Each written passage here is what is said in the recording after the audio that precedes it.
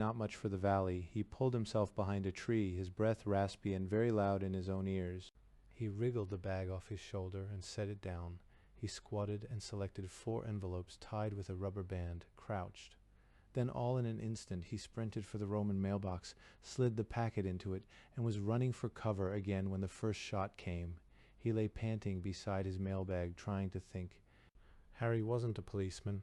He wasn't armed, and there wasn't anything he could do to help the Romans. No way.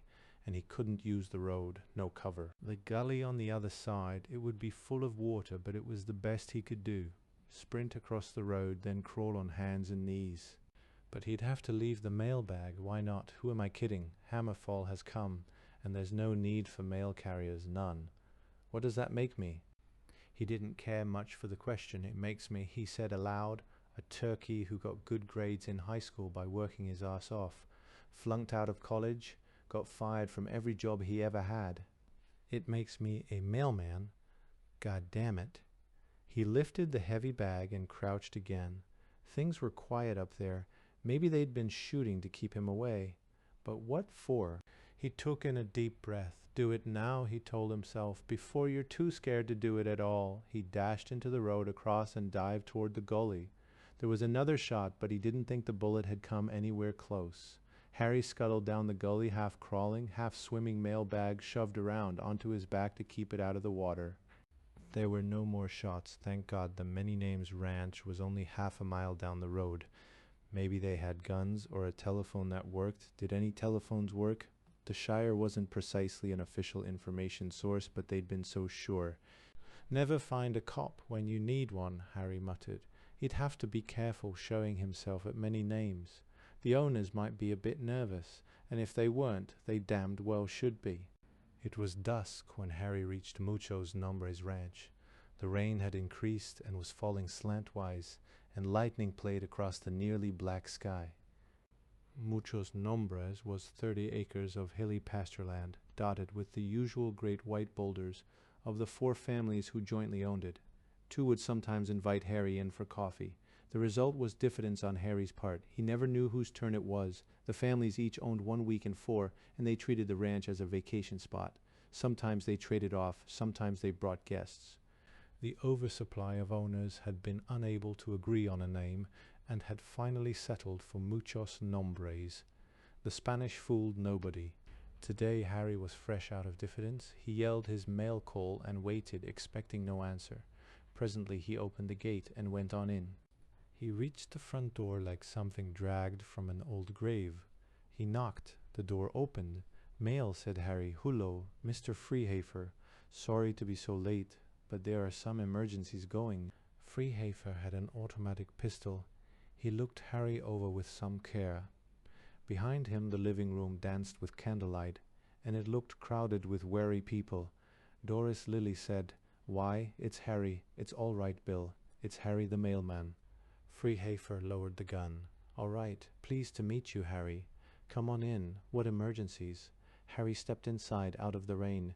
Now he saw the third man, stepping around a door jamb, laying a shotgun aside. "Mail," said Harry, and he set down 2 magazines, the usual haul for Many Names. "Somebody shot at me from Kerry Roman's place. It wasn't anyone I know. I think the Romans are in trouble. Is your phone working?" "No," said Freehafer. "We can't go out there tonight?" "Okay.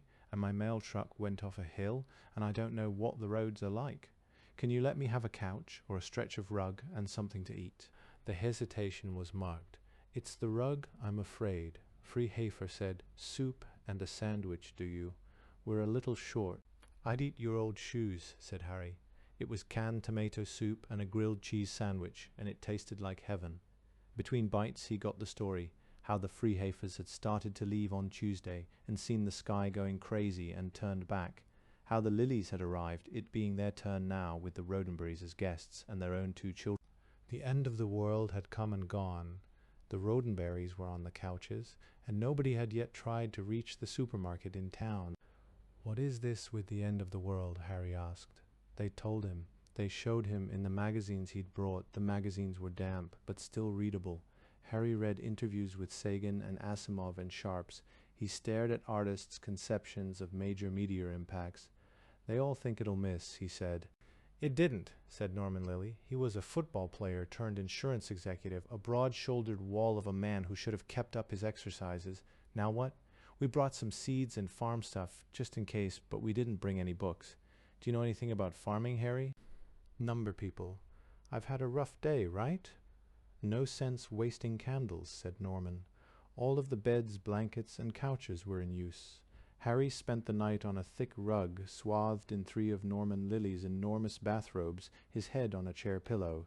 He was comfortable enough, but he kept twitching himself away.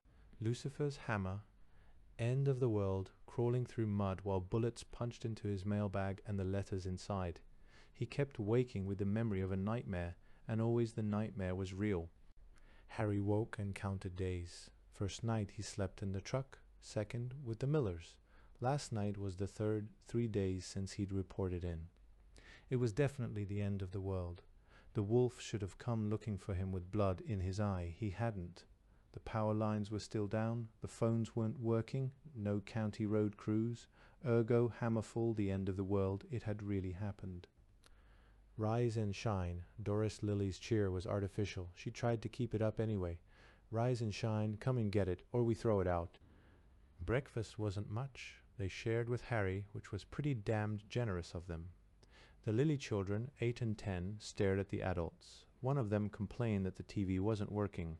No one paid any attention. Now what? Freehafer asked. We get food? Doris Lilly said. We have to find something to eat. Where do you suggest we look? Bill Freehafer asked. He wasn't being sarcastic. Doris shrugged. In town? Maybe things aren't as bad as... Maybe they're not so bad. I want to watch TV.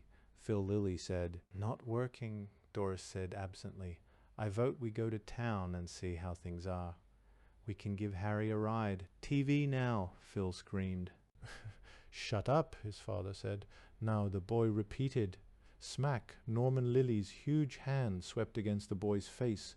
Norm, his wife cried. The child screamed, more in surprise than pain. You never hit the children before. Phil, Lilly said. His voice was calm and determined. It's all different now. You better understand that. When we tell you to be quiet, you'll be quiet. You and your sister both. You've got a lot of learning to do, and quick. Now go in the other room. The children hesitated for a moment. Norman raised his hand. They looked at him, startled, then ran. Little drastic, Bill Freehafer said. Yeah, Norm said, absently. Bill, don't you think we better look in on our neighbors? Let the police, Bill. Freehafer stopped himself. Well, there might still be police. Yeah, who'll they take orders from now? Lilly asked. He looked at Harry. Harry shrugged. There was a local mayor. The sheriff was out in the San Joaquin, and with this rain that could be underwater. Maybe the senator, Harry said. Hey, Jellison lives over the hill there. Freehafer said maybe we should... Jesus, I don't know, Norm. What can we do? Lilly shrugged. We can look anyway. Harry, you know those people. Yes, we have 2 cars, Bill. You take everybody else into town. Harry and I'll have a look. Right. Harry looked dubious. I've already left their mail. Jesus. Bill Freehafer said. Norman Lilly held up an immense hand. He's right, you know.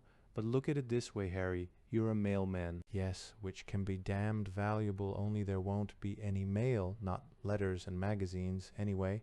But there's still a need for message carriers. Somebody to keep communications going, right?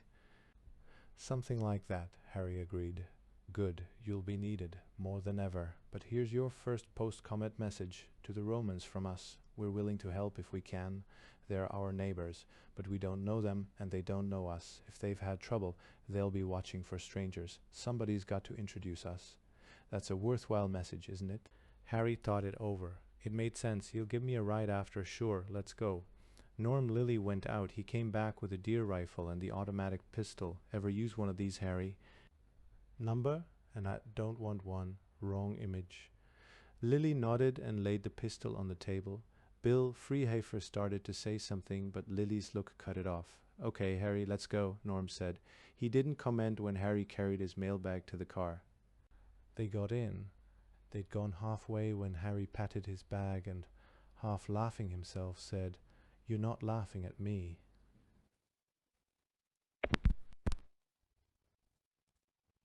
How can I laugh at a man who's got a purpose in life?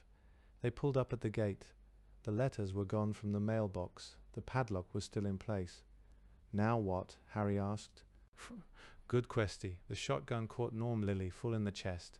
Lily kicked once and died. Harry stood in shock, then dashed across the road for the ditch. He sprawled into it, headfirst into the muddy water, careless of the mailbag, of getting wet, of anything. He began to run toward many names again. There were sounds ahead of him, right around that bend, and there was someone coming behind too. They weren't going to let him get away this time. In desperation, he crawled up the bank, away from the road, and began scrambling up the steep hillside. The mailbag dragged at him. His boots dug into mud, slipping and sliding. He clawed at the ground and pulled himself upward. Spang! The shot sounded very loud, much louder than the .22 yesterday. Maybe the shotgun. Harry kept on. He reached the top of the first rise and began to run. He couldn't tell if they were still behind him. He didn't care. He wasn't going back down there. He kept remembering the look of surprise on Norman Lilly's face. The big man folding up, dying before he hit the ground. Who were these people who shot without warning? The hill became steeper again, but the ground was harder, more rock than mud. The mailbag seemed heavy. Water in it? Probably. So why carry it? Because it's the mail, you stupid sob, Harry told himself. The chicken ranch was owned by an elderly couple, retired LA business people. It was fully automated. The chickens stood in small pens not much bigger than an individual chicken. Eggs rolled out of the cage onto a conveyor belt. Food came around on another belt. Water was continuously supplied. It was not a ranch, but a factory. And it might have been heaven for chickens. All problems were solved. All struggling ended. Chickens weren't very bright, and they got all they could eat, were protected from coyotes, had clean cages, another automated system. But it had to be a damn dull existence. The chicken ranch was over the next hill. Before Harry got there, he saw chickens. Through the rain and the wet weeds they wandered, bewildered, pecking at the ground and the limbs of bushes and Harry's boots, squawking plaintively at Harry, demanding instructions. Harry stopped walking. Something must be terribly wrong. The Tsunanians would never have let the chickens run loose. Here too? Those bastards. Had they come here too? Harry stood on the hillside and dithered, and the chickens huddled around him. He had to know what had happened. It was part of the job. Reporter, mailman, town crier, message carrier. If he wasn't that, he wasn't anything. He stood among the chickens, nerving himself, and eventually he went down. All the chicken feed had been spilled out onto the floor of the barn. There was little left. Every cage was open. This was no accident. Harry waded through squawking chickens the full length of the building. Nothing there. He went out and down the path to the house. The farmhouse door stood open. He called. No one answered. Finally he went inside. It was dimly lit. The shades and curtains were drawn, and there was no artificial light. His way led him to the living room. The Tsunanians were there. They sat in big overstuffed chairs. Their eyes were open. They did not move. Amos Tsunanian had a bullet hole in his temple. His eyes bulged. There was a small pistol in his hand. Mrs. Tsunanian had not a mark on her. Heart attack. Whatever it was, it had been peaceful. Her features were not contorted, and her clothing was carefully arranged. She stared at a blank TV screen. She looked to have been dead 2 days, possibly more. The blood on Amos's head was not quite dry. This morning, at the latest, there wasn't any note, no sign of explanation. There hadn't been anyone Amos had cared to explain it to. He'd released the chickens and shot himself. It took Harry a long time to make up his mind. Finally, he took the pistol from Amos's hand. It wasn't as hard to do as he'd thought it would be. He put the pistol in his pocket and searched until he found a box of bullets for it. He pocketed those too. The mail goes through. Damn it, he said.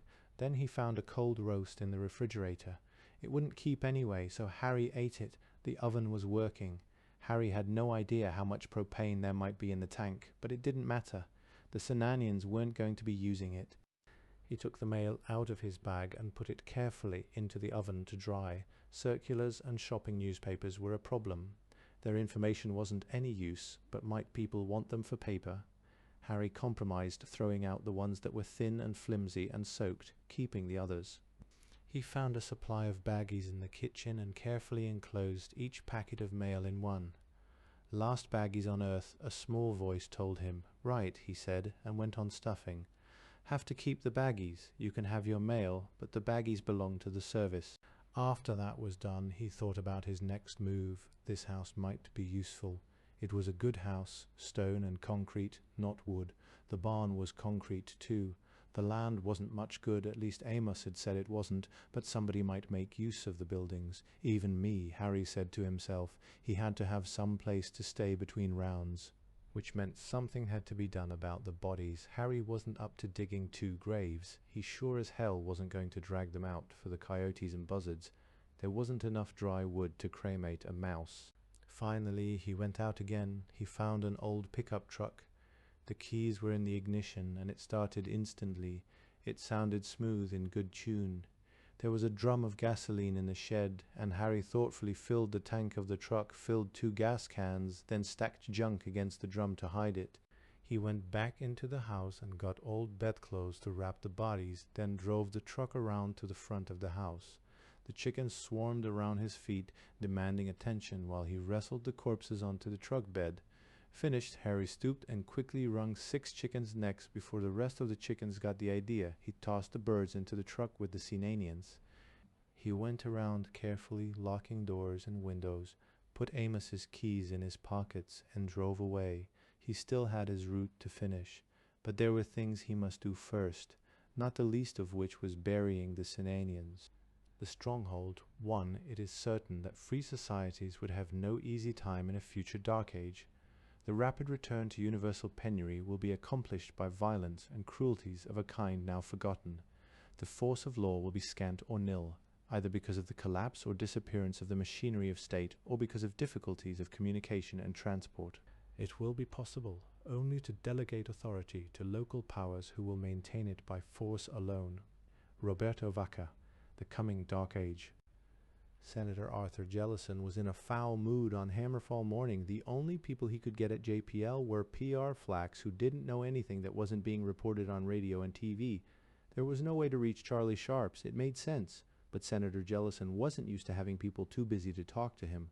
Finally, he settled for a phone patch into the Space Communications Network so he could hear what the astronauts were saying.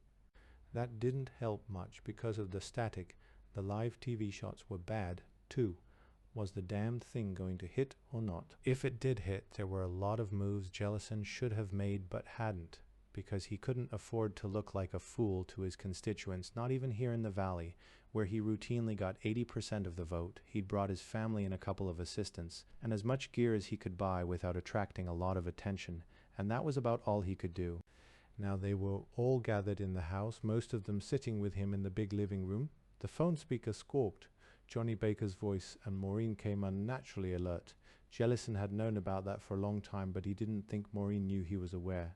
Now Baker had his divorce and his Hammer Lab mission. Maybe when he got down that would be a good thing. Maureen needed somebody. So did Charlotte, but she thought she had him. Jellison didn't care for Jack Turner. His son-in-law was too handsome, too quick to talk about his tennis medals, and not quick at all to pay back the sizable loans he asked for, when his investments didn't turn out so well, as they almost never did. But Charlotte seemed happy enough with him, and the kids were being well brought up, and Maureen was getting old enough that maybe Charlotte's would be the only grandchildren he'd ever have. Jellison rather hoped not. "Crummy pictures?" Jack Turner said. "Grandpa will get us good ones," Jennifer Turner, 9, told her father. She'd found that her grandfather could get photographs and pins and things that made a big hit in her school classes, and she'd read all about comets. "Hammerlab, this is Houston. We do not copy," the telephone speaker said. "Grandpa." "Hush, Jenny," Maureen said. The tension in her voice quieted the room. The TV picture became a crazy pattern of blurs, then sharpened to show a myriad of rocks enveloped in vapor and fog rushing toward them out of the screen. "Jesus, it's coming closer. That's Johnny, like it's going to hit." The TV image vanished. The phone line continued to chatter. Fireball overhead. Houston, Houston, there's a large strike in the Gulf of Mexico." "Good Lord, shut up," Jacklison said quietly. "Request you send a helicopter for our families. The hammer has fallen." "You shouldn't talk to Jack that way." Jellison ignored Charlotte. "Al," he shouted, "Yes, sir," Hardy answered from the next room. He came in quickly. "Round up all the ranch hands, quick. Any that have trucks should bring them, and rifles. Get moving, right?" Hardy vanished. The others seemed stunned. Jennifer asked plaintively, "What happened, Grandpa?" "Don't know," Jellison said. "Don't know how bad it was. Damned phone's dead. Maureen, see if you can get anybody at JPL on that phone. Move." Right. Then he looked at Jack Turner. Turner wasn't known in the valley. No one would take orders from him. And what use was he? "Jack, get one of the scouts started. You'll drive me into town. I want to see the chief of police and the mayor." Turner almost said something, but the look on Jellison's face stopped that. "Can't get through to LA at all, Dad." Maureen said, "The phone's working," but she was interrupted by the earthquake. It wasn't very strong this far from California's major faults, but it was enough to shake the house. The children looked afraid, and Charlotte gathered them to her and took them to a bedroom. "I can get the local phone numbers," Maureen finished. "Good. Get the local police and tell them I'm coming to town to talk to their chief and the mayor. It's important, and tell them I'm already on the way. Let's go, Jack. Maureen, when Al gets the ranch hands together, you and Al talk to them. What we'll need is every friend they've got, all their trucks, rifles, everything. There's a lot to do. Send about half the troops into town to find me, and have the rest secure for rainstorms, mudslides." He thought for a moment, and snow, if Charlie Sharps knows what he's talking about. Snow within a week. "Snow, that's stupid," Jack Turner protested. "Right," Maureen said. "Anything else, Dad?" The city hall doubled as library, jail, and police station. The local chief commanded 2 full-time patrolmen and several unpaid volunteer auxiliaries. The mayor owned the local feed store. Government in Silver Valley was not a large or important activity. The rain started before Jellison arrived at City Hall. Sheet lightning played over the high Sierra to the east.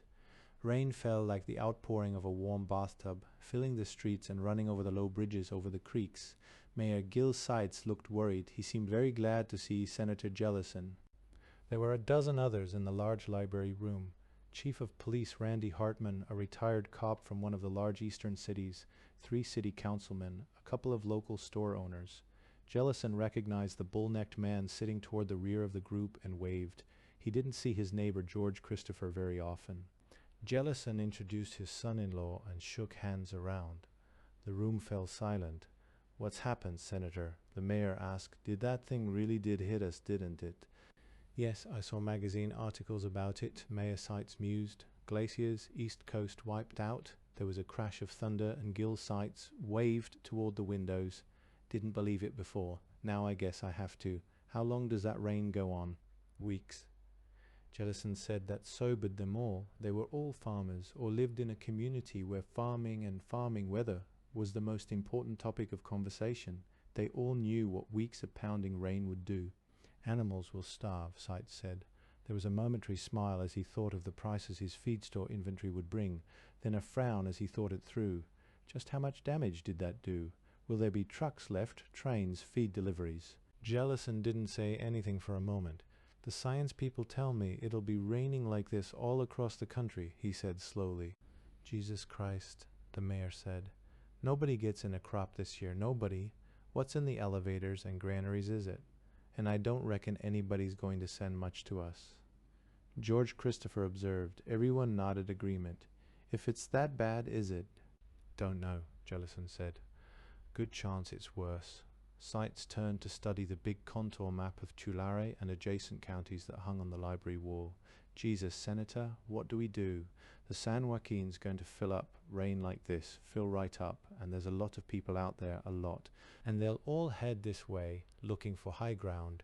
George Christopher added, "Where'll we put 'em? How can we feed them all? We can't." Jellison sat on the edge of a library table. "Gil, George, I've always suspected you both had more sense than you let on. That's the problem, no doubt about it. 500,000, maybe more people in the San Joaquin, and they'll all be looking for high ground. More people up in the Sierra went up to get away from the comet, and they'll be coming down here now. People from as far as LA will come here. What do we do with them all?" "Let's get this straight," one of the councilmen said. "It's a disaster, but you're saying—" He broke down, unable to finish for a moment. "You're saying that the army, the president, Sacramento, everybody's knocked out?" We're on our own forever. We may be, Jellison said. Maybe not too. It makes a difference, George Christopher said. We can take care of all those people for a week, maybe 2, not longer. Longer than that. Somebody's got to starve. Who'll it be? All of us, because we tried to keep 100 times too many alive for a couple of weeks? That's the problem. All right, Mayor Seitz agreed. I'm not feeding any of them. George Christopher said. His voice was like granite. I have my own to take care of.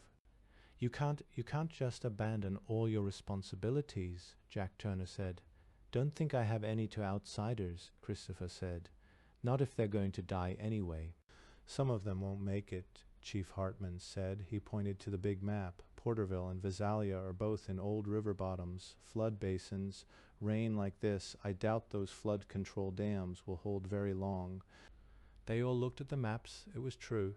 Lake Success hung over Porterville, billions of gallons of water poised to plunge down on the city. Visalia to the north was no better off. Not just the rain, Mayor Seitz said thoughtfully. Warm rain, while there's still some snow in the high country. Expect that's all melted by now, sure by this afternoon. We have to warn those people, Jack Turner said. Do we? Asked the councilman. Sure we do. Chief Hartman said, and then what do we feed them with when they all come here, to stock out of Granny Mason's store? There was a babble of talk in the room. How long will those dams last? Jellison asked. All day. No one knew for sure. The telephone wasn't working, so they couldn't call the county engineers. What did you have in mind, Senator? Chief Hartman asked. Is there time to get trucks down in that area? Strip the supermarkets, feed stores, hardware stores, whatever, before the dams go? There was a long silence. Then one of the councilmen got up. I reckon that dam will hold the day out. If the water don't come too fast, it can't stop my truck anyway. I got a big 10-wheeler. I'll go. Not alone, Jellison warned, and not unarmed. I'll send my constables down with him, Hartman said. What happens to the stuff? George Christopher demanded. We share, Jellison said. Share. If you share with me, it means you expect me to share with you, Christopher said. Not sure I like that. Damn it, George. We're in this together, Mayor Seitz said. Are we? Who's we? Christopher demanded. Us, your neighbors, your friends, one of the councilmen said. That I'll go along with, Christopher told them. My neighbors, my friends, but I won't put myself out for a lot of flatlanders. Not if they're finished anyway. The big man seemed to have trouble expressing himself. Look, I got as much Christian charity as anybody here, but I won't starve my own people to help them. He started to leave. Where are you going, George? Chief Hartman demanded. Senator's got a good idea. I'm getting my brother and heading for the flats with my truck. Lots of stuff down there we're going to need. No sense in letting the dam break on it. He went out before anyone could say more to him. You're going to have trouble with him, Mayor Seitz said. I am, Jellison said. Sure. Who else? I'm a feed store owner, Senator. I can call myself mayor, but I'm not ready for this. I expect you're in charge here, right? There was a chorus of agreement from the others. It surprised no one. George Christopher and his brother Ray drove down the highway toward Porterville. Lake Success lay on their right, high banks rose to the top of the ridgeline on their left. Rain fell steadily. Already the lake had risen nearly to the bridge where the highway crossed. Chunks of mud washed down from the ridge above and covered the road. The big farm truck went through the mud patches without slowing. Not much traffic, Ray said. Not yet. George drove grimly, his mouth a set line, his bull neck arched toward the steering wheel. But it won't be long. All those people, they'll come up the road looking for high ground. Most'll stop in Porterville, Ray said. It's a couple of 100 feet higher than the San Joaquin, was George said. With those quakes you can't tell. Land shifts, raises up and down. Anyway, when the dam goes, Porterville goes, they won't stay there. Ray didn't say anything. He never argued with George. George was the only one in the family who'd gone to college, G.I. Bill. He hadn't finished, but he learned something while he was there. Ray, what do they eat? George asked suddenly. I don't know. You ready to see your kids starve? George demanded. It won't come to that. Won't it? People all over the place. Salt rain running out in the San Joaquin. Lower San Joaquin fills up. Porterville washes out when the dam goes. People headed for high ground, and that's us. We'll have 'em everywhere, camped on the roads, stuffed into the schoolhouse, in barns, everywhere. All hungry, plenty of food at first, enough for everybody for a while. Ray, you can't look at a hungry kid and not feed him. Ray didn't say anything. Think about it. While there's food, we'll feed people. Would you turn people away while you've still got livestock? Ready to stew your dogs to feed a bunch of Porterville hippies? There aren't any hippies in Porterville. You know what I mean. Ray thought it through. They would come through Porterville. To the north and south were cities of 10 million each, and if only 1 in 10,000 of them lived long enough to reach Porterville and turn east. Now Ray's mouth formed a grim line like his brother's. Muscles stood out of his neck like thick cords. They were both big. The whole family ran big. When they were younger, George and Ray sometimes went to the tough bars looking for fights. The only time they'd ever been beaten, they'd gone home and come back with their 2 younger brothers. After that, it was almost impossible to find a fight. And they thought alike, though Ray thought more slowly. Now he saw it. Thousands of strangers spread across the land like a locust plague, in all sizes and shapes and ages. College professors, social workers, TV actors and game show moderators and writers, brain surgeons, architects of condominiums, fashion designers, and the teeming hordes of the forever unemployed, all landless people without jobs or skills or tools or homes. Like locusts, and locusts could be fought, but what about the children? Strangers could be turned away, but children. So what do we do? Ray asked finally. If they don't get here, they can't cause problems, George said. He eyed the hills above the road. If about 100 tons of rock and mud came down on the road, just up ahead, nobody'd get into the valley. Not easy, anyway. Maybe we should pray for a hard rain, Ray said. He looked out at the driving rain pouring from the sky. George gripped the wheel tightly. He believed in prayer, and he didn't like hearing his brother's mocking tone. Not that Ray meant anything. Ray went to church too, sometimes, about as often as George did, but you couldn't pray for something like that. All those people. And they'd all die, and dying they'd take George's people with them. He pictured his little sister, thin belly protruding. Last stages of starvation, the way those kids had looked in Nam. A whole village of kids trapped in the combat zone. Nobody to look out for them. No place to go until the ranger patrol came looking for Kong and found the kids. Suddenly he knew he couldn't see that again. He couldn't think about it. How long you reckon that dam will last? Ray asked. Why are you stopping? I brought a couple of sticks of 40%, George said. Right up there. He pointed to a steep slope above the road. 2 sticks there, and nobody'll use this road for a while. Ray thought about it. There was another road up from the San Joaquin, but it didn't show on gas station maps. A lot of people wouldn't know about it. With the main highway out, maybe they'd go somewhere else. The truck came to a complete stop, and George opened the door. Coming? Yeah, I guess, Ray said. He usually went along with George. He had since their father had died. The other 2 brothers and their cousins and nephews usually did too. George had made a big success out of his ranch. He'd brought in a lot of new ideas and equipment from that agricultural college. George usually knew what he was doing. Only I don't like this, Ray thought. Don't like it at all. Don't guess George does much either. But what can we do?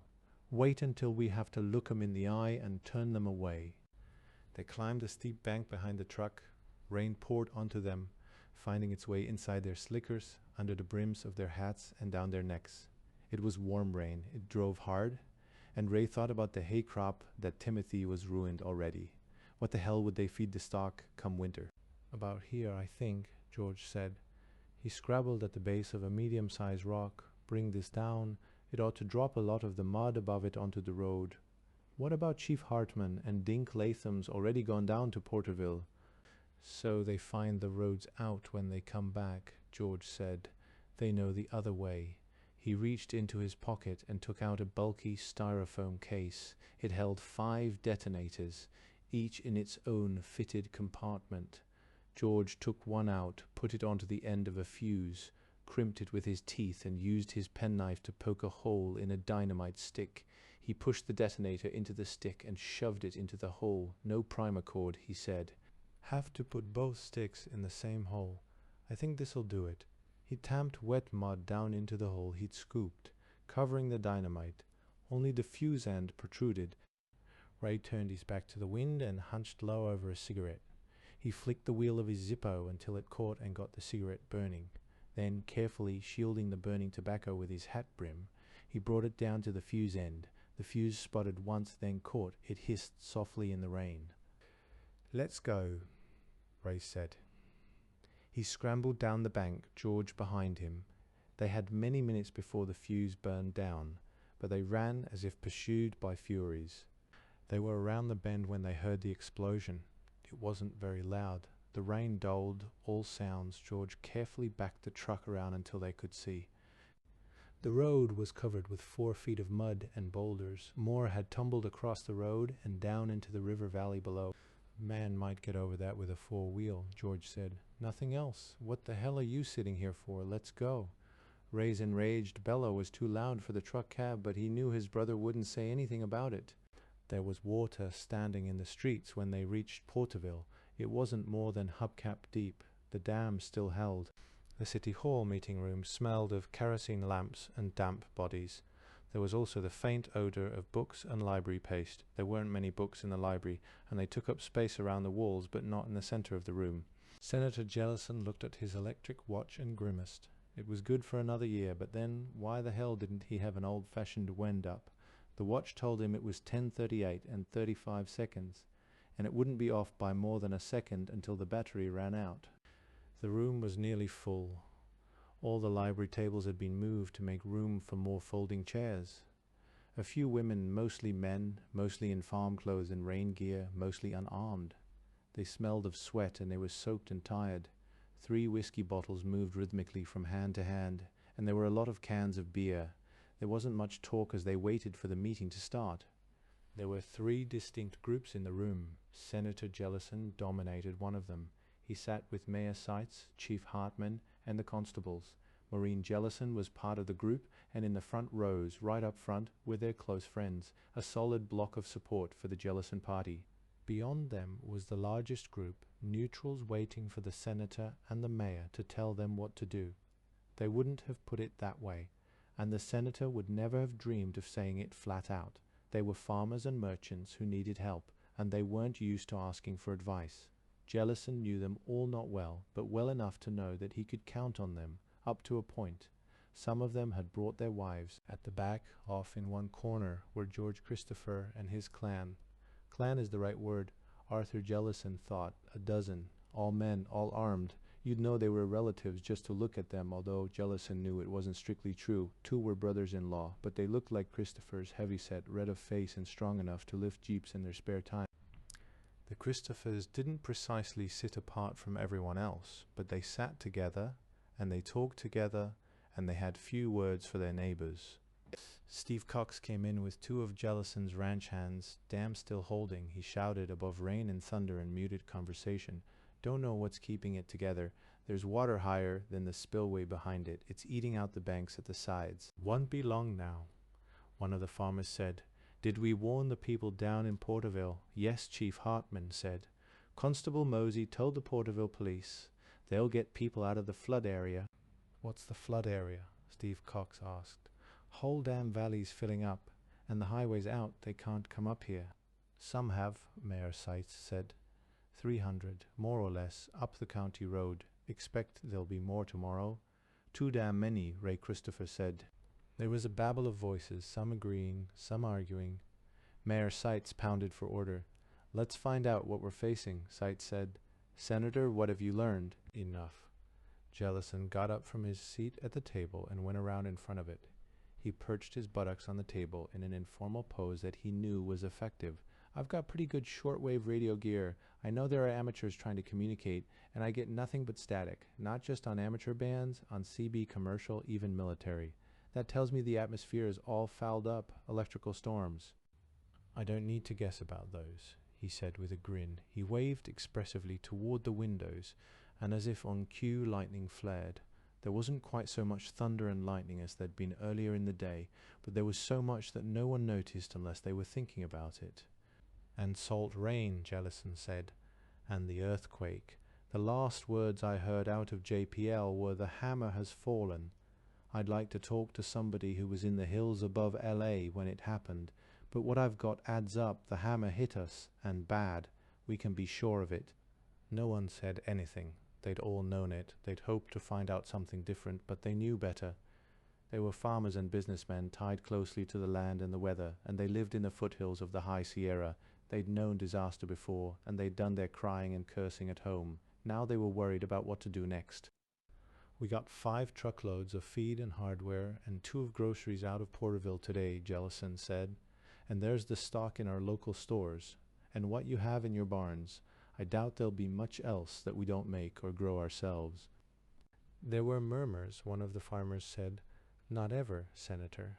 "Might as well be never," Jellison said. "Years, I think, we're on our own." He paused to let that sink in. Most of these people prided themselves on being on their own. Of course that wasn't true, hadn't been true for generations, and they were smart enough to know it. But it would take them time to realize just how dependent they'd been on civilization. Fertilizers, breeding stock, vitamins, gasoline and propane, electricity, water, well, that wouldn't be much of a problem for a while. Medicines, drugs, razor blades, weather forecasts, seeds, animal feed, clothes, ammunition, the list was endless, even needles and pins and thread. "We won't grow much this year," Stretch Tollefson said. "My crops are in bad shape already." Jellison nodded. Tollefson had gone down the road to help his neighbors harvest tomatoes, and his wife was working to can as many as she could. Tollefson grew barley, and it wouldn't last the summer. "Question is, do we pull together?" Jellison said. "What do you mean, pull together?" Ray Christopher asked. "Share, pool what we've got," Jellison answered. "You mean communism?" Ray Christopher said. This time the hostility showed through in his voice. "No, I mean cooperation. Charity, if you like. More than that. Intelligent management of what little we have, so we avoid waste." "Sounds like communism." "Shut up, Ray." George Christopher stood. "Senator, I can see how that makes sense. No point in using the last of the gasoline to plant something that won't grow, or feeding the last of the soybeans to cattle that won't last the winter anyway. Question is, who decides? You." "Somebody has to," Tollefson said. "Not alone," Jellison said. "We elect a council. I will point out that I'm probably in better shape than anybody else here, and I'm willing to share." "Sure," Christopher said, "but share with who? Senator? That's the big question. How far do we go?" "We try to feed Los Angeles." "That's absurd," Jack Turner said. "Why?" "They'll all be here, all that can get here," Christopher shouted. "Los Angeles? And the San Joaquin, and what's left of San Francisco, not all of 'em, maybe, but plenty. 300 last night, and that's just for starters. How long can we keep it up, letting those people come here? Be niggers, too." Someone shouted from the floor. He looked self-consciously at 2 black faces at the end of the room. "Okay, sorry. No, I'm not sorry. Lucius, you own land, you work it, but city niggers, whining about equality, you don't want him either." The black man said nothing. He seemed to shrink away from the group, and he sat very quietly with his son. "Lucius Carter's all right," George Christopher said, "but Frank's right about the others. City people, tourists, hippies, be here in droves pretty soon. We have to stop them." "I'm losing it," Jellison thought. "Too much fear here." And Christopher's put his finger on it. He shuddered. A lot of people were going to die in the next months. A lot.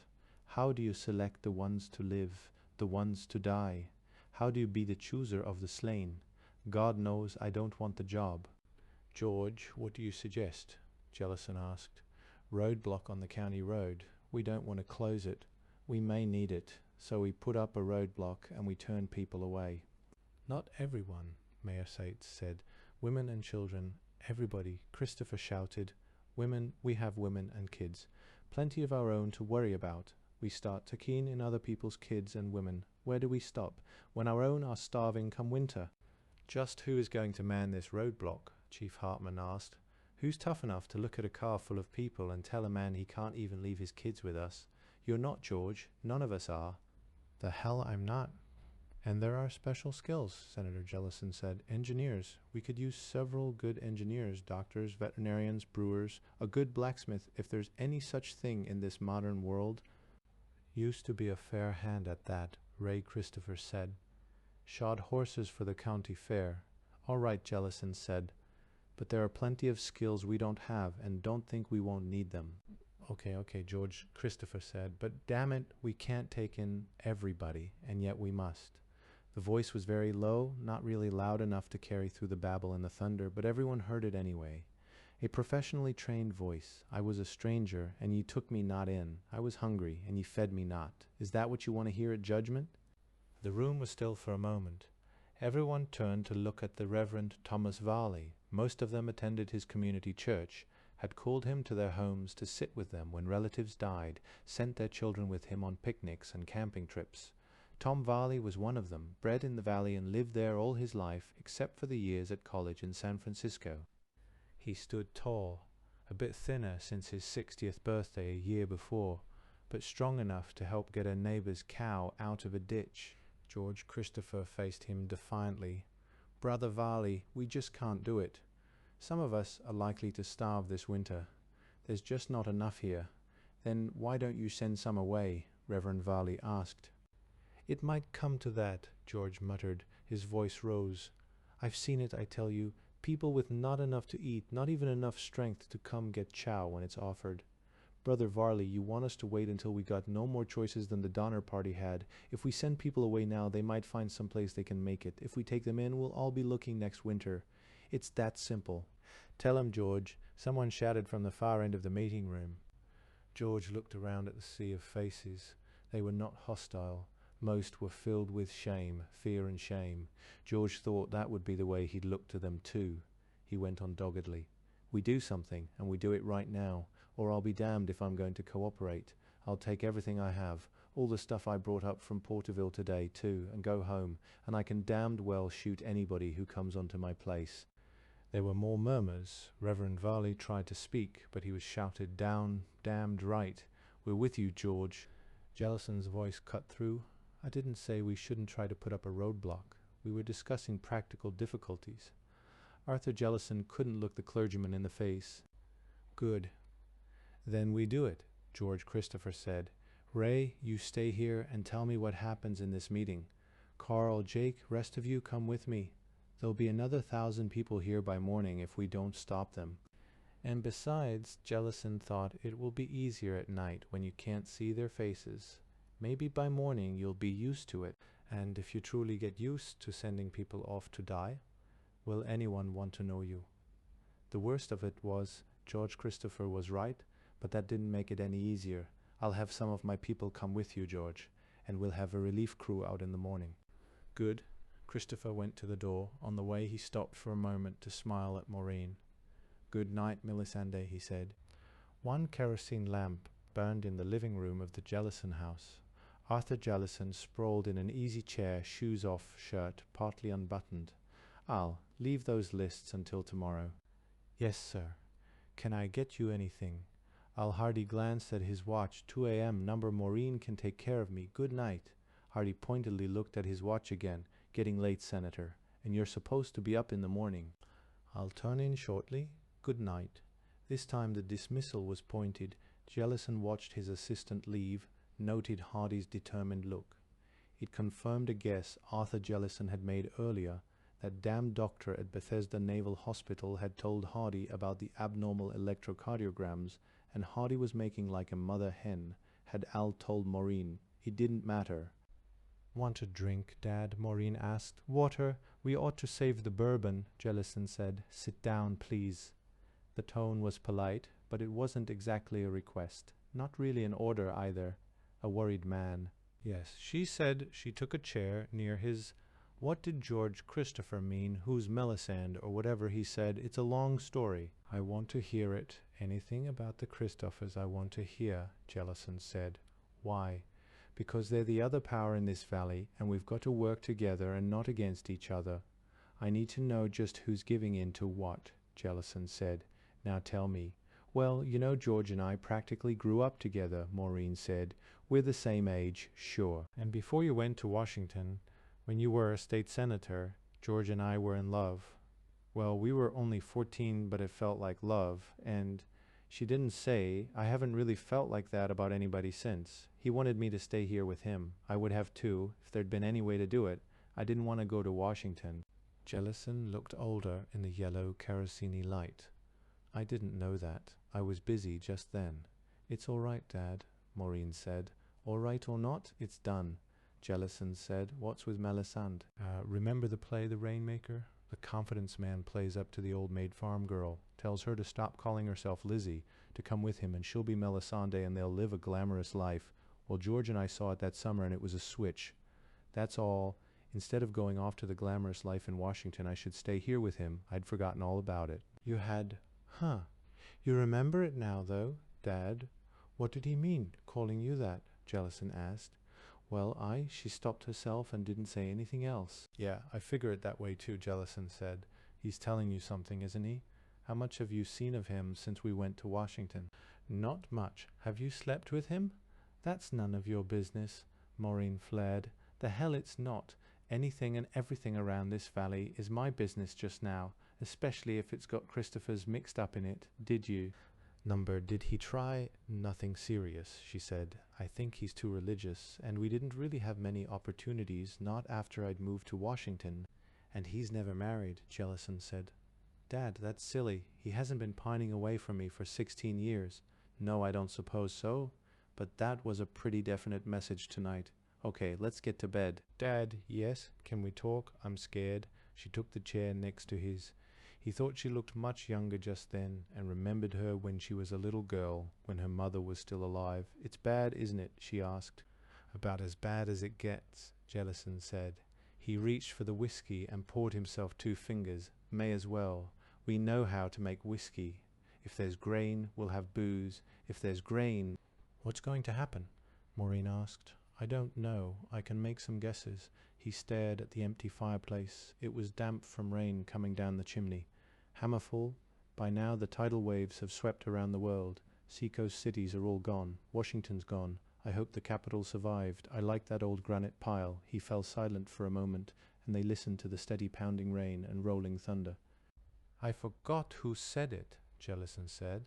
It's true enough. No country is more than 3 meals away from a revolution. Hear that rain? It's all over the country. Lowlands, river bottoms, little creeks, any low places in the roads, they'll be underwater, just like the whole San Joaquin Valley is going to be underwater.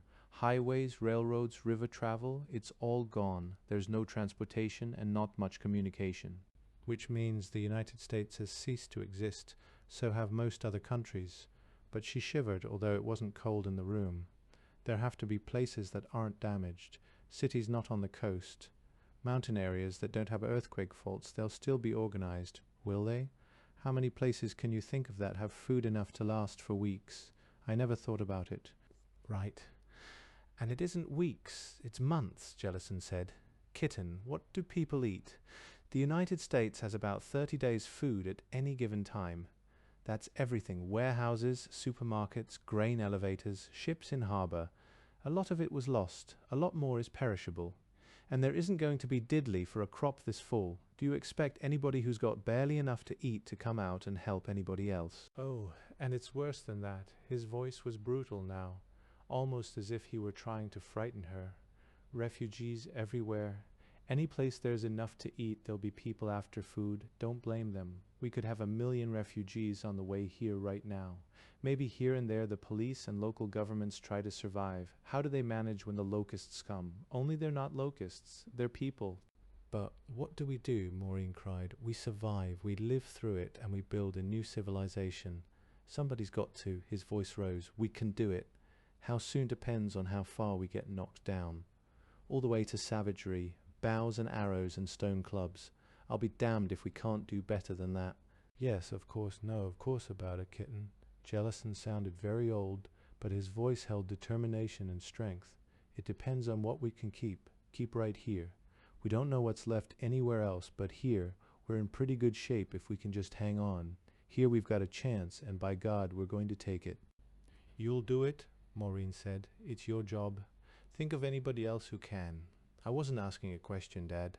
Then remember that when I've got to do something I don't much like. He set his jaw hard. We're going to make it, kitten. I promise you, the people of this valley are going to live through this and come out civilized. Then he laughed. I do go on. It's time for bed. Lot of work to do tomorrow. All right? You don't need to wait for me. I'll be along. Git. She kissed him and left.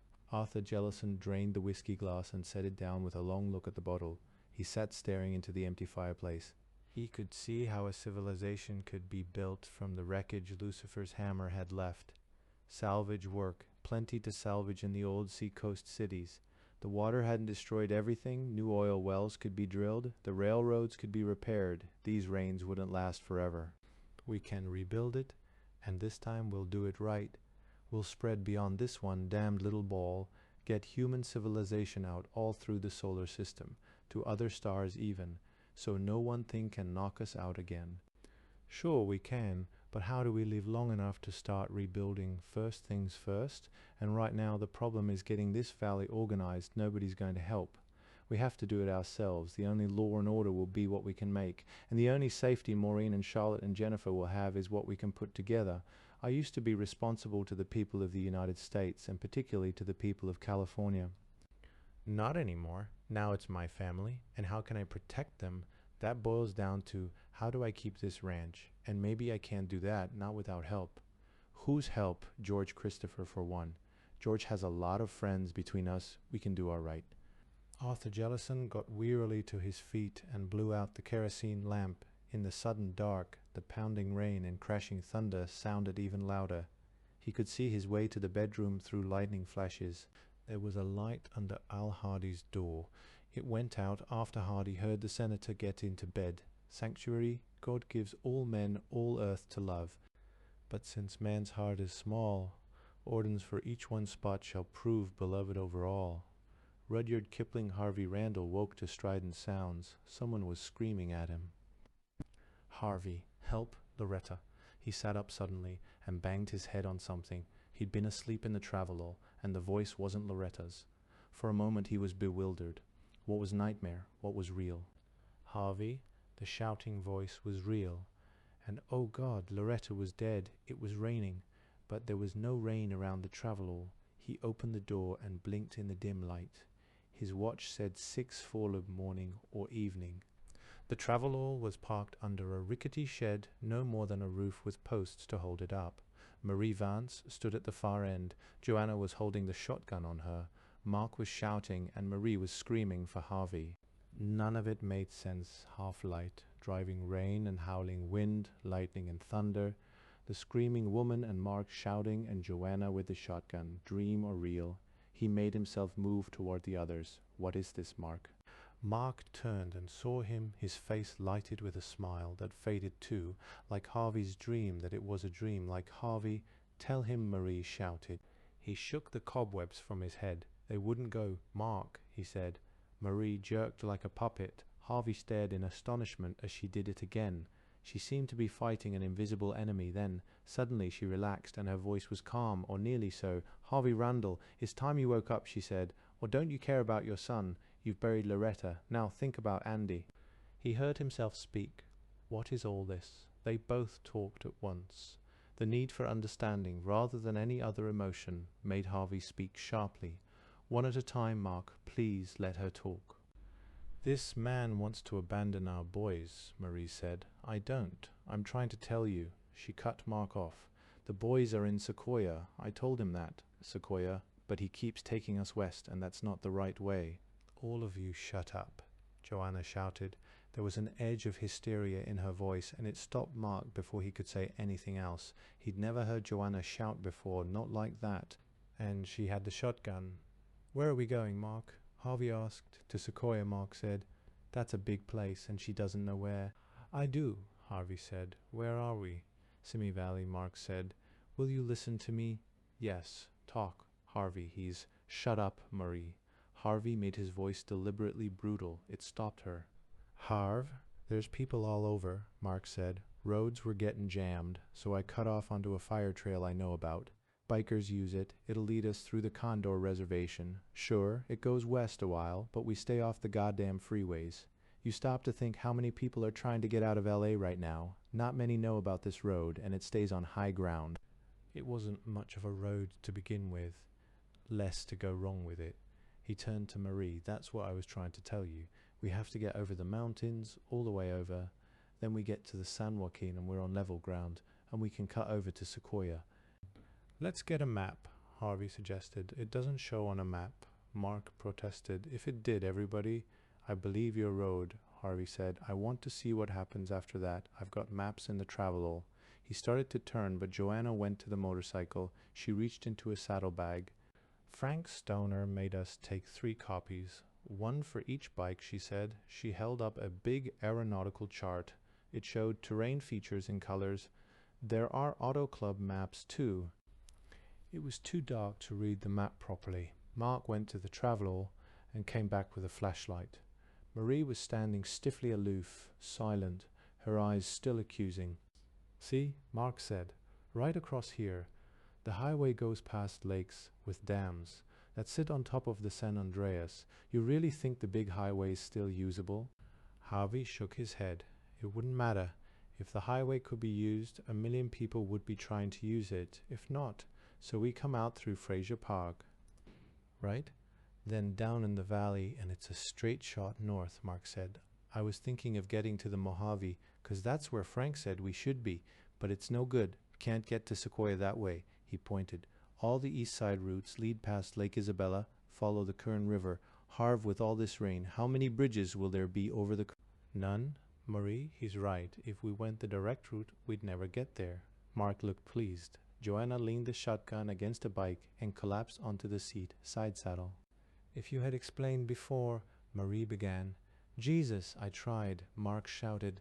Not you. She meant me, Harvey thought. And she's right. I can't curl up and die. I've got a boy up in those hills and I've got to go get him. And thank God for Marie. How's our gas? Harvey asked. Pretty good. We've made about 50 miles. No more than that, Harvey muttered. Of course it was true. He could see it on the map. It seemed like much further. They couldn't have been going very fast. Mark, how sure are you of this fire trail? Won't it wash out? Probably, Mark said. He pointed silently to the dams poised above Interstate 5. Rather risk that?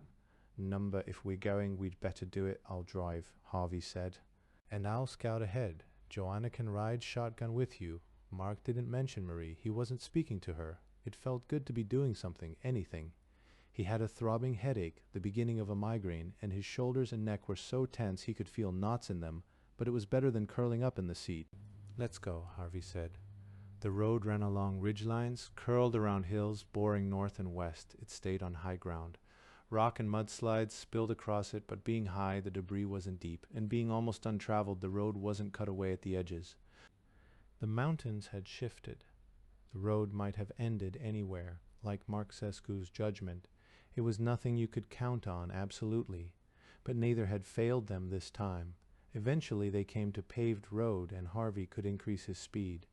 He liked driving. He drove with single-minded determination, with no room for other thoughts. Watch for rocks, ease around curves, keep going, rack up the miles, on, and never look back, and never think about what's behind you. Down and down now, into the San Joaquin. Water standing everywhere. That was frightening. Harvey stopped and looked at the map. Their way ran directly to a dry lake bed. It wouldn't be dry now, so cross the Kern River on the freeway, then get off and cut northeast. Would their gas hold? They had plenty so far. Harvey thought of the extra gas he'd stored, and of thieves and killers in a blue van. Wherever they hid, someday he would track them down. But they hadn't taken this road, he'd have noticed. So far they'd had the road almost to themselves.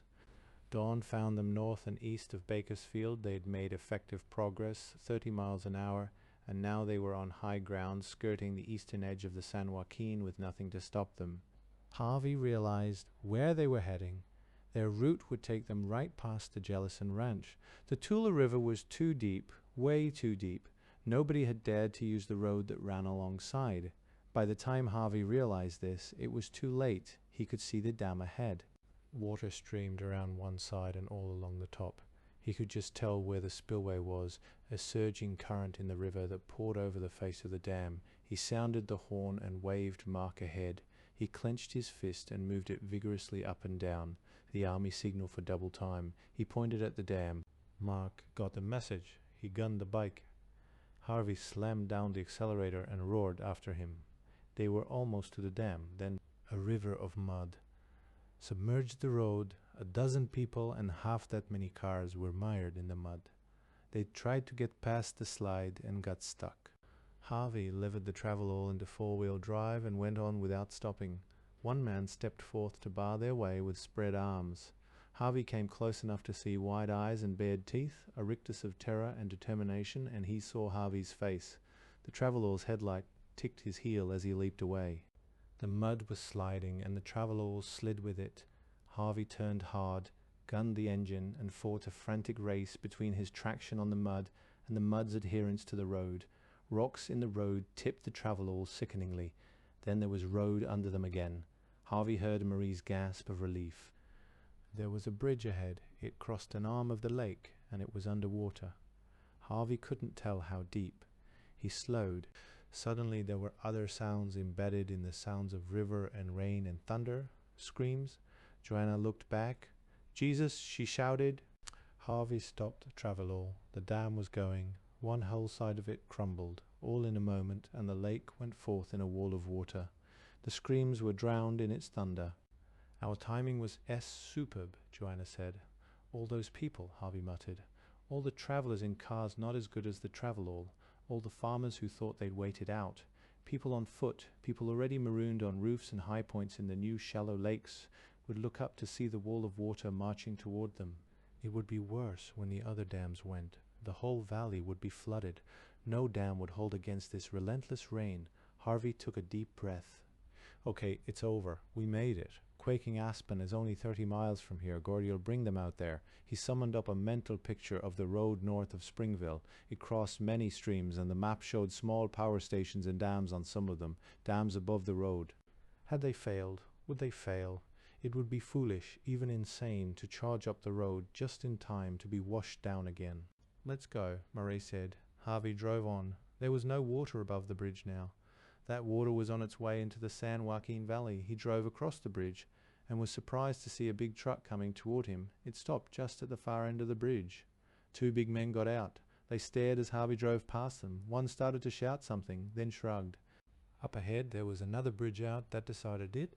Harvey had to detour past the entrance to Senator Jellison's place, and we're better to learn what was happening in the mountains. For that matter, where would they go once they found the boys?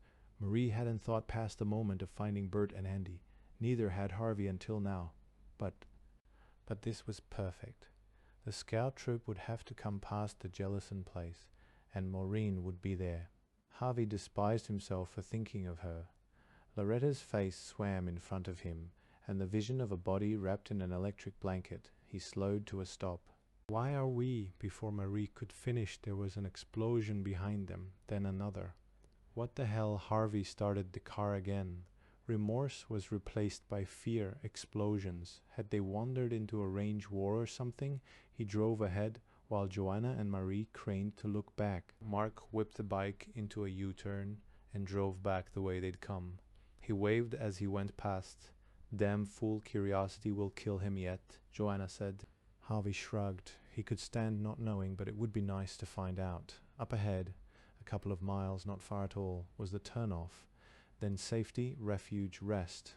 He drove slowly, and he'd just reached the Senator's drive when he saw Mark coming up behind him. He pulled to a stop. "That bridge," Mark said. "Yeah, the one we came over," Mark said. "Those two dudes just blew it. Dynamite, I think. They dropped it at both ends. Harvey, a half hour later, and we'd be stranded back there." 2 minutes later, Joanna said, "and we'd have been looking up at 1,000,000 tons of water." We can't keep lucking out like this." "It takes luck," Harvey said. "In combat here, luck's as important as brains. But we won't need any more for a while. I'm going in there." He waved toward the Senator's drive. "Why?" Marie demanded. "Ready for war. Road conditions, information." Harry drove onto the gate. It was only just coming to him. It had never occurred to him, not for an instant, that a master of television documentaries might not be welcome at a politician's home. He got out to open the gate.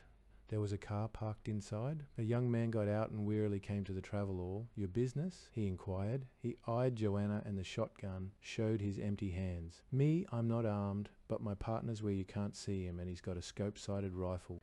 "Will be no trouble," Harvey said. The man had seen the NBS markings on the Travelall, and he hadn't been impressed. "Can you get a message up to the big house?" "Depends on the message. Might." Harvey had thought it through. "Tell Maureen Jellison that Harvey Randall is here with 3 dependents." The man looked thoughtful. "Well, you got the names right. She expecting you." Harvey laughed. It struck him as insanely funny. He leaned against the fender and chortled. He put a hand on the man's arm and got control of his voice and said, "From Los Angeles," and lost it again. The man withdrew a little. His large red face blanked out. There were things he didn't want to know, but the senator had told the meeting he'd like to talk to someone who'd seen what happened to L.A., and this city man did know the senator's name, and Maureen's as well.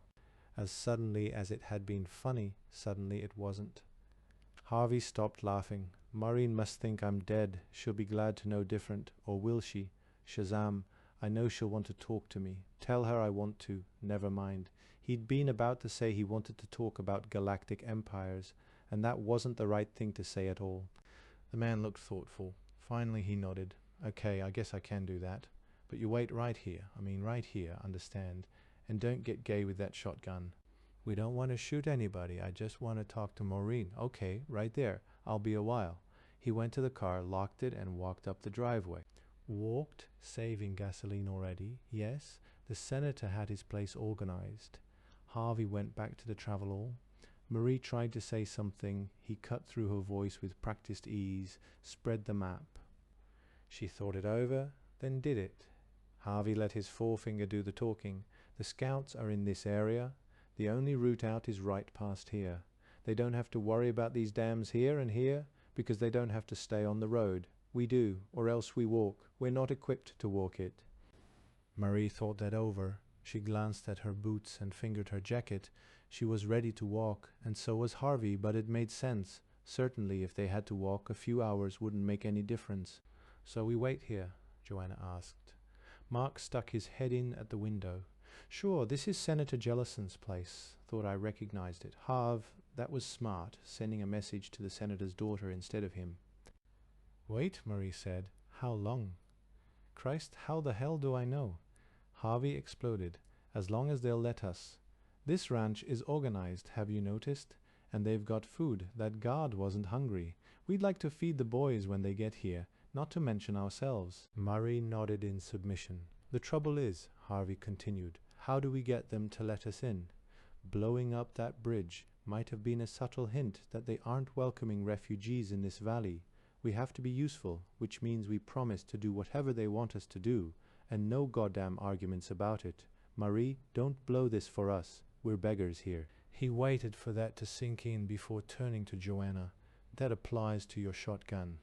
I don't know if you noticed the subtle hand motions of that guy who stopped us, but he was doing strange things with his hand. His left hand. I expect sticking him up wouldn't be a good idea." "I knew that," Joanna said. "Yes." Harvey turned to Mark. "Let me do the talking." Mark looked hurt. "Who'd got Harvey out of his bedroom and across the state, all the way up here?" But he stood in the rain, water running off his jacket and into his boots, and waited in silence. "Company coming?" Mark said finally. He pointed up the drive. 3 men on horseback, wearing yellow slickers and rain hats. One didn't ride very well. He clung grimly to the horse. When he came closer, Harvey recognized Al Hardy, Jellison's administrative assistant and political hatchet man. Hatchet man, Harvey thought. That might be more literally true here than it had been in Washington. Hardy dismounted and handed the reins to one of the mounted men. He came over to the travelall and peered inside. "Hello, Mr. Randall," he said. "Hello." Harvey waited tensely. Who are these people? He looked closely at Marie, but didn't say anything. Hardy had met Loretta only once, months ago. Harvey thought when a long time anyway, and Marie Vance never, but he knew she wasn't Loretta. A good memory for names and faces goes with the job of political advisor. "A neighbor," Harvey said. "And 2 employees, I see. And you came from Los Angeles. Do you know conditions in L.A.? "They do," Harvey said. He indicated Mark and Joanna. They saw the tidal wave come in. "I can let 2 of you come up," Hardy said. "No more." "Then it's none," Harvey said.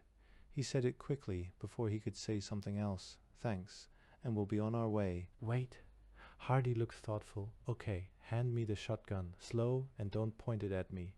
He took the weapon and handed it to the original guard, who'd also dismounted. "Any more firearms?" "This pistol?" Harvey showed the Olympic target gun. "My, but that's pretty. Give it to me too. You'll get them back if you're not staying." Hardy took the weapon and thrust it into his belt. Now make room for me in the back seat. He climbed into the back seat, leaned out to speak so the others could hear. You follow on that bike, he told Mark. Stay close. I'm taking them up, Gil. It's all right. If you say so, the original guard said. Let's go, Hardy told Randall. Drive carefully. The gate swung open and Harvey drove through, followed by Mark, then further behind, by the third man on horseback leading the other two horses. Why not leave a horse for the guard? Harvey asked. We have more cars than horses. Rather lose a car if some damn fool tries anything, Hardy explained. Harvey nodded, and the car was there if anything urgent had to get up the hill. Obviously his message hadn't been thought urgent enough to waste gasoline on. The traveler walked through the thick mud, and Harvey wondered just how long this drive would last. He went past the foreman's home and toward the big house at the top of the hill. The orange groves looked pitiful, many of the trees down from the high winds, but there was no fruit on the ground, Harvey approved. Maureen wasn't in the big front room. Senator Jellison was. He had maps spread across a big dining table, and lists and other papers covered card tables nearby. A bottle of bourbon stood on the table. It was nearly full. They left their boots out on the porch and came into the big stone house. The senator stood. He didn't offer his hand. I'll give you a drink if you'll recognize in advance that it's not permanent, Jellison said. Long time ago, if you offered a man food and drink, that said you'd keep him as a guest. That's not decided yet. I understand, Harvey said. I could use a drink, right? I'll take the women back to the kitchen stove. They'll appreciate a chance to dry off. Excuse my manners, ladies. I'm a bit rushed just now. He waited until the girls were gone, then waved Harvey into a seat. Mark stood uncertainly at the door. You too, Jellison said. Drink? You know it, Mark said. When the bottle was given to him, he poured an enormous drink into his glass. Harvey grimaced and examined the senator's face. There was no change of expression. Is Maureen all right? Harvey asked. She's here, Jellison said. Where's your wife? Harvey felt himself flushing. Dead, murdered. She was in the house when some people decided to rob it. If you get word of a blue van escorted by chopped motorcycles. Not on my list of priorities. Sorry about Mrs. Randall, though. So who've you got with you? The tall woman is Marie Vance, my neighbor. Gordy Vance is at Quaking Aspen with a scout troop. He's got my son. I've got his wife. Uh-huh. She's elegant. Can she hike, or are those boots for show? She can hike. She can also cook, and I can't leave her. Cooks I have. The others, they saved my ass. I was ready to lie down and die after I found Loretta. The whiskey warmed him, and Harvey felt the intensity of the senator's questioning. The man was judge and jury, and he wasn't going to take long to make his decision. Mark and Joanna found me and carried me along till I came back to life. They brought Marie, too. They're with me. Sure. Okay, what are you trading? Harvey shrugged. A travel-all I know how to use. Some hell. A lot of experience surviving, backpacking, war correspondent, helicopter pilot. You were in L.A., you saw it. Mark and Joanna did. We have information, if that's useful. Information is worth a meal and a drink. You're telling me if I let you in, the others stay too. Yes, I'm afraid that's it. We'll do our share, assuming you can feed us. Jellison looked thoughtful. You've got one vote, he said. Maureen's, but it's mine that counts. I figured that. I gather you aren't exactly welcoming refugees. The bridge and all. Bridge. The big one over an arm of the lake just after the dam went. The dam's gone. Jellison frowned. Al, he shouted. Yes, sir. Hardy came in quickly. His hand was in his raincoat pocket. It bulged. He relaxed at the sight of the three men seated in chairs, drinking calmly. He says the dam's gone, Jellison said. Any word brought in on that? Not yet. Yeah. Jellison nodded significantly. Hardy seemed to understand what he meant. Now tell me about the bridge, Jellison said. 2 men blew it up just after the dam went. Dynamite both ends. I will be dipped in shit, described the men. Jellison listened, then nodded. Right, Christophers, we may have trouble with them. He turned toward Mark. Army, he asked. Navy, Mark said. Basic. Can you shoot? Yes, sir. Mark began one of his tales about Nam. It might or might not have been true, but Jellison wasn't listening. Can he? He asked Randall.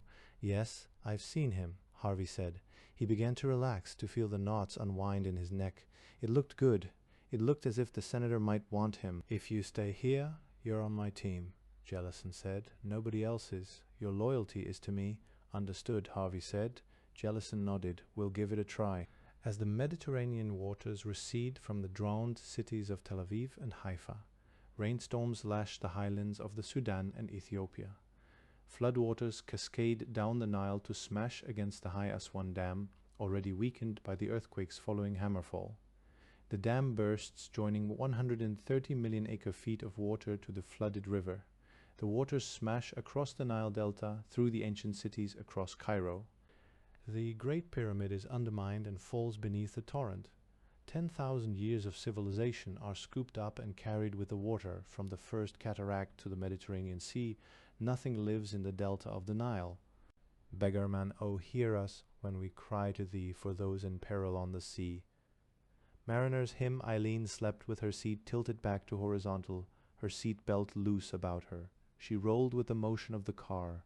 Once Tim heard the beginnings of a snore, he reached over and tightened her belt when they started on the long downgrade.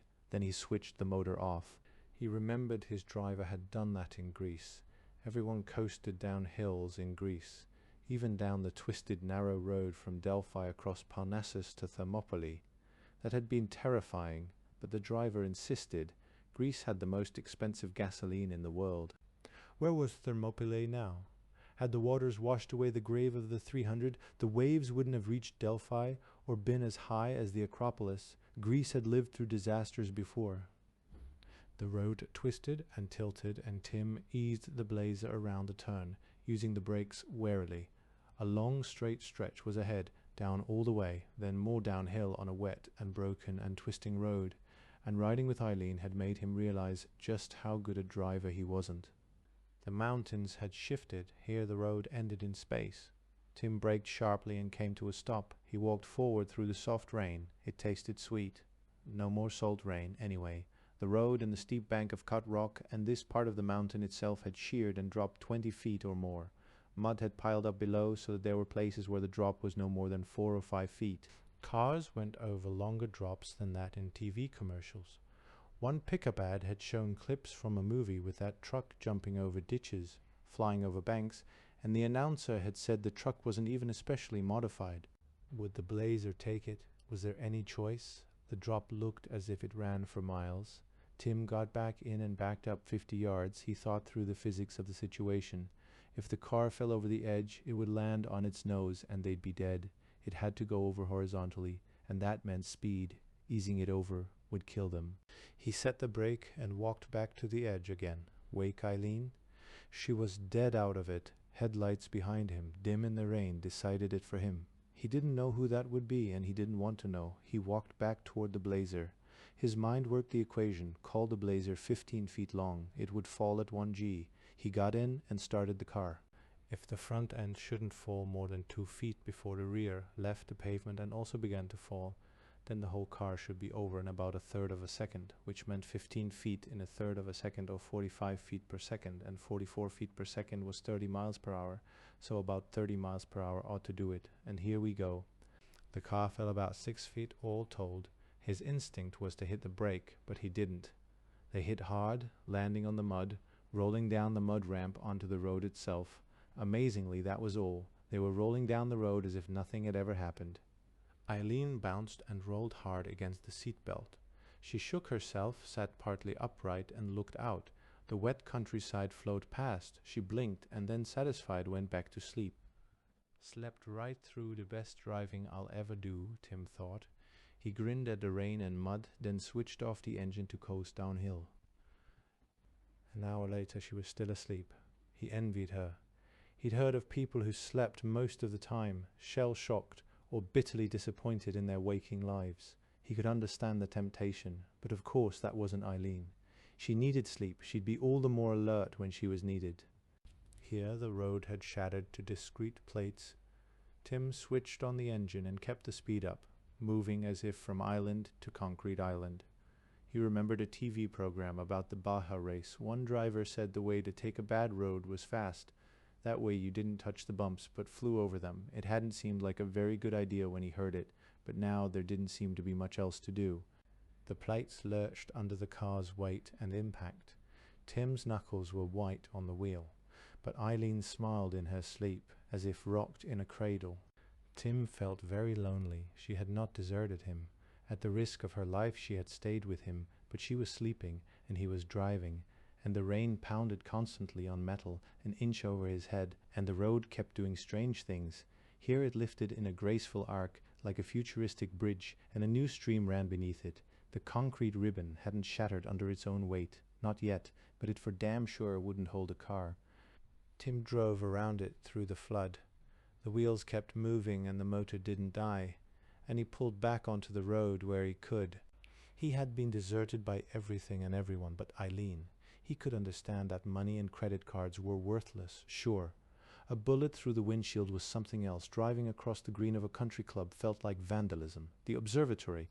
But Tim didn't want to think about that. He'd been thrown off his own land and his ears burned with the memory. Cowardice. It felt like cowardice. The road curled out of the mountains, widened and became a smooth straight line leading away. Where, no compass, nothing to do but drive on. And the rain became a furious lashing attack. Tim started the motor and dared to increase speed to 20 miles per hour. Eileen asked, "How are we doing?" "Out of the mountains. It's a straightaway, no breaks visible. Go back to sleep." Good. When he looked, she was asleep again. He saw a freeway ahead. A sign told him Highway 99 North.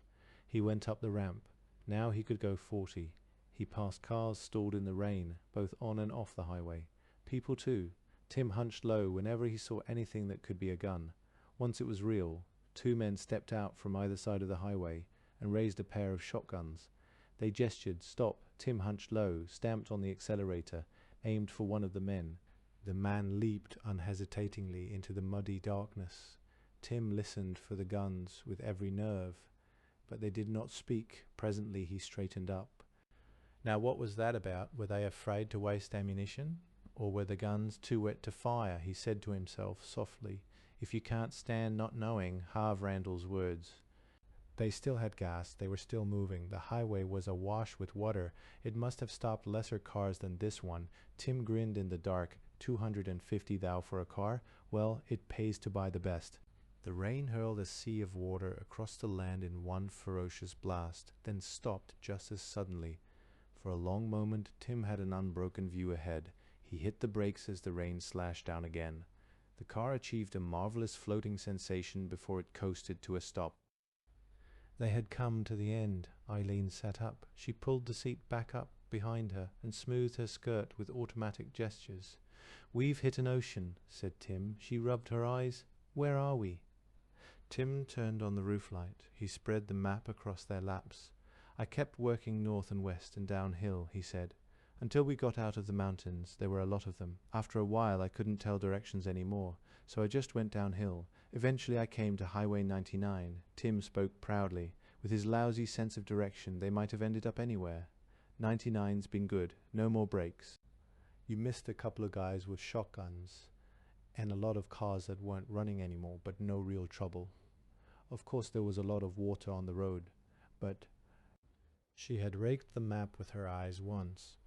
Now she was peering ahead through the rain, along the beam of the headlamps, picing out the view from subliminal cues and imagination. For as far as they both could see in the grey twilight, there was nothing but a silver-grey expanse of rain-spattered water. No lights anywhere, nothing. "See if you can back up," she said. She fell to studying the map. Tim inched backward out of the water until it was only hubcap deep. "We're in trouble," Eileen said.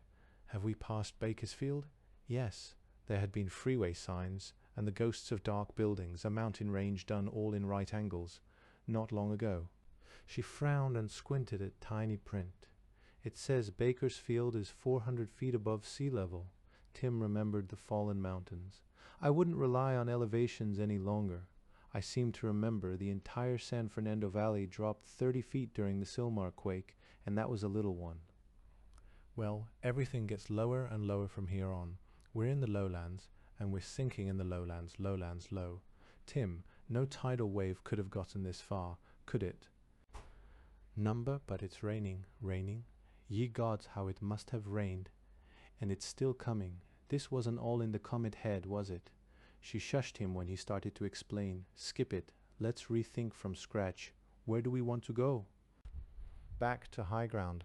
Well, Tim said, that's a problem too. I know where we want to be. The high farming country, say around Sequoia National Forest. What I don't know is why anyone would want us there. He didn't dare say anything else. She didn't say anything at all. She was waiting. Tim worked on his nerve. I did have one idea. She waited. Damn, it was evaporating even as he tried to speak it, like the restaurants and good hotels that waited in Tujunga. Speak your wish, and they were gone. He said it anyway, a little desperately. Senator Jellison's ranch, I contributed a lot of money to his campaign, and I've been to his ranch. It's perfect. If he's there, he'll let us in, and he'll be there. He's that And you contributed money to his campaign. She chuckled. Money was worth good money then, and honey, it's all I've got. Okay, I can't think of a single farmer who owes me anything, and the farmers own it all now, don't they? Just like Thomas Jefferson wanted it. Where is this ranch? Tim tapped the map between Springville and Lake Success, just below the mountainous Sequoia National Park. Here we go underwater for a way, then we turn right and resume breathing. Maybe there's a better way. Look to your left. Do you see a railroad embankment? He turned off the roof light, then the headlights. A little time for his eyes to adjust. And number.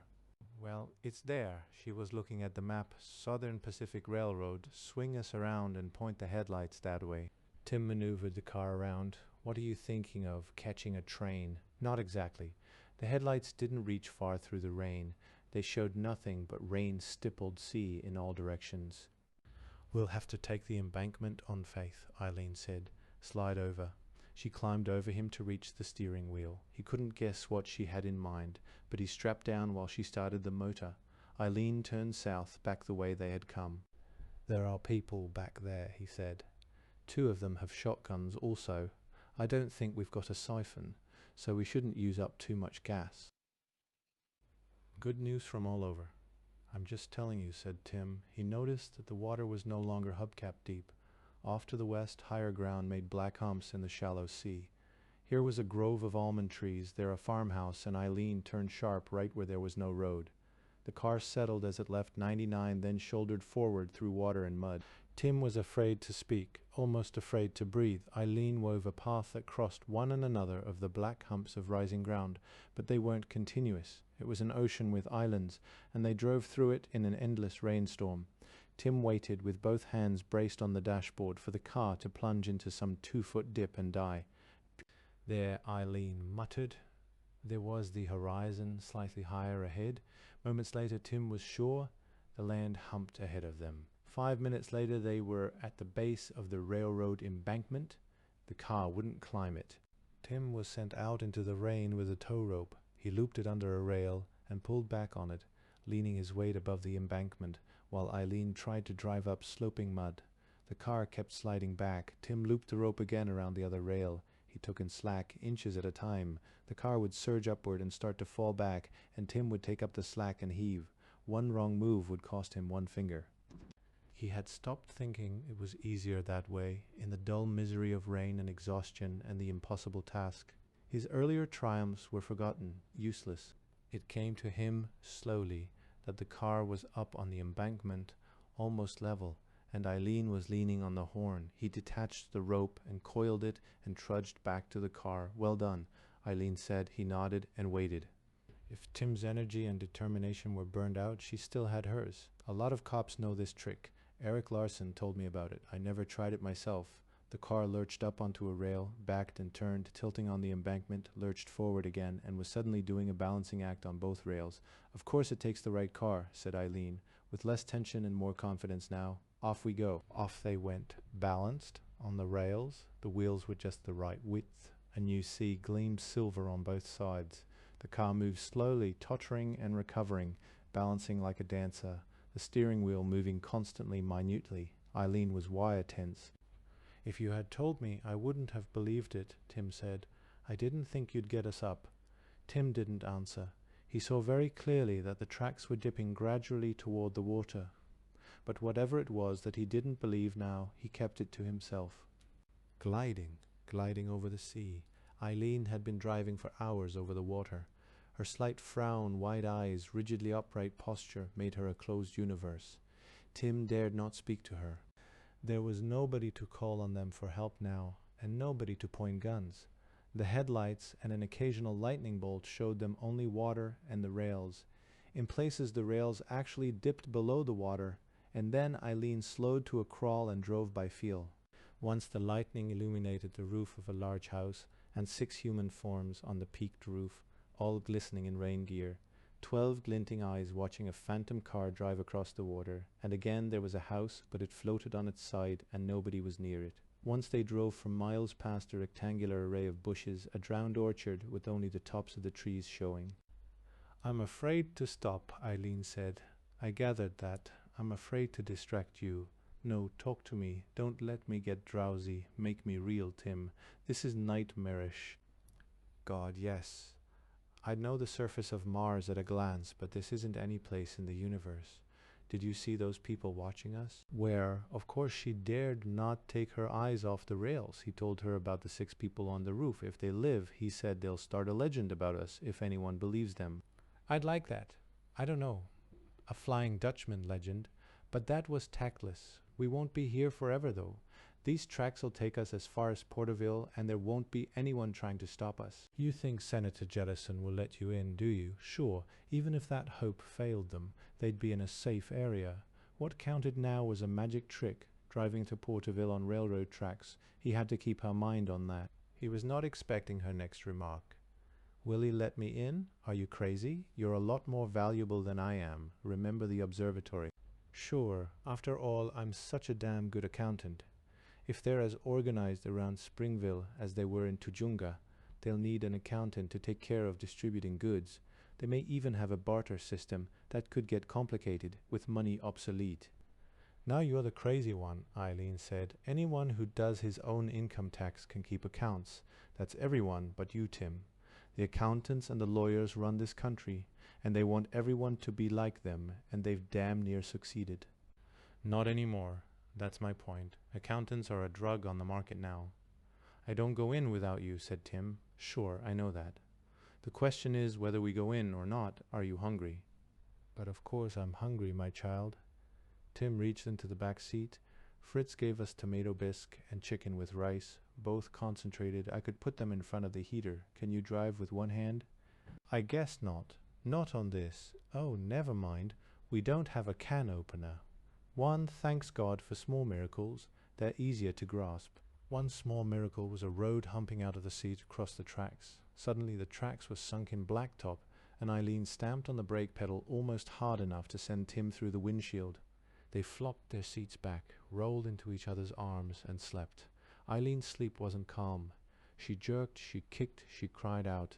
Tim found that if he ran the palm of his hand down her spine, she would relax and fall back to sleep, and then he could sleep too, until next time. He woke in black night to the scream of wind and the panicky pressure of Eileen's fingernails and the perilous rocking of the car. Eileen's eyes were wide, her mouth too firmly set. "Hurricanes," he said. "The big ocean strikes will keep spinning them off. Be glad we found a safe place first." She didn't react. "We're safe here," he repeated. "We can sleep through it." She laughed. "Then I dare you. What happens if one of these hits us while we're on the tracks? Then you'd better be as good as you think you are." "Oh, Jesus," she said, and incredibly went back to sleep. Tim lay beside her in the howling and the rocking. Did hurricanes overturn cars? You bet they did.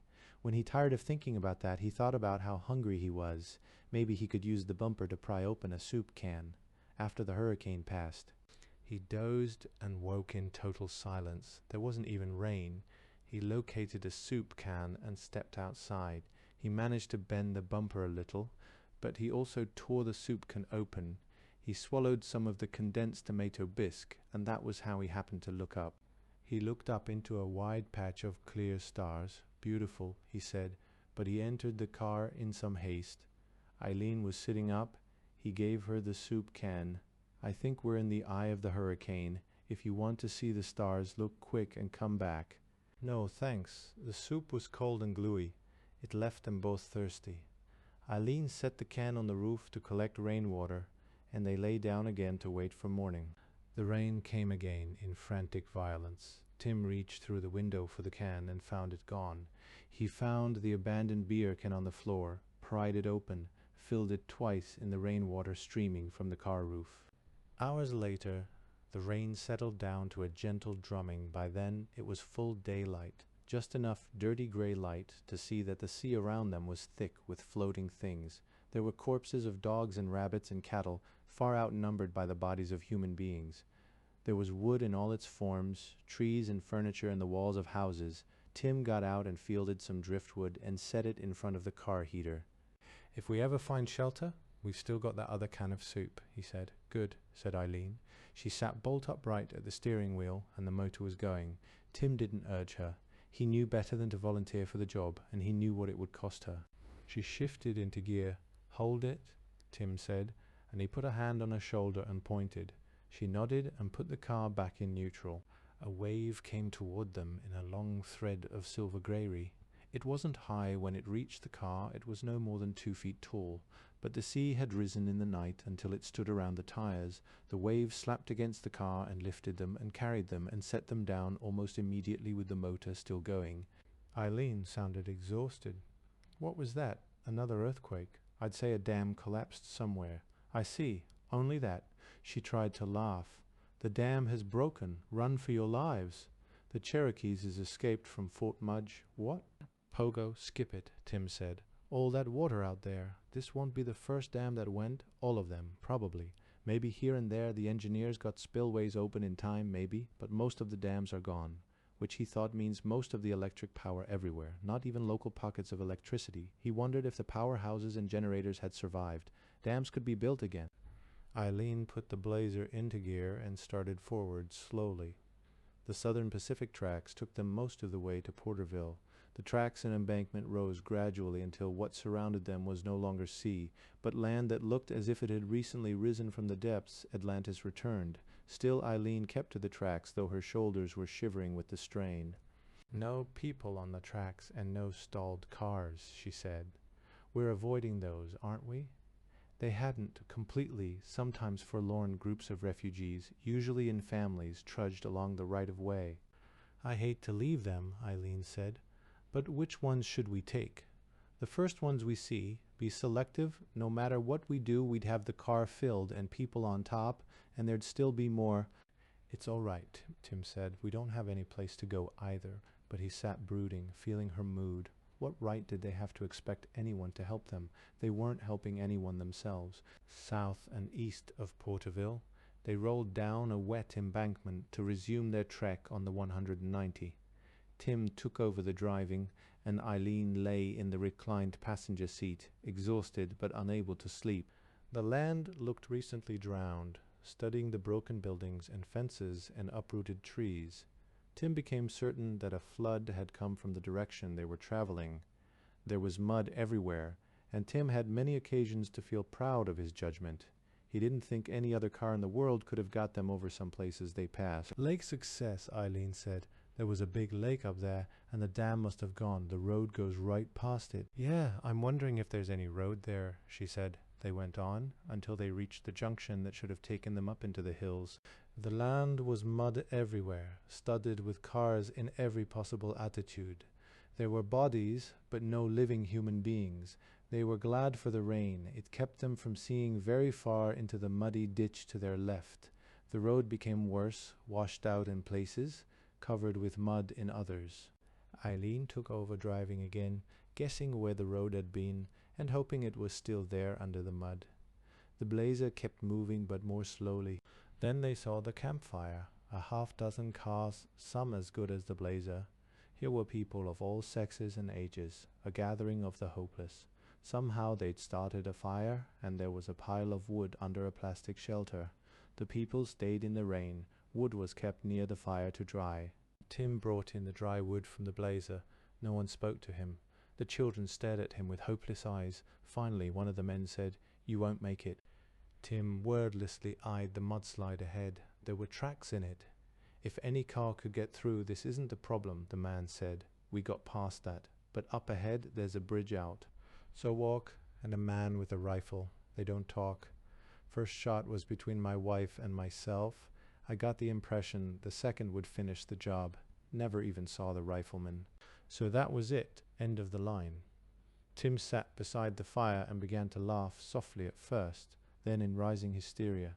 2 days, yes, this was Friday, drowned muddy Friday after hot fudge Tuesday, and the roads to high ground were gone, and you couldn't get to the senator's place.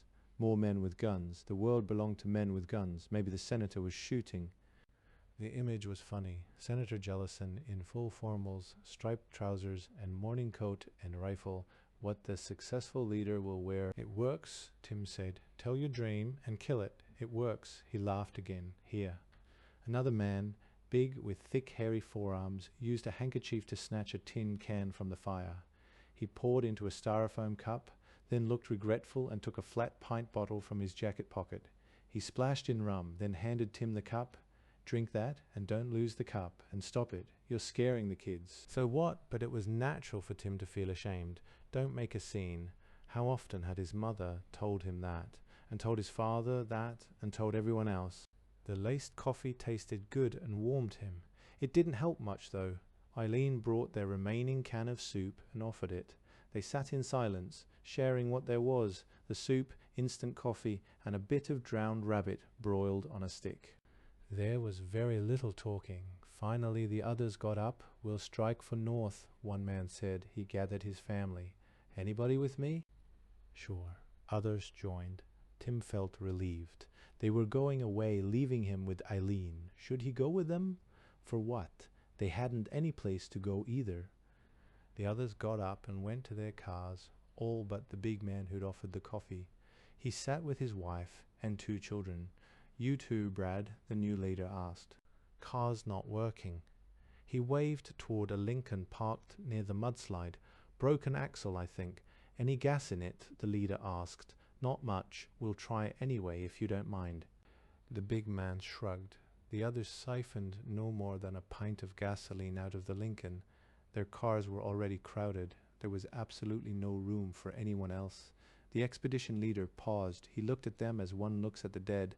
That's your plastic tarp and your instant coffee, he said. He said it wistfully, but when he got no answer, turned away. They drove off downhill into the rain. Now there were 6 by the fire, Tim and Eileen, and name's Brad Wagner, the big man said. That's Rosa and Eric and Concepcion. Named the boy from my side of the family, girl for Rosa's. Thought we'd keep that up if we had any more. He seemed glad of someone to talk with. I'm Eileen, and that's Tim. She stopped herself. Of course we're not really pleased to meet you, but I guess I should say it anyway, and we're very grateful for the coffee. The children were very quiet. Rosa Wagner hugged them and spoke to them in soft Spanish. They were very young, 5 or 6, not more, and they clung to her.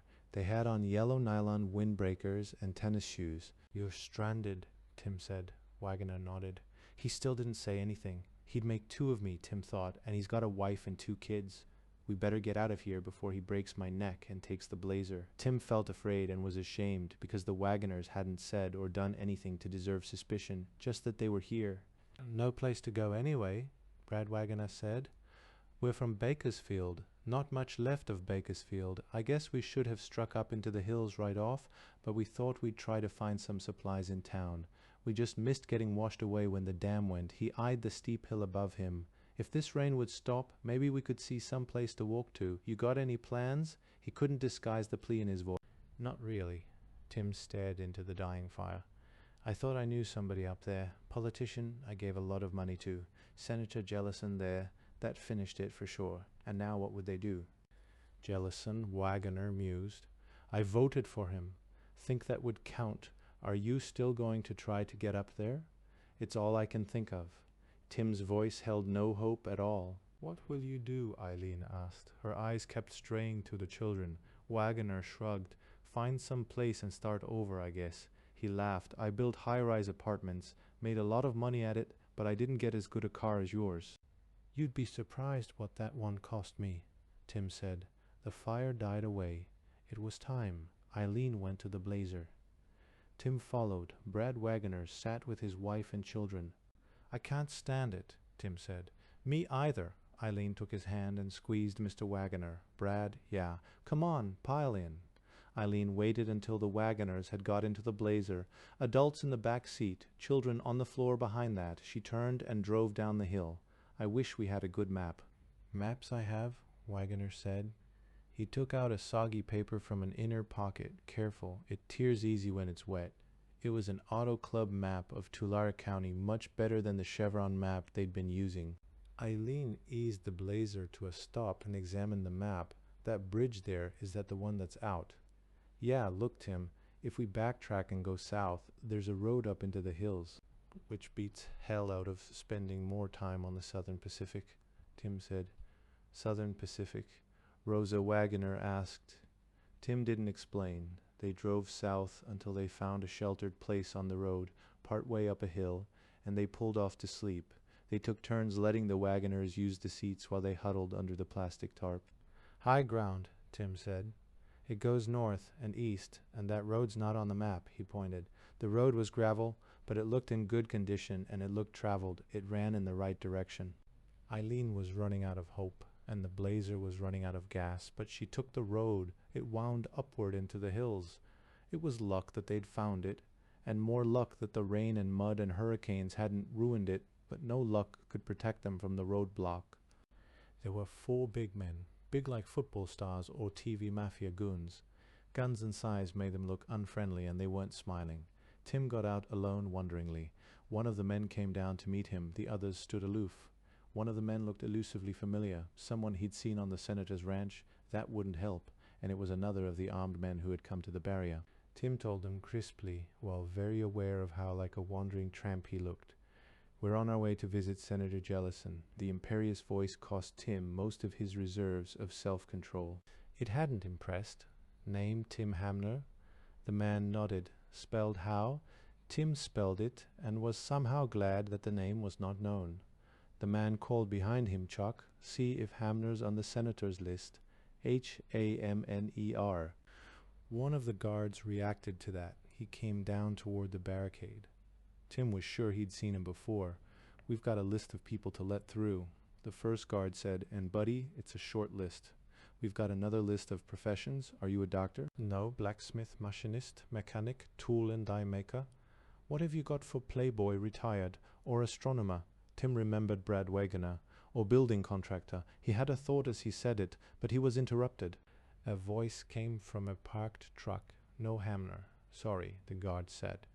We don't want you blocking the road, so we'd be obliged if you'd move that car to where we can't see it and don't come back. If you tell your dreams, they won't come true. Tim started to turn away, but you don't go off to die without even trying. He saw Eileen and Rosa Wagoner staring out at him from the car. Their faces said it all. They knew. Other roads in nuts? The car was almost out of gas, and suppose they found one. These people knew the country. If there was a good way in, they had it covered. Walk Senator Jellison's ranch ended at a great white monolith the size of an apartment building, and maybe they could get that far and get shot. And anyway, Tim thought, if I'm good for anything, it's talking. No use at all creeping around in the bushes. He turned back to the barricade. The guard looked disappointed. His rifle wasn't quite pointed at Tim. Your car works fine, and you're not hurt, the man said. I'd leave it at that. Chescu, Tim shouted. Mark Chescu. That's Chescu. One of the men answered. Hello, Mr. Hamner.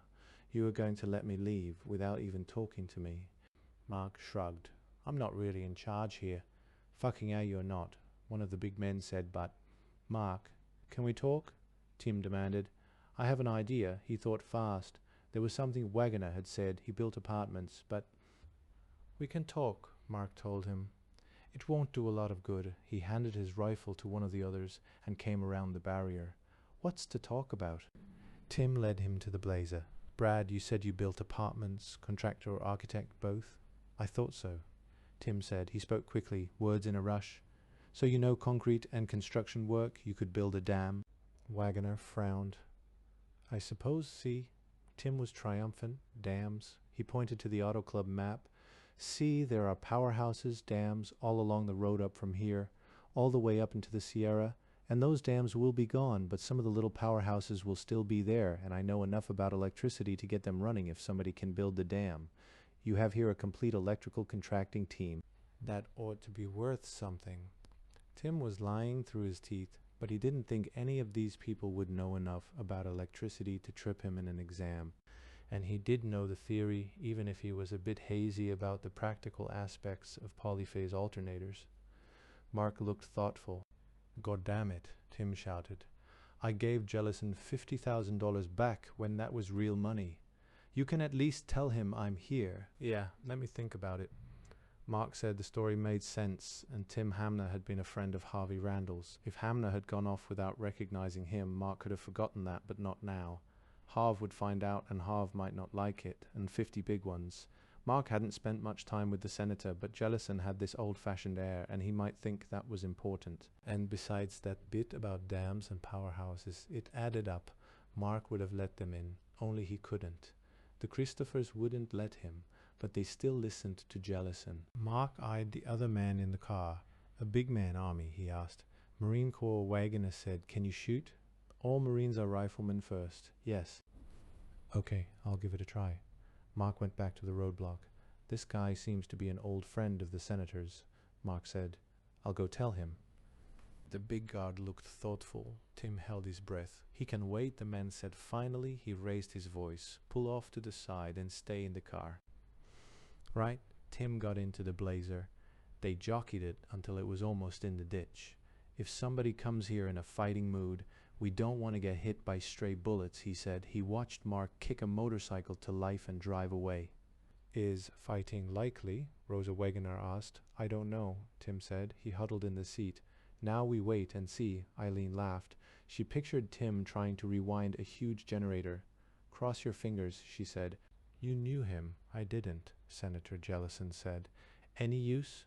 Harvey Randall looked thoughtful. "I honestly don't know. He got here.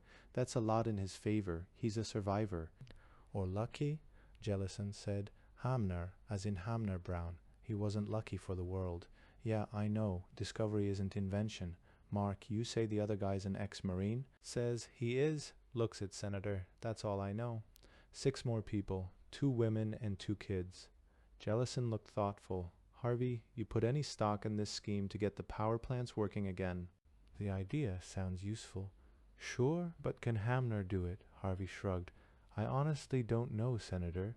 He's a college man. He must know something besides astronomy." "And I owe him," Jellison said. "Question is, do I owe him enough? It can get hungry here this winter." He looked thoughtful again. "The guy who discovered the comet, that tells me one thing: he's probably got patience. And we could sure as hell use a lookout up on top of the crag. Somebody who'd really watch, let Alice move around a bit instead of sticking in one place. And a Marine who may or may not be able to build dams." "Officer or enlisted?" "Mark." "Don't know, Senator. I'd guess officer, but I just don't know."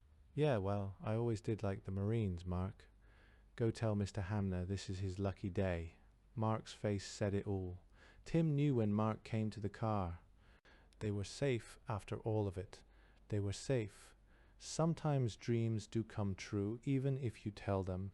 The stronghold, too, the importance of information, is directly proportional to its improbability. Fundamental theorem of information theory, Al Hardy didn't like guard duty. It didn't do him much good to dislike it. Somebody had to pull guard, and the ranch hands were more useful elsewhere. Besides, Hardy could make decisions for the senator. He looked forward to giving up the whole thing. Not too long, he thought. Not too long until we won't need guards at the senator's gate. The roadblock stopped most intruders now, but it didn't get them all. A few walked up from the flooded San Joaquin, others came down from the High Sierra, and a lot of strangers had got into the valley before the Christophers began sealing it off. Most would be sent on their way, and they'd heard the senator could let them stay on. It meant a lot to be able to talk to the senator. And the old man didn't like sending people away, which was why Al didn't let many get up to see him. It was part of his job, and always had been. The senator said yes to people, and Al Hardy said no. There'd be a flood of them every hour if they weren't stopped, and the senator had important work to do, and Maureen and Charlotte would stand guard if Al didn't. And to hell with that. The only good thing about Hammerfall, Women's Lib was dead milliseconds after Hammerstrike. Al had paperwork to do. He made lists of items they needed, jobs for people to do. worked out details of schemes. The senator thought up. He worked steadily at the clipboard in the car, pausing when anyone came to the drive. You just couldn't tell. The refugees all looked alike, half drowned and half starved, and worse every day. Now it was Saturday, and they looked just awful. When he'd been Senator Jellison's aide, Al Hardy had judged himself a good judge of men, but now there was nothing to judge. He had to fall back on routine. These wandering scarecrows who came on foot, leading 2 children and carrying a third.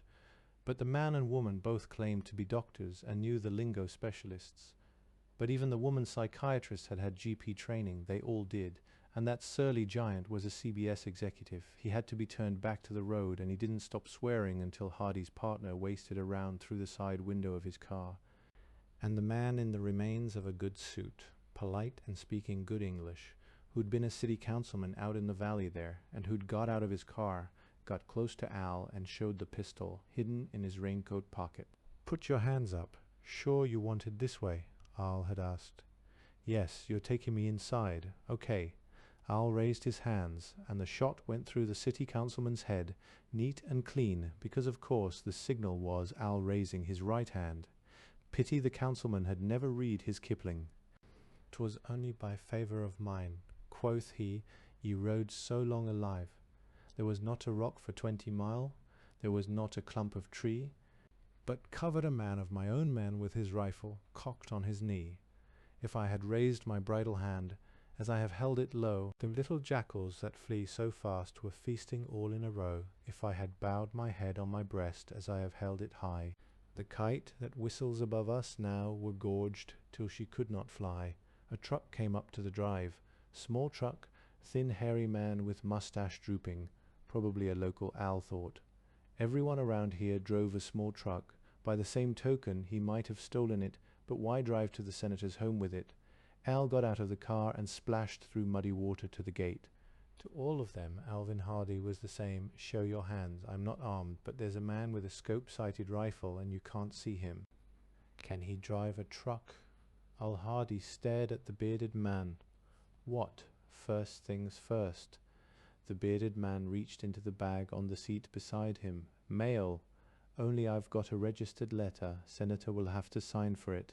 And there's a dead bear." What? Al's routine wasn't working so well. "What? A dead bear? I killed him early this morning.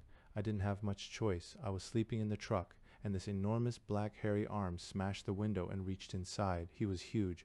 I backed up as far as I could, but he kept coming in. So I took this Beretta I found at the chicken ranch and shot the bear through the eye. He dropped like so much meat, so—" "Who are you?" Al asked. "I'm the goddamn mailman. Will you try to keep your mind on one thing at a time? There's 500 to 1,000 pounds of bear meat, not to mention the fur, just waiting for 4 big men with a truck, and it's starting to spoil right now. I couldn't move him myself, but if you get a team out there, you can maybe stop some people from starving. And now I've got to get the senator's signature for this registered letter. Only you better send somebody for the bear right away." It was too much for Al Hardy, far too much. The one thing he knew was the Beretta. "You'll have to let me hold that weapon for you and you drive me up the hill," Al said. "Hate my gun? Why the hell should you hold my gun?" Harry demanded. "Oh hell, all right, if it makes you happy." Here, he handed the pistol out. Al took it gingerly. Then he opened the gate. "Good Lord, Senator, it's Harry," Mrs. Cox shouted. "Harry? Who's Harry?" Senator Jellison got up from the table with its maps and lists and diagrams and went to the windows. Sure enough, there was Al with somebody in a truck, a very bearded and mustachioed somebody in grey clothes. "Mail call," Harry shouted as he came up onto the porch. Mrs. Cox rushed to the door. "Harry, we never expected to see you again." "Hi," Harry said. "Registered letter for Senator Jellison. Registered letter. Political secrets about a world dead and burying itself." Arthur Jellison went to the door. The mail carrier, yes, that was the remains of a postal service uniform, looked a bit worn. "Come in," Jellison said. What the devil was this guy doing? "Senator, Harry shot a bear this morning. I better get some ranch hands out to get it before the buzzards do," Al Hardy said. "You don't go off with my pistol," Harry said indignantly. Oh, Hardy produced the weapon from a pocket. He looked at it uncertainly. "Senator, this is his," he said. Then he fled. leaving Jellison holding the weapon in still more confusion. "I think you're the first chap to fluster Hardy," Jellison said. "Come in. Do you call on all the ranches?" "Right," Harry said. "And who do you expect to pay you?" "Now that people I bring messages to," Harry said. "My customers." That hint couldn't be ignored. "Mrs. Cox, see what you can find." Coming up, she called from the kitchen. She came in with a cup of coffee, a very nice cup, Jellison saw. One of his best, and some of the last coffee in the world. Mrs. Cox thought well of Harry. That at least told him one thing. He handed over the pistol. "Sorry, Hardy's got instructions." "Sure." The mailman pocketed the weapon. He sipped the coffee and sighed. "Have a seat," Jellison said. "You've been all over the valley, most places. So tell me what things are like. I thought you'd never ask." Harry had been nearly everywhere. He told his story simply, no embellishments. He decided on that style. Just the facts. Mail truck overturned. Power lines down. Telephone lines gone. Breaks in the road here, and ways around on driveways through here and across there.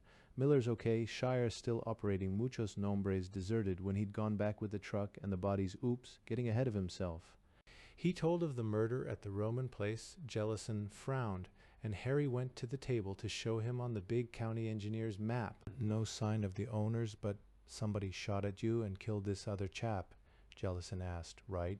Jellison nodded. "Have to do something there, but first tell the Christophers. Let them share the risks of a police action." "And the people at Muchos Nombres were coming to find you," Harry said. "That was yesterday, before noon." "Never got here," Jellison said.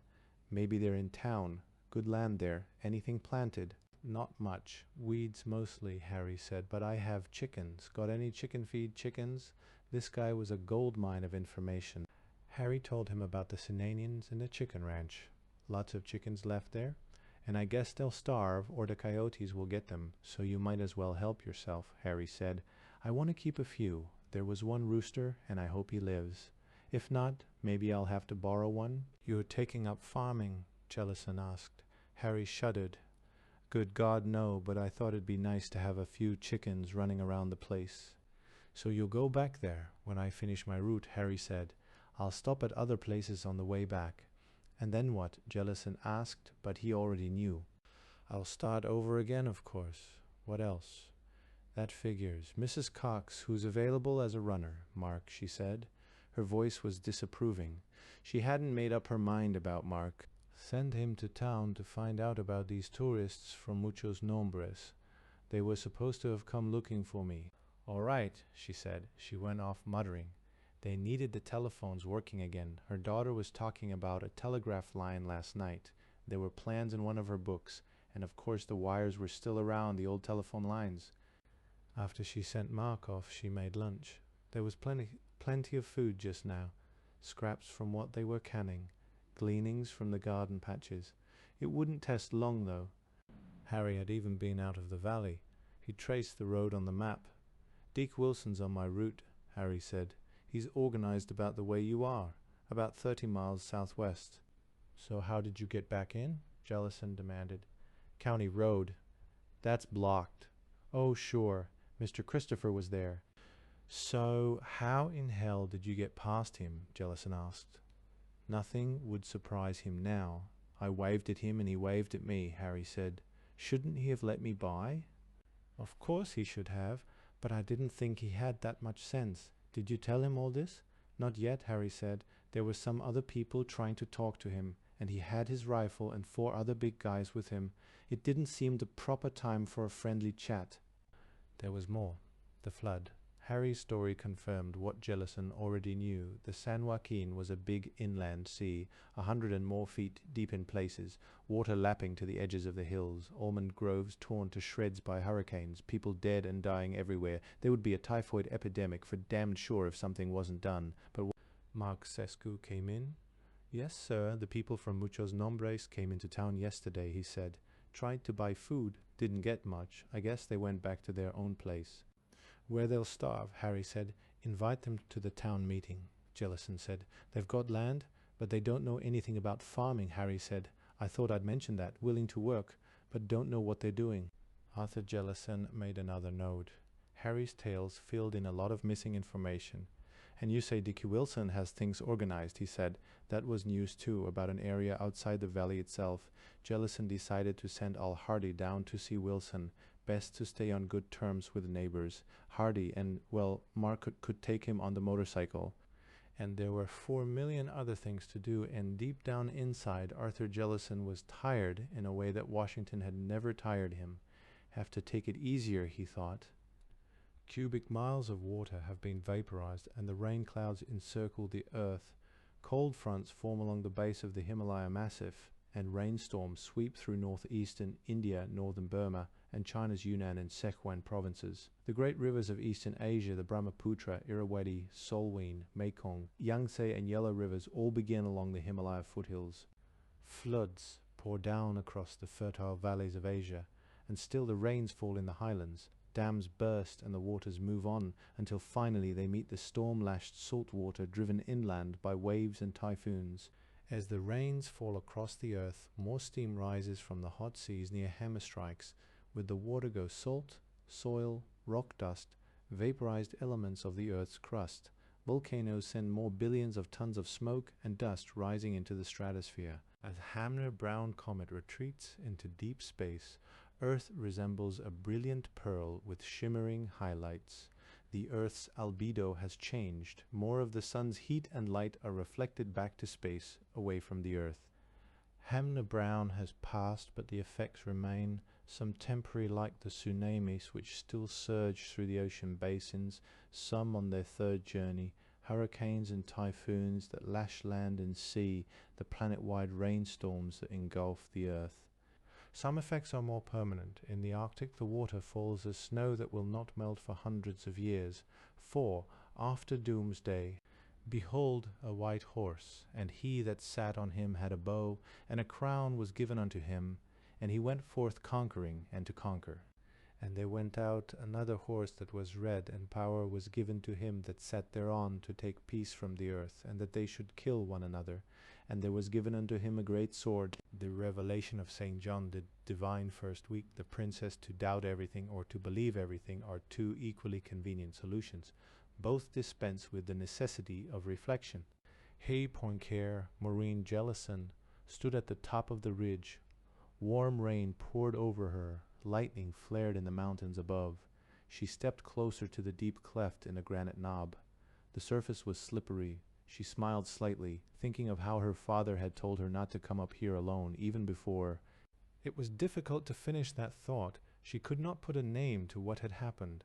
The end of the world sounded trite, and for a little while it wasn't even true. Not yet. The world hadn't ended here at the ranch they now called the Stronghold. She couldn't see into the valley below because of the rain, but she knew what was there. A bustle of activity, inventory of everything, gasoline cartridges, needles and pins, plastic bags, cooking oil, aspirin, firearms, baby bottles, pots and pans, cement, anything that might help keep them alive through the winter. Al Hardy was going about it systematically, using Maureen and Eileen Hamner and Marie Vance as agents to call on every house in the valley. Snoopers, that's what we are, Maureen shouted to the wind and the rain. Her voice fell. And it's all so damned useless. The snooping didn't bother her. If anything was necessary, if anything could save them, it would be Al Hardy's careful work. It wasn't the snooping, or those who tried to hide their possessions. They were fools, but that was a folly that did not disturb her. It was the others, the ones who welcomed her, they believed. They were utterly certain that Senator Jellison would keep them alive, and they were pathetically happy to see his daughter. They didn't care that she had come to pry and snoop and perhaps take their possessions. They were only too glad to offer everything they had, freely, in exchange for a protection that did not exist. Some farmers and ranchers had pride and independence. They understood the need for organization, but they weren't servile about it.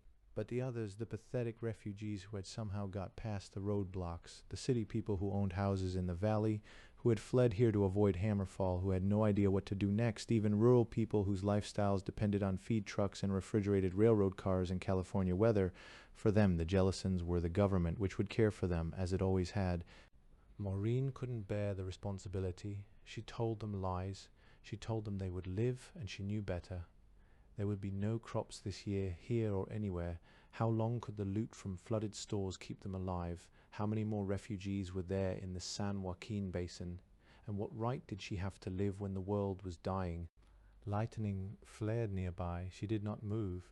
She stood on the bare granite near the edge. I wanted goals. Now I have them, and it's too much. Her life didn't revolve around Washington parties and who was speaking to whom. You couldn't say that surviving the end of the world was trivial, but it is. If there's not more to life than just existing, how is it different? It was more comfortable in Washington. It was easier to hide the suffering. That's the only difference.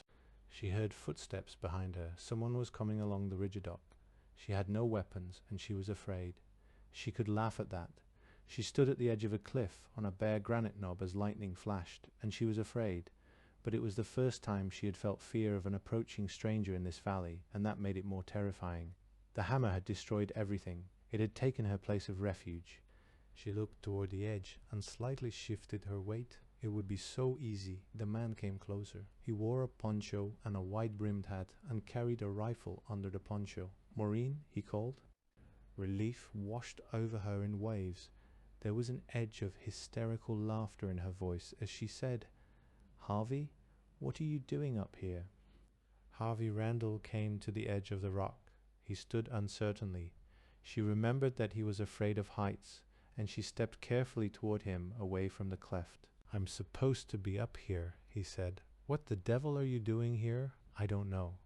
She summoned up a reserve of strength she hadn't known she had.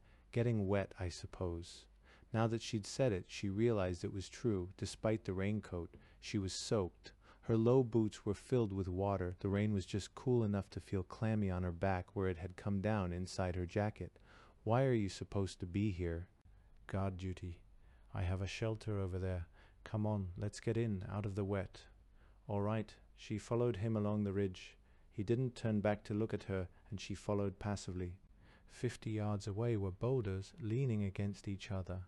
A crude framework of wood and polyethylene garbage bags had been built under their partial shelter. There was no source of light inside except the afternoon gloom.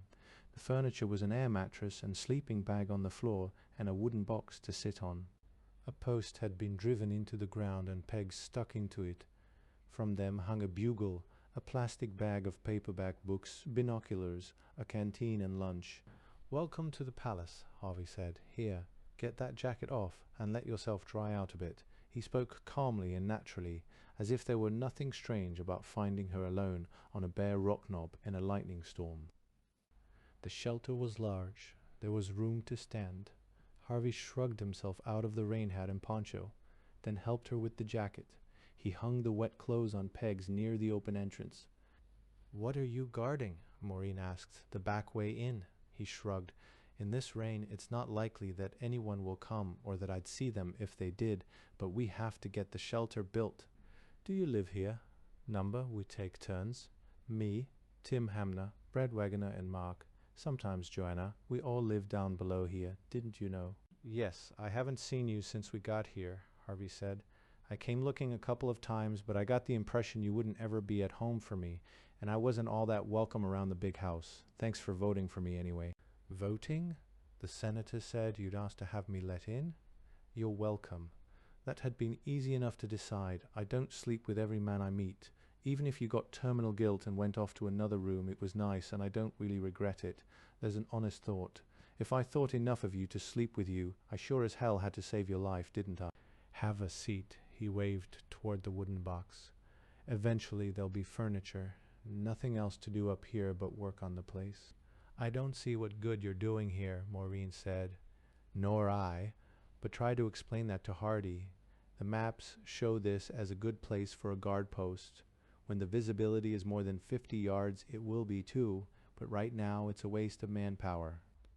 "We've got plenty of manpower," Maureen said. She sat gingerly on the box and leaned back against the hard boulder. The plastic liner between her back and the boulder was damp from water condensing on its inside surface. "You're going to have to insulate this," she said. She ran a finger along the wet plastic. "All in good time." He stood nervously in the center of the shelter, finally went over to the air mattress and sat on top of his sleeping bag. "You think Al's a fool," she said. "Number, no, I didn't say that." Harvey's voice was serious. "I suppose I could do some good up here. Even if a raiding party got past me, I'd be an armed man behind them. and any warning I could give would be worth something down there. No, I don't think Hardy's a fool. As you say, we've got plenty of manpower. Too much, Maureen said. Too many people, not enough food. She didn't recognize this matter-of-fact man who sat on his sleeping bag and never smiled, who didn't talk about galactic empires and didn't ask why she was up here. This wasn't the man she'd slept with. She didn't know who he was. Almost he reminded her of George. He seemed confident. The rifle he'd brought in was leaning against the post, ready to his hand. There were cartridges sewn in loops on his jacket pocket. In all this world there are two people I've slept with, and they're both strangers. And George doesn't really count. What you do at 15 doesn't count, a hurried, frantic coupling on this hill, not very far from here, and both of us so afraid of what we'd done that we never talked about it again. Afterward, we acted as if it had never happened. That doesn't count. George and this man, this stranger, two strangers. The rest are dead. Johnny Baker must be dead, my ex-husband too. And there weren't many more to inventory. People she'd cared for a year, for a week, for one night even, they were few, and they had been in Washington, all dead. Some people are strong in a crisis. Harvey Randall is. I thought I was. Now I know better. Harvey, I'm scared. Now why did I say that? She'd expected him to say something comforting, to be reassuring as George would be. It would be a lie, but she hadn't expected hysterical laughter. She stared as Harvey Randall giggled, bubbled, laughed insanely. You're scared, he gasped. Lord God above, you haven't seen anything to be scared of, he was shouting at her. Do you know what it's like out there? You can't know. You haven't been outside this valley. Visibly, he fought for control of himself. She watched fascinated. As he slowly won the struggle for calm, the laughter died away. Then, amazingly, the stranger was sitting there again, as if he hadn't moved. Sorry about that, he said. The phrase was flippantly conventional, but it didn't come out that way. It came out as a genuine apology. She stared in horror. You too? It's only a big act. All this masculine calm, this what do you expect? Harvey asked. What else can I do? And I really am sorry. Didn't mean to crack like that. It's all right. No, it isn't all right, Harvey said. The only damned chance we've got, any of us has got, is to go on trying to act rationally. And when one of us cracks, it makes it that much harder for the rest. That's what I'm sorry about. Not that it gets to me out of the blue sometimes. Wham. I'm learning to live with that. But I shouldn't have let you see it. It can't make things easier for you. But it does, she said. Sometimes you've got to say confession. They sat silently for a moment, listening to the wind and rain, the crackle of thunder in the mountains. We'll swap, Maureen said. You tell me, I'll tell you. Is that wise? He asked. Look, I haven't forgotten the last time we met up here on this ridge. I haven't either. Her voice was small and thin. She thought he was about to move to get up, and she spoke quickly. I don't know what to do about that. Not yet. He sat unmoving, so that she wasn't sure that he'd been about to get up after all. Tell me, he said. Number. She couldn't quite make out his face. There was a stubble of beard, and the light was very bad in the shelter. Sometimes lightning struck near enough to throw a brilliant flash, eerily green from the color of the plastic bags, but that only blinded her for an instant, and she still could not see his expression. I can't, she said. It's horrible to me, but it would sound trivial. And what if it does? They hope, she said. They come to the house, or I go to theirs, and they believe we can save them, that I can save them. Some of them are crazy. There's a boy in town, Mayor Seitz's youngest boy. He's 15. And he wanders around naked in the rain unless his mother brings him in. There are 5 women whose husbands never came back from a hunting trip. There are old people and children and city people, and they all expect us to come up with a miracle. And, Harvey, I just don't have any miracles, but I have to go on pretending that I do. Almost she told him the rest of her sister Charlotte, sitting alone in her room and staring at the walls with vacant eyes. But then she'd come alive and scream if she couldn't see the children. Of Gina, the black woman from the post office, who'd broken a leg and lay in a ditch until somebody found her, and then she died of gas gangrene and nobody could help her. Of the 3 children with typhus that nobody could save. Of the others who'd gone mad. They wouldn't sound trivial, but they were. She could face horror. I can't go on giving people false hopes, she said at last. You have to, Harvey said. It's the most important thing in the world. Why? He spread his hands in astonishment. Because it is. Because there are so few of us left. If life wasn't important before, why should it be now? It is. Number, what's the difference between meaningless survival in Washington and meaningless survival here? None of that means anything. It means something to the others, to the ones who want your miracles. Miracles I don't have. Why is it important that other people depend on you? Why does that make my life worth living? Sometimes it's all that does mean anything, Harvey said. He was very serious, and then you find there's more, a lot more. But first you do a job, one that you didn't really take on, looking out for others. Then after a while you see that it's important to live. He laughed, not with humor but sadness. I know, Maureen. Tell me. Do you really want to hear it? I don't know. Yes, I do. All right, he told her. She listened to his story of the preparations before Hammerfall, of his quarrel with Loretta, of his self-doubts and guilt about his brief affair with her. Not so much that he had slept with her, but that he had thought about her afterward and compared her with his wife, and how that had made it harder to take Loretta seriously. He went on and she heard, but she didn't really comprehend. And then finally, we were here, he said.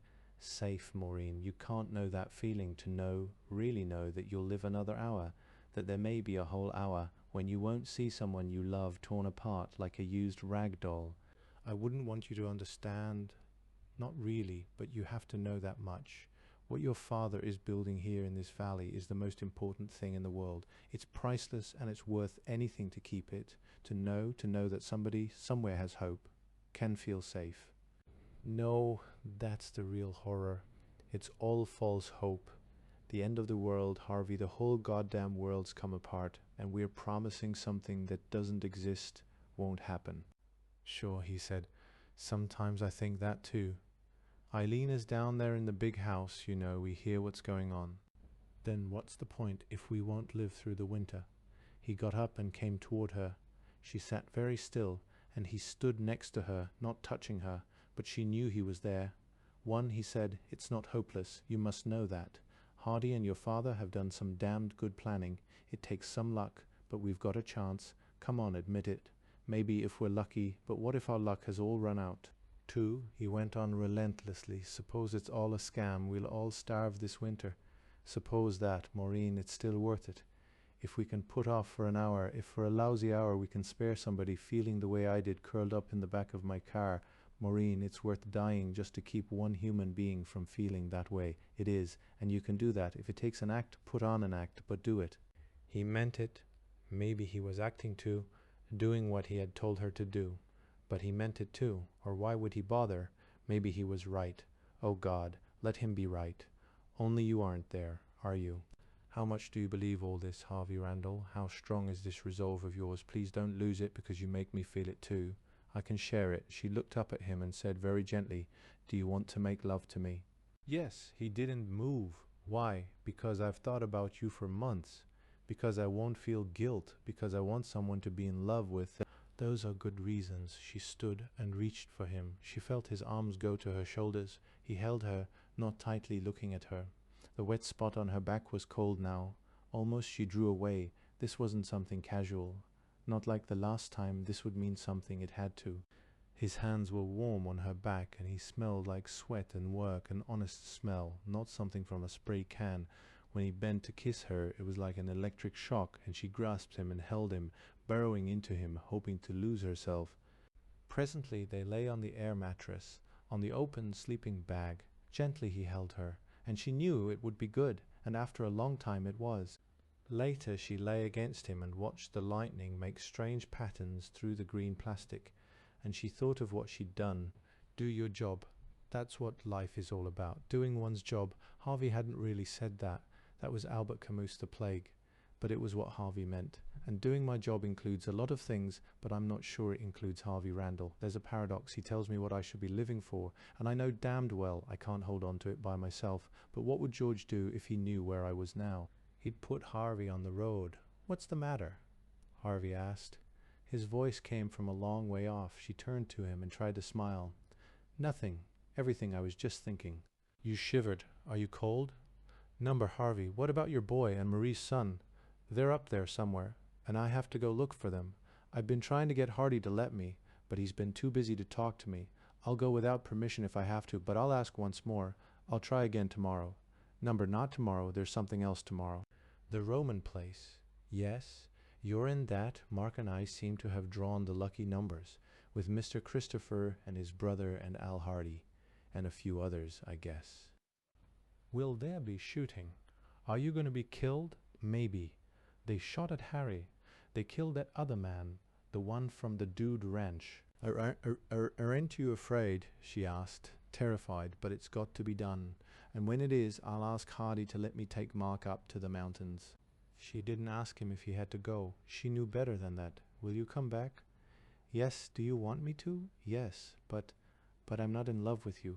That's all right, he said. He chuckled. After all, we hardly know each other. Will you ever be in love with me? I don't know. I don't dare let myself be. I don't think I'll ever love anyone. There's no future in it. There's no future at all. You will, he said. Let's not talk about it. There is rain in the Sahara. Lake Chad fills to overflowing and engulfs the city of Ngigmi. The Niger and the Volta are in flood, drowning millions who have survived the tsunami. In eastern Nigeria, the Igbo tribe rises in rebellion against the central government. Further to the east, the Palestinians and Israelis suddenly realize there are no great powers capable of intervening. This time the war will go to a conclusion. The remnants of Israel, Jordan, Syria, and Saudi Arabia are on the march. There are no jet planes and little fuel for tanks. There will be no ammunition resupply, and the war will not end until it is fought with knives. Second week, mountain men time, like an ever-rolling stream, bears all its sons away. They fly, forgotten as a dream dies at the opening day. Isaac Watts, 1719, Anglican Hymnal, 289. Water poured from the sky. Harvey Randall was almost past noticing, as he hardly noticed the places where the road was gone. It was automatic to avoid the deepest holes, to walk carefully across the mud that flowed in rivers across the blacktop. It felt good to be moving, to stride up the steep winding road into the high Sierra. There were no cars and no people, only the road. He had food and a knife and the target pistol. Not much food and not much ammunition, but he was lucky to have anything at all. Hey Harv, how about we take a break? Mark called from behind him. Harvey kept on walking. Mark shrugged and muttered something under his breath and shifted the shotgun from his right shoulder to his left. He carried the weapon barrel down under his poncho. The weapon was kept dry, but Mark didn't believe he was dry anywhere. He'd sweated enough that he might as well not have the poncho. It felt like a steam bath inside the rain gear. Harvey picked his way across a rivulet of water. So far he hadn't found any place that he couldn't have taken the travelall, and he cursed the senator and his hard-nosed assistant. But he did that silently. If he said anything, Mark would agree, and Mark was in enough trouble with Al Hardy. One of these days Mark would get himself shot or thrown out of the senator's stronghold, and Harvey Randall would have a decision to make.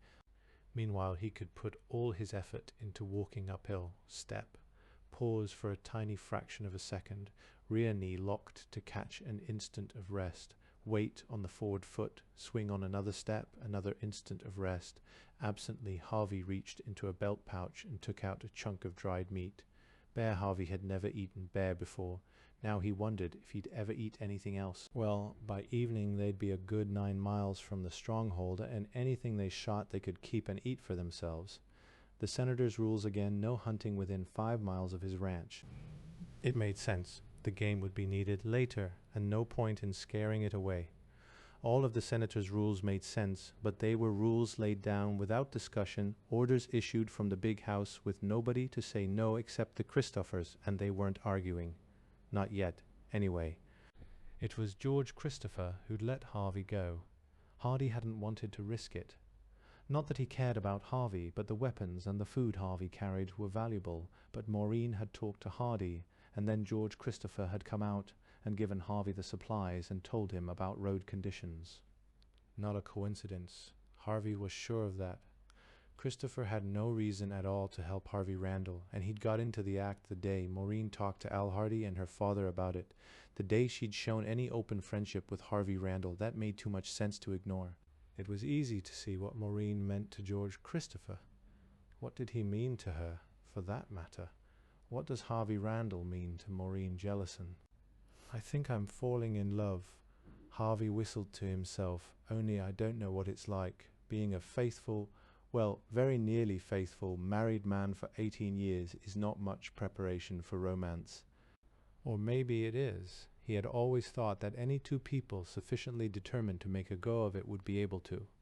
Now he wondered, what is this love business? He'd have been willing to die for Loretta, but he hadn't been willing to stay home because she was afraid. He could face that now, but he wasn't sure what it meant.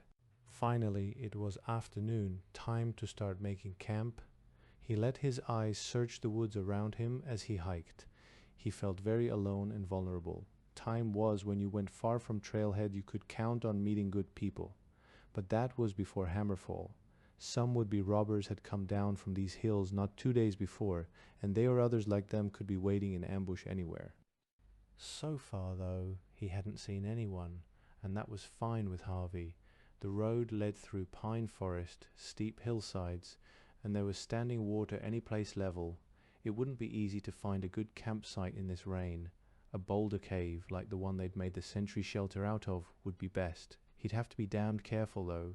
Something or somebody would be making use of any dry spot he could find. Bears, snakes, anything.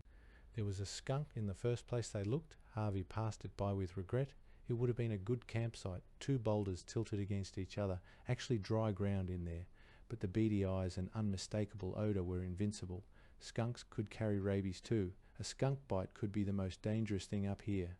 There weren't going to be any Pasteur treatments for rabies, not for a long time. The next cave held a fox, or perhaps a feral dog. They chased it away. The area under the boulders wasn't dry, and wasn't really large enough, but they were able to rig up their ponchos on cut branches so that at least they didn't have water pouring on their heads. Now for a fire, Harvey spent the rest of the daylight gathering wood. There was standing deadwood, soaked, but if he split it, there was some dry wood at the core. There wasn't enough for more than an hour of fire, maybe longer if they were careful. When it was completely dark, Harvey used some of his precious lighter fluid. "Wish I had a railroad flare," Harvey said. He poured lighter fluid carefully onto the base of his tiny stack of dry wood. "You can start a fire in a blizzard with a flare." "Fucking Hardy wouldn't give you one," Mark said. "You'd better be careful around him," Harvey said. He lit a match. The lighter fluid caught, and the fire blinded them for a moment. The wood caught, and even that tiny bit of heat was welcome. "He doesn't like you." "I don't think he likes anybody," Mark said. He began to arrange larger pieces of wood near the fire so they'd dry out, always smiling, but he doesn't mean it. Harvey nodded. Hardy's smile hadn't changed from before Hammerfall. He was still the politician's assistant, the man who was friendly with everyone, but now his smile was a threat, not something warm and friendly. "Jesus," Mark said. Just thinking about those poor bastards," Mark said. "Harv, it gave me the willies." "Don't think about it. I had to pull on the rope," Mark said. "I won't forget it." Yeah, there had been 4 frightened kids in the Roman place, 2 boys and 2 girls, none of them more than 20. 2 were wounded in the fight when Hardy and Christopher captured them. Then there'd been a shouting match between Hardy and Christopher. George Christopher wanted to shoot all 4 of them on the spot.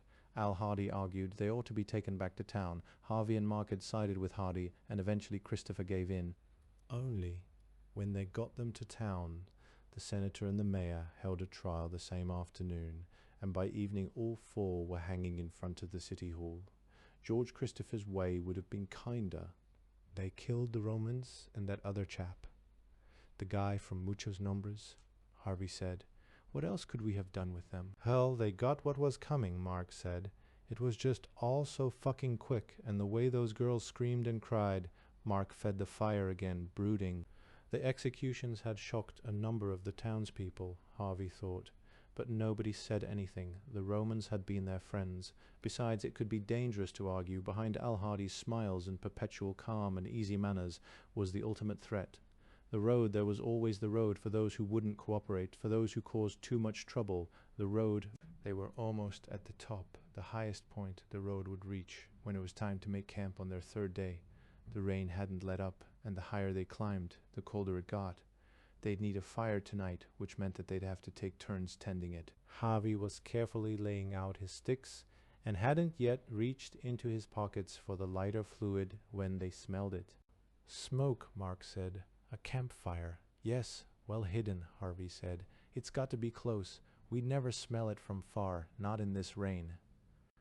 They probably wouldn't see it either. Harvey sat absolutely still, motioning Mark for silence.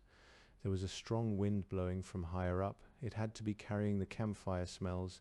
The rain was like a wet curtain, and in the dying light they couldn't see more than a few yards. "Let's go look," Mark said. "Yeah, we'll leave the ponchos. We can't get any wetter than we are already." They moved cautiously uphill, up the road, peering into the gloom. "Over there," Mark whispered. "I heard something, a voice." Harvey thought he'd heard it too, but it was very faint. They moved in that direction. There wasn't any point in trying to be quiet. The wind and rain covered most sounds, and their feet squished in the wet leaves and mud of the forest floor. "Just hold it." They stopped dead still. The voice had been a girl's, not very old, Harvey thought. She was very close, probably hidden in a thicket just ahead. "Andy," she called. "Two visitors coming?" Harvey stood rigid for a moment. "It was Andy," he shouted. "Andy, is that you?" "Yes, sir." His son came down the trail. Harvey rushed forward to greet him. "Andy, thank God you're all right." "Yes, sir, I'm fine." "Is mother—" Harvey felt it clutch him, the memory lying across his soul. "The pathetic bundle in the electric blanket raiders," Harvey said. "Looters killed your mother." "Oh." Andy moved away from his father. A girl came out of the thicket. She held a shotgun. Andy went to her and they stood together. Together. The boy's grown up in 2 weeks, Harvey thought. He saw the way he stood with the girl, protectively and very naturally, and it reminded him of the words in the marriage ceremony, "one flesh." They stood that way, two halves of one person, but so very young. There were wisps of thin hair on Andy's chin, not a real beard, just the stubble that Loretta had made him shave because it looked bad, although it was nearly invisible. "Is Mr. Vance here?" Harvey asked. "Sure. Come on this way," Andy said. He turned, and the girl went back to her thicket. She hadn't said a word. Harvey wondered who she was. His son's woman, and he didn't even know her name, and the boy hadn't told him, and there was something terribly wrong, but Harvey didn't know what to do about it. Gordy Vance was glad to see him. Harvey was even happier to see Gordy. Gordy had built a large shelter, logs and thatched roof that shed rain, and he had dry wood, and there were fish and birds hanging under the shelter. A pot of stew bubbled on the fire. "Harv, I knew you'd get here. Been waiting," Gordy said. Harvey looked puzzled. "How did you expect me to find you? Hell, this is the jump-off place, isn't it? Where we always parked." There wasn't enough light to be sure, but the place didn't look any different from any other clearing near the road, and Harvey knew he'd never have recognized it. "I'd have gone right past." "You'd have come back when you got to the lodge," Gordy said. "What's left of the lodge?" There were a dozen under the shelter. They were mostly in pairs, sleeping bags zipped together. Boys and girls, one of each in pairs, Boy Scouts and Girl Scouts. Harvey asked. Gordy nodded. "I'll tell you about it later. We had some trouble up here last week. It's okay now. You met Janie, didn't you?" The girl with Andy? Harvey looked around. Andy wasn't there any longer. He'd led Harvey and Mark to the shelter, and he'd left without saying a word. "Sure." Janie Summers. She and Andy. Gordy shrugged. "I see," Harvey said, but he didn't see. Andy was a boy, a child. At 14, a Roman boy was given a sword and shield and enrolled in a legion, and could legally become head of a household, a property owner. But that was Rome, and this is the world after Hammerfall. And Andy has a family, and he's an adult. The other children weren't children. They were watching Harvey very closely, not the way children watch an adult. Suspicion, maybe, but neither anger nor respect, nor they were children who'd grown up a lot. And there was a girl in Gordy's sleeping bag. She couldn't have been more than 16. It was dry and warm. Harvey's clothes hung near the fire, and he sat in Gordy's sleeping bag, the bag's luxurious dryness wrapped around him, his feet and legs dry for the first time in days. The tea was bark, not real tea, but it tasted good, and so had the bowl of stew Gordy served earlier. Mark slept, a smile on his face, very near to the campfire. The others were asleep too, or acted as if they were. Andy and Janie, clinging to each other in their sleeping bag, nestled together. Others, Gordy's boy Bert with another girl, and Stacy, the girl Gordy slept with, was curled against Gordy's knees, dozing a little. "Old home week in the deep woods. Yeah, it got rough at first," Gordy was saying. "I took the crew back to Soda Springs after we saw the hammer fall. We rode out the rain and the hurricanes there. Fourth day we started back this way, hiked 4 days. When we got here, there were some bikers. They'd found the girls camping up here. Took over? You mean, Christ Harvey, you know what I mean. They'd raped one of the kids to death, and the lady who'd brought the kids up got herself killed trying to fight them. Jesus, Harvey said. Gordy, you didn't have any guns. Had a .22 pistol, Gordy said. Just in case, but it didn't figure in what happened. This was a new Gordy.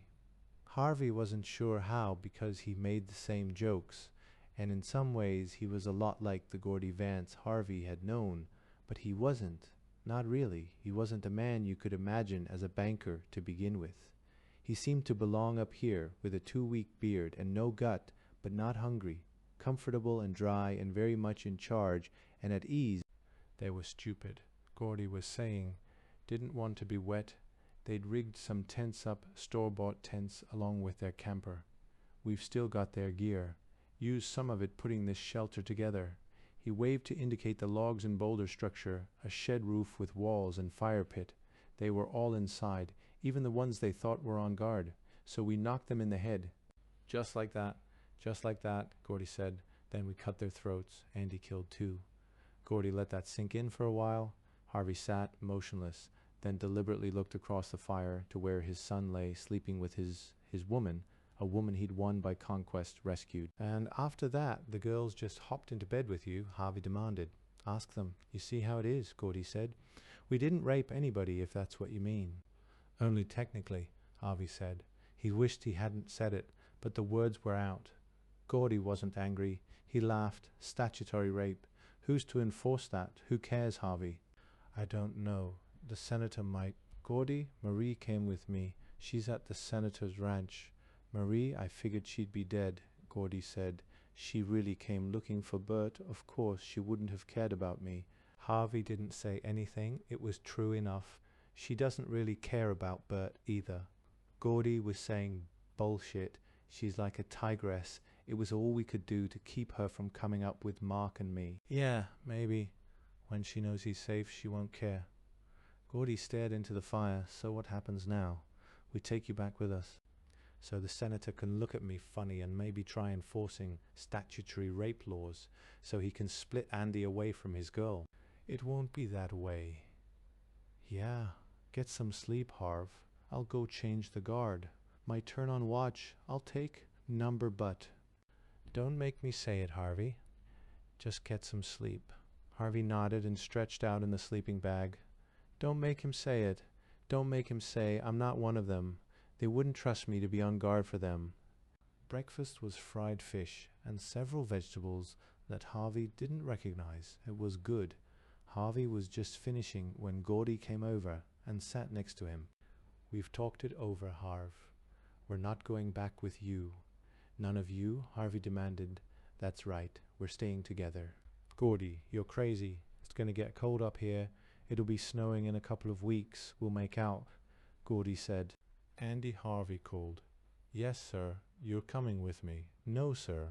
Andy wasn't arguing. He wasn't demanding. He was just saying what would happen.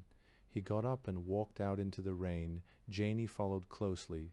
She had still not spoken a word to Harvey Randall since she had challenged him on the trail. You could stay with us, Gordy said. I'd like that. I'd like it better if Andy asked me, Harvey said. What do you expect? Gordy asked. Look, you made your choice. You stayed in the city. You had a job, and you stayed for it and sent Andy up into the hills, where he'd be safer and alone.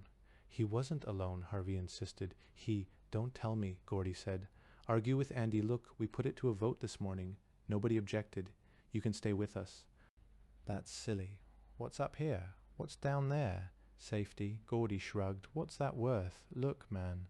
Gordy wasn't quite pleading because he had nothing to plead. He was straining to make Harvey understand, knowing that Harvey never would, and Gordy didn't really care, except that he owed this much to his friend. Look, Harv, if he goes with you, he's a kid again. Up here, he's second in command. Of what? Of whatever we are. He's a man up here, Harv. He wouldn't be down there. I saw the way you looked at him and Janie. They're still children to you. Down there, you'd make them into children again. You'd make them feel like kids, useless. Well, up here, Andy knows he's not useless. We all depend on him.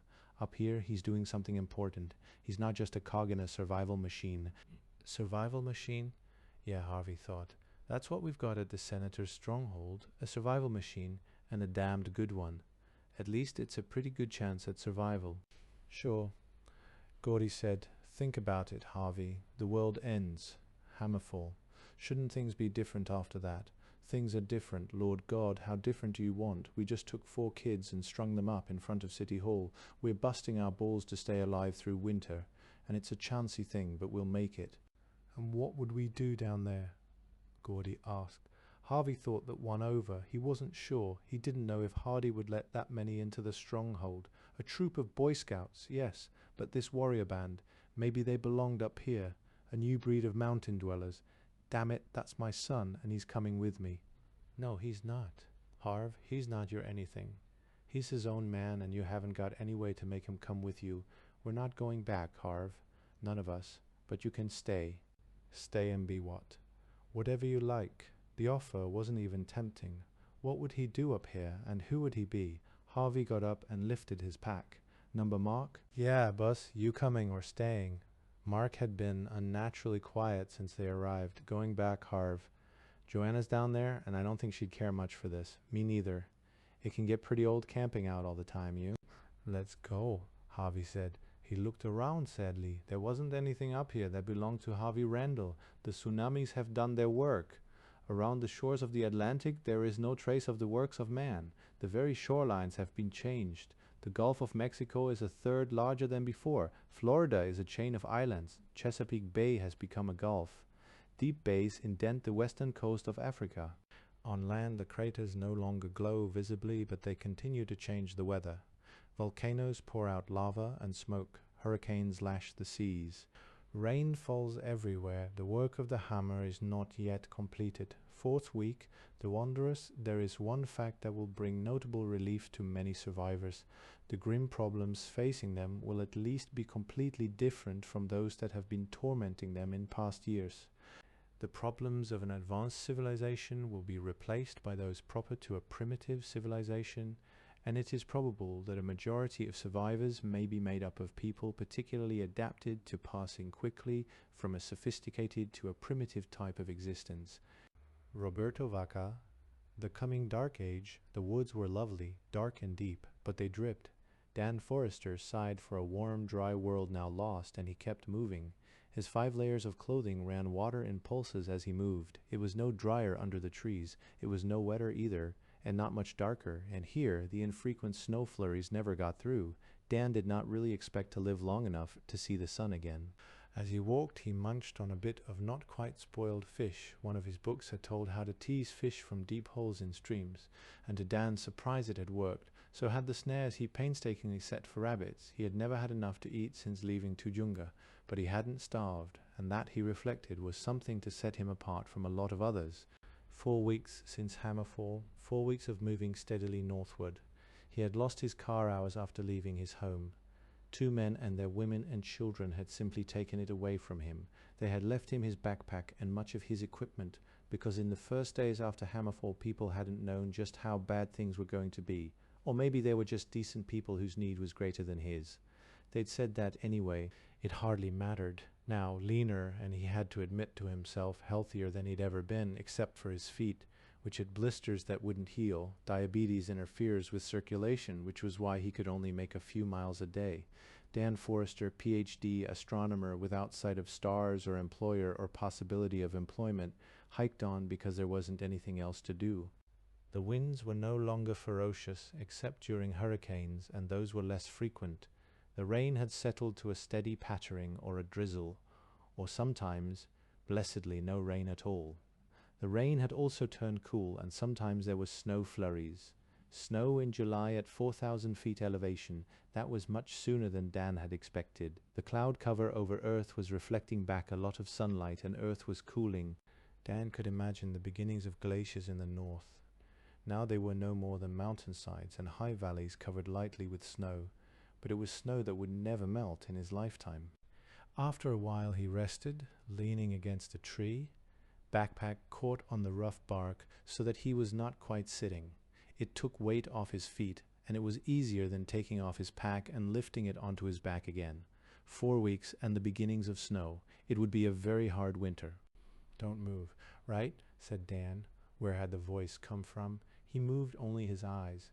Dan was used to thinking of himself as harmless in appearance and in reality, but he was thinner now, and his beard was scraggly, and no one looked harmless in this world of fear. A man in an army uniform stepped from behind a tree. The rifle in his hands looked light. The hole in the end looked as big as death. The man's eyes flickered left and right. "You alone? You armed? Got any food?" "Yes and no and not much." "Don't smart-mouth me. Spill your pack." Behind that gun was a very nervous fellow, a man who kept trying to see through the back of his head. His skin was very pale. Surprisingly, the man had almost no beard, only stubble. He had shaved in the past week. Why? Dan wondered. Dan opened his hip belt and shrugged out of the pack. He upended it. The army man watched as he opened zippered pockets. "Insulin," he said, laying out the medical packet. "I'm a diabetic. I carry 2. And he set out the other, and the wrapped book beside them. "Open it," the man said, meaning the book. Dan did. "Where is your food?" Dan opened a Ziploc plastic bag. The smell was terrible. He handed the fish to the man. "Nothing to preserve it with," Dan said. "I'm sorry, but I think it's edible if you don't wait too long." The man wolfed down the handful of stinking raw fish as if he hadn't eaten in a week. "What else?" he demanded. "Chocolate," Dan said. His voice was full of resignation.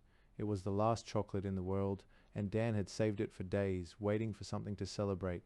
He watched the uniformed man eat it. No ceremony, not savoring it, just eat. "Open those." The man pointed to the cooking pots.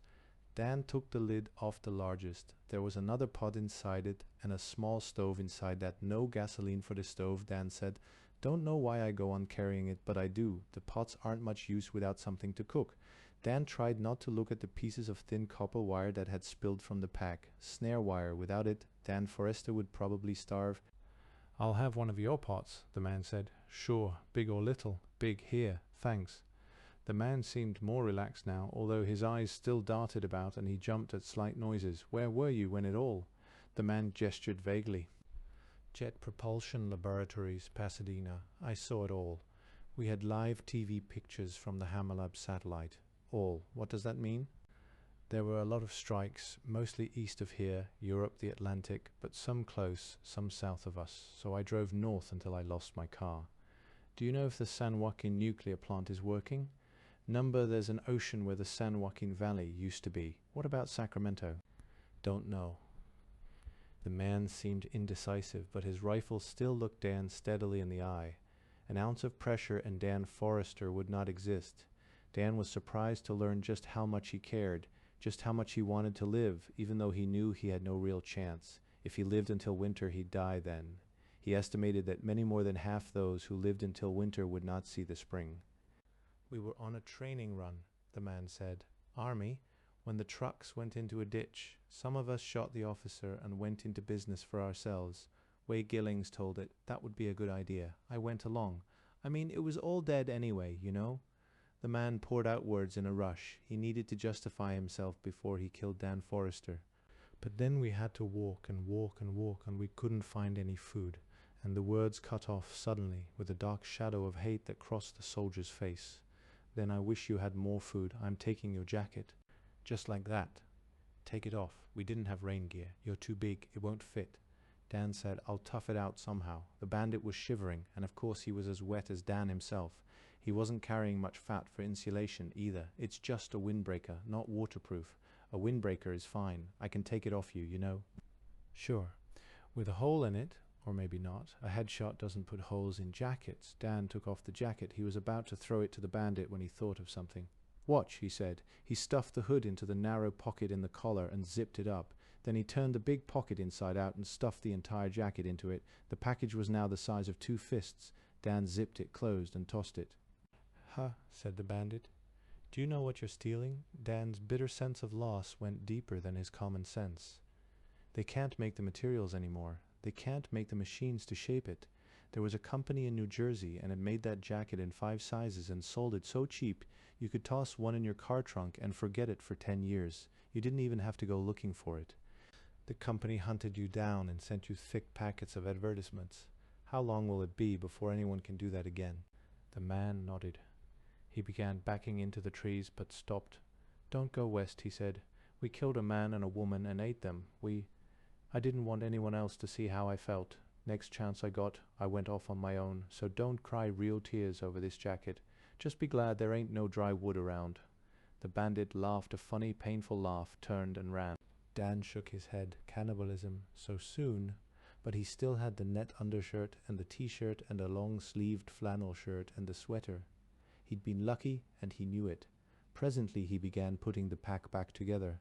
He still had his snare wire, more precious than the jacket, a few feet of thin, strong wire, a spool of strong monofilament life itself for a little while.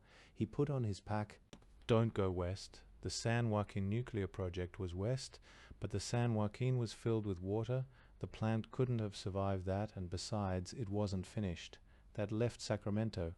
Dan called up a mental picture of California. He was in the hills that formed the eastern boundary of the flooded Central Valley. He'd intended to work his way down to lower ground, where the going wouldn't be so rough. But the low ground was to the west. The cannibals were between him and the spreading lake that the San Joaquin had become. Best to go north and stay in the foothills. Dan didn't expect to live, but he had a violent antipathy to helping the cannibals. Sergeant Hooker watched the sky as he marched. The wind acted like a horde of catnip-maddened kittens. It slashed playfully under helmet rims, plucked at sleeves and pant legs, died for an instant, then whipped dust in the eye from a wholly different direction. The clouds, black and pregnant in the underbelly, shifted uneasily, promising violence. It hadn't rained in hours, even by post-Hammerfall standards. This weather could do anything. The doctor marched in sullen silence, pushing himself to keep up. He didn't have strength left over to run. At least Hooker didn't have that worry, but he worried about the grumbling behind him. No words reached him, only the flavor of complaint and anger. He thought, we wouldn't eat each other, of course. There are limits. We don't even eat our dead, yet, should I have pushed that, there were complaints. I may have to shoot Gillings. He probably would have shot Gillings there at first, when he came back and found Captain Hora dead and Gillings in charge, but he hadn't had any ammunition then. And the way Gillings told it, they'd set up in business for themselves. They'd be fucking kings now that the hammer had finished civilization. That was funny, but Sergeant Hooker wasn't laughing in random anger, he told the doctor. If we have to stop again, they'll eat you. His own belly rumbled. I know, I told you why you get sick, said the doctor. He was short and harmless looking, half chipmunk, the resemblance accented by a brush of mustache under his forward-thrusting nose. He was sticking close to Hooker, which was sensible. You eat steak rare, he said. There aren't too many diseases you can catch from a steer. You eat pork well done, because pigs carry some diseases men catch too, parasites and such. He paused for breath and to see if Hooker would backhand him to shut up. But Hooker didn't. But you can catch anything from a man except maybe sickle cell anemia. You've lost 15 men since you turned cannibal. 8 got shot. You saw it. They were too sick to run. Hell, they were the recruits. Didn't know what they were doing. The doctor didn't say anything for a while. They trudged on, no sound but panting as they climbed the damp hillside. 8 men shot, 4 of them recruits, but 7 of the army men had died too, and not from bullets. We've all been sick, the doctor said. We're sick now. His thoughts made him gag. God, I wish I hadn't. He was just as hungry as us. What if he was too weak to walk? Hooker wondered why he bothered. The doctor's feelings were nothing to him. Vindictively, he hugged his secret to him.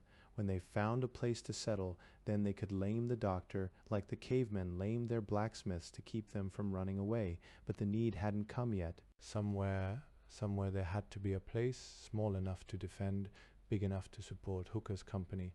A farm community with enough people in it to work the land and enough land to feed everybody the company could set up there. Good troops had to be worth something.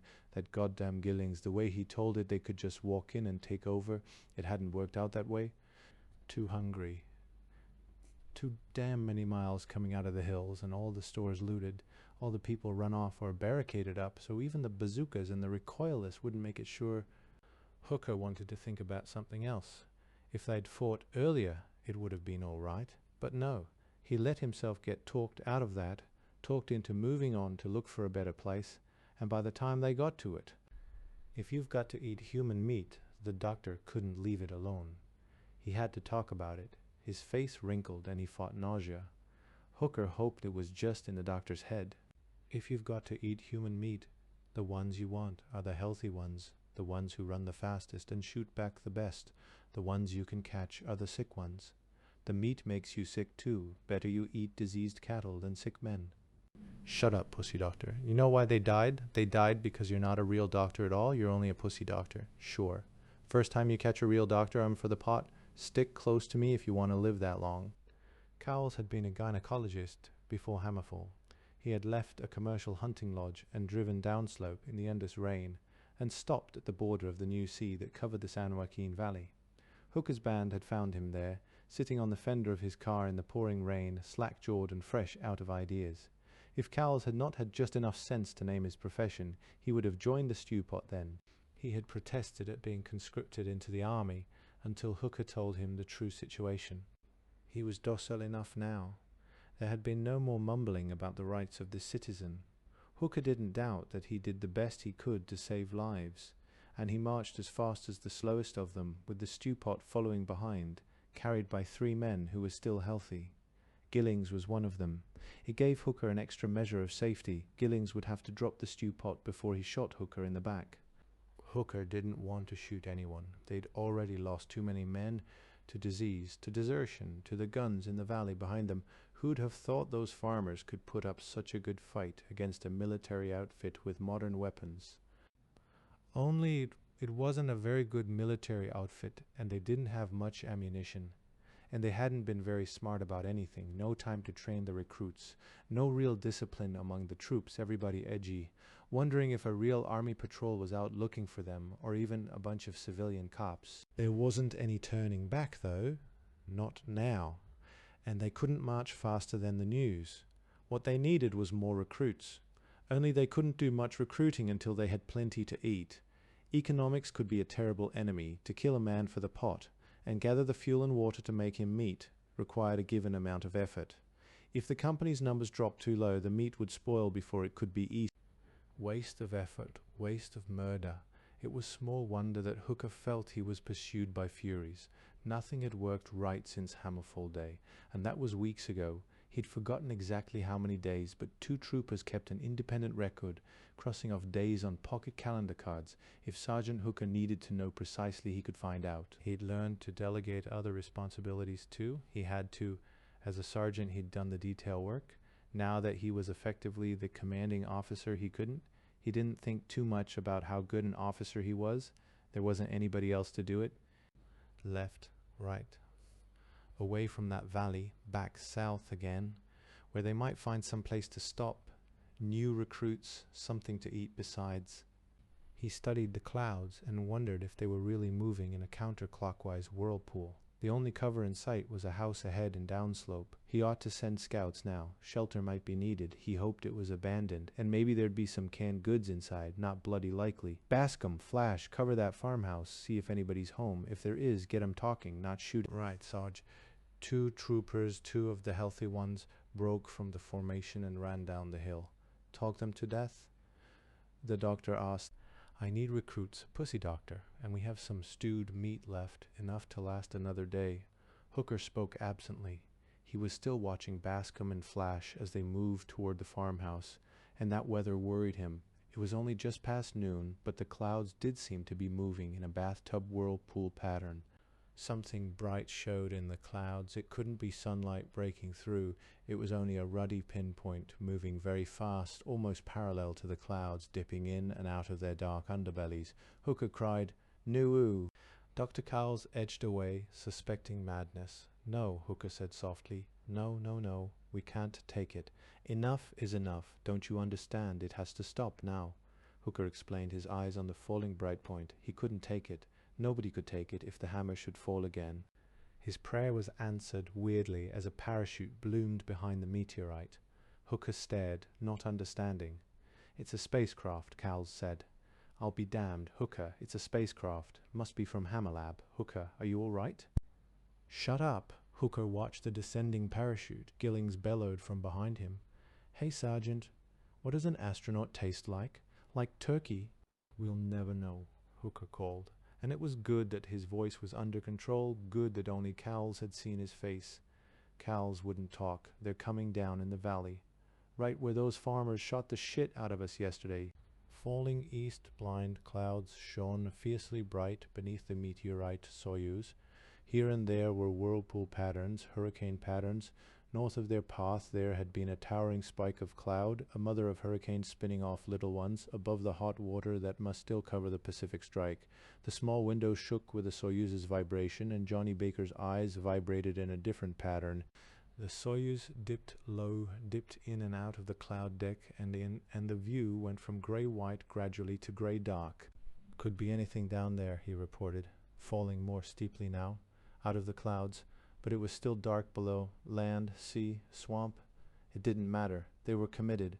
The Soyuz had no fuel, no power, no way to maneuver. They'd stayed up as long as they could until they were down to their last few pounds of oxygen, the last of their rations, until Hammerlab, with its low electrical power because of the sandblasted solar cells, was almost intolerably hot, until they couldn't stay in orbit any longer and had to return to a blasted Earth.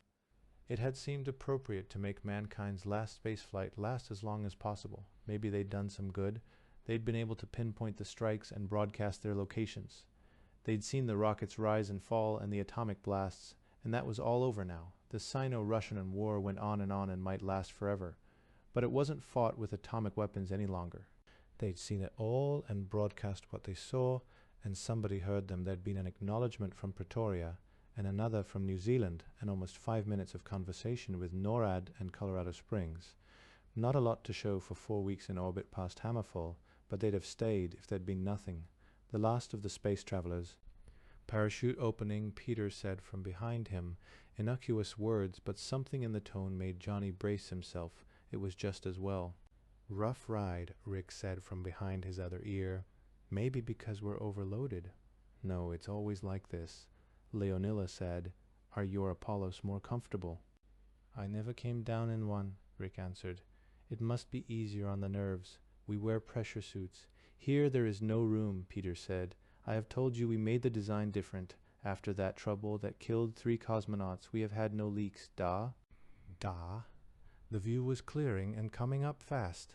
I think we are too far south, Peter said. The winds were not predictable. So long as we get down, Johnny Baker said. He looked down at the solid sheet of water below. Can we all swim? Leonilla chuckled. Can we all wade? The water doesn't look deep. In fact, she stared down at the scene below while the others waited. She was in the chair beside Johnny. Peter and Rick were in the cramped space behind them. In fact, we are moving inland east. I see 3 now, 4 people running from a house. 200 meters, Johnny Baker said. Get set, we're coming in. 150-25 splot. The overburdened Soyuz landed hard. That felt like land.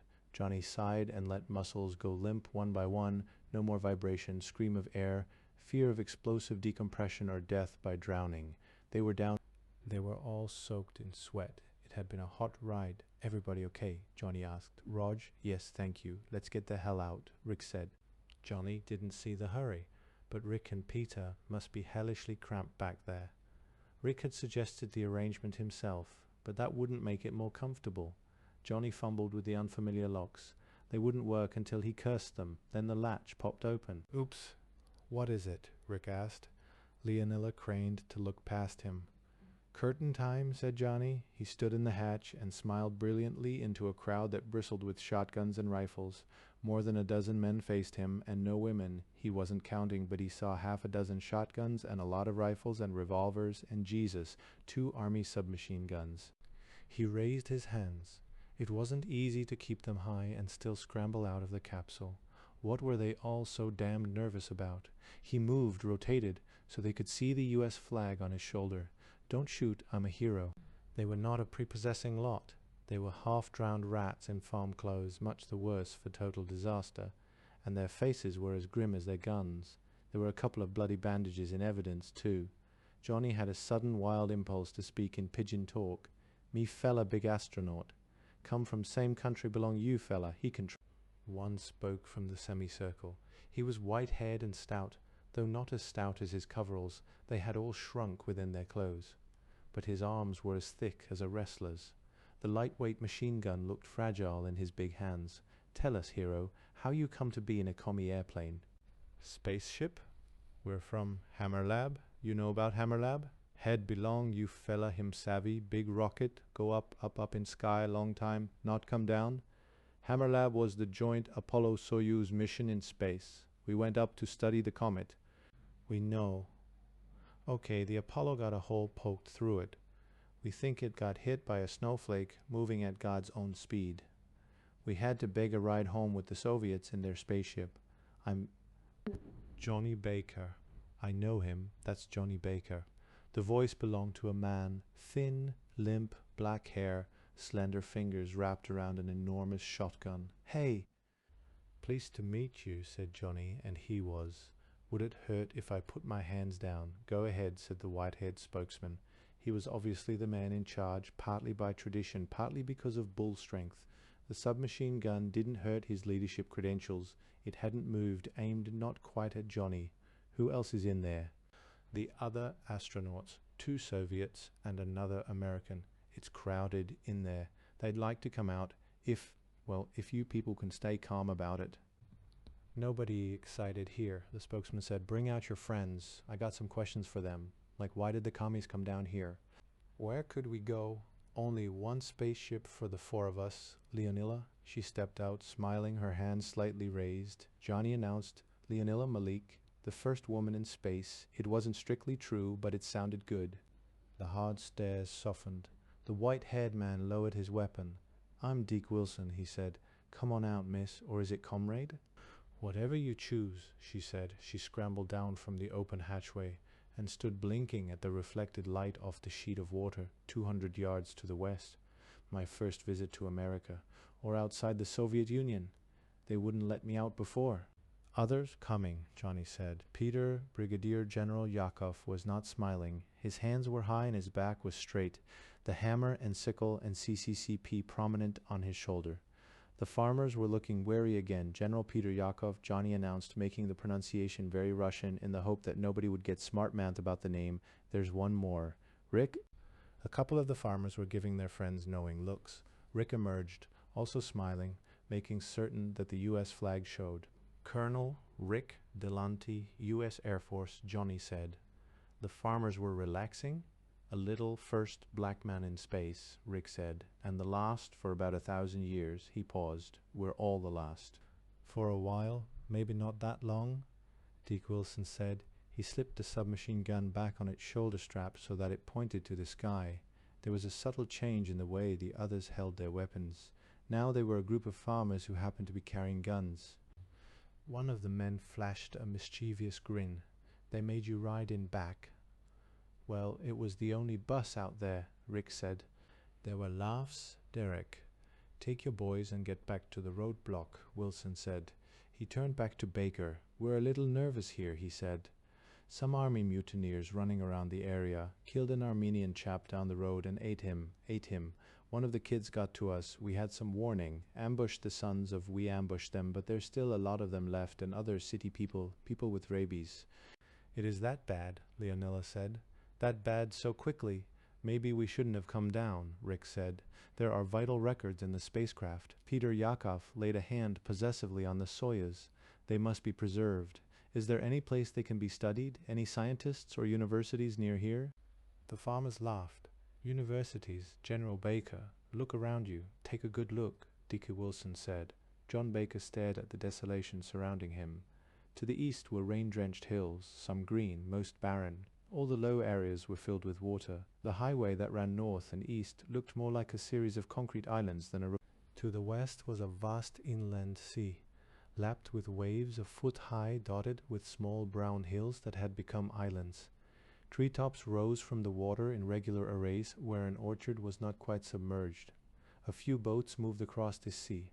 The water was muddy, dark and dangerous, and it stank with dead things, cattle and the remains of a rag doll bobbed gently with the waves. It floated about 30 yards offshore. Not far from it, perhaps somehow attached to it, were wisps of blonde hair and checkered cloth, not recognizable as the remains of anything human. Deke Wilson followed Baker's look, then turned away toward the farmhouse standing on the hill above the sea. Nothing we can do, he said. His voice was bitter. We could spend all our time burying them. All of it, and we'd still not get it done. It was then that the full horror of Hammerfall struck Johnny Baker. It doesn't go clean, he said. Wilson frowned a question. It isn't just bang, and it's over. Civilization's fallen, and we have to rebuild it. There's the aftermath, and that's worse than the comet. Damn right, Wilson said. You're goddamn lucky, Baker. You missed the worst of it. There is no central government, Peter Yakov asked. You're looking at it, Wilson said. Bill Appleby, there's a deputy sheriff, but it's nothing special. We haven't heard from Sacramento since Hammerfall. But surely someone is organizing, is trying, Leonilla said. Yeah, there's the senator's people, Wilson said. Senator John Baker kept his face from showing emotion. He turned away from the terrible inland sea toward the hills to the east. Senator Arthur Jellison, Dickie Wilson said. You sound like you don't like him much. Rick Delante said, not exactly. Can't blame him, but I don't have to like him. What's he done? Baker asked. He's organized, Wilson said.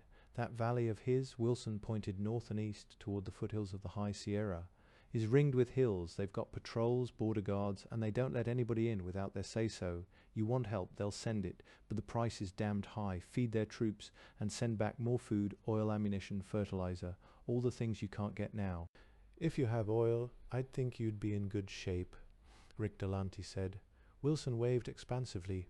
How do we hold on to this place? No borders, no rock piles to make into fortresses, no time to build, no way to keep refugees from coming in and looting what we haven't got to yet. You want to lock that thing up. I'd rather not have this many people standing around. There's work to do, always work to do. Yes, the records should be safe. Peter climbed onto the Soyuz and closed the hatch. No electricity, Johnny Baker said. What about nuclear plants, the one near Sacramento? Wilson shrugged. Sacto used to be about 25 feet above sea level. Things got shifted in the quakes. That plant could be underwater. Maybe not. I just don't know. There's better than 250 miles of swamp and lake between here and there, and most of the valley's under deep water. Got that locked up. Let's go. They walked up the hill toward the farmhouse. When they got closer, Baker saw the sandbags and foxholes dug in around the buildings. Women and children worked to add to the fortifications. Wilson looked thoughtful. General, you ought to be doing something better than digging foxholes, but I don't know what it would be. Johnny Baker didn't say anything. He was overwhelmed by what he'd seen and learned. There was no civilization here at all, only desperate farmers trying to hold a few acres of ground. We can work, Rick Delante said. You'll have to, Wilson said. Look, in a few weeks we'll hear from the senator. I'll give word that you're here. Maybe he'll want you. Maybe he'll want you bad enough to think he owes us for sending you. I could use him owing us. Fourth week, the prophet of all states that is the worst, whose rulers no longer enjoy an authority sufficiently extensive for everyone to obey them with good grace, but in which their authority over a part of their subjects is sufficiently large to enable them to constrain others.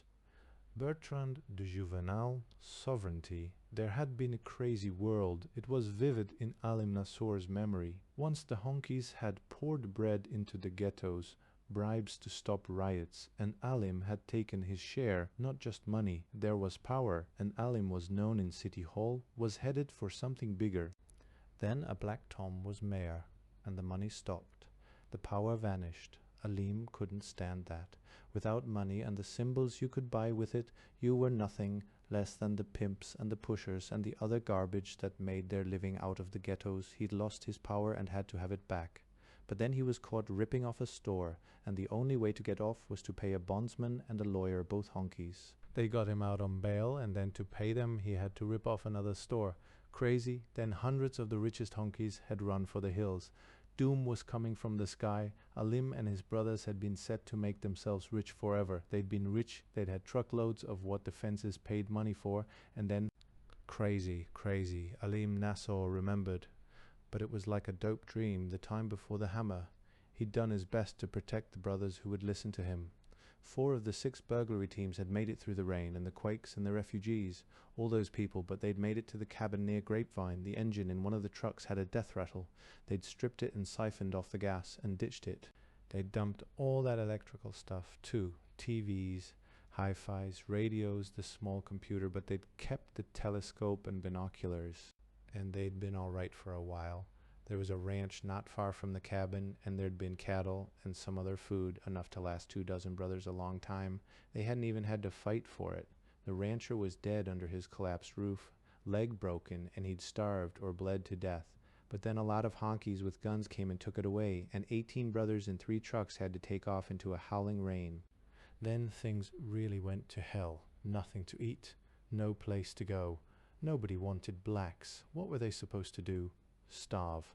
Alim Nasor sat cross-legged in the rain, half dozing, remembering there had been a crazy world, with laws drawn up by gibbering idiots, and unbelievable luxuries, hot coffee, steak dinners, dry towels. Alim wore a coat that fit him perfectly, a woman's mink coat as wet as any sponge. None of the brothers had anything to say about that. Once again, Alim Nasor had power. There were feet in his field of view. Stolen boots burst at the seams, the soles worn thin by walking. Alim looked up. Swan was a lightweight who carried all manner of sharp things on his person. He'd looked lean as a dancer, cool and dangerous when Alim went to him with the burglary proposition. Now he looked half-starved and diffident. He said Jackie been messing with Cassie again. Cassie don't like it. I think she told Chick. Shit. Alim stood up. We should kill that chick, Swan said. Now you listen good? Alim was dismayed at the lack of force in his voice. He was tired. He leaned close to Swan and spoke low, letting the threat show. We need Chick. I'd kill Jackie before I kill Chick, and I'd kill you. Swan backed up. Okay, Alim. Alim savored that. Swan hadn't gone for a blade. He'd backed off. Alim still had power. Chick's the biggest, strongest brother we got, but that isn't the reason, Alim said. Chick's a farmer. A farmer. You got that? You want to do this the rest of your life, man. We were on foot for 10 days. Did you like that? There's got to be a place for us somewhere, but it don't matter if we can't farm. Let somebody else do the fucking work, Swan said. And how do you know if they do it right? Alim demanded. We. He was on the verge of letting desperation show. Where's Chick? By the fire? And Jackie isn't. Cassie with Chick. Good. Alim walked down toward the fire. It felt good to know he could turn his back on Swan and nothing was going to happen. Swan needed him. They all needed him. None of the rest could have got them this far, and they all knew it. The first week after Hammerfall, it rained all the time. Then it dwindled off to a drizzle, and that went on until nobody could stand it, and still it went on. Now, 4 weeks after the Hammer of God, it drizzled more often than not, and it always rained hard at least once every day. Today it had rained 3 times, and the drizzle kept on. The rain was hard on everybody. It rasped nerves. It rotted feet in their boots. Everything was hopelessly wet, and people could be killed for a dry place. The drizzle stopped almost at midnight. Now everyone was huddled around the fire under a sheet plastic lean-to. Tomorrow Alim might regret letting them use gas for a fire, but shit, they'd probably run out of road before the truck they'd ripped off in Oil City ran out of gas. Most roads ended at a low spot, underwater, and you had to backtrack for miles to find a way around a stretch only a few dozen yards across. Crazy. Where the roads did get across low spots, there was often a roadblock, farmers with guns, and they needed a fire. The gasoline had dried out enough wood to make it burn, but it smoked horribly. 20 brothers and 5 sisters were all crouched in a crescent upwind, they hoped, under a billowing plastic sheet. While the smoke curled around and sometimes sought them out, Alim heard laughter and was glad. It was bad to have women in a gang like this. Worse to have no women. Alim wondered if he'd made a mistake, but it was too late now. Shit. Alim Nasor's mistakes could kill them all, and that if you liked was power. They'd come down into the valley with 18 brothers, no women. The people they'd met had been mostly white, mostly starving, mostly unable to fight. Alim's band had looted for food in dry places and killed where they had to. When they met blacks, they recruited. There were damn few blacks this far north, and most were farmers, and some didn't want to join. That was good for Alim, fewer mouths to feed and bad for them. Blacks would not be popular where Alim's band had passed, and as always they moved on. They had found no place they could hold and defend. There were never enough brothers, and always behind them were farmers with guns, the remnants of police forces, survivors with nothing left to live for except killing Alim Nasor's people. And now there were 5 women and 20 men. 4 men had died fighting over women. 3 had been the husbands. One of the widows had killed herself that same day. Alim was grateful. It had cooled things for a while. But not for long. Mabe's husband had been knifed in his sleep, and now Mabe was sleeping around, but in a strange fashion. Where she went, there were fights. Maybe she was taking revenge, but what could Alim do about it? If he killed her, it would have to look like an accident. You can't kill the only pussy the brothers were getting. Maybe at the right time, if there was another big fight and everybody knew she caused it. Chick and Cassie were a different problem. They were farmers. Their farm was part of an ocean now, the ocean that had been the San Joaquin Valley. They talked like redneck honkies. They didn't understand the speech of the city blood. Cassie was willowy, dignified, strong and lovely. Chick was a burly giant who could lift the back end of a car or pick up a brother like Swan by one ankle and throw him pinwheeling a dozen feet through the air, and he'd done that. They'd lost 2 kids under the water. If the kids had been saved, Alim shook his head. Kids were the last thing this gang needed now. But in another sense, if Cassie had come on as a mother with 2 kids, maybe the brothers would think more about protecting her, less about getting into her. They looked up as Alim strode into their midst, and Alim saw smiles. Yeah, the fire had been a good idea. Chick and Cassie were sitting with their arms around one another, staring broodingly into the fire. Alim squatted down before them and said, "Do we want to talk about something?" Chick shook his big head. Cassie didn't move. "You sure?" Chick said, "Keep your thieves away from my woman." "I'm trying. It's nobody's fault. It's just the way things are. Anyone special?" "Jackie, you know that son of a bitch pulled a knife on her. He just showed it to me," Cassie said, "but it scared me." "You're not scared of guns," Alim said. She had a tremendous revolver and 6 kinds of handloads, from birdshot to a slug that would stop a bear. Alim had never dreamed a revolver could do so many things at once. Why knives? She just shook her head, and Chick glared. Alim stood up. "I'll try to fix it." "Where is he?" "Hiding out." Alim nodded and went. Now, should he just hang around or try to track Jackie? Hang around. He moved among the brothers and sisters, making himself visible in the firelight. Tomorrow they'd remember. But time wore on, and the brothers and sisters spilled into the truck in 2s and 3s. The drizzle was winning out over the fire, and Jackie still hadn't come in. Alim had already decided where he must be. To one side was the shoreline they'd been following for a week. Alim had wondered if they ought to strike off into the hills. But for what? The world the honkies built was dead, and somehow they would have to start over. A patch of farm, and a few like Chick and Cassie to show them how to work it. That was what they needed. The farmland was all there, under the water. If the water ever withdrew, but the drizzle went on and on, the fire was almost out, and the freshwater ocean was still there, too dark to see, but still there, with its floating garbage and drowned corpses of cattle and men. And behind was a single hill, the only place from which Jackie could watch the fire. Alim went up the hill. He moved like a blind man, feeling for branches and pushing them aside, shuffling so as not to break an ankle. Presently he said, "Jackie?" The voice was close. "Yeah, Alim." Alim climbed the rest of the way. Jackie was right at the peak, a man of average size in a coat, 3 sizes too big, with his back turned. Alim said, "Why can't you leave Cassie alone?" "I tried." "You trying to get me killed?" "I tried, Alim. I even went to that Mabe. She's got nothing but a cunt, that woman. But I went to her thinking I could ease my mind. She turned me down, set Swan on me, said it was his turn. She sleeps with 3 a night, any prick that asks, but she pushes me off me. She wants your head fucked up." Alim began to see the right way to go. "She likes fights. She don't know who stuck that knife in James, so she's gonna get us all to kill each other. She fucks with Elliot and tells Rob she was raped. She don't spread her legs for you, so you'll fight Chick. If I say so, she's got 6 men want my blood. Jackie, what do I do? Get him to think with his brain now instead of his dick?" "What we need," Jackie said, "is something to take the brothers' minds off women." He said that as if he thought it was funny and sad at the same time. "That'd take some doing." "Alim, where we going?" "What happens to us?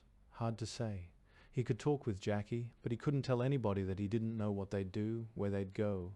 And Jackie was smart. Jackie had been big in the Panthers once, political like Alim. They'd worked together, Jackie, to stir up the ghetto until Alim got what he wanted from City Hall.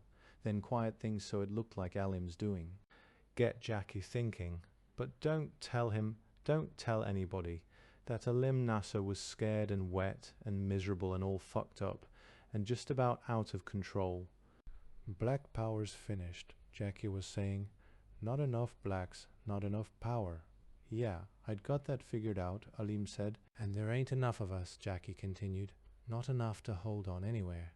Chick says it'll take a couple of acres each to live on. 100 acres could keep us alive, but it won't. Not enough of us know farming. Need people to do some of the work. 2 acres for each one of them, too. Takes a big spread, and we can't hold a big spread. We can't hold a little one, Alim said. Right on. So what we have to do is link up, find a honky outfit we can work with. Politics, not blood. Jackie was staring off into the night, his voice quiet, but Alim could feel it. Jackie had been brooding about this a long time. Damn system's been smashed, Jackie said. What we always wanted, system's gone, got rid of the pigs and City Hall and the rich bastards, and it don't do us any good at all, 'cause there ain't enough of us. Shit, I brought out all I could, Alim said. You saying I didn't? No, you did all you could, Jackie said. Not your fault it wasn't enough. Alim, step up here and look down. Through the drizzle there was a blur of light. It had to be a campfire. Somebody's campfire glowing beside the shoreline to the north. I see better than you, Jackie said. So maybe you don't see that it's 2 fires. 2. How many people does it take before it's worth making 2 fires? A lot. Think they saw ours. No, nobody's come up this way and they don't give a shit whether somebody sees them or not. Think about that. Power, that group didn't have to hide. It had power, a posse after us. No, we haven't gone north of here. Nobody up that way has any reason to be after us. Maybe this'll take Chick's mind off killing me, Jackie said. How you gonna distract me? You saw those fires and didn't come tell me. I had to keep watch and nobody's come up here. I watched. He'd been scared of Chick. All right, you stay here. You watch, I'll send Gay back with the binoculars. In grey morning light, Jackie came down the south side of the hill. Alim already had his people up and their gear stowed, and the brothers stood around waiting with guns uncomfortable in their hands. Jackie went first to Chick and Cassie. Alim didn't hear what they said, but Chick had a shotgun in his hand and he didn't use it. Then Jackie turned aside and came to report. They're up, and they're organized 50, 60, maybe more, maybe a lot more. They don't all get to one place at once. There's women. And a honky that's half rabbit and he's wearing what's left of a business suit and a tie. The rest is army. Jackie waited for that to sink in. Army, oh shit, Alim Nasser said. Funny thing about the mothers, Jackie said. They got army uniforms and little mean-looking rifles, but they don't act army, and there's others in civvies. Alim frowned. Jackie went on. They got more than the rifles, Alim. They got machine guns and things like stovepipes, bazookas, Alim said. Yeah, and a thing about as big as a cannon, except 2 men carry it. They can blow a house apart with those things. I think I saw 'em on TV once, and I think they're heading north. Alim digested that. It meant this group had to have come from the east, since they'd never seen them before. They certainly hadn't come from the west, out of the lake that covered the San Joaquin. Maybe we better follow them, Swan said. He'd been listening. They sound like tough mothers. And everything's picked clean before we get to it, Alim said. He didn't want to say much. He didn't know what to do. It would be better to hear what the others thought before he said anything at all.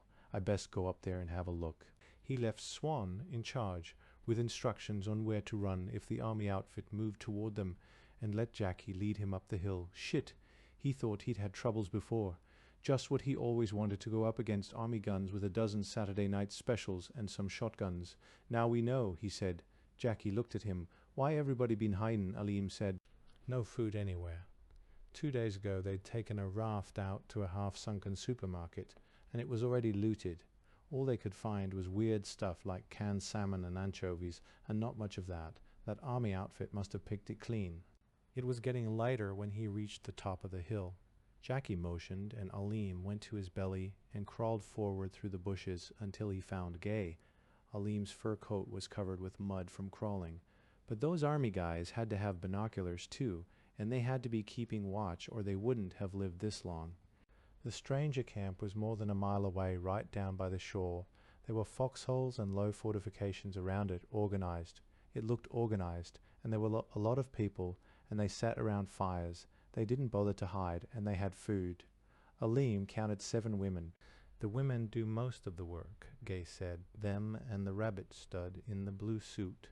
And a lot of them are white, but I counted 10 blood, and one's the sergeant. The sergeant, Alim digested this too. And they do what he tells them. They jump when he waves his arms, Gay said. Officers? None, I saw. I think the sergeant's in charge. They done it, Alim, they made it, Jackie said. Shit, they really did. Alim didn't say anything, Jackie would explain. After a moment he did. What we were talking about last night, Jackie said. His voice was full of excitement. Not black power, just power. And there's a lot of them, Alim. Not all that many. Maybe they want recruits, Jackie said. You crazy, Gay snorted. Join the fucking army. Shut up. Alim continued to study the camp through the binoculars. There was orderly activity down there. Garbage carried outside the camp and dumped into holes, sentries, and outposts, tubs of water over the fire, and everybody washed out their mess kits in hot water. That camp was run like an army, but there was something wrong. It wasn't all the same. Something just wasn't the way it ought to be. Alim, they got what we want, Jackie said. Power. Enough guns to do whatever they want. We could join up with them. We could hold any place we wanted. Shit, we could do better. That many people, we could take over this whole goddamn valley. Shit, keep growing, keep recruiting. We could own the whole fucking state. You been sniffing? Gay asked. Shut up, Alim said again. And he said it so they knew he meant it. The quick silence was gratifying. Power. And that was the problem. How could Alim Nasor have power if they joined up with that army? They don't have no wheels at all. A bike, big Honda. It went scouting north with 2 on it. 1 blood, 1 honky. In uniform, the honky had on overalls, Gay said. His tone made it clear. He didn't know what was going on and didn't know why Alim wanted to know either. No wheels. We got a truck and we know where there's some wheels, Alim muttered. A farmhouse back down the road, 3 trucks guarded by 10 to 15 men with rifles. Alim had no chance to take it, but this outfit he shushed the others as the sergeant came into view. Blood all right, a big mother, not all black, light brown with a beard. Beard in the army? The sergeant wore chevrons, though, and a big pistol on his belt. And he was pointing to people, and when he did, they got up and did things, brought wood for the fires, washed cooking pots. He wasn't shouting, and he didn't have to wave his arms and scream. Power? That man had power, and he knew how to use it. Alim studied him closely, then he looked up and grinned.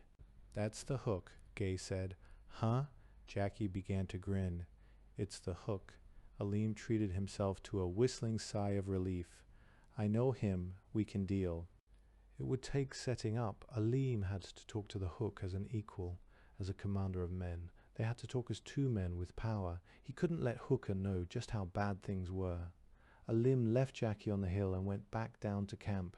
Time to do some shouting and screaming. Time to get those bastards to work. By noon, his camp was organized. It looked good. And it looked like there were more of them than they were. He took Jackie and his brother Harold and went toward the army camp. Shit, I'm scared, Harold said as they walked toward the shoreline, scared of the hook. He beat the shit out of me once, Harold said, back in 9th grade. Yeah, and you had it comin'. Alim said, okay, they've seen us. Harold, you go in, leave the rifle here, go in, hands up, and tell Sergeant Hooker I want to talk to him and be nice to him, respectful. You can bet your ass on that, Harold said. He straightened and walked tall, hands out, where they could see they were empty. He tried to whistle. Alim was aware that there were movements to his right. Hooker had sent men out to flank him. Alim turned and shouted to purely imaginary followers, "Hold it up there, you bastards. This is a peace talk, dig? I'll skin the first dude that shoots, and you know I'll do it." Too much, Alim thought, like I'm worried they won't do what I say, but the army dudes heard me and it stopped them. And Harold's in the camp and nobody's done any shooting yet, and he's done it. Alim shouted to himself, he's talking to Hooker, and by God, he's done it. Hook's coming out to meet me. We're all right, all fucking right. For the first time since Hammerfall, Alim Nassau felt hope and pride. 2 heavy farm trucks ground across the mudflats, taking a tortuous path to the new island in the San Joaquin Sea. They stopped at a supermarket, still half-flooded, glass windows scraped of mud by laborious effort. Armed men jumped out and took up positions nearby. "Let's go," Carl White said. He carried Dickie Wilson's submachine gun. White led the way into the drowned building, wading waist deep in filthy water. The others followed. Rick Delante coughed and tried to breathe through his mouth. The smell of death was overpowering. He looked for someone to talk to, Peter or Johnny Baker, but they were at the far end of the column. Although it was their second day at the store, none of the astronauts had got used to the smells. "If it was up to me, I'd wait another week," Kevin Murray said. Murray was a short, burly man with long arms. He'd been a feed store clerk and was lucky enough to have married a farmer's sister. "Wait a week, and those army bastards may be here." Cal White called from inside. "Hold up a second." White went on with another man, and their only working flashlight, hand-pumped, and Deke's submachine gun. The gun seemed an irrelevant obscenity to Rick. There was too much death all around them. He wasn't going to say that. Last night, Dake had taken in a refugee, a man from southwards with information to trade for a meal. A gang of blacks had been terrorizing the South Valley, and now they were linked up with the army cannibals. It might not be long before they came to Deke Wilson's turf again. Poor bastards, Rick thought. He could sympathize. Blacks in this shattered world, no status, no place to go, wanted nowhere. Of course they'd join the cannibals, and of course the local survivors were looking strangely at Rick Delante again. Clear. "Let's get at it," White called from inside. They waded in, a dozen men, 3 astronauts and 9 survivors. A driver brought one of the trucks around so that the headlights shone into the wrecked store. Rick wished they hadn't. Bodies bobbed in the filthy water. He choked hard and brought the cloth to his face. White had sprinkled a dozen drops of gasoline on it. The sweet, sickening smell of gasoline was better than... Kevin Murray went to a shelf of cans. He lifted a can of corn. It was eaten through with rust. "Gone," he said. "Damn. Sure wish we had a flashlight." Another farmer said. A flashlight would help, Rick knew, but some things are better done in gloomy darkness. He pushed rotten remains away from a shelf. Glass jars, pickles, he called to the others, and they began carrying the pickles out. "What's this stuff, Rick?" Kevin Murray asked. He brought another jar. Mushrooms. Murray shrugged. "Better nothing. Thanks. Sure wish I had my glasses back. You ever wonder why I don't pack a gun? Can't see as far as the sights." Rick tried to concentrate on glasses, but he didn't know anything about how you might grind lenses. He moved through the aisles, carrying things the others had discovered, searching for more, pushing aside the corpses until even that became routine. But you had to talk about something else. "Cans don't last long, do they?" Rick said. He stared at rotten canned stew. "Sardine cans last fine. God knows why. I think somebody's already been here. There ain't so much as the last store. We got most of what was here yesterday anyway." He looked thoughtfully at old corpses bobbing about him. Maybe they ate it all. Trapped here. Rick didn't answer. His toes had brushed glass. They were all working in open-toed sandals taken from the shoe store up the road. They couldn't work barefoot for fear of broken glass, and why ruin good boots? Now his toes had brushed a cool, smooth curve of glass bottle. Rick held his breath and submerged. Near floor level he found rows of bottles. Lots of them, different shapes. 50-50, it was bottled water, barely worth room aboard the truck, but he picked one up and surfaced. "Apple juice, by God. Hey gang, we need hands here." They waded down the aisles, Peter and Johnny and the farmers, all dog-tired and dirty and wet, moving like zombies. Some had strength to smile. Rick and Kevin Murray dipped for the bottles and handed them up because they were the ones who didn't carry guns. White, the man in charge, turned slowly away with 2 bottles, turned back. "Good, Rick, you did good," he said and smiled, and turned slowly away and waded toward the doorway. Rick followed. Someone yelled. Rick set his bottles on an empty shelf to give himself speed. That had to be Sol on sentry duty, but Rick didn't have a gun. Sol yelled again. "No danger, I repeat, no danger. But you guys gotta see this. Go back for the bottles? Hell with it." Rick pushed past something he wouldn't look at, but the floating mass had the feel, the weight of a small dead man or a large dead woman, and waded out into the light. The parking lot was almost half full of cars, 40 or 50 cars abandoned when the rains came.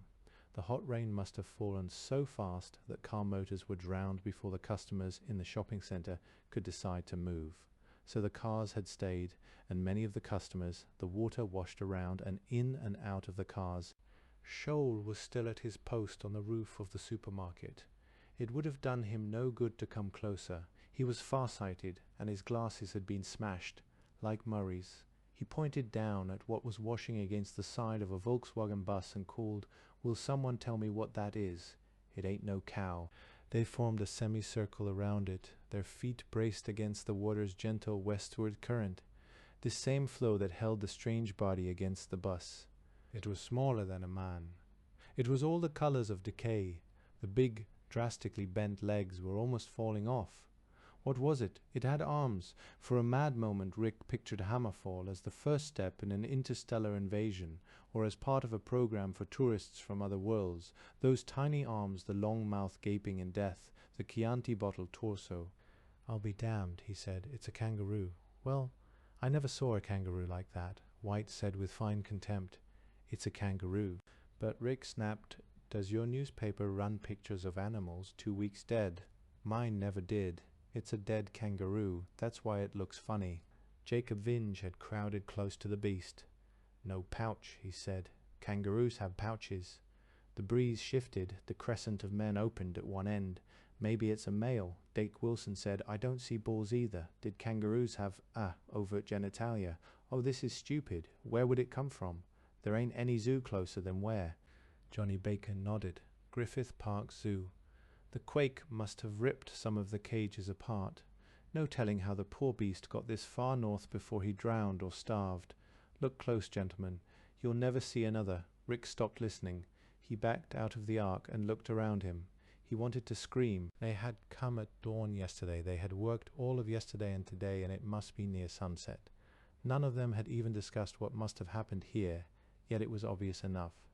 Stores of customers must have been trapped here when the first flash rain drowned their cars. They had waited in the supermarket for the rain to stop. They had waited for rescue. They had waited while the water rose and rose. At the end, the electric doors hadn't worked. Some must have left through the back to drown in the open. In the supermarket there were half-empty shelves, and the water floated with corn cobs and empty bottles and orange rinds and half-used loaves of bagged bread. They had not died hungry, but they had died for their corpses floated everywhere in the supermarket and in the flooded parking lot, scores of bodies. Most were women, but there were men and children too, bobbing gently among the submerged cars. "Are you—" Rick whispered. He bowed his head and cleared his throat and shrieked, "Are you all crazy?" They turned shocked and angry. "If you want to see corpses, look around you here." His hand brushed a stained and rotting flowered dress, and there, pointing to a child close enough for Deke to touch, and there, to a slack face behind the windshield of the Yokes bus itself. Can you look anywhere without seeing somebody dead? "Why are you crowding like jackals around a dead kangaroo?" "You shut up, shut up." Kevin Murray's fists were balled at his sides, the knuckles white, but he didn't move, and presently he looked away, and so did the others.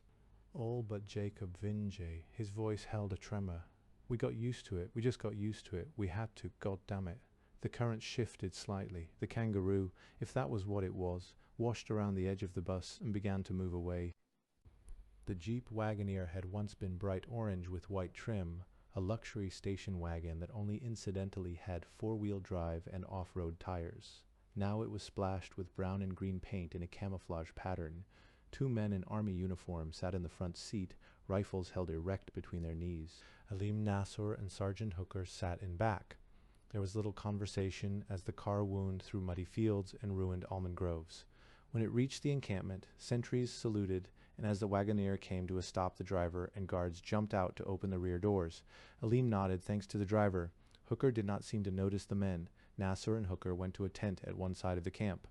It was a new tent from a sporting goods store, green nylon stretched over aluminum poles, and it did not leak. A charcoal hibachi inside kept it warm and dry.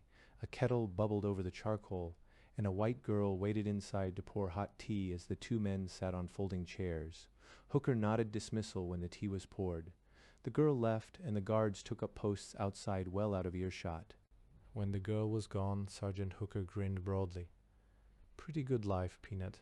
Nasser's grin faded at the name. "For God's sake, don't call me that, man." Hooker grinned again. "Okay, nobody to hear us in here. Yeah, but you might forget." Aleem shuddered. He hadn't been called Peanut since 8th grade, when they studied the life of George Washington Carver, and inevitably the name was settled on George Washington Carver Davis, until he obliterated it with fists and a razor blade embedded in a cake of Not much out there, Hooker said. He sipped tea, grateful for the warmth. Their scouting expedition had told them nothing they hadn't expected, except that once there was a break in the rain and they saw snow on the tops of the High Sierra, snow in August. It had frightened Nasser, although Hooker said it had sometimes snowed in the Sierra before that day. They sat uncomfortably despite the hot tea and the warmth of the tent, despite the luxury of being dry, because they had too much to talk about and neither wanted to begin. They both knew they would have to make choices soon enough.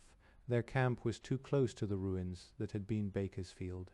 In the ashes and wreckage of the city there were a lot of people who might get it together, more than enough to come out and finish Nasser and Hooker. They hadn't got their shit together yet. The survivors lived in small groups, distrustful of each other, fighting over the scraps of food left in supermarkets and warehouses, the scraps that Hooker and Nasser had left. It came down to this, in combination. Aleem and Hooker had enough men and ammunition to fight one good battle. If they won it, they'd have enough for another. If they lost, they were finished. And they'd stripped the country around them. They had to move. But where? "Goddam rain," Hooker muttered. Aleem sipped tea and nodded.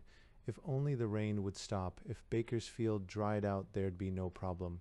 Wait for a good day with strong winds. There were always strong winds, and burn out the whole goddamn city. 100 fires started a block apart would do it. Firestorm, it would sweep across and leave nothing behind. Bakersfield would no longer be a threat. And the rains were wearing down. There had been an hour of sunshine the day before. Today the sun was almost breaking through, and it wasn't noon yet, and there was only misty rain. "We got 6 days," Hooker said. "Then we start getting hungry. We get hungry enough, we'll find something to eat." But he didn't finish the sentence. He didn't have to. Aleem shuddered. Sergeant Hooker saw Aleem's expression, and his mouth twisted into a curl of evil contempt. "You'll join in," Hooker said. "I know." He shuddered again at the memory of the farmer Hooker had shot, and the smells of the stew and the sharing out of portions of the man. Everyone in the camp taking a bowl, and Hooker damned well seeing that they ate it. The ghastly ritual was what held the group together. Aleem had to shoot one of the brothers who wouldn't eat, and Mabe. At least it did that. Their ritual feast let him shoot Mabe and get rid of that troublemaking cunt. "She wouldn't eat. Funny you never did before," Hooker said. Nasser said nothing, his expression not changing. The truth was they'd never even thought of eating people, not one of them. It was a source of secret pride for Aleem. His people weren't cannibals, only of course they were, because that was the only way Hooker would let them join up. "Lucky you had that beef jerky. Hooker couldn't let it alone, not now, not ever. You never got hungry enough." "Lucky? Lucky?" Aleem's explosion startled Hooker. "Lucky my ass," Aleem shouted. "There was a ton of the stuff in that van, and we got maybe 2 pounds because of that motherfucker." He looked out through the open doorway of the tent toward a slim black who stood guard near the fire. "That one, that motherfucking Hannibal." Hooker frowned. "That why you make him do all the work? He'll lose you some food." Aleem was wild with remembered rage and pain. "Food and liquor. Listen, we could smell it. It just about drove us crazy. You see the burns on Gay? We thought he was gonna die, and all of us got burned trying to—" "What the fuck are you talking about?" "Yeah, you don't know." Aleem reached behind him to a footlocker and took out a bottle. Cheap whiskey from a drugstore. Thank God California had everything in drugstores.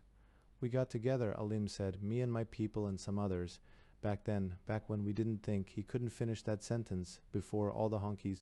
Sergeant Hooker calmly leaned across the table and slapped Aleem's face. Hard. Aleem's hand went to his holster, but stopped. "Thanks," he said. Hooker nodded. "Tell the story." "The white people, the rich ones in Bel Air, about half of him took off. Left their places, left him empty. We took in trucks, and we went through those houses." He paused, a delighted smile playing on his lips as he thought of it. "And we were rich. That watch I gave you, and this ring." He held the cat's eye to catch the light. "TVs, hi-fi, Persian rugs. Real Persian, the kind the fences pay 20 big ones for." "All kinds of fucking shit, Hook. We were rich." Hooker nodded. Okay, he'd done worse. It still made him uncomfortable. Hooker had been a soldier.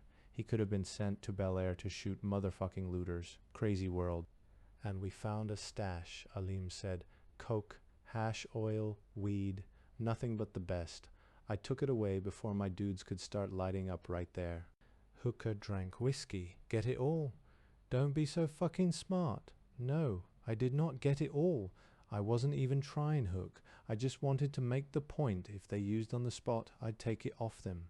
Hell, that was then, you know, there were cops on patrol all over. Yeah, so it happened, the goddamn hammer, we got out, fire trails, roads, anything we got out, heading for Grapevine, and the truck starts wheezing. We were out on one of the trails, trying to stay off the freeways, you know, so we come up on top of a rise and see this van coming behind us. Bright blue van with 4 bikes, everybody with shotguns and rifles like a stagecoach in the movies with the army riding escort. Sure, Hooker said. He poured more whiskey. In a few minutes they'd have to talk for real. But it was nice to be dry, have a drink, not think about where they'd have to go now. We set it up real good, Alim said.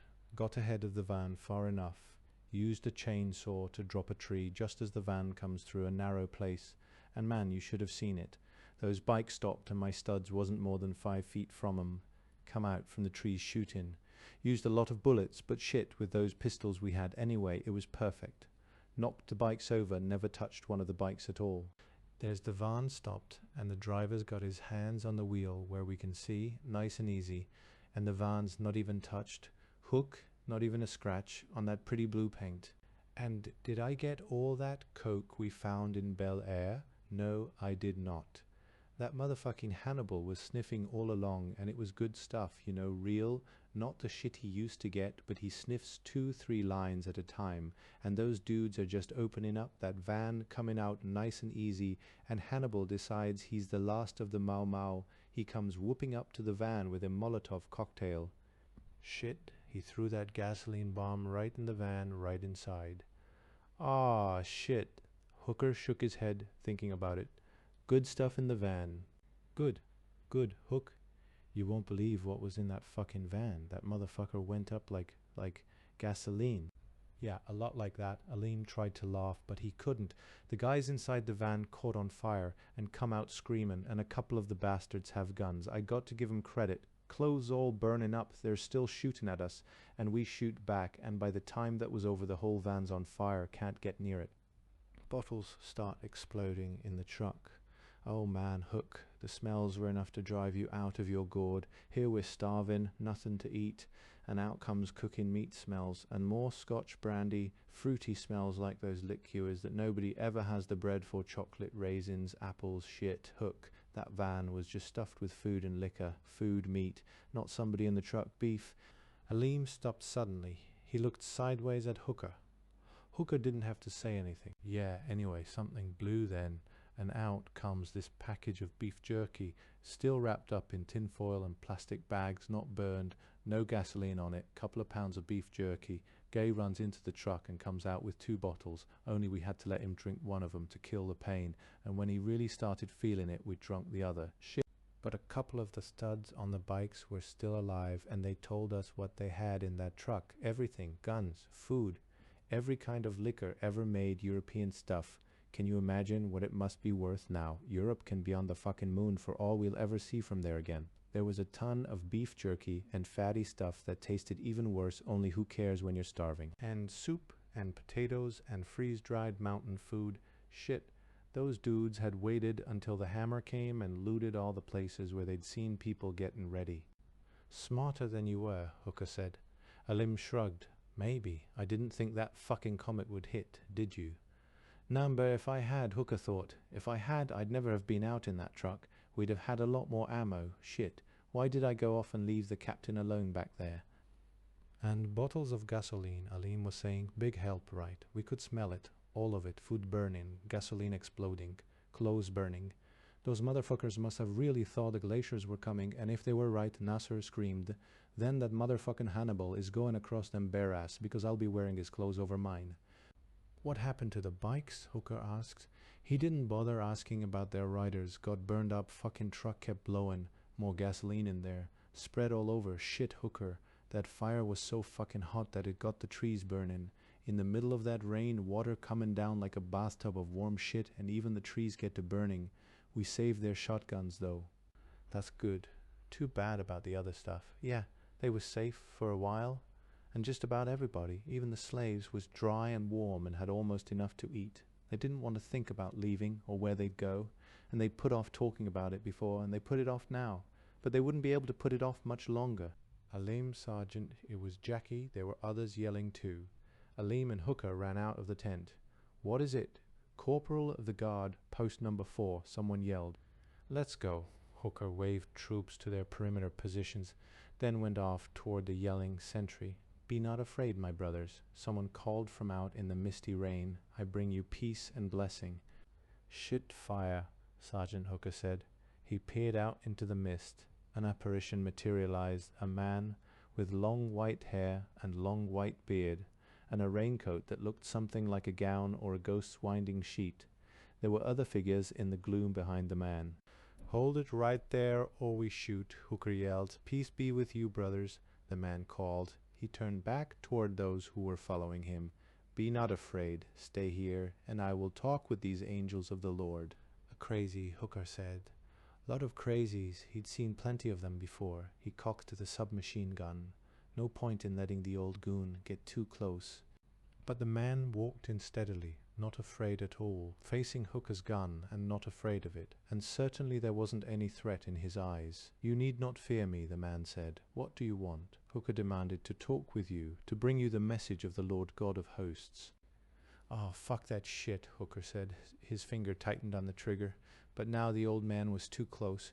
2 of Hooker's own people were near enough to the line of fire that Hooker didn't want to risk it, and the man looked harmless enough. Maybe there'd be some fun in this. And what could it hurt to let him come in? The rest of you stay out there, Hooker yelled. Gillings, get a squad and check them out. Right, Gillings called. The white-haired man strode to the campfire as if he owned it. He looked into the stew pot and at the others around the fire. Rejoice, he said, your sins are forgiven. Now just what do you want? Hooker demanded. And don't give me crap about angels and the Lord. Angels, Hooker snorted. But you can be angels, the man said. You were saved from the Holocaust. The hammer of God has fallen upon this wicked world, and you have been spared. Don't you want to know why? Who are you? Aleem Nasser demanded. I am the Reverend Henry Armitage, the man said, a prophet. I know. At the moment I do not look much like a prophet of God, but I am just the same. Aleem thought Armitage looked very much like a prophet, with his beard and white hair and that long flowing raincoat and glittering eyes. I know who you are, my brothers, Armitage said. I know what you have done, and I know it is not easy in your hearts. You have done all manner of sins, you have eaten forbidden foods, but the Lord of hosts will forgive you, for he has spared you to work his will. You are to be his angels, and to you nothing shall be forbidden. You're crazy, Hooker said. Am I? Armitage chuckled. Am I? Then you can listen for amusement. Surely a madman cannot harm you, and perhaps I will say something funny. Aleem felt Jackie come up alongside him. He's good, that one, Jackie said. Notice how he's got the sisters listening, and us too. Aleem shrugged. There was a compelling quality about the man's voice and the way he kept shifting from that preachy jive to just talk. That was good. Just when you thought he was nuts, he'd talk like anybody else. What is this mission God has for us? Jackie called. The hammer of God has fallen to destroy an evil world, Armitage said. An evil world. God gave us this earth and the fruits thereof, and we filled it with corruption. We divided mankind into nations, and within nations we divided men into rich and poor, black and white, and created ghettos for our brothers. And if any man has this world's goods, and sees his brother in want, and shares not with his brother, that man hath no life. The Lord gave this world's goods, and those who had them knew him not. They piled bricks upon bricks. They built their fancy houses and palaces. They covered the earth with the belch and stink of their factories, until the earth itself was a stench in the nostrils of God. Amen, someone shouted. And so his hammer came to punish the wicked. Armitage said. It fell, and the wicked died. We're not dead, Aleem Nasser said. And yet you were wicked, Armitage answered. But we were all wicked, all of us. The Lord God Jehovah held us in the hollow of his hand. He judged us and found us wanting, and yet we live. Why? Why has he spared us? Alim was silent now. He wanted to laugh, but he couldn't. This crazy old bastard, nuts truly cracked, but yet. He has spared us to do his work, Armitage said, to complete his work. I did not understand. In my pride, I believed that I knew. In my pride, I believed that I saw the day of judgment coming in the morning of the hammer. And so it was, but not as I believed. The scripture says, no man knoweth the day and the hour of judgment, and yet we have been judged. I thought upon this after the hammer fell. I had thought to see the angels of the Lord come to this earth, to see the King himself come in glory. Vain, vain pride. But now I know the truth. He has spared me. He has spared you to work his will, to complete his work. And only when that work is done shall he come in glory. Join me. Become angels of the Lord and do his work, for the pride of man knoweth no end. Even now, my brothers, even now there are those who would bring back the evils the Lord God has destroyed. There are those who will build those stinking factories again, yea, who will restore Babylon. But it shall not be, for the Lord has his angels, and you shall be among them. Join me. Alim poured whiskey into Hooker's cup. You believe any of that jive? He asked. Outside the tent, Henry Armitage was still preaching. He sure do have a voice, Hooker said. 2 hours and he ain't slowing yet. You believe? Alim asked again. Hooker shrugged. Look, if I was a religious man, which I ain't, I'd say he talk in sense. He do know his Bible. Yeah. Alim sipped whiskey. Angels of the Lord, he was no goddamn angel, and he knew it. But the old son of a bitch kept twitching memories of storefront churches and prayer meetings, phrases that Alim heard when he was a kid, and it bothered him. Why the hell were they still alive? He leaned out the tent flap. Jackie, he called. Right? Jackie came in and took a seat. Jackie was all right. Jackie hadn't had any problems with Chick for a long time. He'd found a white girl, and she seemed to like Jackie a lot, and Jackie was pretty sharp now. What about that preacher man? Alim asked. Jackie waved both hands. He McKean more sense than you think. How's that? Hooker asked. Well, some ways he's right, Jackie said. Cities, rich people, way they treated us. He's not saying anything the Panthers didn't say. And damn it, that hammer did end all that shit. We got the revolution handed right to us. And what are we doing? We sitting around nowhere. Shit, Jackie, Alim said. You lettin' that he bit the word off before Sergeant Hooker could react. That white preacher get to you. He is white, Jackie said, and I wouldn't be the onlyest one. You remember Jerry Owen? Alim frowned. Yeah, he out there with the others that come with the preacher man. Sergeant Hooker grunted. You mean that SLA cat wasn't SLA, Jackie said. Another outfit. New Brotherhood Liberation Army, Alim Nassau said. Yeah, all right, Hooker said. Called himself a general. Hooker snorted contempt. He didn't like people who gave themselves military titles they hadn't earned. He was, by God, Sergeant Hooker, and he'd been a real sergeant in a real army. Where the hell he been? Alim demanded. FBI, every pig outfit in the country wanted him. Jackie shrugged. Hiding out, not far from here, valley up near Porterville, hid out with a hippie commune. And now he's with the preacher man. Hooker demanded. He believed that stuff. Jackie shrugged again. He say he do. Of course, he always was into environmentalism. Maybe he just thinks he's found a good thing, 'cause the Reverend Henry Armitage has got himself a big following that do believe. A big following, and he's a white man, and he preaches that blood don't matter. And those believers of his, they believe that too. You think about that Sergeant Hooker, you think about that real good. I don't know if Henry Armitage is the prophet of God or crazy as a hoot owl, but I tell you this, there ain't going to be many big outfits left that'll let us be leaders. And Armitage says you are the chief angel of the Lord, Jackie said. He say your sins are forgiven, you and all of us were forgiven, and we got to do God's work with you as chief angel. Sergeant Hooker stared at them, wondering if they were falling under the spell of that ranting preacher, wondering if the preacher meant what he was saying. Hooker had never been a superstitious man, but he knew Captain Horror used to take the chaplains seriously. So did some of the other officers, ones that Hooker had admired. And damn it, Hooker thought, damn it, I don't know where we're going, and I don't know what we ought to do, and I do wonder if there's any reason for anything, if there's a reason we stayed alive. He thought of the people they'd killed and eaten, and thought there had to be a purpose to it all. There had to be a reason. Armitage said there was a reason. that it was all right, all the things they'd done to stay alive. That was attractive, to think there'd been a purpose to it all, and he say I'm his chief angel. Hooker demanded. "Yes, Sarge," Jackie said. "Didn't you listen to him?" "Not really," Hooker stood, "but I'm sure as hell going to listen to him now. 6th week, the High Justice no proposition is likelier to scandalize our contemporaries than this one. It is impossible to establish a just social order."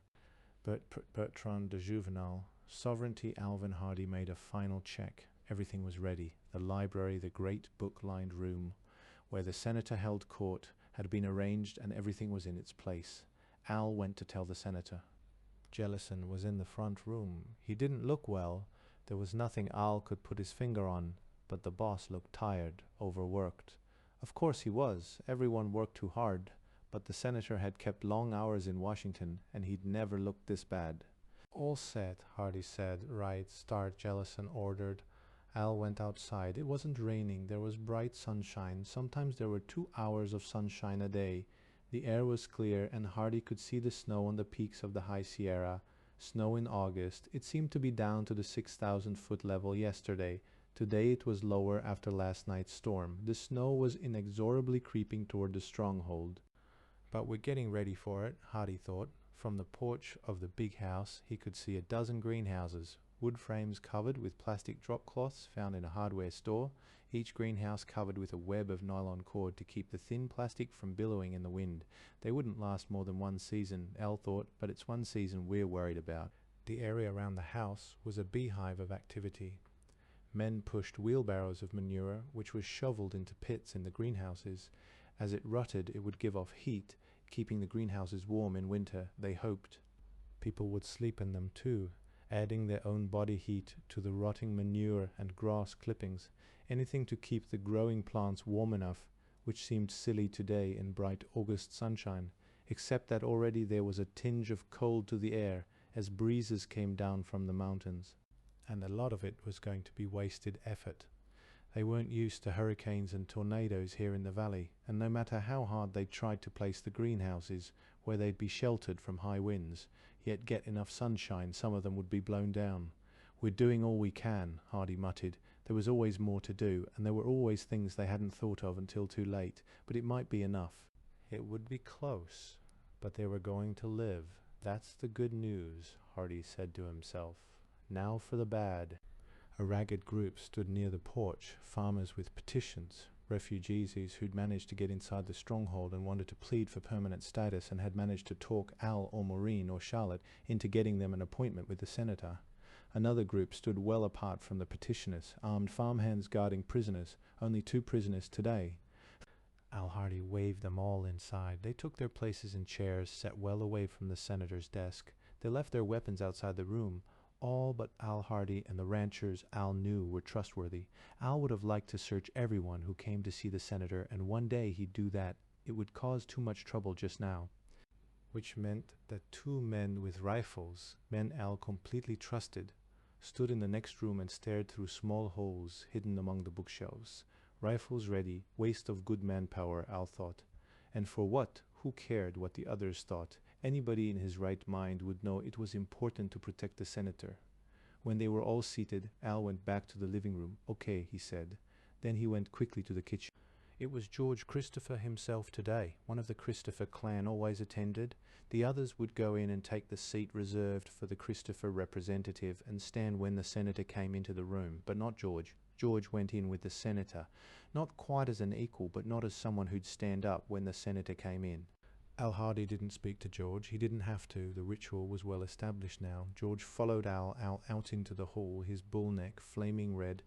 Well, not really, Al admitted, but it ought to have been. George fell in with the senator, and they walked in together just after Al.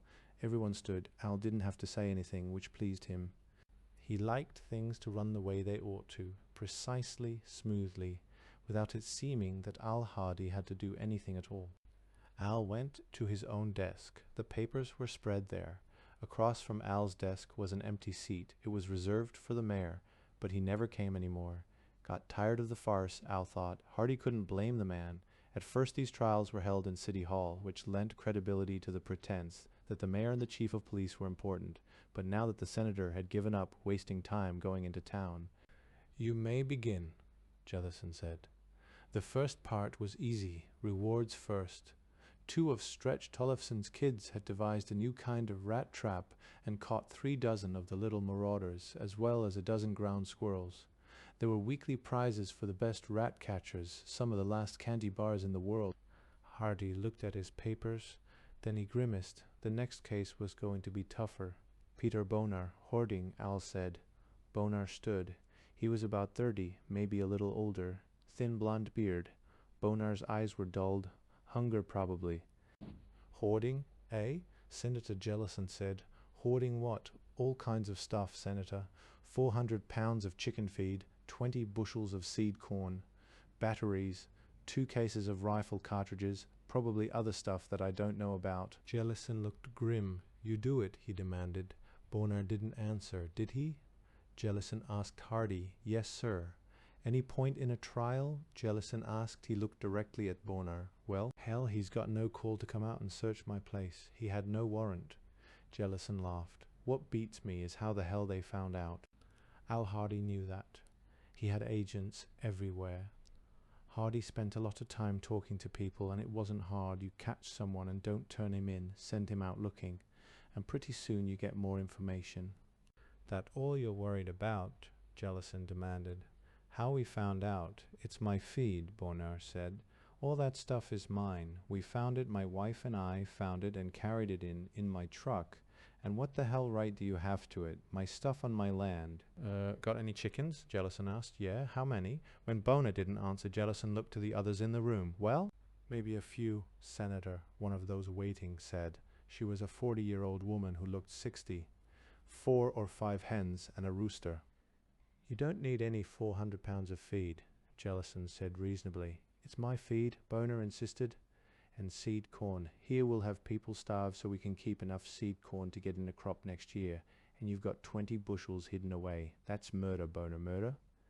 "Hey, you know the rules. You make a find, you report it. Hell, we won't take it all. We don't discourage enterprise. But you sure as hell report it so we can plan. And you grab half or more." "Sure, hell, there's no point in talk," Jellison said. "Anybody want to speak for him?" There was silence. "Al?" Hardy shrugged. "He's got a wife and 2 kids, ages 11 and 13. "That complicates things," Jellison said. "Anybody want to speak up for them?" No, there was an edge to his voice now. "Hey, you can't. What the hell? Betty don't figure in this. She knew it was there," Jellison said. "Well, the kids. Yeah, the kids." "Second offense, Senator," Hardy said. "Gasoline last time." "My gasoline on my land. You talk a lot," Jellison said. "Too damned much, hoarding. Last time we let you off easy. God damn it. There's only one way to convince people I mean what I say. George, you got anything to say?" "No," Christopher said. "The road," Jellison said. "By noon today, I'll leave it to Hardy to decide what you can take with you. Peter Bonar, you're for the road." "Jesus, you got no right to throw me off my own land," Bonar shouted. "You leave me alone, we'll leave you alone. We don't need anything from you." "The hell you say," George Christopher shouted. "You already took our help, food, greenhouses. We even gave you gasoline while you were holding out on us. The gasoline we gave you ran the truck that got that stuff for you." "I think Brother Varley will look after the kids," one of the women said. "Mrs. Bonar too, if she can stay." "She'll come with me," Bonar shouted. "And the kids too. You got no right to take my kids away from me." Jellison sighed. Bonar was trying for sympathy, gambling that they wouldn't send his wife and kids out on the road. And since they couldn't take the kids away from Bonar, could he? Jellison wondered, and leave a festering sore inside the stronghold. The kids would hate everyone here. And besides, family responsibility was important, as you will, Jellison said. Let them go with him, Al. "Jesus, have mercy," Bonar yelled. "Please, for God's sake." Jellison sounded very tired when he said, "See to it, Al, please, and we'll discuss who can be settled on that farm." "Yes, sir." The boss hates this, Hardy thought. But what can he do? We can't jail people. We can't even feed what we have.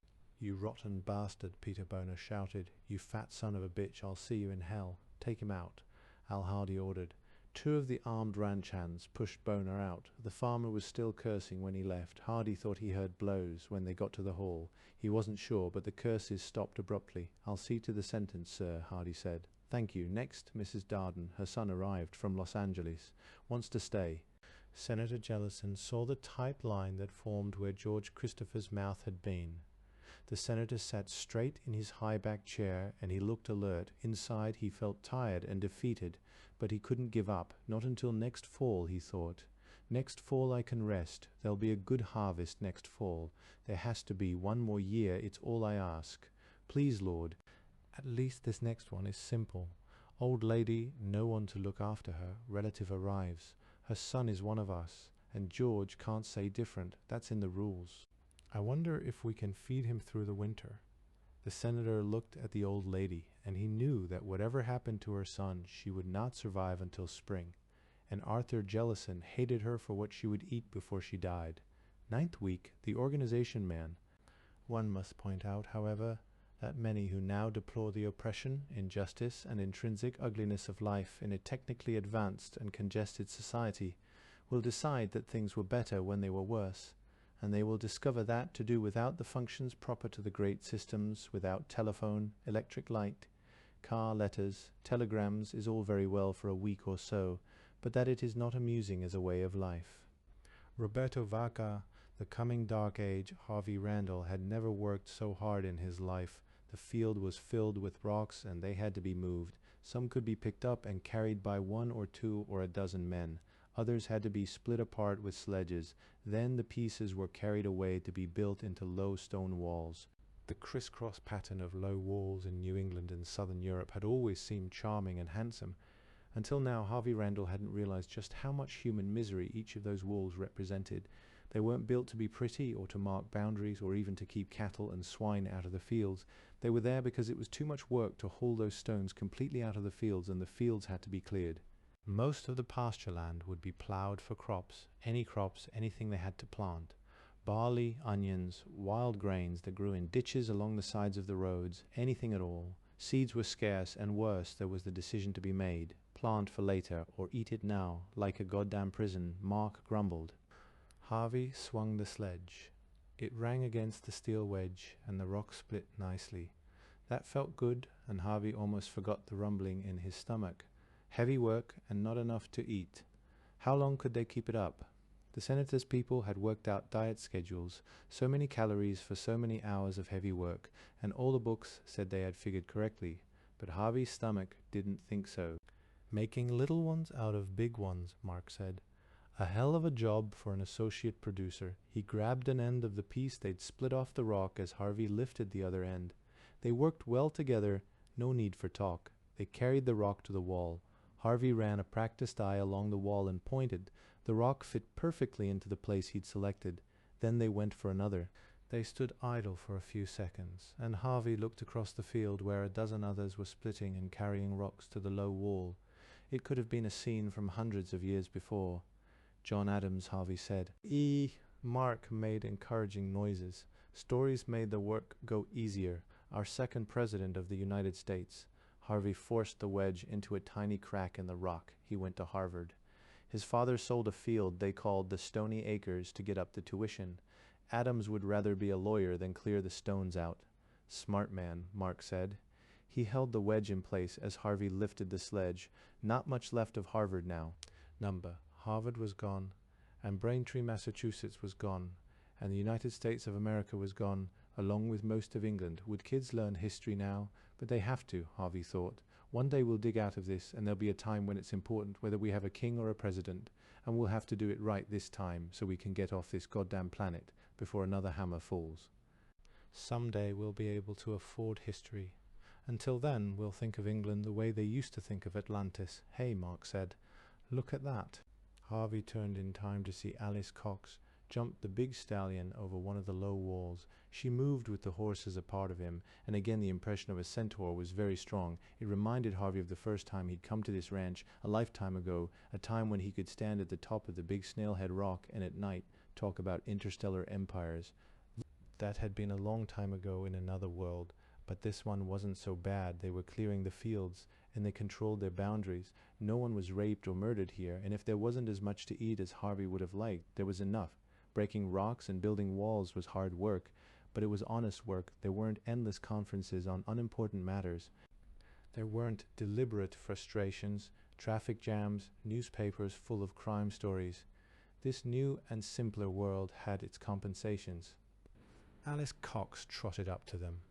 "Senator wants to see you up at the big house, Mr. Randall." "Good." Harvey gratefully carried the sledge over to the wall and left it for someone else to use. He squinted up at the sun to estimate how much daylight was left, then called to Mark. "You may as well go on back," he said. "You can put in the rest of the day on the cabin." "Right." Mark waved cheerfully and started up the hill toward the small house where Harvey, the Hamners, Mark and Joanna, and all 4 wagoners lived. It was crowded and they were building on extra rooms, but it was shelter and there was enough to eat. It was survival. Harvey went the other way, downhill toward the senator's stone ranch house. It had additions built onto it too. In one of them, Jellison kept the Stronghold's armory, spare rifles, cartridges, 2 field artillery pieces, but no ammunition that had been part of a National Guard training center before it was flooded out, hand-loading equipment to reload shotgun shells and rifle cartridges, loot recovered from a gunsmith's shop in Porterville. The dies had been underwater and were rusty, but they still worked. Powder and primers had been sealed in tins that hadn't yet rusted through when they were recovered, although that had been a near thing too. In another annex, the senator's son-in-law sat with a telegraph and radio. The telegraph at present ran only to the roadblock on the county road, and there was nothing coming in on the radio, but they had hopes of extending the telegraph lines. Besides, it gave Jack Turner something to do. He wasn't good for a lot else, and he did know Morse code. He might as well be a telephone orderly, Harvey thought. Turner's only attempt to supervise a ranch project had been a disaster, with the men finally going to the senator and demanding Turner's replacement. Turner hailed him as he went past. "Hey, Randall. Hello, Jack. What's new? We've got another president, a Hector Shorey of Colorado Springs. He proclaims martial law." Jack Turner seemed to think that was funny, and so did Harvey. He said, "Everybody always proclaims martial law." Littman didn't. "Yeah, I liked Emperor Pro Tem Charles Avery Littman. Even if he was getting most of his material out of Monty Python's Flying Circus, the others were too damn serious." "Shorey's group sounds serious enough. I got some good recordings through the static." "Hold the fort, Jack," Harvey said, and he went on. 4 presidents now, he thought. Littman was just a ham radio operator and half mad. But Colorado Springs, that was near Denver, a mile above sea level. That could be for real. The big front room was crowded. This was no ordinary meeting. The senator sat near the fireplace in the big leather armchair that reminded Harvey of a throne, and was probably meant to. Maureen sat on one side and Al Hardy on the other, heiress and chief of staff. Mayor Seitz and the police chief were there, and Steve Cox, Jellison's ranch foreman, the man now responsible for most of the agriculture in the valley, and 6 others who spoke for the valley people, and of course George Christopher, alone in one corner, with only 1 vote, though it counted for as much as the rest together except for Maureen's. Harvey smiled at Maureen. He got a quick impersonal smile and nod. Nobody home. And he pulled his eyes away fast. Bloody hell, she wore 2 faces, and so did he. Maureen had been up to see him in the hut at the top of the ridge several times when Harvey had night guard duty. She'd met him at other times and places too, but always very privately. It was always the same. They talked of the future, but never of their future, because she wouldn't. They made love with care and tenderness, as if they might never meet again. They made love but never promises. She seemed to draw strength from him, as he knew he did from her, but never in public. It was as if Maureen had an armed, jealous, invisible husband. In public she barely knew him, but in public she treated George Christopher no differently. She was a bit more friendly, but still cold. He wasn't her invisible husband, was he? Was she different with him when they were alone? Harvey couldn't know. These thoughts ran through his head before an old reflex pushed them down below conscious thought. He didn't have time for them. Harvey Randall wanted something, and these were the men who could refuse him. It was a familiar situation. "Come in, Harvey." Senator Jellison had not lost the warm smile that had won him elections. "We can start now." Thank you all for coming. I thought it might be wise to get a full report on how things are here. Any reason for doing it now? George, Christopher asked. Jellison's smile didn't falter. Yes, George, several. We have word from the Telegraph that Dake Wilson's coming in for a visit. Brought some visitors too. There's news from outside? Mayor Seitz asked. Some, Jellison said. Al, would you begin, please? Hardy took papers from his briefcase and began to read. How many acres cleared of rocks, and how much they'd be able to plant in winter wheat, livestock inventory, weapons and equipment. Most of the people in the room looked bored before Hardy finished. The upshot is, Hardy said, that we'll make it through the winter with luck. That got their interest. It'll be close, Hardy warned. We'll get damned hungry before spring, but we've got a chance. We've even got medical supplies, not enough, but some, and Doc Valdemar's clinic is set up and running. Hardy paused for a moment. Now for the bad news. Harvey Randall's people have been looking over the dams and powerhouses above here. They can't get them working again, too much washed out. And out of the lists of stuff the engineering people have asked for, we don't have a quarter of the supplies. It'll be a while before we rebuild much of a civilization here. Hell, we're civilized, Police Chief Hartman said. Almost no crime, and we'll have enough to eat, and we've got a doctor and a clinic, and most of us have plumbing. What more do we need? Electricity would be nice, Harvey Randall said. Sure, but we can live without it. Chief Hartman said. Goddamn, we can live till spring. And Harvey felt his joy. The journey to the stronghold had been a terrible time, the end of the world passing in endless agony, and goddamn, listen to us now, talking like it isn't enough just to be alive. I could have been turned away, sent down the road. I think I would express thanks in a more positive way, Reverend Varley said. We should be singing hosannas. The minister's expression was grim, in contrast to his words. Of course, the cost has been high. Perhaps, Chief, you have said it correctly after all. Senator Jellison cleared his throat to get their attention. The room fell silent. There's a bit more news, Jellison said. We have a new claimant to the office of President of the United States, Hector Shorey. Who the devil is Hector Shorey? George Christopher demanded. Speaker of the House, newly selected by the party caucus. I don't even remember the House taking a formal vote. Still, his claim is the best we've heard, and the Colorado Springs government at least talks like it's still in charge of the country. I could do that myself, Christopher said. The senator laughed. No, George, you couldn't. I could. Who cares? George Christopher was belligerent. They can't help us, and they can't jail us. They'd have to fight their way through all the other United States governments, and even then they can't get to us. Why do we give a damn what they say? Al Hardy said, I point out that Colorado Springs probably has the largest military detachment surviving in this part of the world, the cadets at the Academy, the NORAD, North American Air Defense Command under Cheyenne Mountain Int Air Force Base, and at least a regiment of mountain troops. They still can't get to us, Christopher insisted. Understand, I've nothing against getting the United States going again, but I want to know the cost. Will they tell us to pay taxes? Jellison nodded. Good question. He looked around him. Whatever happens, it can wait till spring, can't it? Either we'll be out of the woods by then, or we'll be dead. Al says we won't be dead. There were nods and murmurs of agreement. Now, Jellison said, I asked Harvey to come to this meeting because he has a proposal. Harvey has asked for another expedition outside to get more equipment that we'll need for next spring. He held up a paper that Harvey recognized as a list he and Brad Wagoner and Tim Hamner had prepared, mostly things we won't need before spring. But perishable, Senator, Harvey said. Electrical tools, transistors, components, electric motors, a lot of things that might still be useful even though they've been underwater. By spring they won't be. We lost 4 good men the last time we went outside, George Christopher said. It's bad out there. Because we didn't take enough men, Harvey answered. We need to go in force. A big column won't be attacked. He was proud of his control. He didn't think anyone would guess from his voice how the thought of going out of this valley terrified him. He glanced at Maureen. She knew. She wasn't looking at him, but she knew. And we'll use a lot of gasoline, Al Hardy said, as well as throw work schedules off, and you still might have to fight. Well, we take enough men, it might not be so bad, George Christopher said. But I'm not going out with just a couple of trucks anymore. Harvey's right. If we go with a lot of people. 10 trucks, 50 to 100 men.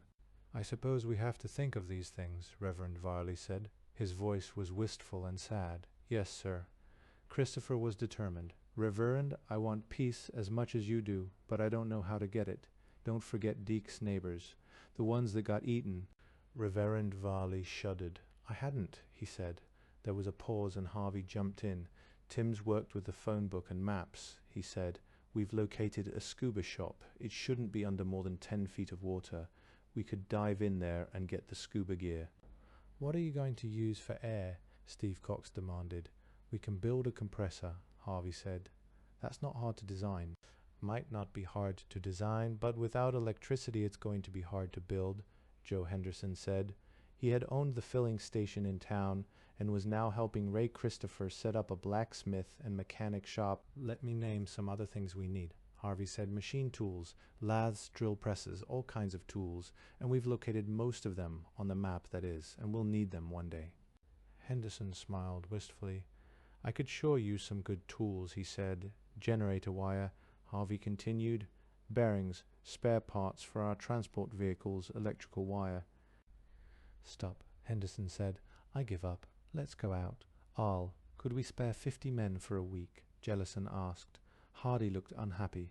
Eileen, he called. She came in from another room. Get me those manpower trade-offs, please. Right? She flashed Harvey one of her sunburst smiles before she left. Eileen Hancock Hamner had been wrong. Good administrators were needed even after Hammerfall. Al Hardy often told the senator that she was the most useful person in the stronghold. Strong backs, farmers, riflemen. Even mechanics and engineers weren't so hard to find, but someone who could coordinate all that effort was worth her weight in gold. Or in black pepper. Hardy scowled. He didn't like this expedition. It was an unnecessary risk. If Randall had his way, was Randall still chasing the blue van and the men who had murdered his wife? At least he'd stop talking about it. While she's getting that, Chief Hartman said, let me put in a nickel's worth. We can spare 50 men for a week if nobody comes after us while they're gone. 50 men and rifles is a big part of our strength, Senator. I'd like to be sure nobody's going to attack us before I go along with sending that many out at once. I can go along with that, Mayor Seitz said, and maybe we send a patrol out through Trouble Pass before we go, just to see if anybody's coming that way. Harry's due back from a sweep in a day or so, Senator Jellison said. And Dakey's coming within the hour. We'll find out what things are like outside before we make any final decisions. George, you got anything to say about this? Christopher shook his head. Either way suits me. If things aren't too bad out there, if there's nobody just waiting for us to send out a big party so they can jump us, then sure, we can go. He fell silent and stared at the wall, and they all knew what he was thinking. George Christopher didn't want to know what went on outside. No one else did either. It just made things harder to know of the chaos and death and starvation a few miles away while they were safe in their valley. Eileen came back with papers. Hardy studied them for a while. It all depends on what you find, he said. We need more fields cleared. We haven't got enough land cleared to plant all the winter seed. On the other hand, if you can find more materials to make greenhouses out of, we won't need so much land planted for the winter. Same for fertilizer and animal feed. If you can get those, then there's the gasoline. It was gasoline and man-hours against a return that could only be guessed at. So they guessed, and they talked it around. And presently Senator Jellison said, Harvey, you're proposing that we take a risk. Granted, it's a risk with a high payoff, and we don't lose much, but it's still a risk, and at the moment we don't need risks to stay alive. Yes, that's about the size of it, Harvey said. I think it's worth it, but I can't guarantee it. He stopped for a moment and looked around the room. He liked these people. Even George Christopher was an honest man and a good one to have on your side if there was trouble. Look, if it was left to me, I'd stay here forever. You can't imagine how good it felt to get into this valley, to feel safe after what we saw in Los Angeles. If I had my druthers, I'd never leave this valley again, but we do have to look ahead. Hardy says we'll get through the winter, and if he says so, we will. But after winter, there's spring, and the winter after that, and more years, years and years, and maybe it's worth some effort right now to make those future years easier. Sure, provided it don't cost so much, there aren't any more years, Mayor Seitz said. He laughed. You know, I was talking to that lady head doctor. Doc Ruth says it's a survivor syndrome. Everybody who lives through Hammerfall gets changed by it. Some go completely nuts and life isn't worth a damn to them. They'll do anything, but most get like us. So cautious we jump at our shadows. I know I'm that way. I don't want to take any chances at all. Still, Harvey's got a point. There's a lot of stuff out there we could use. Maybe we'll even find Harv's blue van, cried at least 4 men, and Hardy winced. Randall might have stopped talking about the blue van, but nobody else had. Black pepper, spices, beef jerky, pemmican, canned soup and canned ham, coffee, liquor and liqueurs, and a partridge in a pear tree, everything you could dream of, and all measured in ton lots. Machine tools, ha. If Hardy could read the minds of 50 men as they set out on this fool expedition, he knew what he would find: 50 images of a blue van, just behind their eyes. Presently, Senator Jellison ended the meeting. It's obvious we can't decide anything until Deke gets here to tell us what things are like out there. Let's wait for him. I'll see if Mrs. Cox has the tea, Al Hardy said. Harvey, would you help me a minute, please? Sure. Harvey went out to the kitchen. Al Hardy was waiting for him. Actually, Hardy said, Mrs. Cox knows what to do. I wanted a word with you in the library, please. He turned and led the way. Now what, Harvey wondered. It was obvious. Hardy didn't care for the salvage expedition, but wasn't this something more? When Al Hardy ushered him into the big room and then closed the door, Harvey felt a familiar fear. Al Hardy liked things neat. There was an admiral Harvey had interviewed years ago. Harvey had been struck by the man's desk. It was absolutely symmetrical, the blotter precisely centered, the identical in and out baskets on either side, inkwell in the middle, with a pen on either side. Everything but the pencil the admiral was using to gesture. Harvey looked it over, and then he aimed the camera exactly down the middle of the desk, and he put the pencil right in front of him, in line with his tie tack. And the admiral loved it. Sit down, please, Hardy said. The assistant reached into a drawer of the senator's big desk and took out a bottle of bourbon. Drink. Thanks. Now Harvey was definitely worried. Al Hardy held almost as much power as the senator. He executed the senator's commands. And Hardy liked things neat.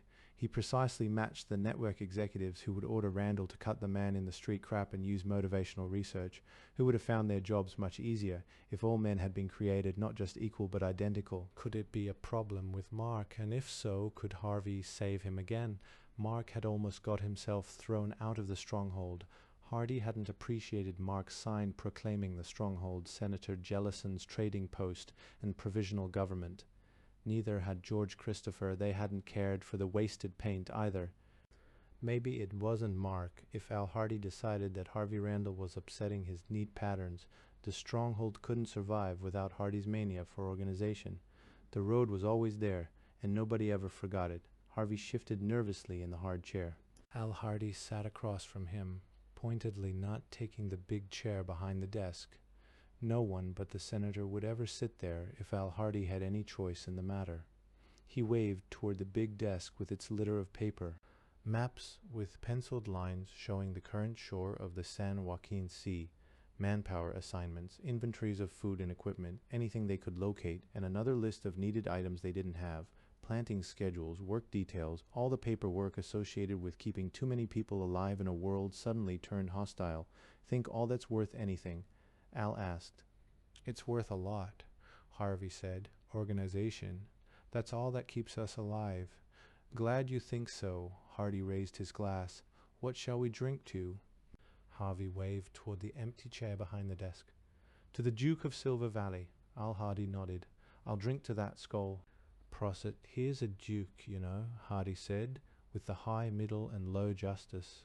That knot of fear in Harvey's stomach began to grow. Tell me, Harvey, if he dies tomorrow, what becomes of us? Hardy asked. Jesus, I don't even want to think about it. The question had startled Harvey Randall, but there's not much chance of that.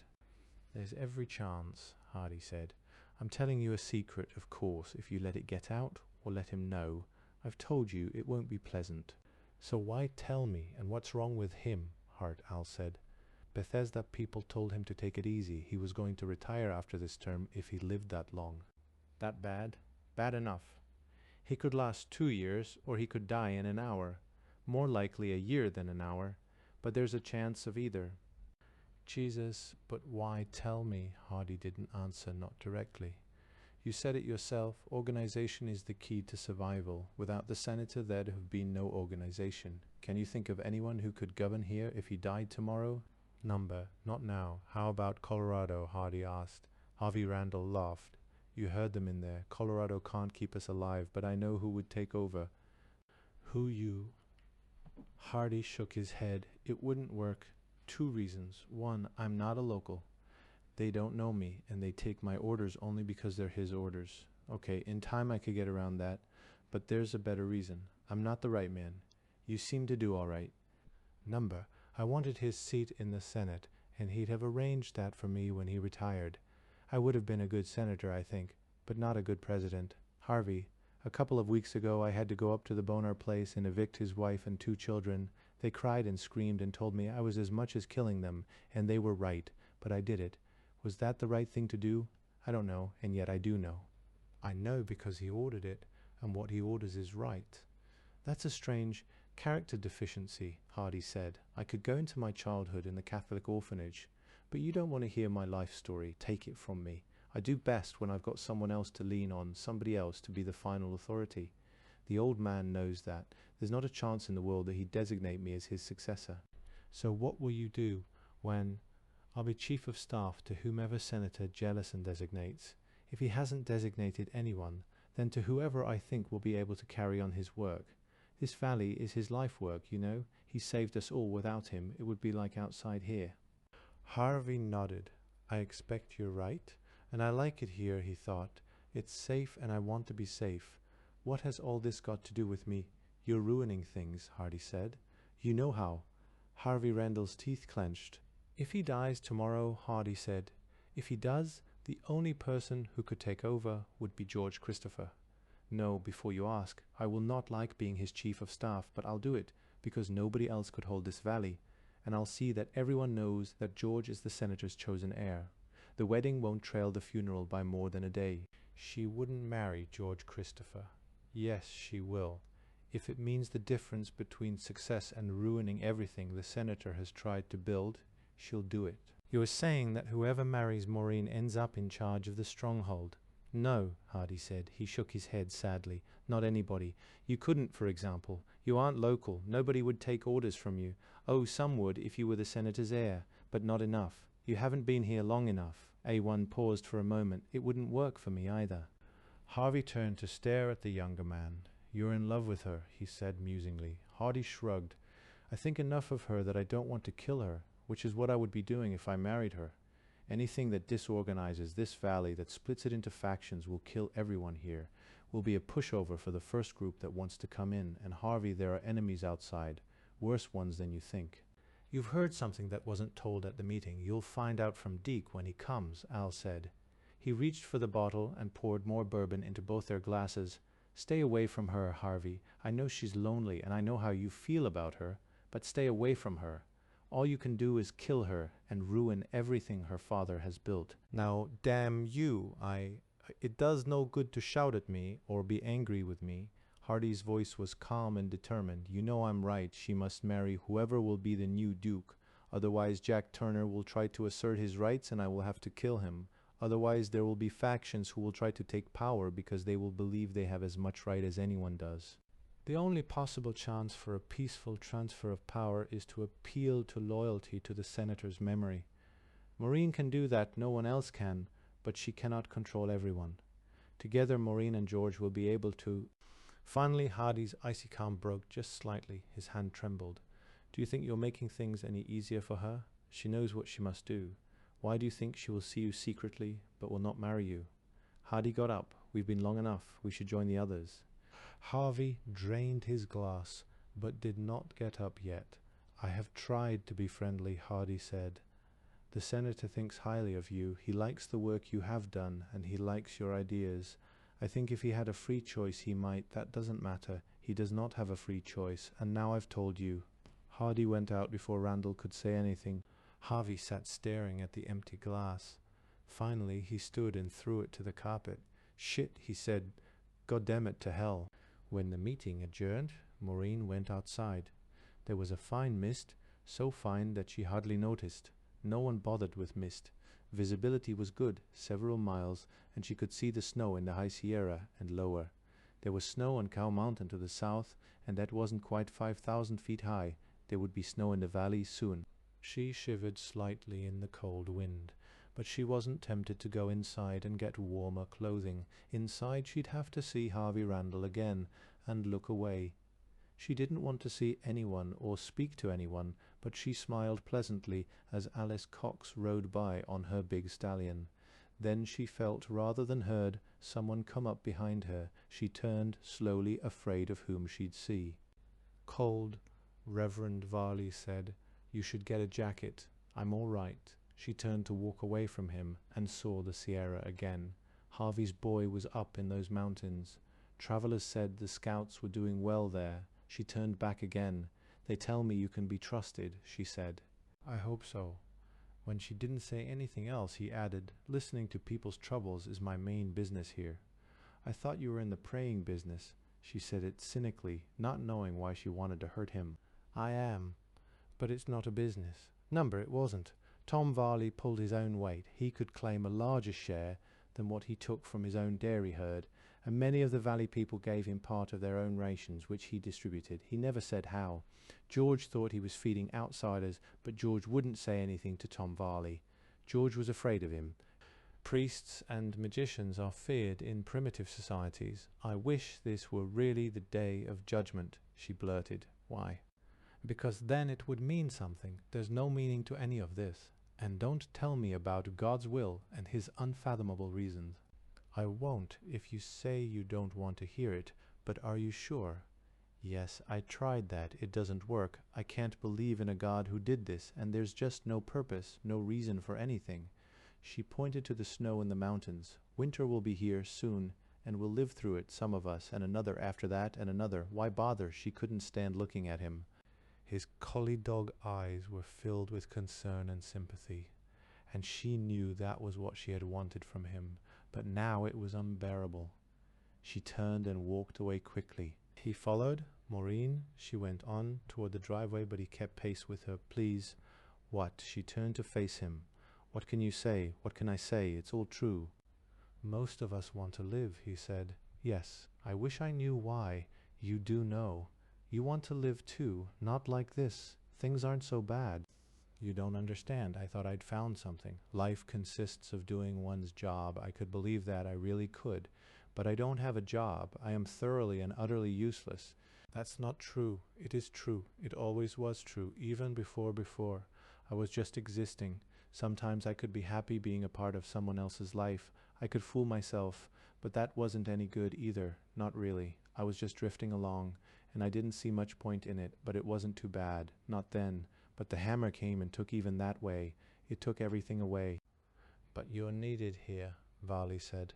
"Many of these people depend on you. They need you." She laughed.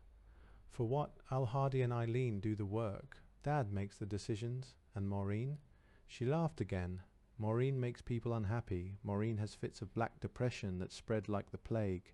Maureen sneaks around to see her lover and then destroys the poor son of a bitch by not speaking to him in public because she's afraid she'll get him killed. But Maureen doesn't even have the guts to stop fucking. How's that for worse than useless?" There was no reaction to her language, and she was ashamed of herself for trying to what? It didn't matter. "Isn't it true that you do care for something?" Varley asked. "This lover, he is someone whose life you want to share." Her smile was bitter. "Don't you understand? I don't know, and I'm afraid to find out. I want to be in love, but I don't think I can be, and I'm afraid even that's gone.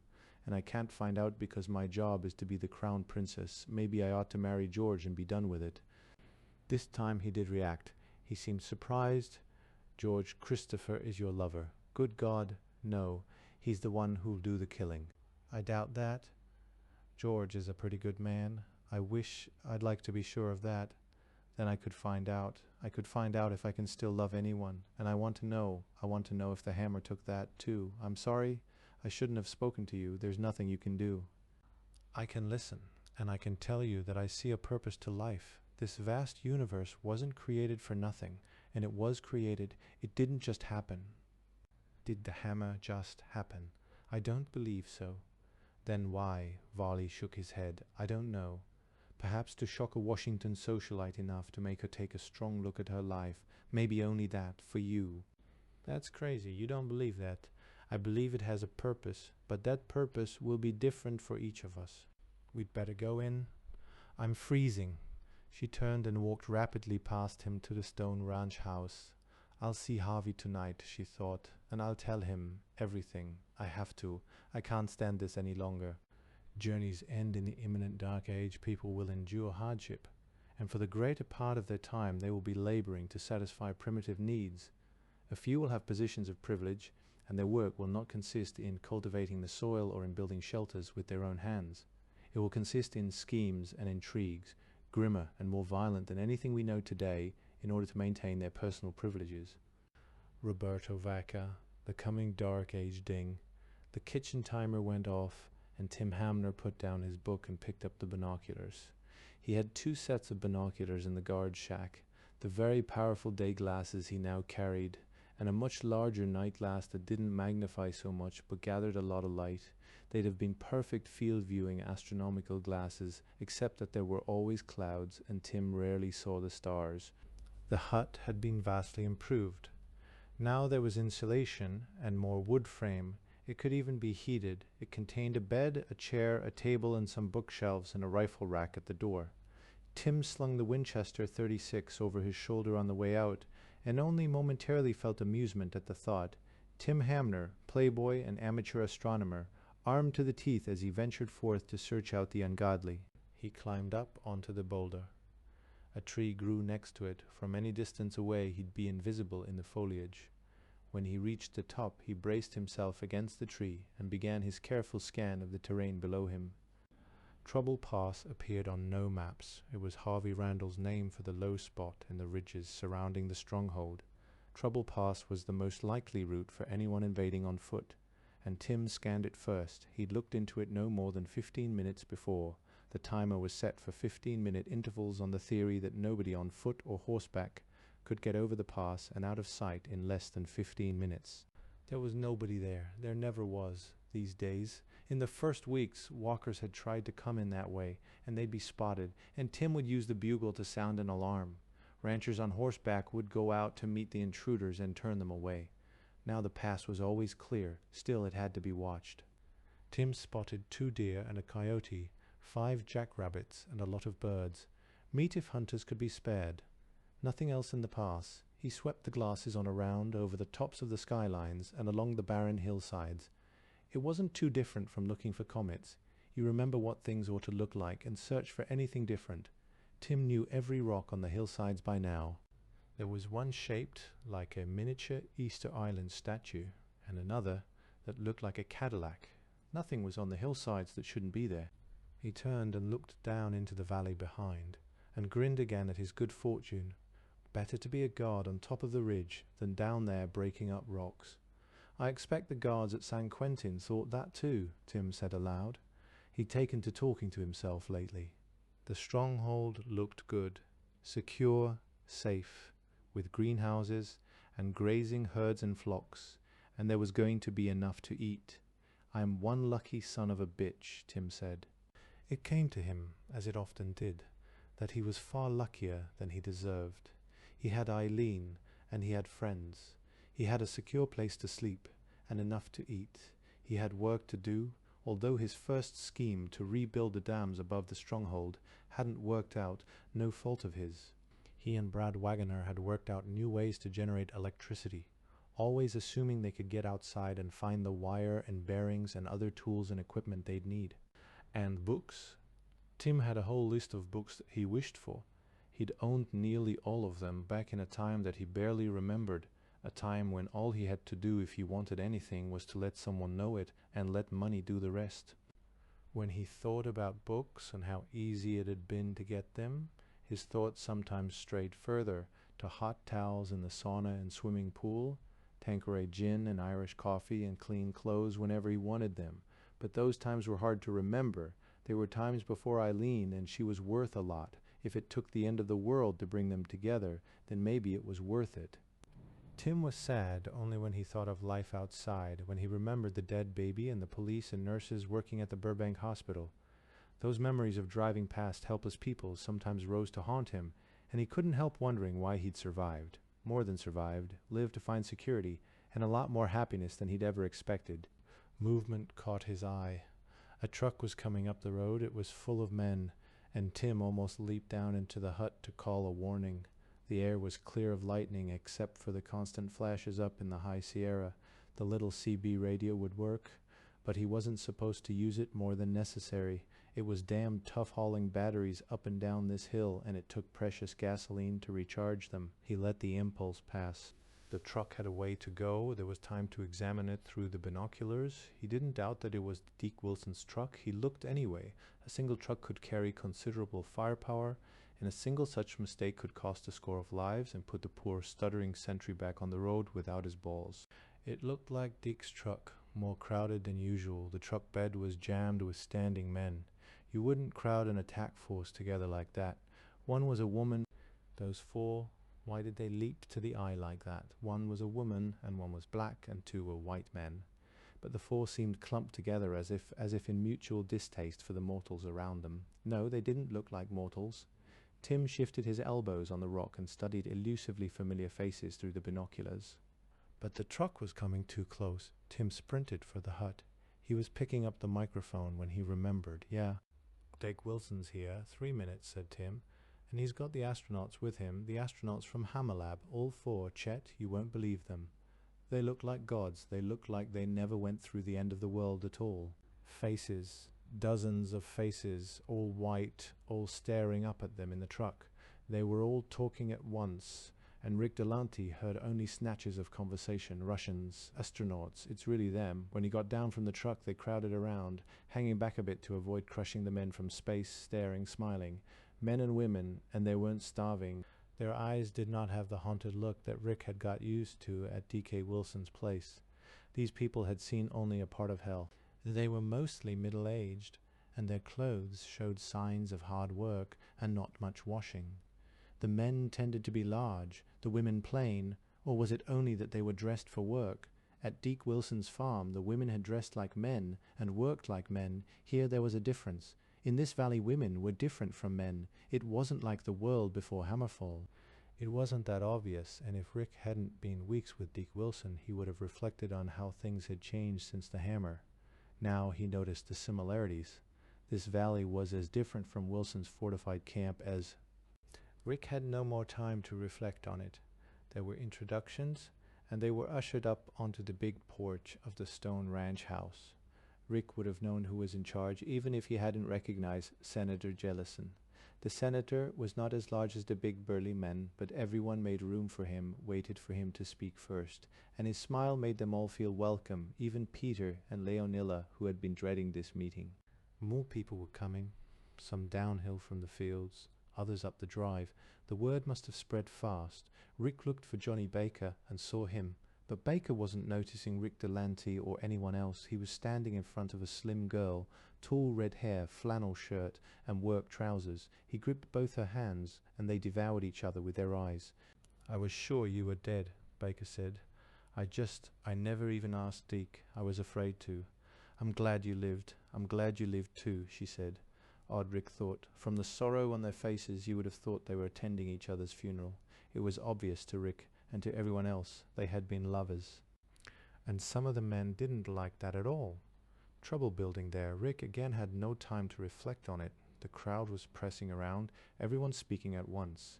One of the big men turned from watching Johnny and his woman and spoke to Rick.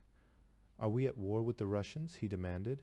"No," Rick said. "What's left of Russia and what's left of the United States are allies against China.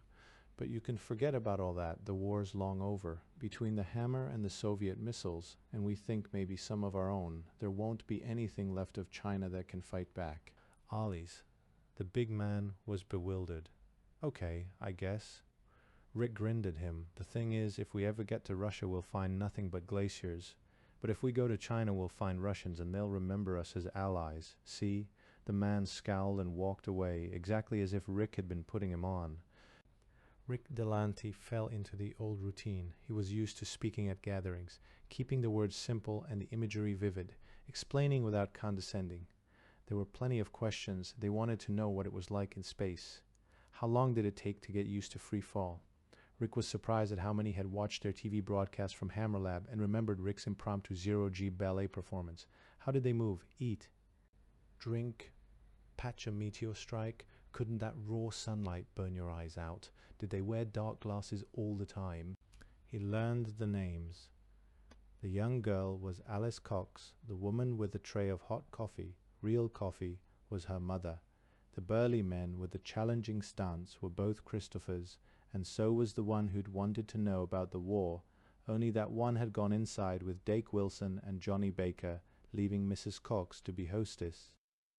There was a man introduced as Mayor and another whom everyone called Chief, but there was something subtle Rick didn't understand because the Christophers with no title seemed to have higher status. All the men seemed big, and they were all armed. Was he already so used to the half-starved look of Deke Wilson's band? "The senator says we can spare some light," Mrs. Cox announced after one of her trips inside. "You can talk to the astronauts after it's too dark to work, and maybe we'll have a party Sunday." There were murmurs of agreement and goodbyes, and the crowd melted away. Mrs. Cox took them inside and brought more coffee into the living room. The perfect hostess, and Rick found himself relaxing for the first time since they had landed. At Dake Wilson's there had been coffee, but not much, and it was consumed hurriedly by men about to go on guard duty. No one sat relaxed in a parlor, and the coffee certainly wasn't served in china cups. "I'm sorry there's nobody around to keep you company," Mrs. Cox said. "Everyone's got work to do. They'll be back tonight, and then they'll talk your head off." "It is not important," Peter said. "We thank you for the welcome." He and Leonilla sat together apart from Rick. "I hope we are not keeping you from your duties." "Well, I've got dinner to cook," Mrs. Cox said. "If you want anything, just call me." She left them alone, pointedly setting down the coffee pot. "Better drink that before it gets cold," she said. "I can't promise there'll be any more for a while." "Thank you," Leonilla said. "You are all so kind to us." "No more than you deserve, I'm sure," Mrs. Cox answered, and then she was gone. "So, we have found a government," Peter said. "Where is General Baker?" Rick shrugged. "Back there somewhere with Deke and the senator and some of the others. Big conference." "To which we were not invited," Jakov said. "I understand why Leonilla and I are not needed, but why are you out here?" "I thought about that," Rick said. "But they all left pretty quick. You know what Deke's got to tell them, and somebody had to stay out there and talk to the crowd." I took it as a compliment. "I hope you are right," Yakov said. Leonilla nodded agreement. "This is the first time I have felt safe since we landed. I think they like us. Surely they do not care that Rick is black." "I can usually tell," Rick said, but there was something strange. "Did you notice, after they found out about the war, all they wanted to know about was space? Nobody at all, asked about what was happening to the Earth." "Yes, but soon we will have to tell them," Peter said. "I wish we could avoid that," Leonilla said. "But yes, we will have to." They fell silent. Rick got up and poured the last of the coffee. From back in the kitchen there were sounds of activity, and outside they could see men carrying rocks, others plowing fields. Hard work, and it was certain that there'd be plenty for all of them, even Leonilla. Rick hoped so. He realized that he had been silently praying that there would be work, something to do, something to make him feel useful again, and to forget Houston and El Lago and the tsunami. But for the moment he'd been given a hero's welcome, and so had Leonilla and Peter, and they were safe, surrounded by armed men who didn't want to kill them. He heard a low buzz of voices from somewhere at the back of the house.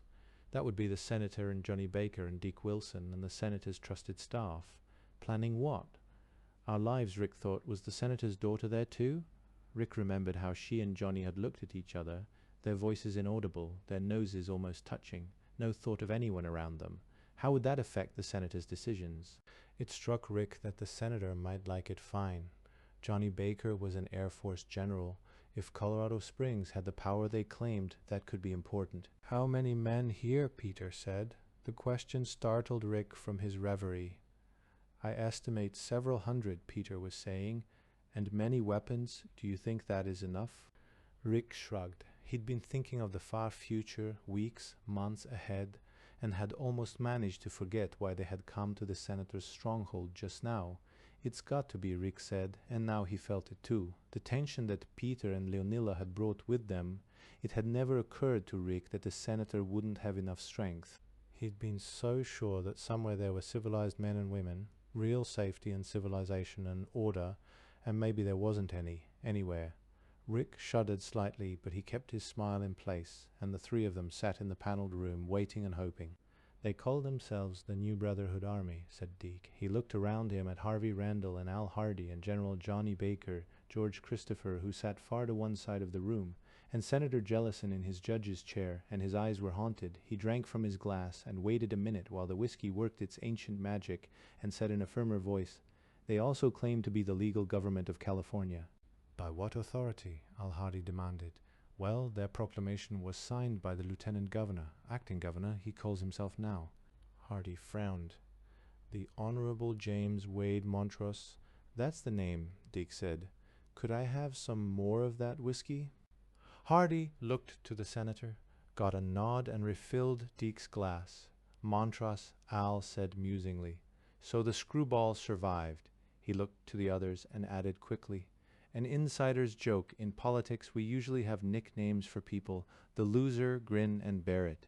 Montrose got tagged as the screwball." "Screwball or not, he's given me 7 days to join his government," Deke said. "Otherwise his New Brotherhood Army will take the whole place by force." The farmer opened his army surplus field jacket and took a paper from an inner pocket. The paper was mimeographed, but the lettering was hand-drawn in fine calligraphy. He handed it to Al Hardy, who glanced at it, then gave it to Senator Jellison. "That's Montrose's signature," Hardy said. "I'm sure of it." Jellison nodded. "We can treat the signature as genuine." He looked up to include everyone in the conversation. "The lieutenant governor proclaims a state of emergency and asserts what amounts to supreme authority within California," he said. George Christopher growled, a harsh grating sound. "Over us too, everyone," Jellison said. "He mentions the Colorado Springs announcement too. Do you know anything about that, General Baker?" Johnny Baker nodded. He sat next to Harvey Randall, but he didn't seem to be part of the group in the room. The old gods have returned, Harvey thought, for the moment anyway. How long will they be gods? Harvey had seen Baker with Maureen and hated it. "We caught a broadcast out of Colorado Springs," Baker said. "I'm sure it was genuine. It was in the name of the Speaker of the House." "A senile idiot," Al Hardy said. "Who is acting as president?" The astronaut continued. "His chief of staff seems to be a brevet lieutenant general named Fox. I think that's Byron Fox, and if it is, I know him. One of the professors at the academy, good man."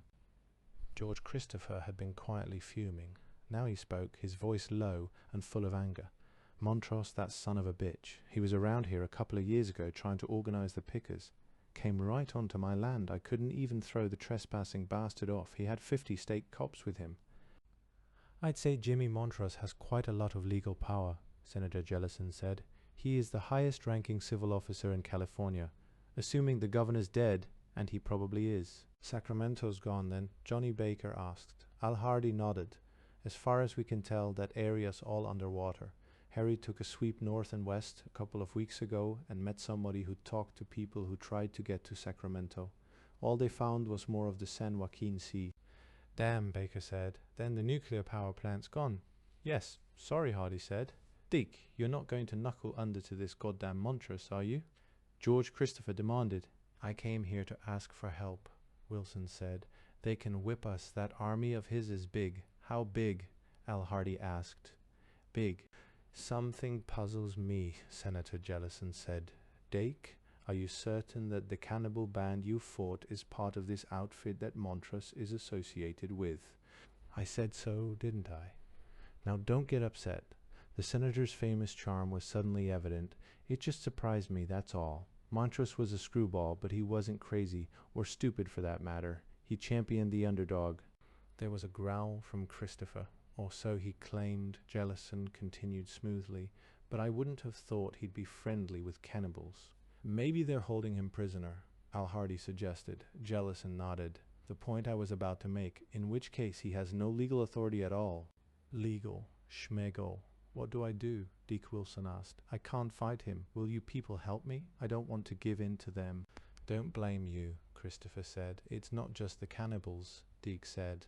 They may give that up if they can get other food, but some of those messengers— How big a party did they send? Hardy asked. About 200 camped down the road from us, Deke said. They sent in a dozen, all armed. General Baker saw them, a captain of state police. No shit, Christopher exclaimed. State cops with the cannibals? Well, he wore the uniform, Deke said, and some guy who'd been an official in Los Angeles, a black man, and others. Most of them were okay, but 2 were hell. They were weird. He looked to Baker and got a nod of agreement. Really weird, Dick continued. Acted like they were on dope. The eyes looked like that wide, you know, and they wouldn't look straight at you. And they talked about the angels of the Lord. The angels have sent us to deliver this message. How did the others react to that? Harvey Randall asked. Like nothing happened. Like it was normal to talk about the angels sending them. And when I asked what the hell that meant, they just turned and left. You have the message. That's all they'd say.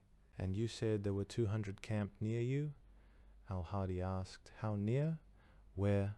Not far. South down the road, Deke said. Why? Harry went out your way, Hardy said.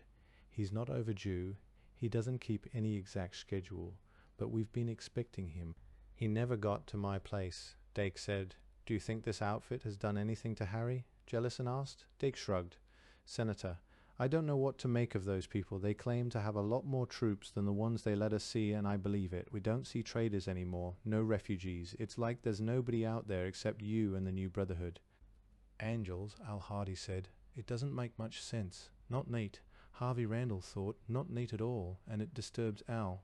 I met Montrose a few times, Harvey said. He didn't seem crazy to me. He was hyped up on the subject of environmentalism, spray cans destroying the ozone, that kind of thing. Maybe the hammer drove him over the edge. He may be crazy, he may be a prisoner, anything could be, Deke Wilson said, but there's 200 men camped down the road. I'd bet they've got 500 more, and I don't know what the hell to do. Number? I don't suppose you do, the senator said. He paused for thought, and no one interrupted him. Presently he said, well, 6 more days. Deke, I was going to make you an offer. You could bring your women and children and injured here, and your part would be to salvage things for us. Tools, electronics, that sort of thing, starting with scuba gear you could use to dive for. Where does that leave us time to fight the New Brotherhood army, Senator? Jellison sighed. It doesn't, of course, and I don't suppose that Governor Montrose, or whoever is controlling him, will be interested in sharing your salvage with us. It sounds as if he intends to take control of the whole state. Including our valley, George Christopher said. Yes, I expect so, Jellison said. Well, 2 governments we've discovered today, Colorado Springs and the New Brotherhood Army, plus the possibility of angels. So what the hell do I do? Deke demanded. Be patient. We don't know enough, Jellison said. Let's get some more data, General Baker. What can you tell us about the rest of the United States, the rest of the world for that matter? Johnny Baker nodded and leaned back to organize his thoughts. We never did have much for communications, he said. We lost Houston right after Hammerfall. Colonel Delanty's family was killed in that, by the way. I'd go easy on asking him about Texas. Baker was pleased to see that the others still had enough sensitivity to show sympathy for Rick. From what he had seen out there, most of the world couldn't find tears to shed for a few individuals. There was too much death. My Russian friends also lost their families, Johnny said. The war started less than an hour after the hammer struck. China hit Russia. Russia hit China. A few of our missile bases launched at China too. Jesus, Al-Hadi said. Harvey, have you got anything that would measure radiation? Number. They all looked alarmed. Harvey nodded agreement. We're right in the fallout pattern, he said, but I don't know what we should do about it. Is there anything we can do about it? Hardy asked. I think it's safe, Johnny Baker said. Rain settles fallout and there's plenty of rain. The whole world looks like a big ball of cotton. We hardly ever saw the ground after the hammer fell. You mentioned communications? Jellison prompted. Yes, sorry. Well, we talked to Colorado Springs, but it was very short, not much more than exchanging IDs. We got a SAC base once in Montana. They hadn't any communications with anyone, and that's all in the US. He paused to let that sink in. As for the rest of the world, South Africa and Australia are probably in good shape. We don't know about Latin America. None of us knew enough Spanish, and when we did get contact with somebody down there, it didn't last long. We got some commercial radio broadcasts, though, and as near as we can make out, they're having a revolution a week in Venezuela, and the rest of the continent's got political problems, too. Jellison nodded, hardly surprising, and of course, their most important cities were on the coasts. I don't suppose you know how high the tsunamis got in the southern hemisphere? No, sir, but I guess they were big, Johnny Baker said. The one that hit North Africa was over 500 meters high. We saw that just before the clouds covered everything. 500 meters of water sweeping across Morocco. He shuddered. Europe's gone completely. Oh, and all the volcanoes in Central and South America let go. The smoke came right up through the clouds. The whole ring of fire has let go. You've got volcanoes east of you, somewhere out in Nevada, I think, and up north of here, Mount Lassen and Mount Hood, and maybe Rainier, a lot of them in Northern California and Oregon and Washington. He went on, and as he spoke, they realized just how alone they were. The Imperial Valley of California, gone. With a hammer strike in the Sea of Cortez that had to have sent waves washing clear up to the Joshua Tree National Monument in the mountains west of Los Angeles. Scratch Palm Springs and Palm Desert and Indio and 29 Palms. Forget about the valley of the Colorado River. And something must have hit in Lake Huron, Baker said. We saw the usual spiral pattern of cloud with a hole in the center just before everything turned white. Is there anything left of this country outside Colorado? Al-Hadi asked. Don't know again, Baker said. With all that rain, I think the Midwest is drowned out. No crops, no transportation, lots of people starving.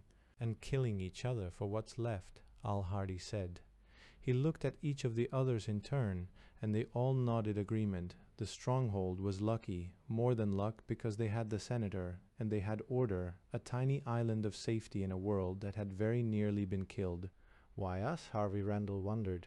Johnny Baker's report hadn't surprised him, not really. He had thought it out long before. There was the matter of no radio communications. True, the constant static made it unlikely they'd receive messages, but there ought to be something, once in a while, and there almost never was, which had to mean that nobody was broadcasting, not with any real power, not constantly. But it was different to know they were one of the few pockets of survivors. What had happened to the world? A revolution, a week in Latin America. Maybe that was the answer everywhere. What the Hammer and the Sino-Soviet War hadn't done, people were busily doing to themselves. Al-Hadi broke the silence. It doesn't look as if the U.S. cavalry will come charging over the hill to rescue us. Deke Wilson's laugh was bitter. The army's turned cannibal, what we saw of it anyway. We'll have to fight, George Christopher said. That goddamn Montrose. George, you can't be sure he's in charge. Al-Hadi said, who cares? If he's not, it's worse, it's the fucking cannibals. We'll have to fight sooner or later. We may as well do it while we've got Deke's people on our side. I'll go for that, Deke Wilson said. Unless what? Christopher asked, his voice suddenly suspicious. Wilson spread his hands. Harvey couldn't help noticing. Wilson had been a big man who was now 2 sizes too small for his body and clothes, and he was scared. Unless you'll let us in, Wilson said. We can hold that gang off. You've got hills to defend. I don't. All I've got is what I can build. No ridge lines, no natural boundaries, nothing. But in here, we can hold the bastards off until they starve to death. Maybe we can help that along. Go on raids and burn out what they've stored up. That's obscene, Harvey Randall said. Aren't there enough people starving without burning crops and food? Jesus, all over the world, what the Hammer didn't get, we're doing to ourselves. Does it have to happen here too? We couldn't feed all of your people for the winter, Deke, Al-Hadi said. Sorry, but I know. The margin's just too thin. We can't do it. We don't know enough not yet, Jellison said. Maybe it's possible to come to terms with the new brotherhood. Bullshit, George Christopher said. It is not bullshit, Harvey Randall said. I knew Montrose, and damn it, he is not crazy, he is not a cannibal, and he is not an evil man, even if he did come onto your land and try to help the farm workers organize a union. That will do, Jellison said. He was very firm about it. George, I suggest that we wait for Harry. We have to know more about conditions out there. I gather that Deke knows almost nothing he hasn't told us. Harvey, have you time to help, or do you have other work? Jellison's tone made it plain that Harvey Randall wouldn't be needed in the library just now. If you can spare me, there are a few things. Harvey got up and went to the door. He almost chuckled when he heard George Christopher coming behind him. I'll see the maps when they're done, Christopher was saying. I have some work too. Nice to meet you, General Baker. He followed Harvey out. Just a minute. Harvey walked slowly, wondering what would happen now. The senator had obviously been unhappy about Harvey's outburst as well. He might have been, Harvey thought. And he tried to separate us, and it didn't work. So, what do we do now? Christopher was saying. Harvey shrugged. We just don't know enough. Besides, we do have a few days. Maybe if we went out with DK, we could come up with enough fertilizer and greenhouse materials to keep all of Deke's people going through the winter. That wasn't what I was talking about, Christopher said. We're going to have to fight those damned cannibals, and we may as well do it before they get any stronger.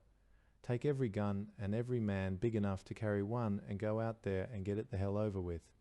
I don't want to spend the winter looking over my shoulder. When somebody scares you, there's only one thing to do. Knock him down and stomp on him until he can't hurt you anymore. Or run like hell. Or talk a lot, Harvey thought, but he didn't say anything. I used to get nervous about you and Maureen, George said. I want her too, Harv said. He stopped short of the closed kitchen door and stood facing Christopher in the narrow hallway. If you knock me down and stomp on me a lot, we're all going to be terribly embarrassed. Your move. Not yet. When you get me mad enough, you'll be for the road. Right now we've both got a problem. Yeah, I noticed that too, said Harvey. Are you going to put him on the road? Don't be stupid. He's a hero. Come on outside. Christopher led the way through the kitchen. There was no one there at the moment. They went out into the dusk. Look, Randall, Christopher said. You don't like me much. Number, I expect it's mutual. Christopher shrugged. I got nothing against you.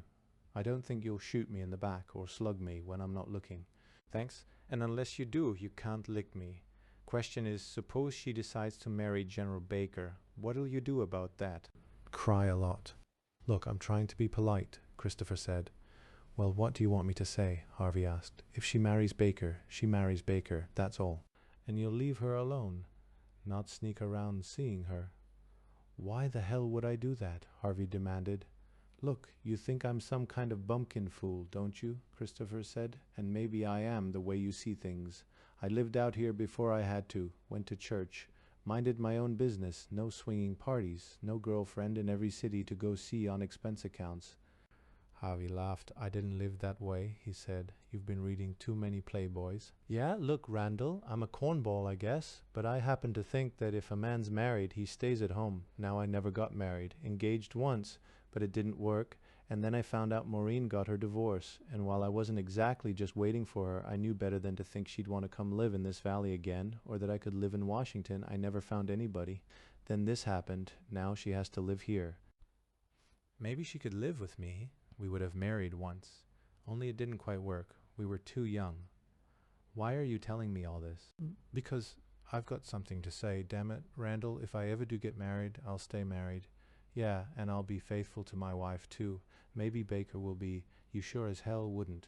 Now what the hell? I know what goes on in this valley, Randall. I knew before the goddamn comet hit us, and I know now. So you just leave Maureen alone. You're not the kind of man she needs. Why not? And who appointed you the guardian of public morals? I did, and you're not good enough for her. You sleep around. All right, it was with her. I don't like that, but I had no claim on her. Not then, but you were a married man, Randall. What the hell was Maureen to you? Another one to add to your scorecard. Look, I'm getting myself upset, and I didn't want that. But you leave her alone. I'm telling you, leave her be. He turned and walked away before Harvey could say anything else. Harvey Randall stood in shock, and barely restrained himself from running after the big rancher. I ought to be mad, he thought. I ought to hate the bastard. But he didn't. Instead, he felt a wild impulse to run and catch up and explain that it hadn't been that way at all, that Harvey Randall thought about marriage the same way George Christopher did, and all right, so he and Maureen had what? Harvey wondered. Maybe Christopher was right. But Loretta never knew, and she wasn't harmed, and neither was Maureen, and it's all a pile of excuses because you knew damned well what you were doing. Instead, he went into the living room to talk with the other astronauts. Exile's story when the sun shall be folded up, and when the stars shall fall, and when the wild beasts shall be gathered together, and when the leaves of the book shall be unrolled, and when hell shall be made to blaze and paradise brought near, every soul shall know what it hath produced. and by the night when it cometh darkening on, and by the dawn when it brighteneth.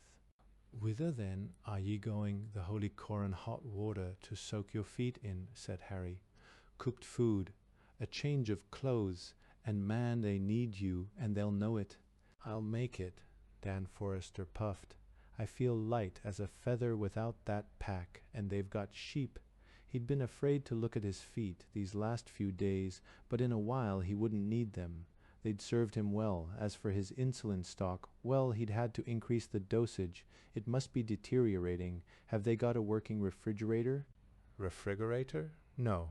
Sheep, yes. We'll have to deal with that right away. Won't be long now. That's the roadblock ahead. Their companions, striding ahead of them on the deserted road with Dan Forrester's backpack riding lightly on his hips, stopped suddenly and glanced back. You're with me, Harry said. It'll be all right.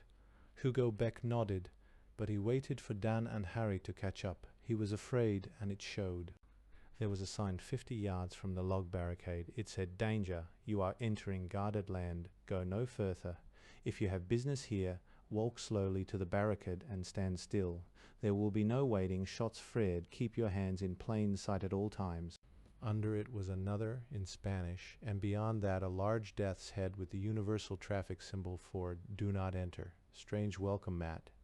Dan Forrester said, "Rotation of work." Mark Sescu was enjoying his day of guard duty while someone else made little rocks out of big ones. It wasn't always fun, though. Earlier there had been a family on bicycles who had won their way through the San Joaquin and had tales of cannibals and worse, and Mark hadn't much enjoyed turning them away. He'd shown them the road north where there was a fishing camp that was just hanging on to life. 4 people. The stronghold could feed 4 more, but which 4? If these, why not more? The decision was right, take in no one without special reasons, but it didn't make it any easier to look a man in the eye and send him up the road. Mark sat behind a screen of logs and brush, where he could watch without being seen. His partners watched him. One of these days Bart Christopher was going to be slow, and they'd lose the front man at the gate. There were 3 figures coming up the road, and Mark came out when he recognized the remnants of a grey U.S. Postal Service uniform. He hailed Harry joyfully, but his smile had vanished when the 3 trudged up to the barrier. He was looking at Hugo Beck when he said, "Happy Trash Day, Harry." "I brought him," Harry said. He said it belligerently. "You know the rules. He's got my safe conduct, and this is Dr. Dan Forrester." "Hi, Doc," Mark said. "You and your damned hot fudge sundae." Forrester managed the ghost of a smile. "He's got a book," Harry said. "He's got a lot of books, but this one he brought with him. Show him, Dan." It was drizzling lightly. Dan didn't open the tape seals. Mark read the title through 4 layers of baggies.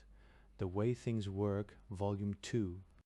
Volume 1 is in a safe place, Dan said, with 4,000 other books on how to put a civilization together. Mark shrugged. He was pretty sure they'd want Dan Forrester up at the stronghold anyway, but it would be nice to know what other gifts Forrester had available. What kind of books? The 1911 Britannica, Forrester said, an 1894 book of formulae for such things as soap, with a whole section on how to brew beer starting with barley grains.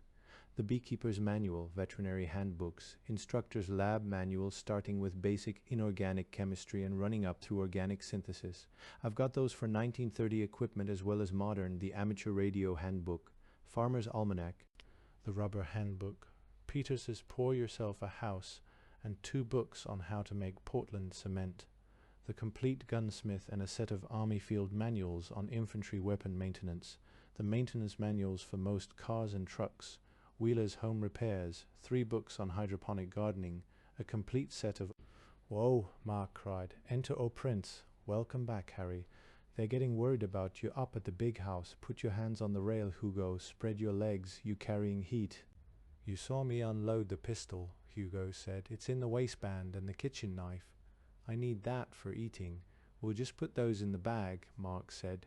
"You probably won't be eating here. I won't say goodbye, Hugo. I'll see you on the way out." "Up your nose," Mark shrugged. "What happened to your truck, Harry?" "They took it." "Somebody took your truck. Did you tell them who you were?" Mark was incredulous. Hell, this means war. They were wondering whether to take a big force outside. Now they'll have to. Maybe. Harry didn't seem as pleased as Mark thought he would. Dan Forrester cleared his throat. Mark, did Charlie Sharps get here all right? There would have been a couple of dozen people with him. Was he coming here? Yes, Senator Jellison's ranch. We never saw him. Mark looked embarrassed. So did Harry. It must be common enough to them, Dan thought sadly. Someone never got somewhere. And the only question was, would the survivor make a scene? Harry broke an uncomfortable silence. I've got a message for the senator, and Dr. Forrester isn't walking so good. Have you got transportation? Mark looked thoughtful. Guess we'd better telegraph that request in, he said. Wait here. Watch the road for me, Harry. I'll be right back. Mark spread both hands wide and waved from his waist, making it look casual like a shrug, so that Hugo Beck wouldn't figure out that he was signaling, then went off into the bushes. Dan Forrester watched with interest. He'd read his Kipling, he wondered if Hugo Beck had. The sun was falling behind the mountains. Golden light and violent red showed beneath the edges of the cloud cover. Sunrises and sunsets had been spectacular since Hammerfall, and Dan Forrester knew they would be for a long time. When Tambora blew up in 1814, the dust it sent into the sky kept sunsets brilliant for 2 years, and that was only one volcano.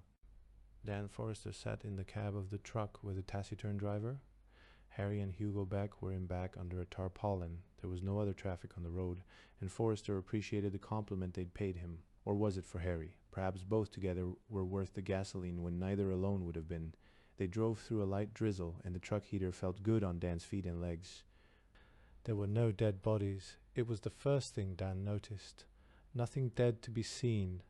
The houses looked like houses with someone living in every one of them. A few had sandbagged defenses, but there were many that had no signs of defenses at all.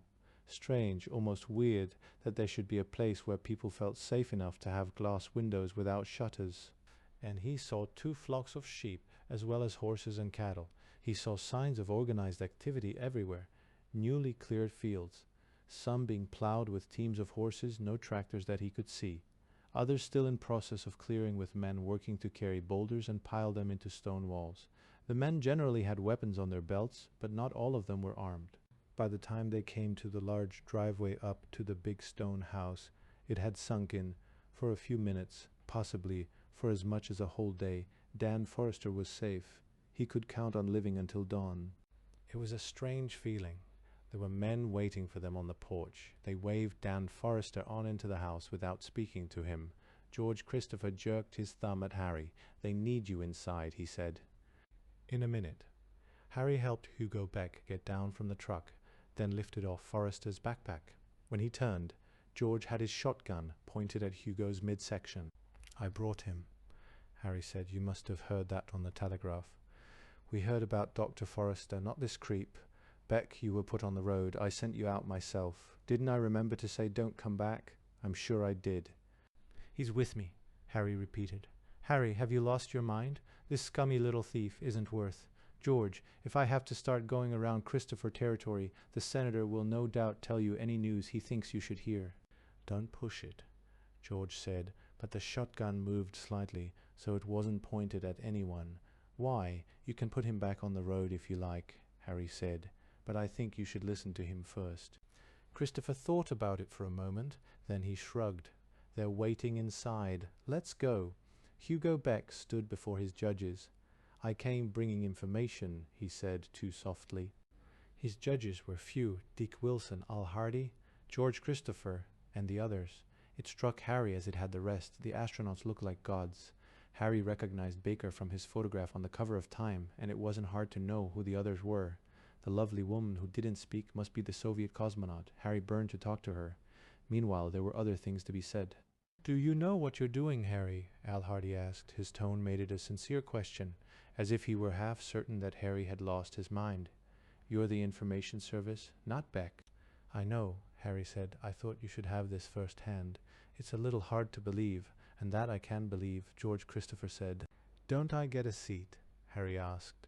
Hardy waved him toward a chair, and Harry settled back, wishing that Hugo would show more backbone. His behavior reflected on Harry. This reception wasn't what Harry was used to, and it was Beck that caused it. No china cups and coffee, no shot of whiskey. The balance of power was life and death at the stronghold. One played the game well or stayed out of it. Harry tried to stay out of it, enjoy his utility without getting involved in local politics. This time he'd had to play. Had he seriously offended Christopher? And did he give a damn? It was strange, how Harry's macho instincts had kicked in after Hammerfall. We put him on the road. George Christopher was saying him and that Jerry Owen on my orders. Hell, even the Shire threw them out. And those scummy jerks tried to live by stealing off the rest of us, and Owen tried teaching communism to my ranch hands. Beck comes back in over my dead body. There was a chuckle from the back of the room from either Leonila Malik or Peter Yakov. No one paid any attention. There was nothing humorous in the situation, and Harry wondered if he'd gone too far. While you're discussing Hugo Beck, Dr. Forrester is about dead on his feet, Harry said.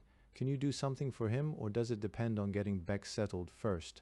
Al Hardy didn't look away from the center of the room, where Christopher was glaring at Beck. Eileen, he called, take Dr. Forrester out to the kitchen and take care of him. Right, Eileen came in. She must have been standing in the hall. She led Dan Forrester out. The astrophysicist followed woodenly, clearly about to pass out from exhaustion. Hugo Beck licked his thick lips. I'll settle for a meal, Hugo said, sweating. Hell, I'd settle for a stale soda cracker. I just want to know you're still here. That earned him puzzled looks. We're here, said Al Hardy. Have you got information or not? I haven't wakened the senator yet, and he wants to talk to Harry. Hugo gulped. I've been with the bandits, the New Brotherhood Army. Son of a bitch, Dick Wilson said. How long? Al Hardy demanded. He was suddenly alert. Did you learn anything? Or, Christopher asked, did you just run the first chance you got? I learned enough to want my damn brain wiped clean, Hugo said, and Harry nodded. It was the strict truth. Maybe you'd better tell us, Hardy said. He turned toward the kitchen.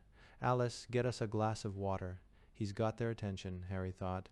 Now, goddammit, talk like a man. There are over 1,000 of them, Hugo said. He watched Decky Wilson flinch at that.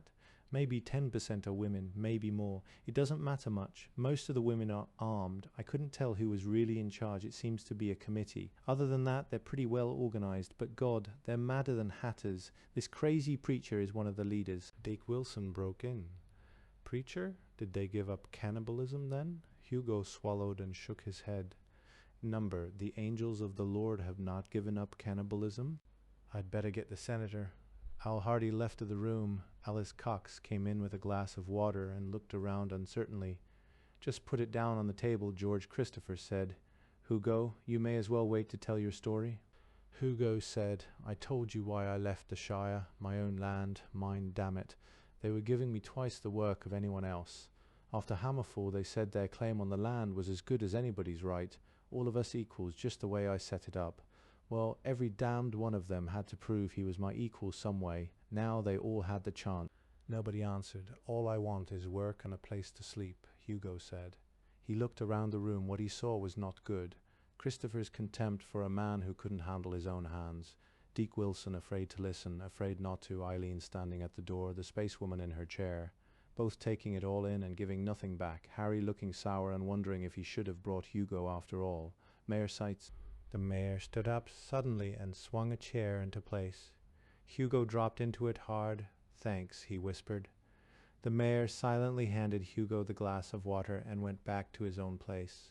Leonila spoke softly to Peter. The room was still, and everyone heard the fluid syllables. They looked at her, and she translated. A meeting of the Presidium, she said. At least it is, as I imagine such meetings must have been, excuse me. George Christopher frowned, then took a chair. They waited a few moments longer, and Al Hardy came in leading the senator. He stopped in the doorway and spoke down the hall. Alice, could you ride up for Randall and Mr. Hamner, I think? Better take horses for them. Senator Jellison wore carpet slippers and a dressing gown over slacks and white shirt, his grey-white hair only partially combed. He came into the room and nodded to everyone, then looked at Harry. Welcome back, he said. We were getting worried about you, Al. Why hasn't anyone brought Harry a cup of tea?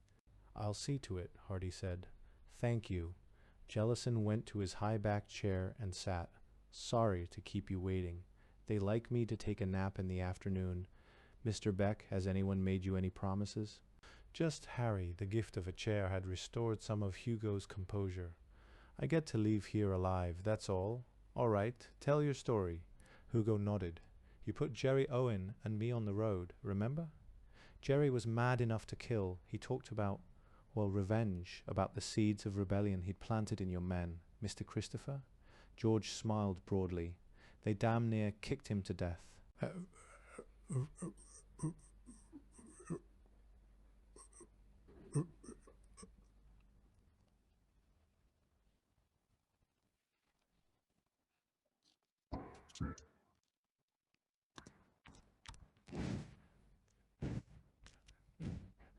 Right, Jerry couldn't move very fast, and I didn't want to go on alone. It was spooky out there.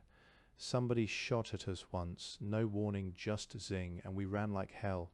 We went south because that's the way the road faced, and Jerry wasn't in shape to climb up into the Sierra. Neither was I. We walked all day and most of the night, and I don't know how far we got because all we had was an old Union oil map, and everything's changed now. Jerry found some grain growing by the side of the road. It looked like weeds, but he said we could eat it, and the next day we managed a fire and cooked it. It's good. Okay, we don't need the story of every meal you scrounged, Christopher growled. Sorry, the next part's important though. Jerry was telling me weird things. Did you know he was wanted by the FBI and everyone else too? He was a general in the Hugo paused. New Brotherhood Liberation Army. Hugo paused to let it sink in. New Brotherhood, Al Hardy mused. I guess that does fit. I think so, Hugo said. Anyway, he was using the Shire as a hideout. He kept his mouth shut and we never knew until after Hammerfall. We were probably in Mr. Wilson's territory and I was thinking about ditching Jerry. Being slowed down didn't bother me, but how was I going to join Mr. Wilson's crew if Jerry wanted to start a people's revolution? If I'd seen so much as a lighted window I'd have been gone and Jerry'd never have known where. But we didn't see anything much. A truck once, but it didn't stop. And barricaded farmhouses, where they set the dogs on us if we tried to get close. So we kept going south and getting hungrier, and about the third or fourth day we saw this scraggly-looking bunch of people. Every one of them looked like he'd lost his last chance, but there were at least 50 of them, and they didn't look like they were starving. I was thinking about running, but Jerry walked right up to them. He called to me to come on with him, but they didn't look like any outfit I wanted to join. I thought it might be the cannibals Harry told us about, but they didn't look dangerous. They just looked finished. No army uniforms, no guns, Dickie Wilson asked. I didn't get close enough to see what weapons they had, but there sure as hell weren't any army uniforms, Hugo Beck said. Then that wasn't the New Brotherhood Army. Just listen, Harry interrupted. He's not finished yet. Eileen came in with a tray. Here's your tea, Harry. She poured a cup and set it on the table next to the mailman. And yours, Senator. Beck looked at Harry's tea, then sipped at his glass of water. Well, Jerry went in with that outfit and I split. I figured I'd seen the last of him and I could get back up to Mr. Wilson's turf again. Instead, I ran into an old lady and her daughter. They lived in a little house in the middle of an almond grove and they didn't have any guns. Nobody bothered them because they lived way off the road and they hadn't been out since Hammerfall. The girl was 17 and she wasn't in good shape. She had fever, bad, probably from the water. I took care of them. Hugo Beck said it defiantly, and I earned my keep too. What did you live on? Mayor Seitz asked. Almonds mostly, some canned stuff the old lady had put up, and a couple of bushels of potatoes. What happened to them? George Christopher demanded. I'm coming to that.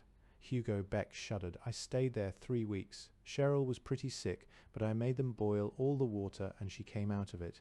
She was looking pretty good when Beck broke off and visibly fought for self-control. There were tears in his eyes. I really got to like her. He broke off again. Everyone waited. We couldn't go anywhere because of Mrs. Horn. Cheryl's grandmother, Mrs. Horn, kept telling us to light out, leave before somebody found us, but we couldn't do that. Beck shrugged. So they found us. First a jeep went by. It didn't stop. But the people in it looked tough. We thought we'd make a run for it, but we hadn't got a mile when a truck came up to the house and people got out of it looking for us. I guess they tracked us because it wasn't long after that about 10 people with guns came and grabbed us. They didn't talk to us at all. They just threw Cheryl and me in the truck and drove. I think some of the others moved into the house with Mrs. Horn. From what happened afterwards, I'm sure of it. They wouldn't waste a place like that, and I'm sure now they killed her, but we didn't know that. They took us a few miles in the truck. It was dark by the time we got there. They had campfires, 3 or 4 anyway. I kept asking what was going to happen to us, and they kept telling me to shut up. Finally, one of them told me with his fist, and I didn't say anything else. When we got to the camp, they threw us in with a couple of dozen other people. There were others with guns all around. Some of the people in with us were hurt, covered with blood. Gunshot wounds, stab wounds, broken bones. Hugo shuddered again. We were glad we didn't resist. 2 of the hurt ones died while we were waiting. There was barbed wire all around us, and 3 guys with machine guns watching, and all these other people with guns were running around. Uniforms? D.K. Wilson asked. One of the guys with a machine gun, a black man with corporal's stripes. Hugo seemed reluctant to talk now. The words came slowly with effort. Al Hardy looked a question at the senator. He got a nod and turned to Eileen, who stood in the doorway. He tilted his head toward the study, and she left, walking quickly so she wouldn't miss the story. Cheryl and I got the prisoners to talking. Hugo Beck said, "There'd been a war, and these lost. They were farmers. They had a setup like Mr. Wilson's. I think a bunch of neighbors trying to be left alone." Where was this?" Deke Wilson asked. "I don't know. It doesn't matter. They're not there anymore," Hugo said. Eileen came in with a half-full glass. She took it to Hugo Beck. "Here." He drank, looked startled, and drank again, downing half of it. "Thank you. Oh God, thank you." The whiskey helped his voice, but it didn't change the haunted look he gave them. "Then the preacher came," Hugo said. "He came up to the barbed wire and started in. Listen, I was so scared I don't remember everything he said. His name was Henry Armitage, and we were in the hands of the angels of the Lord." He kept talking, sometimes just talk like anybody, sometimes in a sing-song voice with a lot of my brethren and yai people of God. "Hear and believe. We'd all been spared," he said. "We'd lived through the end of the world, and we had a purpose in this life. We had to complete the Lord's work. The hammer of God had fallen, and the people of God had a holy mission. The part I really listened to was when he told us we could join up or we could die. If we joined, we'd get to shoot the ones who didn't join, and then, just a minute." George Christopher's voice was a mixture of interest and incredulity. "Henry Armitage was a preacher on the radio. I used to listen to him. He was a good man. Now you say he's crazy." Hugo had trouble looking Christopher in the eye, but his voice was firm enough. "Mr. Christopher, he's so far around the bend that he can't see the bend from there. Listen, people, you know there were people driven nuts by Hammerfall. Armitage had more reason than most. He made sense. He always made sense. All right, go on. What drove him nuts, and why would he tell you about it?" "Why, it was part of his speech. He told us how he knew the hammer of God was bringing an end to the world. He warned the world as best he could, radio, television, newspaper." "That part's straight," George said. "And on the last day he took 50 good friends, not just members of his congregation, but friends and his family, up to the top of a mountain to watch. They saw 3 of the strikes. They went through that weird rain that started with pellets of hot mud and ended like Noah's flood, and Armitage waited for the angels." None of us laughed when he said that, but then it wasn't just the prisoners listening. A lot of the angels of the Lord, they called themselves, were circled around listening. Every so often they'd shout amen and wave their guns at us. We didn't dare laugh. Armitage waited for the angels to come for his flock. They never came. By and by they went downhill again, looking for safety. They went along the shore of the San Joaquin Sea, and everywhere they saw corpses. Some of Armitage's friends lost hope and died. He was in despair. They found all kinds of horrors places where the cannibals had been. Some of them got sick. A couple got shot when they tried to go up to a half-submerged school. "Get on with it," said the senator. "Yes, sir, I'm trying." The next part's hazy. All this time, Armitage was trying to figure out where the hell all the angels had gone, so to speak. Somewhere in his wanderings, he got it. Also, Jerry Owen fits in somehow. Owen? Yes, this was the group he'd joined. According to Jerry, it was him who put new life into Armitage. I don't know if any of that's true. I do know that just after Jerry hooked up with him, Armitage ran into the cannibal band, and now it's calling itself the New Brotherhood Army, and it's led by the Angels of the Lord. "And Jerry Owen is their general," George Christopher said. He seemed to think that was funny. No, sir, I don't know what he is. He's some kind of leader, but I don't think he's all that important. Let me tell this, please. I have to tell somebody." He lifted the whiskey glass and stared at it. "This is what Armitage told the cannibals, and this is what he told us." Hugo gave himself time to think by finishing the whiskey. Hugo was doing fine, Harry thought. He was not going to disgrace Harry. "The work of Hammerfall is not finished," said Hugo. "God never intended to make an end of mankind. It is God's intent that civilization be destroyed, so that man can live again as God intended. In the sweat of his brow he shall eat his bread. No longer shall he pollute the earth and the sea and the air with the garbage of an industrial civilization that leads him further and further from God's way." Certain of us were spared to finish the work done by the hammer of God. And these who were spared for that work are the angels of the Lord. They can do no wrong. Murder and cannibalism are something they do when they must, and it doesn't stain their souls. Armitage urged us to join the angels. Now a couple of 100 people were waving machine guns and shotguns and cleavers and butcher knives, and this one girl was waving a fork. I swear it, the kind of two-pronged fork that comes with a carving set, and all that was pretty convincing. But Armitage was convincing. Mr. Christopher, you've heard him, he can be damned convincing. Christopher was silent, and the others were shouting hallelujah and amen. And by God, there was Jerry out there, waving a hatchet and shouting with the rest of them. Jerry had bought it, all of it. I could see it in his eyes. He looked at me like he'd never met me before, like I hadn't let him live on my place for months. The senator looked up from his throne-like chair. He'd been listening with half-closed eyes. Now he said, "Just a minute, Hugo. Didn't you found the Shire with just this in mind? Natural living, everything organic and self-sufficient, no dominance games and no pollution. Wasn't that just what you were after? Because it sounds like this Armitage wants the same things." The suggestion startled Hugo Beck. "Oh, no, sir. Number, I just about had enough of that before Hammerfall. And afterwards, Senator, we'd never realized just how much modern stuff we had. Hey, we had 2 microwave ovens, and that goddamn windmill never made enough electricity to keep batteries charged, much less run the microwaves, and after the hammer hit, it blew over in the hurricane. We tried growing the garden with no sprays, just organic fertilizer, and it wasn't humans that ate most of that crop, it was bugs. After that I wanted to spray, but we didn't, and every damn day somebody had to sit there in the dirt picking bugs off the lettuces, and we had the truck and a rototiller and a power mower. We had a hi-fi and Galadriel's record collection and strobe lights and electric guitars. We had a dishwasher and a clothes dryer, and we hung the clothes out to dry because it saved gas. Oh, sure, we washed clothes by hand sometimes too, but there was always some special occasion when we didn't want to bother. And aspirin and needles and pins and a sewing machine, and a big cast-iron stove made in Maine, for God's sake. I take it you did not agree with Armitage then, Senator Jellison said. Number, but I kept my mouth shut and watched Jerry. He seemed important, and I figured if he could join up and get his own hatchet, so could I.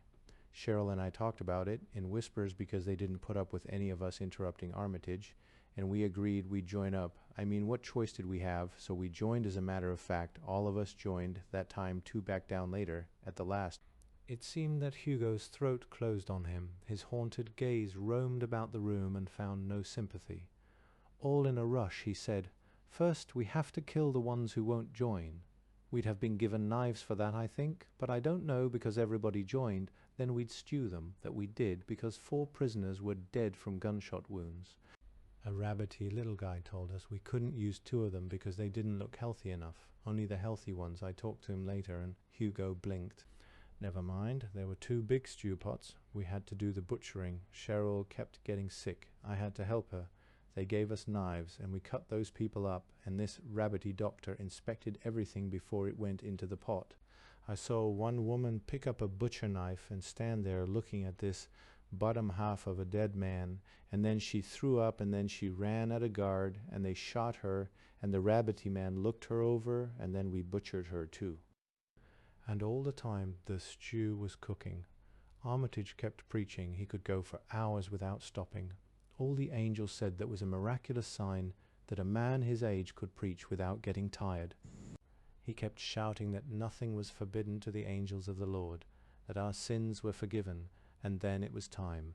and we ate, and one guy got through the butchering all right, but he couldn't eat, and they made us hold him down and cut his throat. Hugo ran out of breath, and the room was silent. And you ate, Senator Jellison said. I ate. You didn't really think you could stay here after that. George Christopher spoke almost in kindness. Harry was looking at the women. Eileen was composed, but Harry had not seen her eyes meet Hugo's not once, but the Soviet cosmonaut was staring at him in naked horror. Harry remembered the way his sister had stared at an enormous spider crawling in the bathtub she had been about to fill. The woman's eyes were wide, and she seemed to be forcing herself back in her chair. She couldn't turn away. Now notice the typical capitalist shows certain predictable tendencies under stress, of which murder and cannibalism. Harry hoped to God nobody looked his way. Nobody else was fighting an urge to laugh, and if it had been Harry up there in front of the table, Harry would have been under the table. Number, not really, said Hugo. Not here, not anywhere. That's their power. Once you've eaten human meat, where can you go? You're one of them then, with a crazy preacher to tell you it's all right, you're an angel of the Lord, you can do no wrong except if you run, and then you're an apostate. His voice dropped and became toneless. It's their power, and it works. Cheryl wouldn't leave with me. She was going to turn me in. She really was, so I killed her. It was the only way I could get out, and I killed her, and I wish I hadn't had to, but what could I do? How long were you with them? Al-Hardy said. About 3 weeks. We had another war, and we got more prisoners. It went the same as before, only now I was outside the wire, carrying a pistol and shouting hallelujah. We moved north again, toward Mr. Wilson's place, and when I saw Harry, I didn't dare speak to him. But when they let him go— They let you go? Senator Jellison said. Yes, sir, but they took my truck, Harry said. I have a message for you from the angels of the Lord. That's why they let me go. When they caught me, I told them I was your mailman, that I was under your protection, and I showed them that letter you wrote. They laughed, but then Jerry Owen said— Owen again, Christopher said. I knew we should have killed him. No, sir, I don't think you should have, Harry said. If it hadn't been for him, I wouldn't be here. So Owen is one of the leaders, Al-Hardy said. Harry shrugged. They listened to him, but he doesn't give any orders, or at least I never saw him give any, but he said I'd be the perfect one to bring you a message, and I've got it here. I'd got a couple of miles along the road when Hugo caught up to me, and after he told me what it was like back there, I thought you ought to hear that before you read the letter they sent. Yes, you've done well, Harry, Jellison said. Well, George, it was on your orders that Beck was expelled. Christopher looked stunned by all that he'd heard. 24 hours, let him stay overnight, and give him 3 meals fit for a man to eat. I think we ought to read that message before we decide anything, Al-Hardy said. And there's a lot more information we need. Hugo, what's their strength? You said 1,000. How good is that estimate? It's what Jerry Owen said Sergeant Hooker had told him. I think it's about right. But they've got more. They've got Bakersfield. It isn't organized yet, but they own it, and their people are sifting through what's left of the city looking for weapons and recruits. So there's more than 1,000?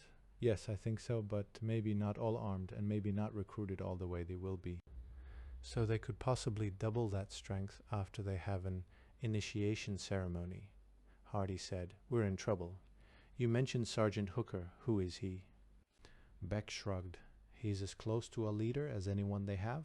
A big black army man. Army uniform anyway. There are generals and like that, but Sergeant Hooker outranks them all. I didn't see him much. He has his own tent, and when he goes anywhere they drive him in a car with plenty of bodyguards, and Armitage always talks polite to him, as polite as he ever is to anybody. A black man, George Christopher said. He looked around at Rick Delante, who had sat silently during Beck's story. Then he looked hurriedly away. There are other black leaders, Beck said. They spend a lot of time with Hooker, and you never say anything bad about blacks or Chicanos or anybody else. First couple of days they just slap you for it. Like if a black man says honky or a white dude says nigger, but if you don't learn fast they figure you're not really converted. Don't mind me, Rick Delante said. I've got all the equality I ever wanted. Harvey Randall and Tim Hamner came into the room. They brought folding chairs from the library. Eileen went to Tim and whispered hurriedly, and everyone tried to ignore the growing horror on Hamner's face. Alice Cox brought in lighted kerosene lamps. Their cheery yellow glow seemed out of place. Shall I light a fire, Senator? Alice asked. Please. Hugo, did you see their arsenal? Yes, sir. There were a lot of guns, machine guns, and some cannon and mortars. I need details, Al Hardy said. We all do, and things are getting busy around here. It might take more than one day to get all the useful information he has. Mr. Christopher, could you reconsider? Christopher looked as if he were going to be ill. I don't want him here. He can't stay here. Hardy shrugged. And the governor? Hugo. What do you know about Lieutenant Governor Montrose? Nothing, except he's there. Hugo said he stays in officer country, and when he goes anywhere there's a lot of bodyguards, like Sergeant Hooker. The governor never did talk to us, but we got messages in his name sometimes. But who's in control of this group? Hardy demanded. I don't know. I think it's a committee. I never got to talk to the top bosses. Mine was a black woman named Cassie, and she was big, and she was mean, and did she ever believe the real bosses were Armitage and Sergeant Hooker? The governor, maybe. A black city man named Alim Nasser. Alim Nasser? I know him, Randall said. We did an interview with him once. A natural leader, very powerful in the Watts area. Eileen left Tim and went to kneel next to Randall. As she whispered, Harry watched with curiosity. Could a TV reporter be shocked? Yes, definitely, and scared shitless if Harry was any judge. He wasn't the only one. Deke Wilson had been looking sicker and sicker. It wasn't surprising that Deke's territory had been smaller every time Harry went down there. And now the new Brotherhood was at Deke's main area. George looked disgusted. Finally, he said, I want to throw up every time I look at him. Senator, how much whiskey do you have left? I'll trade you a pint of my cheap stuff for one stiff drink right now. The trade isn't needed, Jellison said. Eileen, would you bring a bottle, please? I think we could all use a drink, and I gather there's more news. Harry, you mentioned a letter. Yes, sir. Perhaps I should read it while we all have a drink. Harry got up and went to the senator's chair. He took an envelope from an inner pocket and gave it to Jellison. The senator opened it carefully and took out several sheets of paper. They were handwritten by someone who'd used a broad-nib pen, someone with excellent handwriting. Harry wanted very badly to see what that letter said, but he went back to his seat. Eileen brought in a full bottle of Old Fedcal and poured for everyone. No one refused. She filled Hugo Beck's glass, and he gulped it eagerly. And he'll stay drunk the rest of his life if he can find booze. Harry thought, are they starving or just hungry? Christopher asked. Not even hungry, Hugo said. Their doctor, the rabbity guy, says they find enough vitamin pills, and I ate well myself. He saw their faces close up and cried, No, I only ate human meat twice at the rituals. Most of what they fed us came from supermarkets, but there were some animals too. They don't need cannibalism. They only do it when there's new recruits. It's a ritual. A damn useful ritual, said Harvey Randall. Heads turned toward him. Look at Hugo. They've circumcised his soul. It's a mark on him that anyone can recognize. That's what it feels like, doesn't it, Hugo? Hugo nodded. Suppose I told you it isn't visible at all. Hugo looked puzzled. Harvey said, Right, you know it's there. Some of them like the taste, Hugo whispered, but they heard him. Deke Wilson spoke in a voice filled with terror. And I'm next. They're coming for me in 4 days. Perhaps we can stall them. Jellison looked up from the letter. This is an interesting document. There is a proclamation of authority by acting Governor Montrose. Then there is a letter to me, inviting me to discuss the terms under which my organization can be integrated into his own. It's politely worded, but quite peremptory, and although he doesn't threaten us directly, there is discussion of unfortunate incidents in which various groups refused to recognize his authority and had to be treated as rebels. Jellison shrugged, but there's no mention of cannibals or angels of the Lord. You don't you believe me, Senator? Hugo Beck asked in despair. I believe you, Jellison said. We all do. He looked around the room and got nods from the others. Incidentally, this gives us 2 weeks and mentions Dake's White River area as well as our own. That may be simply to get Dake off his guard, but it may also mean they've delayed their attack. I think they won't fight you just yet, Hugo Beck said. They just found out about another place. I think they'll go there first. Where? Hardy demanded. Visibly, Hugo considered trying to bargain and decided against it. The San Joaquin nuclear project. They just found out the plant's still operating. It set them crazy. Johnny Baker spoke for the first time. I didn't know there was a nuclear plant in the San Joaquin Valley. It wasn't online yet, Harvey Randall said. It's still under construction. I think they got it to the testing stage before Hammerfall. There wasn't much publicity because of the environmentalists. The cosmonauts spoke in excited Russian. Baker and Delante joined in, speaking much more slowly. Then Baker said, "We were looking for an operating power plant. We thought Sacramento might have survived. Where is this San Joaquin plant? We've got to save it." Save it? George Christopher's face was grey. Can we save ourselves? Damn it, I don't believe it. How could that cannibal army grow so fast? Mohammed, Harvey Randall said. What, when Muhammad began he had 5 followers. In 4 months he controlled Arabia. In a couple of years he controlled half the world, and the new Brotherhood has the same kind of growth incentive. Mayor Seitz shook his head. Senator, I just don't know. Can we stop that outfit? Maybe we ought to head for the High Sierra while we've got the chance. There was a long silence. The magician, any sufficiently advanced technology is indistinguishable from magic. Arthur C. Clarke. Dan Forrester dozed in front of the wood-burning kitchen stove. His feet had been washed and bandaged. He'd taken a shot of insulin, hoping that it was still good, fearing that it wasn't. It was very hard to stay awake. Maureen Jellison and Mrs. Cox fussed over him, bringing him clean clothes, dry clothes, and pouring him hot tea. It was very pleasant to sit and feel safe. He could hear voices from the other room. Dan tried to follow the conversation, but he kept falling asleep, then jerking himself awake. Dan Forrester had spent his life working out the rules of the universe. He had never tried to personalize it, yet when the hammer fell, a small bright core of anger had burned in Dan Forrester. He had forgotten that anger, the anger he felt when he first learned what it meant to be a diabetic. The rules of the universe had never favored diabetics. Dan had long since accepted that. Methodically, he set out to survive anyway. Every day he was still alive, tired to death, hiding from cannibals hungrier every day, fully aware of what was happening to his insulin and to his feet. He had kept moving. The steady warmth of anger had never relaxed, but something within him had relaxed now. Physical comfort and the comfort of friendship let him remember that he was tired and ill and his feet had turned to broken wood. He fought it because of what he could hear from the next room. Cannibals, new Brotherhood army, an ultimatum for the senator, 1,000 men. They've taken Bakersfield, could double their numbers. Dan Forrester sighed deeply. He looked up at Maureen. It sounds like a war is coming. Is there a paint store here? She frowned down at him. Others had gone mad after less than Dan Forrester had faced. Paint store? Yes, I think so. There was a Standard Brands at the edge of Porterville. It was flooded, I think. Dan tried to discipline his thoughts. Perhaps they kept things in plastic bags. What about fertilizer? You have that ammonia, for instance. They use it for... I know what they use it for, Maureen said. Yes, we have some, not enough for the crops. Forrester sighed again. It may not get to the crops. Or maybe we can use it where we'll be able to grow crops later. Were there many swimming pools, a swimming pool supply store? Yes, there was one of those. It's underwater now. How deep? She looked at him sharply. He looked terrible, but his eyes were quite sane. He knew what he was asking. I don't know. It will be on Al Hardy's maps. Is it important? I think so. He stopped abruptly. He was listening. In the other room they were talking about a nuclear power plant.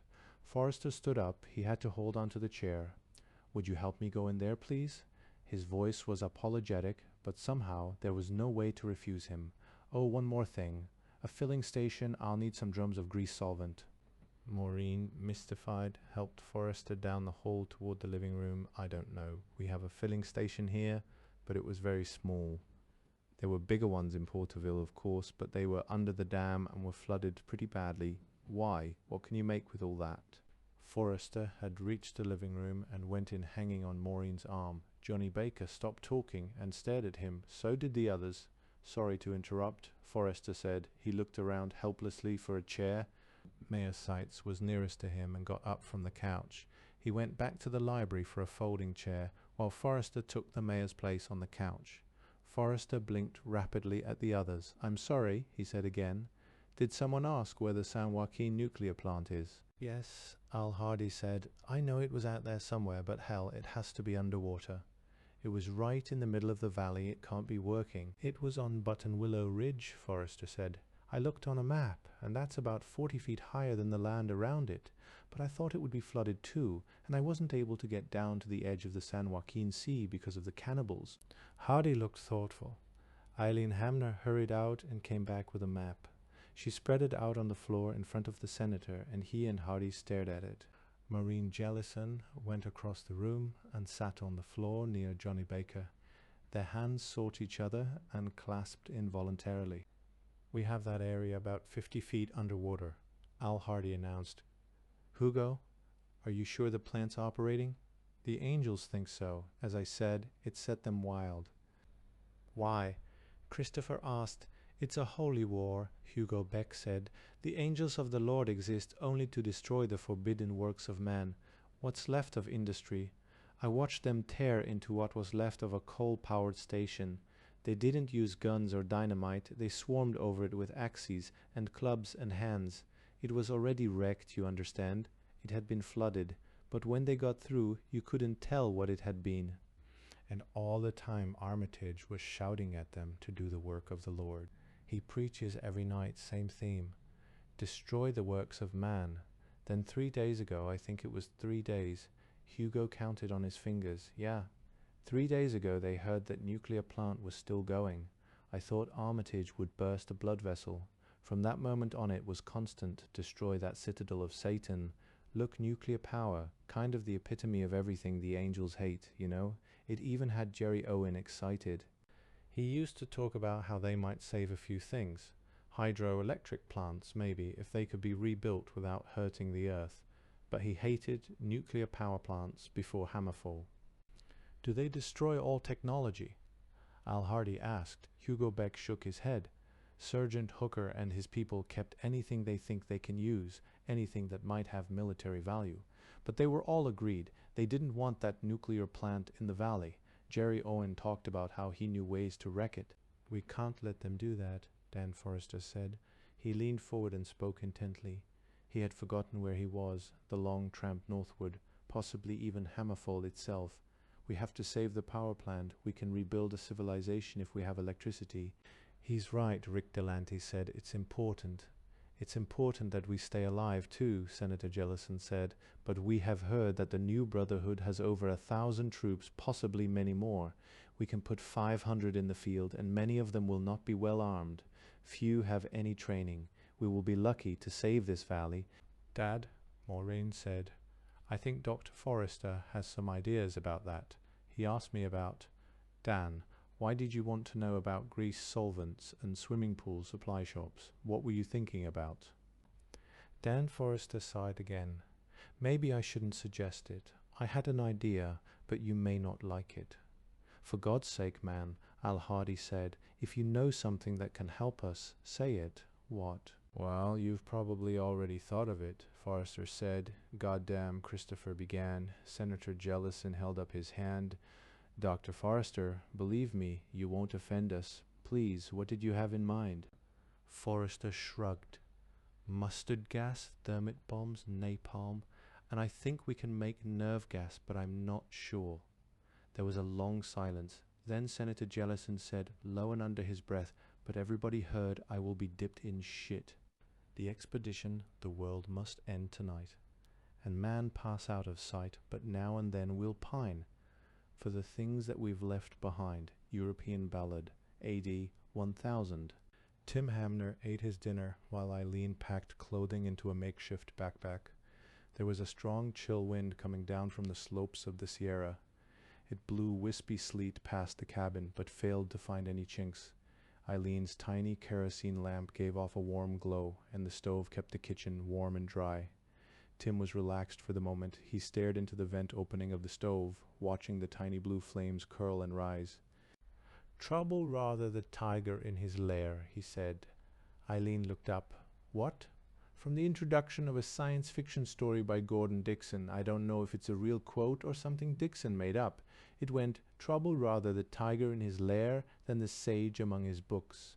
For to you kingdoms and their armies are things mighty and enduring, but to him they are but toys of the moment, to be overturned with the flick of a finger.'"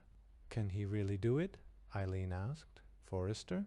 He's a magician. If Forrester says he can make napalm and bombs and mustard gas, he can do it, Tim sighed.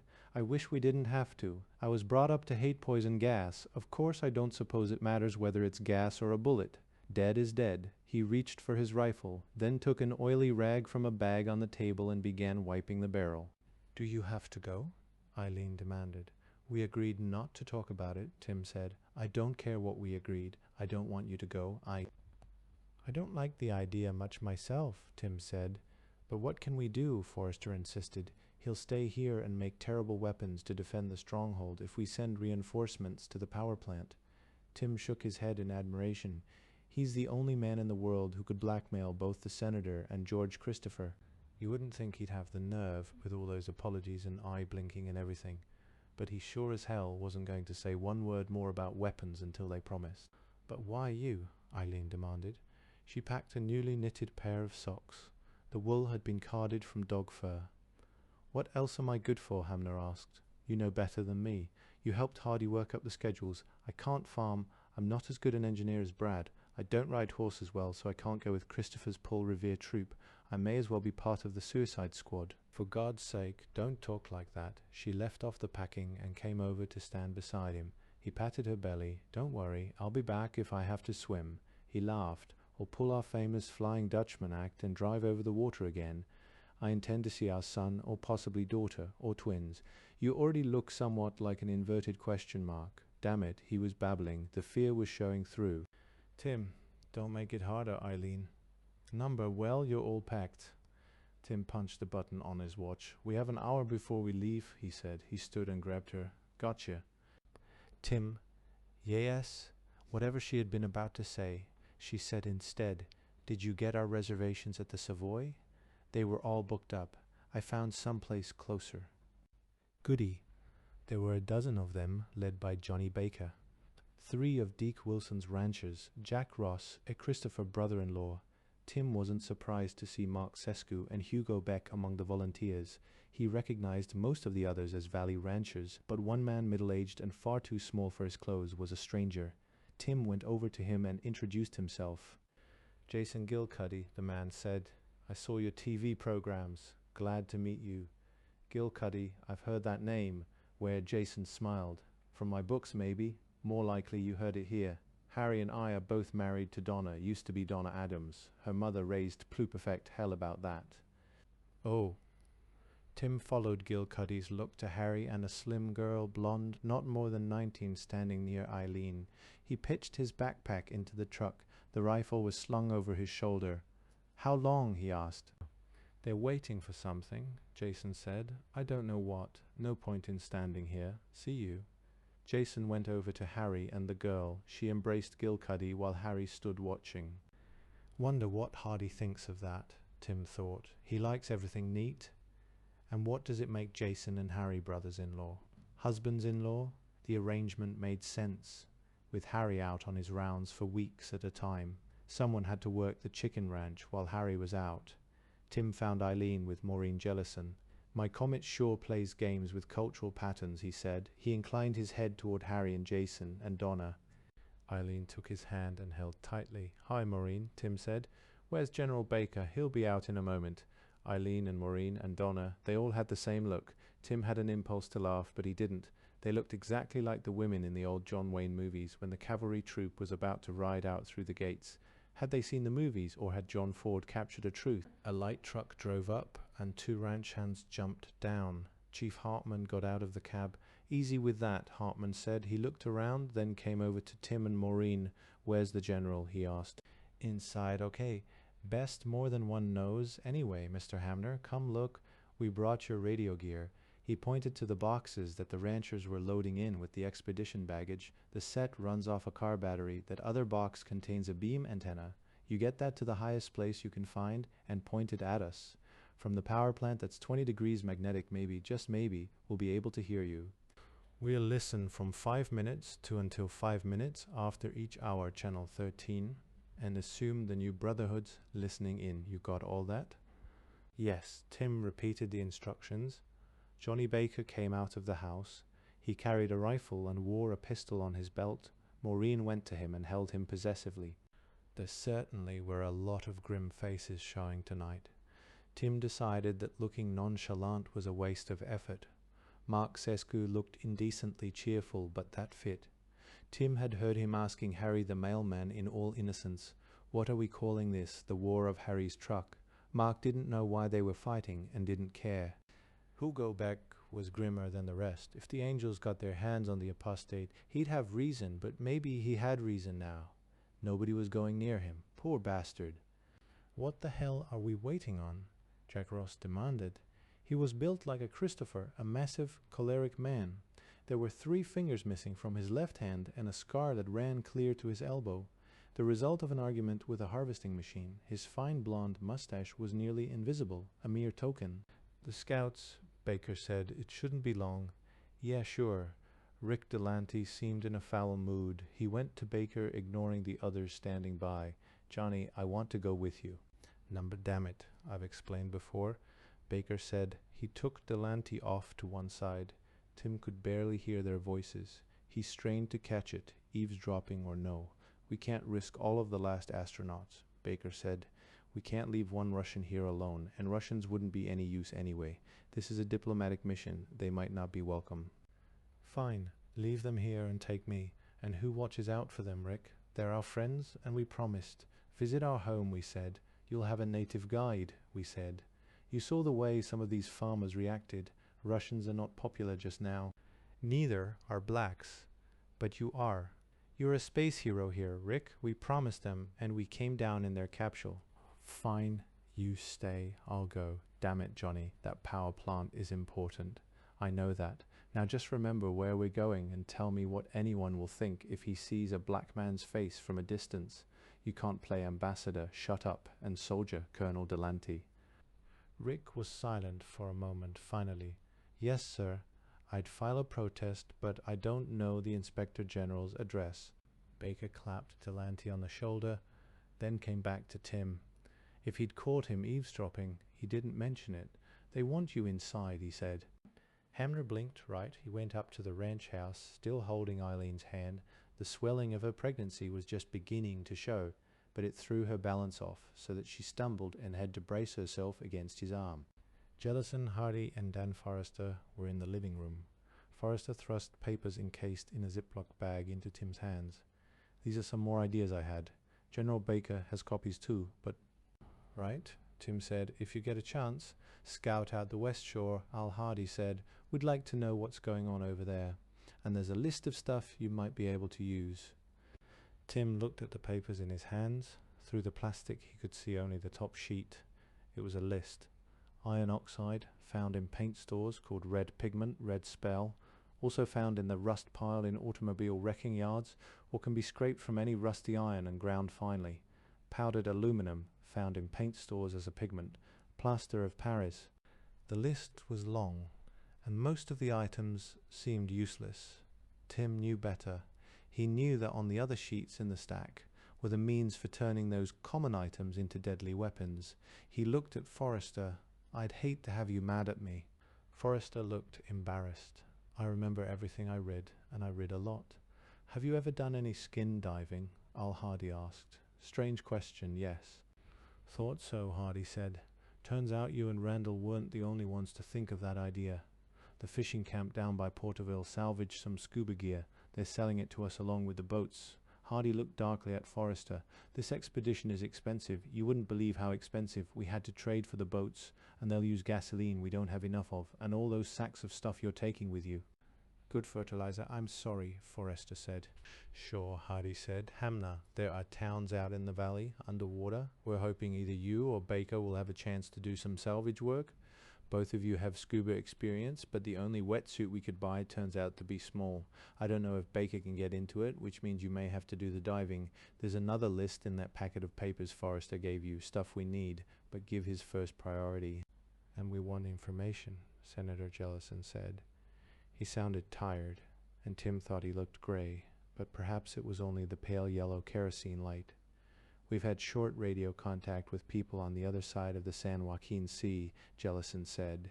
"There were oil fields out there, lots of them, and there seemed to be survivors. They were friendly enough on the radio, but you never can tell anyway. find out what you can. Maybe the power plant people know we can use allies. Baker has authority to make deals. You don't, but you know conditions here better than Johnny does. He'll need your advice. Tim looked thoughtful. Everybody has assumed the people at the power plant will be friendly, he said. What if they're not? I thought in my observatory. Anyway, what if they're not? Baker has instructions on that, Jellison said. Warn them about the cannibals and leave them alone. And see what you can salvage out in the valley, Hardy said. We can't let all this manpower and gasoline go to waste. A rancher put his head in the door. Scouts are back, he said. It's okay. We have the boats. Hardy nodded. All right, Hamner, get your goodbyes said. Now I'll go find out exactly what all this cost us, he said with distaste. He went. Under the black beard, Dan Forrester's lips were a hard, thin line. Forrester didn't always show his anger. It showed now only in the way he fumbled for words before saying giving up the power plant would not turn out to be an optimum solution. We'll save it. You guard the home front. Tim went back out into the cold night. 4 hours until dawn. Maureen blinked back tears as the truck drove away. She watched the tire light dwindle and vanish on the highway south, and stood in the cold wind long after she couldn't see it any longer. It all made sense. If they had to send off an expedition, Johnny Baker was the logical man to lead it. People knew who he was, they'd recognize him, or at least know of him, and nobody else in the stronghold qualified that way. George, Christopher, and the others on horses could move down the east side of the valley, staying up in the hills, looking for ranchers, organized valleys, anyone to recruit for the attack on the cannibals, but no one across the sea would have heard of the Christophers, and everyone knew Johnny Baker. Johnny was a hero. She didn't want to go inside. In there, Al Hardy and Harvey Randall would be working with Dr. Forrester, planning tomorrow's work, locating supplies and chemicals that Forrester could use.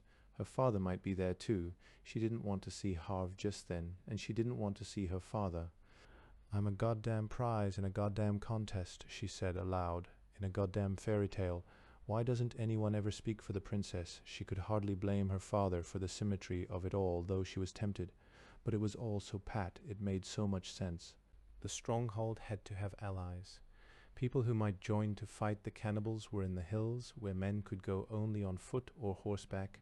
They would be locals, most of them. It made good sense to send 20 locals into the hills on horseback, led by a local, a farmer, a fine horseman, George Christopher. And the power plant had to be saved, thanks to Forrester's gentle extortion, but cut off from events by the sea around them. How were the defenders to know their friends from their enemies? Best to send a man with some military authority, a man any adult American would recognize in a fog on a moonless night, General Johnny Baker, which left Harvey Randall free to work with Dr. Forrester, whom he had known in a previous life, on the weapons to defend the stronghold. So the knights were riding off in 3 directions, and he who came back with the prize, his life, would inherit the princess and half the kingdom. They could all come back, it could happen, but when did the princess ever get her choice? Hello. She didn't turn to look, he's so damn visible. Yeah, Harv said. He wondered, but in silence, how the angels who hated the atomic plant so much would feel about the space program. Someone like Jerry Owen would recognize Baker as fast as any power plant operator would. That's why he's there, he said. When she didn't answer, didn't even turn, he went back inside. There were 4 boats for 20 men. 2 were cabin cruisers, small fiberglass boats used in inland lakes, powered by outboards. There was a 20-foot open dory, also with an outboard, and there was the Cindy Lou. She was a bomb. 20 feet long and only wide enough for 2 people to sit in the tiny cockpit. The rest of the boat was an enormous inboard engine covered with bright chrome. Cindy Lou had lost most of her bright tangerine metallic flake paint. The chrome didn't glow when Johnny Baker played a flashlight across her. She was a nautical drag racer, but she wouldn't go very fast with an oil drum barge hooked behind her and loaded with supplies. This was quite a find, said Horry Jackson. We can use her too. She's gorgeous, who cares what she's for? The fishing camp leader chortled. Isn't she just? But the senator wanted something that could tow a load. And since I'm coming along, I'd as soon have something fast, just in case we have to run away from anything. We're not going there to run away, Baker told him. Jackson's grin was wide. He was missing a tooth. General, I'm going 'cause they hired me. Some of my boys are going. because the senator's man said he'd take their women up into that valley and keep him there for the winter. I don't know what the last astronaut is doing here. Don't you care? Baker demanded. Isn't it worth saving? It could be the last nuclear power plant on Earth. Jackson shook his head. General, after what I've seen, I can't think more than a day ahead, and right now all I know is you're going to feed me a while. I remember, his brow furrowed. Seems so long ago. The papers were screaming about how the government was putting an atomic plant right next to us, and if a meltdown happened, I don't remember. But I can't get excited about saving an atomic plant. Or anything else, Jason Gilcuddy said. Disaster syndrome. Let's board. Horry Jackson said coldly. Tim Hammer made his choice. One of the boats had an awning, protection from the drizzle. He sat next to Hugo Beck. The man must have had enough of being avoided. Mark and Gilcuddy boarded the same boat. Horry Jackson took the pilot's chair, then looked around to find that Johnny Baker was in command of Cindy Lou. I don't suppose she'll be too fast for an astronaut, he called, but you won't get so wet under the awning. Baker laughed. What's a little rain to a man in love? He activated Cindy Lou with a marrow-freezing, mind-numbing roar. The small fleet moved cautiously out from shore, out into the inland sea. The water was dangerous with treetops, floating debris, telephone poles. Horry Jackson led the way in the cabin boat, going very slowly. The top of a silo marked where a submerged barn must be. He steered wide. He seemed to know exactly where to turn to find the channel among the islands and obstructions. The night was not quite pitch black. A dull glow beyond the drizzle marked where the moon was hidden by the constant cloud cover. Mark fished out corn dodgers and passed them around. They had bags of cornmeal with them, and enough of the round cornmeal cakes to feed them while they crossed the water. Enough until Hugo Beck put one in Horry Jackson's hand. Hey, Horry cried. He bit it, then stuffed it whole in his mouth and tried to talk around it. Dried fish just by my foot. Pass it around. It's all yours. I want as much of these things as you can spare, and all for me. Mark was stunned. Just what is so extra special about corn dodgers? Horry got his mouth clear. They aren't fish, that's what. Look, for all of me the whole world is starving except us. We aren't starving. For a couple of months we were, then all of a sudden there was fish everywhere, but only two kinds. Catfish and goldfish. The only problem is cooking them. Hold up, that was Mark. You didn't really say goldfish, did you? They look like goldfish. But big. That's what you're eating now. Gary Fisher says goldfish can grow to any size. The catfish were always there in the streams. You want me to shut up? Pass me that bag of corn dodgers. They passed Horry the bag. Tim ate with enthusiasm. He hadn't tasted fish in a long time, and it was good, even dried. He wondered why there were suddenly so many fish, then considered how their food supply had exploded, all those dead things floating in the water. It only bothered him for a moment. But why goldfish? Mark Sescu wondered. Gilcuddy laughed at him. Easy to picture. Here's a rising freshwater sea, and here's a living room with a goldfish bowl in it. The water rises, breaks through the picture window, and suddenly the most docile of household pets is whirled out of his cage into the great wide world. Free at last, he cries. Gilcuddy bit into a fillet of goldfish and added, freedom has its price, of course. Horry ate corn dodgers in single-minded silence. Mark rummaged through his pockets and came up with a tiny scrap of cigar. He popped it into his mouth and chewed. I would kill for a lucky strike, he said. You may well have the opportunity, Jason Gilcuddy said. Mark grinned in the dark.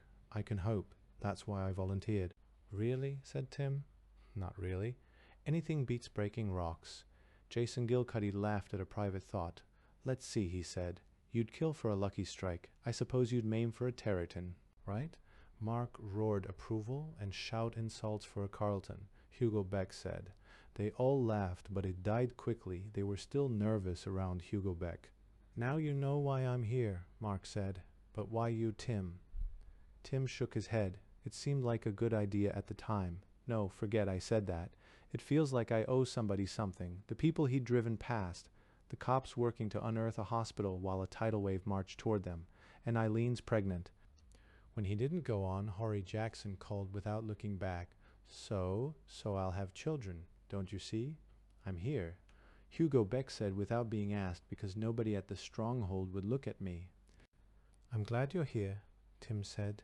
If anyone wants to surrender, you tell him what it means. Beck chewed that. They don't have to know about me, do they? A look passed among them. Not till they have to, Tim said quickly, and he turned to Jason. You're the one I don't understand. You're Harry's friend. They couldn't possibly make you volunteer.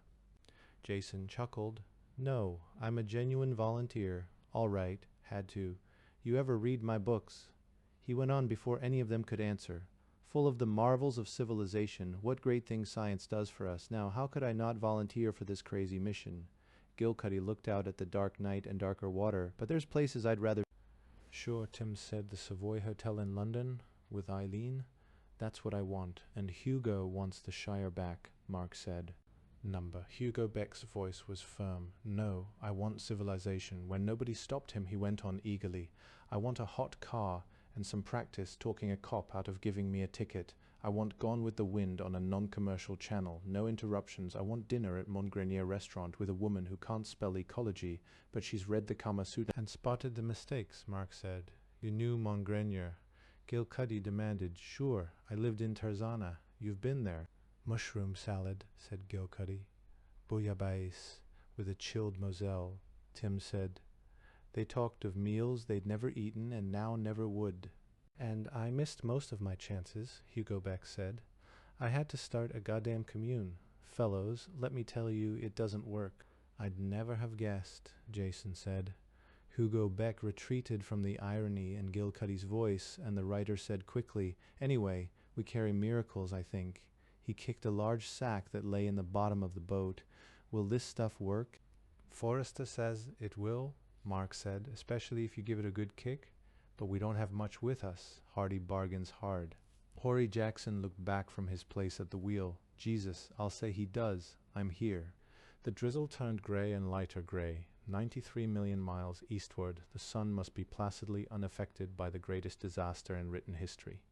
The boats floated on an endless sea dotted with debris. The corpses of men and animals were gone now. Horry Jackson increased speed, but not by a lot. There were logs and bits of houses, inflated tires, the jetsam of civilization. Treetops showed like rectangular arrays of puffy bushes, but there were single trees and some were just submerged. Any of that could tear the bottom out of their boat.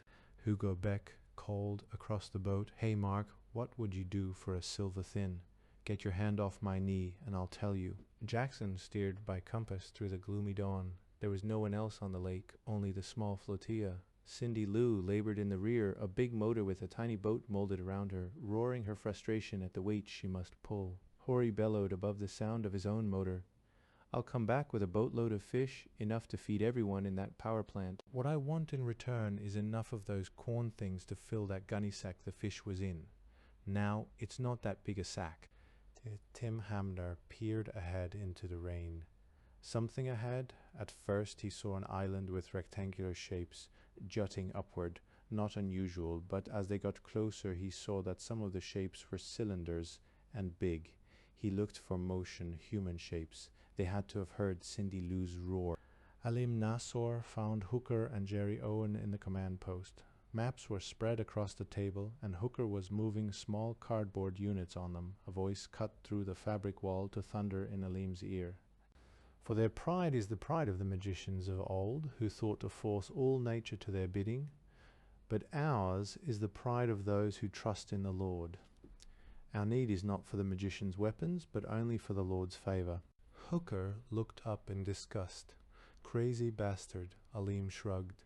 They needed Armitage, and despite the cynical talk they used, when Armitage wasn't around, most of them at least partly believed in the preacher's message. Well, I got nothing against wrecking the damn power plant, Hooker said. It's gotta go. I can see that, but it's...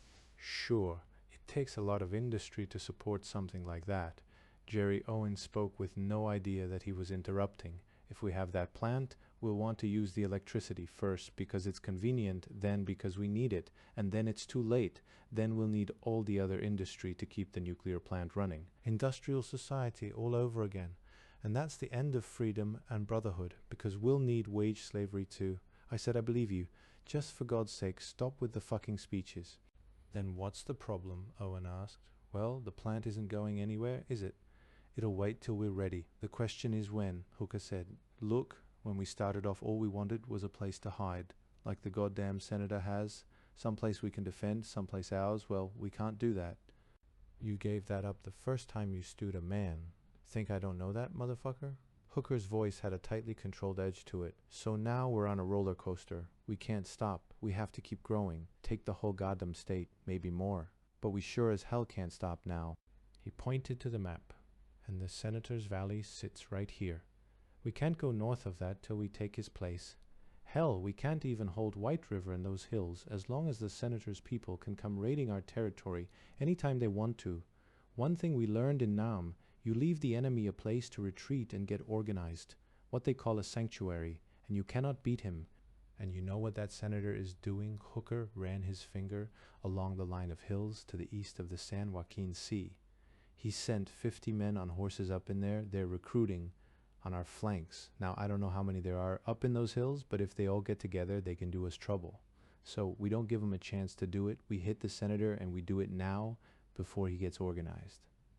I see, said Jerry Owen. He stroked his blonde beard. And the prophet wants us to go after the power plant. Right, Hooker said. Pull the whole army south. You see what that does to us. But how the hell do I talk that crazy bastard into letting me finish off the senator's place before we go after that power plant?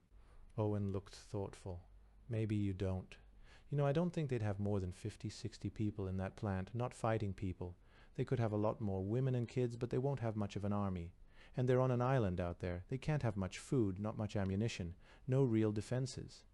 You saying it will be easy to knock off? Alim Nassau said. How easy? Hooker asked. How many? Jerry shrugged. Give me a couple of 100 men, and some of the artillery. Mortars, hit the turbines with mortars, and that finishes the electricity. They can't operate the nuclear reactor without electricity. They need it for the pumps. Hit the turbines, and the whole thing melts down. Will it blow up? Alim asked. The idea excited him and scared him. Big mushroom cloud. What about fallout? We'd have to get out from under that fast, wouldn't we? Jerry Owen looked at him with amusement. Nope, no great white light, no big mushroom cloud. Sorry, I'm not sorry, Hooker said.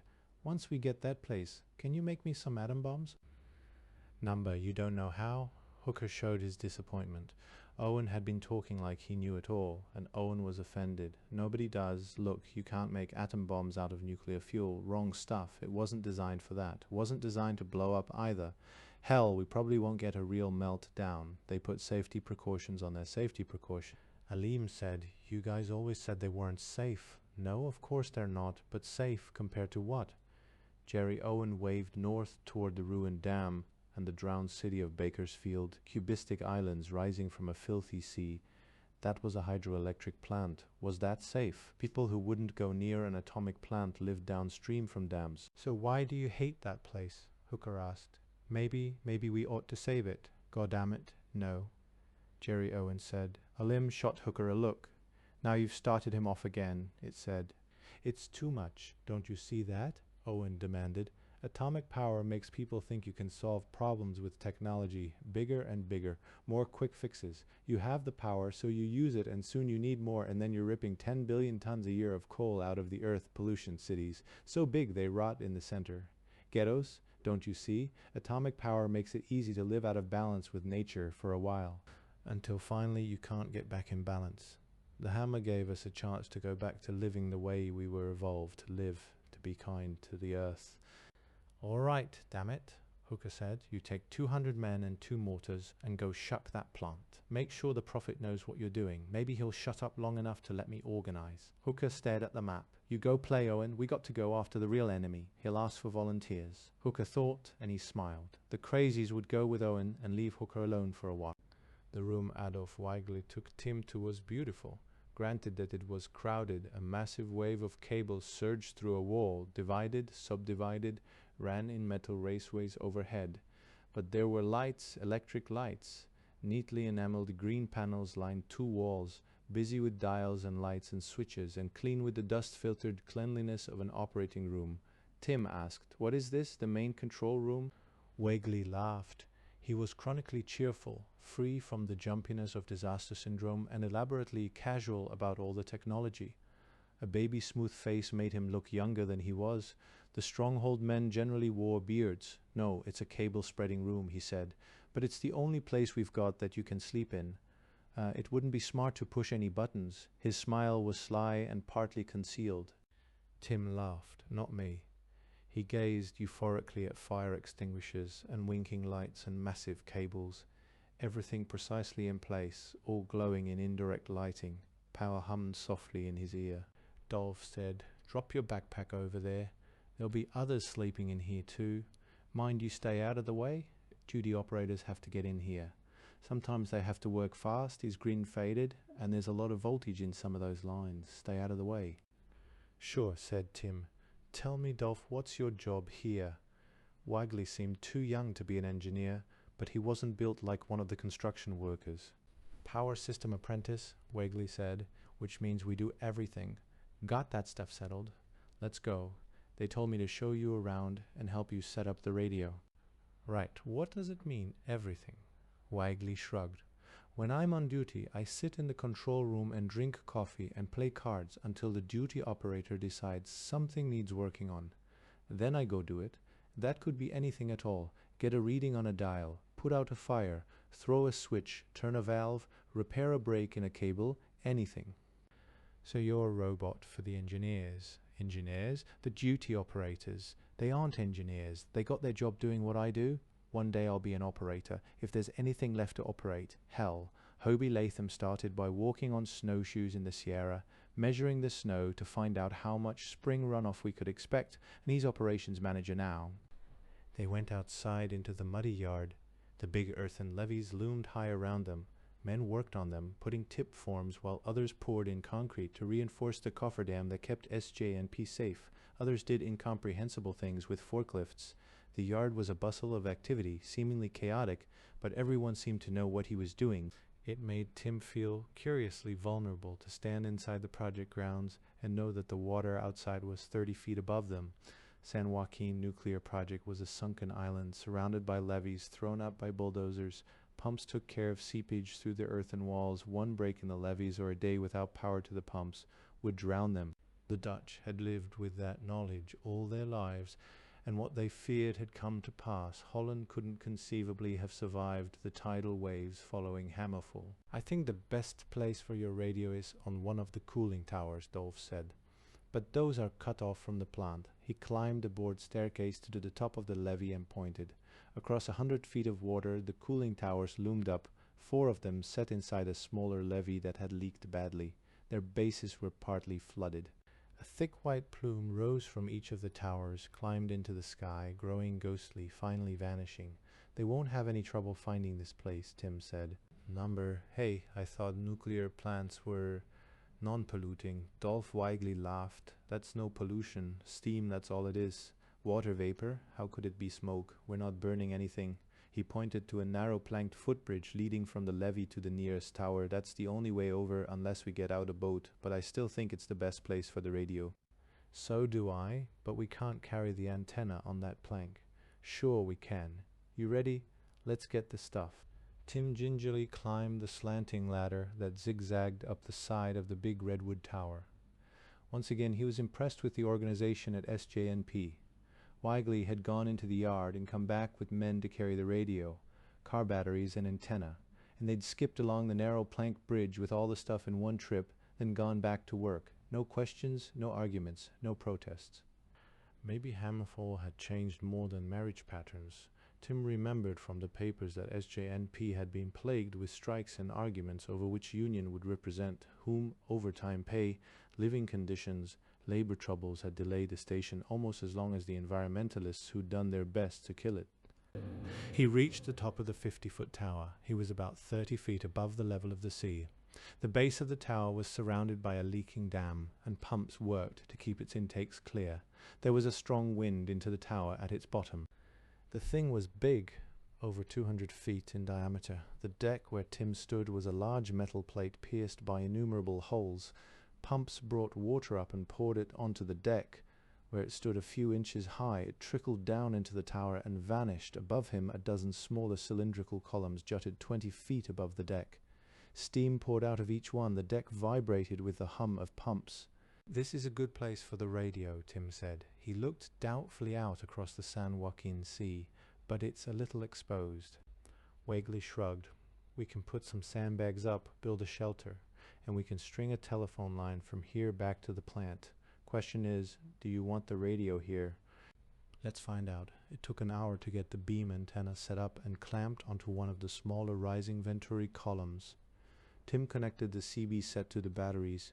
They carefully rotated the beam antenna to point 20 degrees magnetic, and Tim looked at his watch. They won't be listening for a quarter hour. Let's take a break. Tell me how things are going here. We were really surprised to find out you were here, that the plant was going. Wiggly found a perch on the rail. It surprises me sometimes, he said. Were you here when? Yeah, none of us believed the comet would hit us. Of course, as far as Mr. Price was concerned, it was just another working day. He was mad about absenteeism. A lot of the crew didn't show up. Then when it did hit, that just made it worse. We didn't have all our people.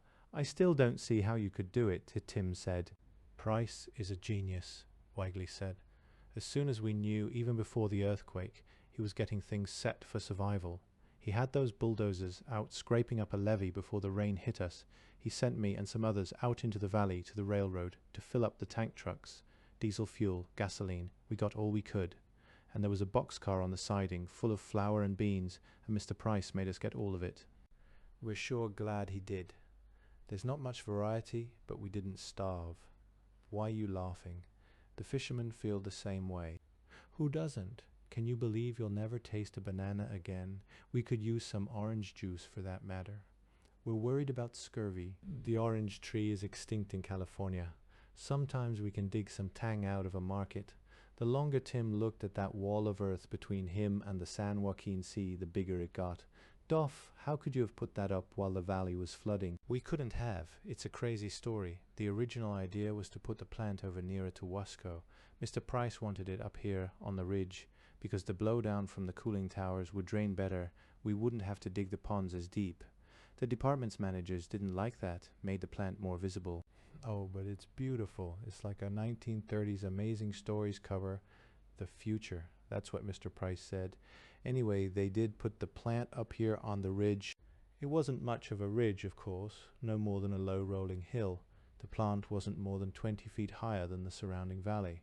And after they did the work, the department got scared and they built the levees, Wagley said, not for any real reason, just to hide the plant so the environmentalists wouldn't think about it when they drove along Interstate 5.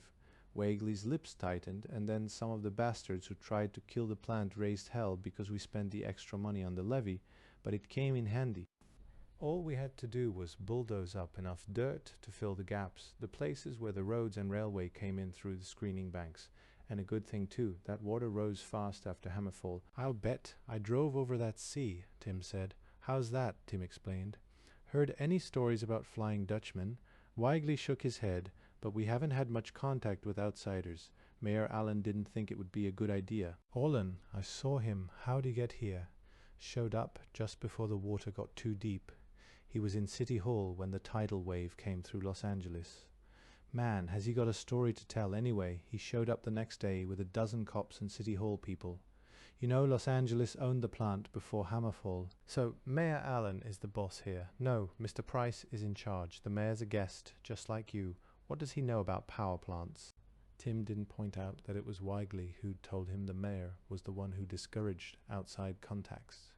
So you've ridden out the end of the world, Tim said, by keeping the plant going. What are you planning to do with it? Wigley shrugged. That's up to Mr. Price, and don't think it's been any soft job keeping things running. Everything's got to work all the time. We can put out 1,000 megawatts. That sounds like a lot of 10 million light bulbs. Wigley grinned. A lot, yeah. How long can you keep that up? At full capacity, about a year. But we're not running full, and we won't ever be. It takes about 10 megawatts to operate the plant. Cooling pumps, control equipment, the lights, you know. That's 1% of capacity, so we could keep that up for 100 years. But then we've got another set of fuel elements over in number 2. Tim looked back at the plant, 2 enormous concrete domes which contained the nuclear reactors. Each had a series of rectangular buildings attached that contained the turbines and control equipment. Number 2's not operational, Wagley said. Getting her up will be our first job once the water's gone down, and then we'll be able to put 20 megawatts online for somebody else to use. We can keep that up for 50 years. 50 years, Tim thought about that. In 50 years, the United States had gone from a horse and buggy to an automobile civilization, had opened mines, built cities, built industries, discovered electronics and computers, taken space flight from comic books to the moon. And this one plant could put out more power than the whole United States generated in the 20s. That's exciting. My God, it was worth coming here. Forrester was right. Letting anything happen to this plant wouldn't be an optimum solution. Weigley gave Tim a puzzled look. Tim grinned. Nothing. Time to try the radio out.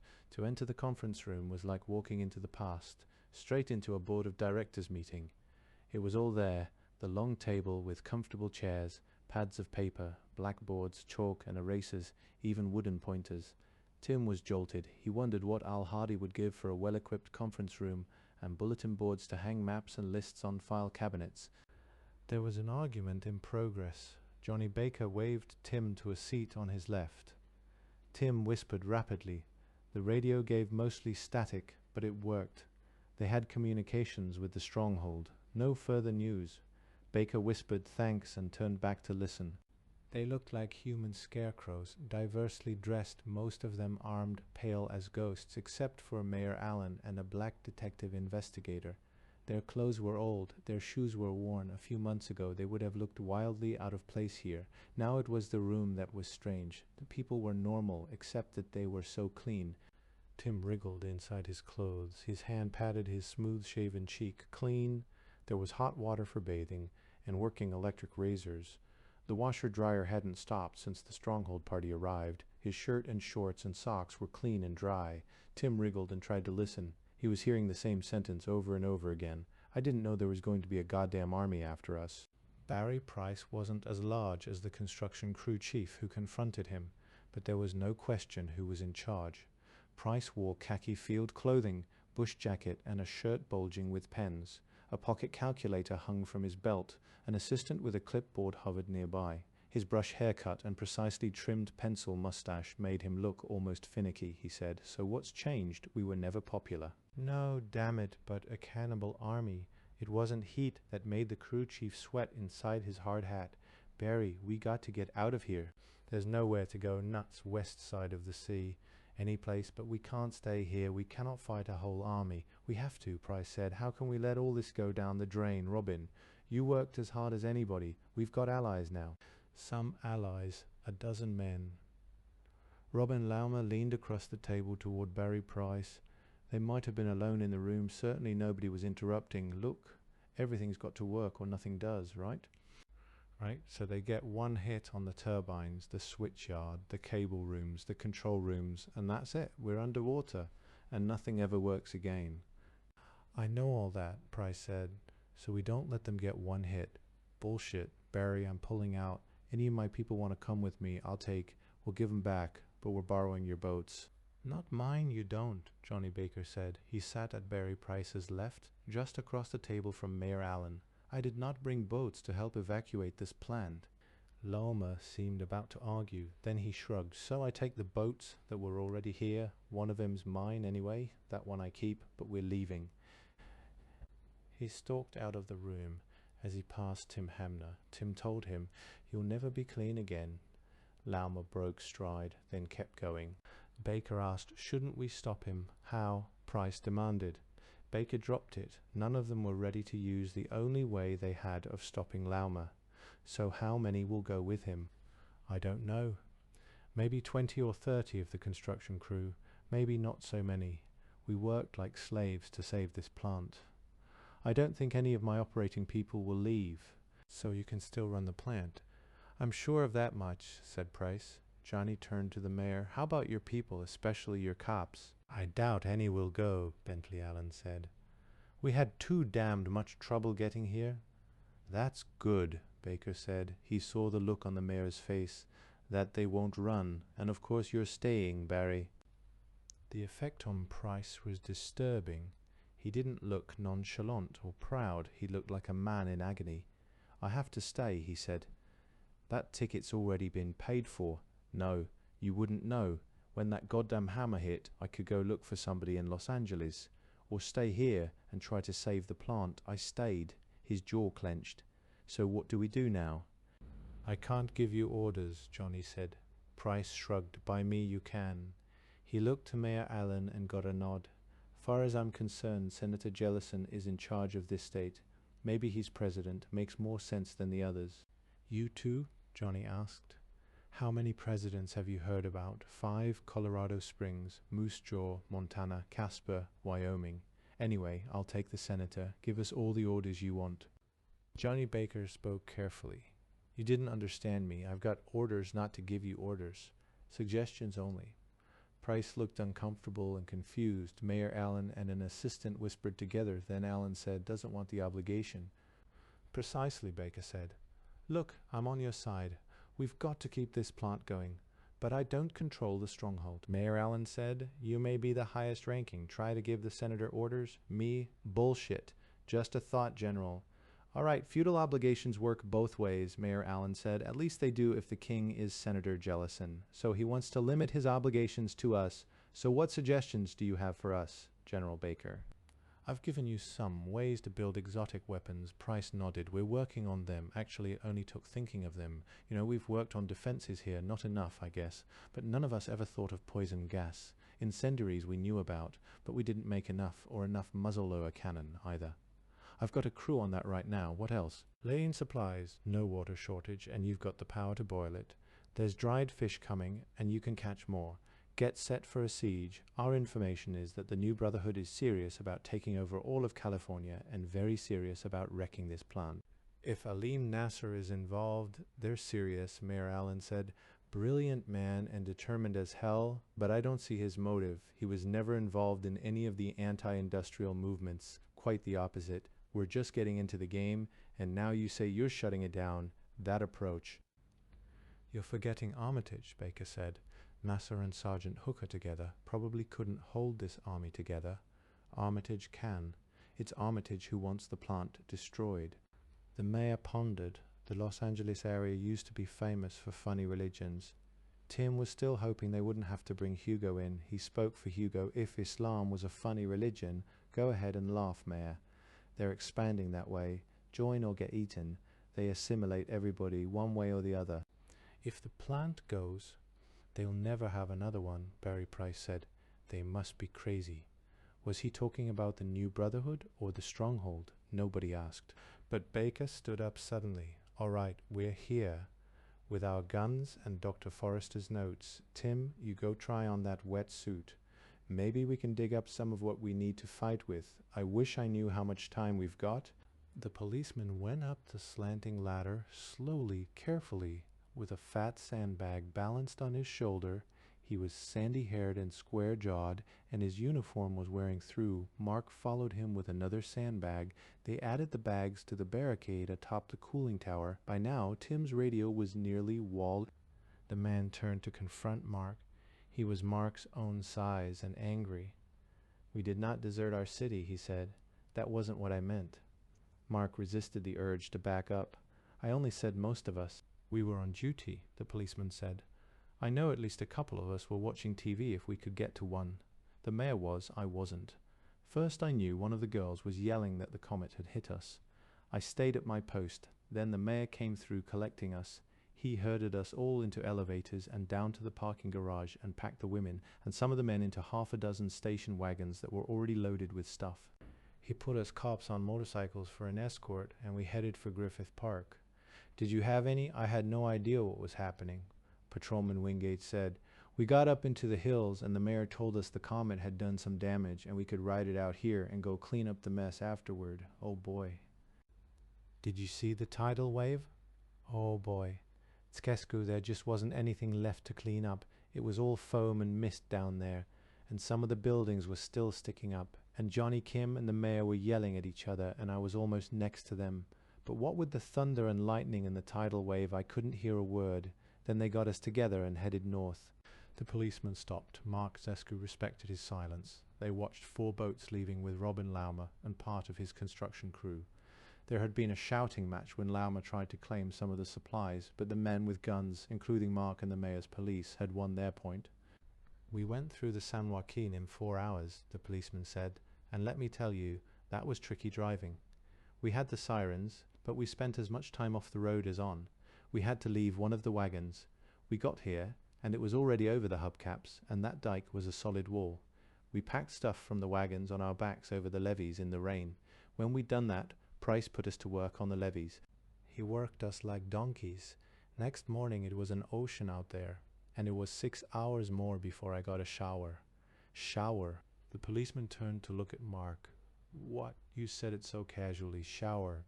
A hot shower. Do you know how long? Skip it? All I ever said was most of us had to do some running." The policeman's nose almost touched Mark's. It was narrow, prominently bridged, a classic Roman nose. "We did not run. We were in the right place to put the city back together again afterward. God damn it, there wasn't anything left. There's nothing left but this power plant, which the mayor says is officially part of Los Angeles. We're here now. Nobody's going to hurt it." All right. The 4 boats were dwindling with distance. A few of the remaining construction men had climbed the levee to watch them go, wistfully perhaps. "I expect they'll be fishermen now," Mark said. "Try to imagine how little I care," the policeman said. "Let's get to work." Horry Jackson cut the motor and let the boat drift to a stop. "Far as I can tell, Wasco is just under us," he said. "If it's not, there ain't much I can do about it." Tim looked at the cold water and shuddered. The wetsuit fit him, but there were loose spots, and it was going to be damned cold out there. He tested the air system. It worked. The tanks were fully charged, and that had been impressive too. When the mechanics at SJNP hadn't had valves and fittings in stock, they simply went into the machine shop and made them. It was a reminder of another world. A world when you didn't have to make do with what was around, when you had some control. "I keep thinking," Tim said, "if people's pet goldfish got loose, what happened to the piranhas?" "Too cold for them," Jason Gilcuddy said, and he laughed. "Yeah, well, here goes." Tim climbed to the gunwale, sat balanced for a moment, and rolled off backward into the water. The cold was a shock, but it wasn't as bad as he expected. He waved at the boat crew, then tried an experimental dive. The water was as black as ink. He could barely see his wrist compass and depth gauge. The gauge was another of the SJMP crew's miracles, fabricated and calibrated in a couple of hours. Tim turned on the sealed lantern. The beam gave him no more than 10 feet of milky visibility. The sea in Emerald Bay off Catalina had been clear as glass. He had flown through seaweed jungles rich with darting fish long ago. He kicked down into the white murk, searching for the bottom, and found it at 60 feet. There was no sound but the bubbles from his regulator, the sound of his breathing.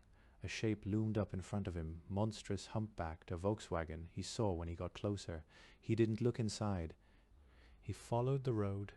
He passed an Imperial with hordes of fish swarming in and out of the broken windows. No buildings, more cars, and finally a gas station, but it had burned before it was flooded.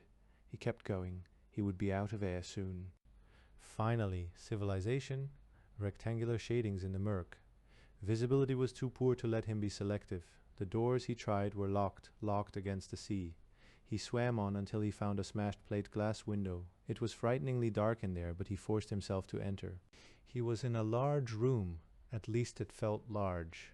A dense cloud of white fog to one side proved to be a rack of paperback books turned to mush and floating particles.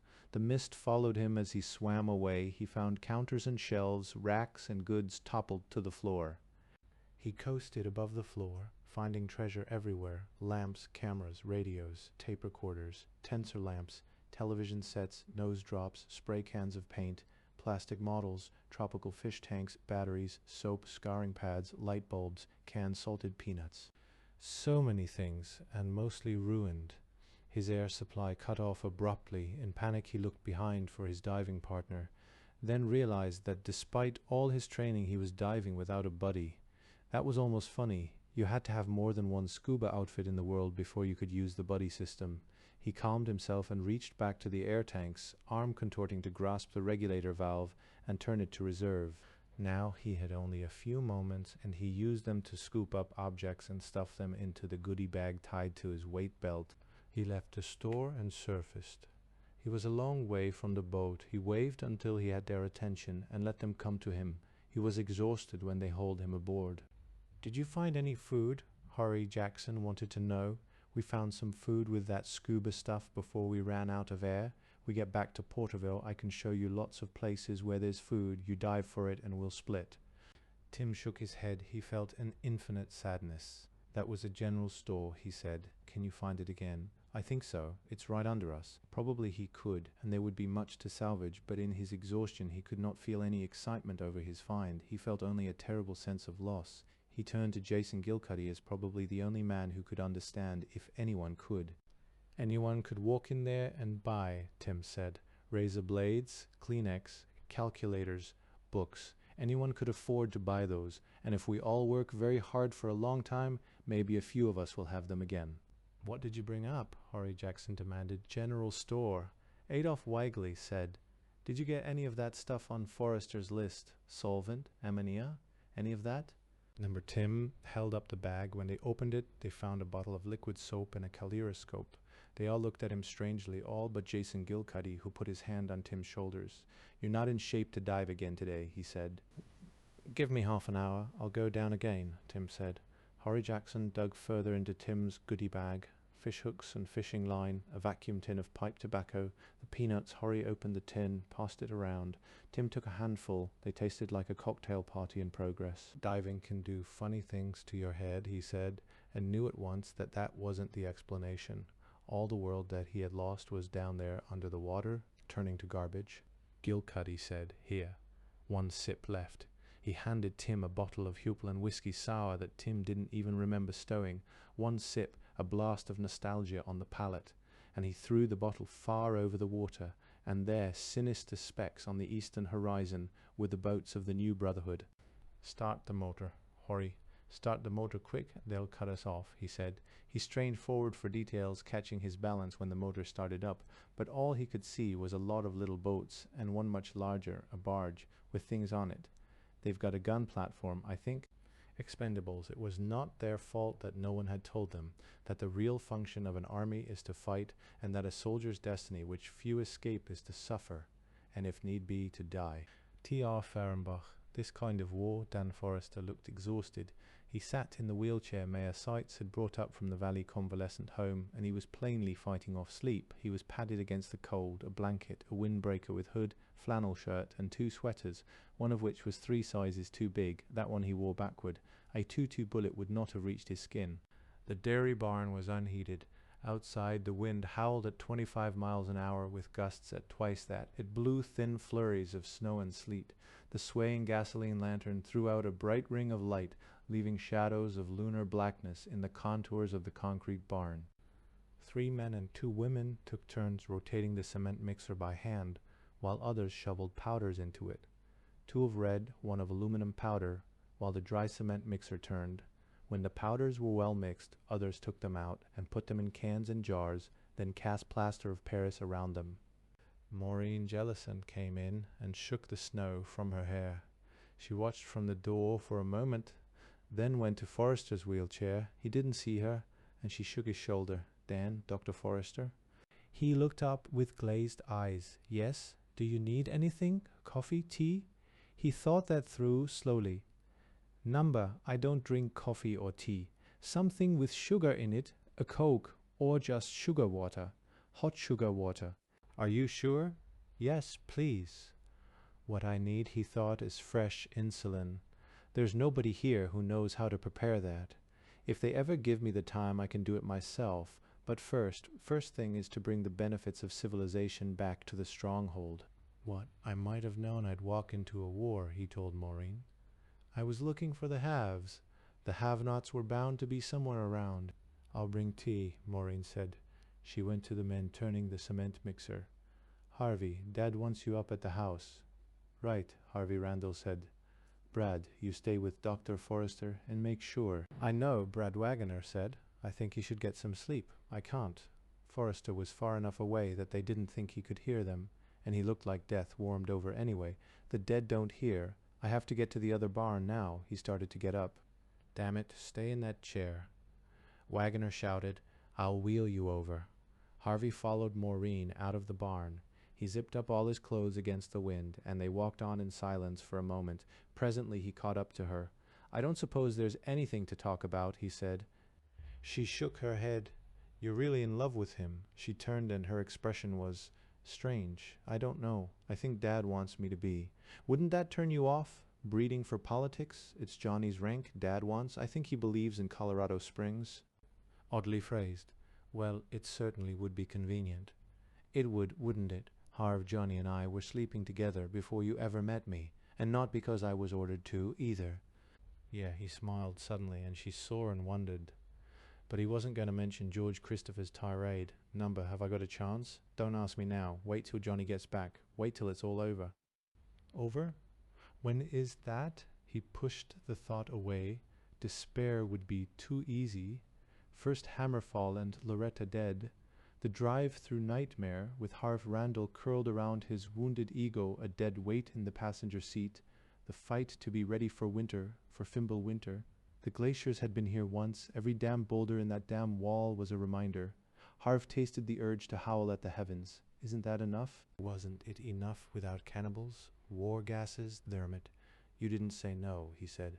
"I'll hang on to that." She didn't answer, and that was encouraging too. "I know how you must feel," he said. "Do you?" She was bitter. "I'm the prize in a contest. I always thought it was a joke. Poor little rich girl. Suddenly nothing is funny anymore." They reached the house and went in. Senator Jellison and Al Hardy had maps spread out on the living room floor. Eileen Hamner held more papers. Hardy's eternal lists. "You look frozen," Jellison said. "There's something hot in the thermos. I won't call it tea, thanks." Harvey poured a cup. It smelled like root beer and tasted much like that, but it was hot and it warmed him. "Progress?" Hardy asked. "Some. The thermit bombs are coming along, but the fuses have to be made. Over in Hal's barn they're cooking up a god-awful brew that Forrester says will be mustard gas, but he's not sure how long it takes to finish the reaction. He's cooking it slow so as not to take chances." "We may need it quicker than we think," Jellison said. Harvey looked up quickly. "Sir?" "Dake's people sent us a message on the CB an hour ago," Jellison said. "Couldn't make it out. Alice took another CB out to get on top of Turtle Mountain." "Alice, Turtle Mountain?" Harvey was incredulous. "It's in line of sight to us and Deke," Al Hardy said. "And communications are better lately. It should work." "But Alice? A 12-year-old girl?" Hardy looked at him strangely. "Do you know anyone else who'd have a better chance of getting a horse up that mountain at night in the snow?"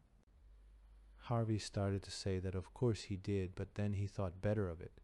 If a horse and rider could climb that mountain in the dark, Alice and her stallion could, but it didn't seem right to send young girls out into the snow and dark. Wasn't that what civilization was all about, to protect Alice Cox? Meanwhile, Hardy continued, "We called in some reserves, just in case. They're loading up your travelall." "But what do you think Dake was saying?" Harvey asked. "Hard to say." Jellison sounded tired. He looked as exhausted as Forrester, and had the same gray color. His voice was grim. "You know the New Brotherhood tried an attack on the power plant this afternoon." "Number." Harvey felt relief. The power plant was over 50 miles away. The New Brotherhood was there. Not here. They'd be fighting Baker Relief, then guilt, and he shrugged off the guilt because it was the last thing he needed now. What's happening? "They were in boats," Al Hardy said. "They sent in a surrender demand, and when Mayor Allen told them to go to hell." "What? Wait, Mayor Allen." Hardy showed his irritation at the interruption. "Mayor Bentley Allen is in charge at the San Joaquin nuclear plant, and no, I don't know the details. The point is, Randall, that the New Brotherhood only had about 200 people for the attack on the power plant. It was not much of an attack, and it did not succeed, and they did not renew it." Harvey looked over at Maureen. She was gathering up the thermos and some honey and brown sugar in a briefcase. She'd known about the fight at the power plant, and she didn't look as if she'd lost anyone there. He asked, "Casualties?" "Light. 1 killed of the mayor's police. 3 wounded, don't know how bad. None of them were from our relief force," Hardy said. Good news from all over. I knew Bentley Allen," Harvey said. "I know he was on duty in central LA at Hammer Fall. He's some kind of man to get out of that. Funny though, how we always assume anyone who isn't at the stronghold must be dead. Al Maureen, the senator, they watched him thoughtfully. Seriously, not so funny as all that, he said. All right, so 200 New Brotherhood attacked the power plant. That means, what does it mean? Harvey followed the thought to a conclusion he didn't like. They thought the power plant would be easy. They sent their main strength somewhere else. Here, sure, here. Before we can get ready... Hardy nodded, his lips pulled tight in a thin line. Not a grin. A gesture of self-disgust. Damn it. We did the best we could. I was in charge, Jellison said. Yes, sir. But I should have thought of it. But we were so busy trying to organize for the winter. We never had time to think about defense. Hell, we've got defenses, Harvey said. You couldn't expect a whole damned army to show up in the San Joaquin Valley. Why couldn't I? Hardy demanded.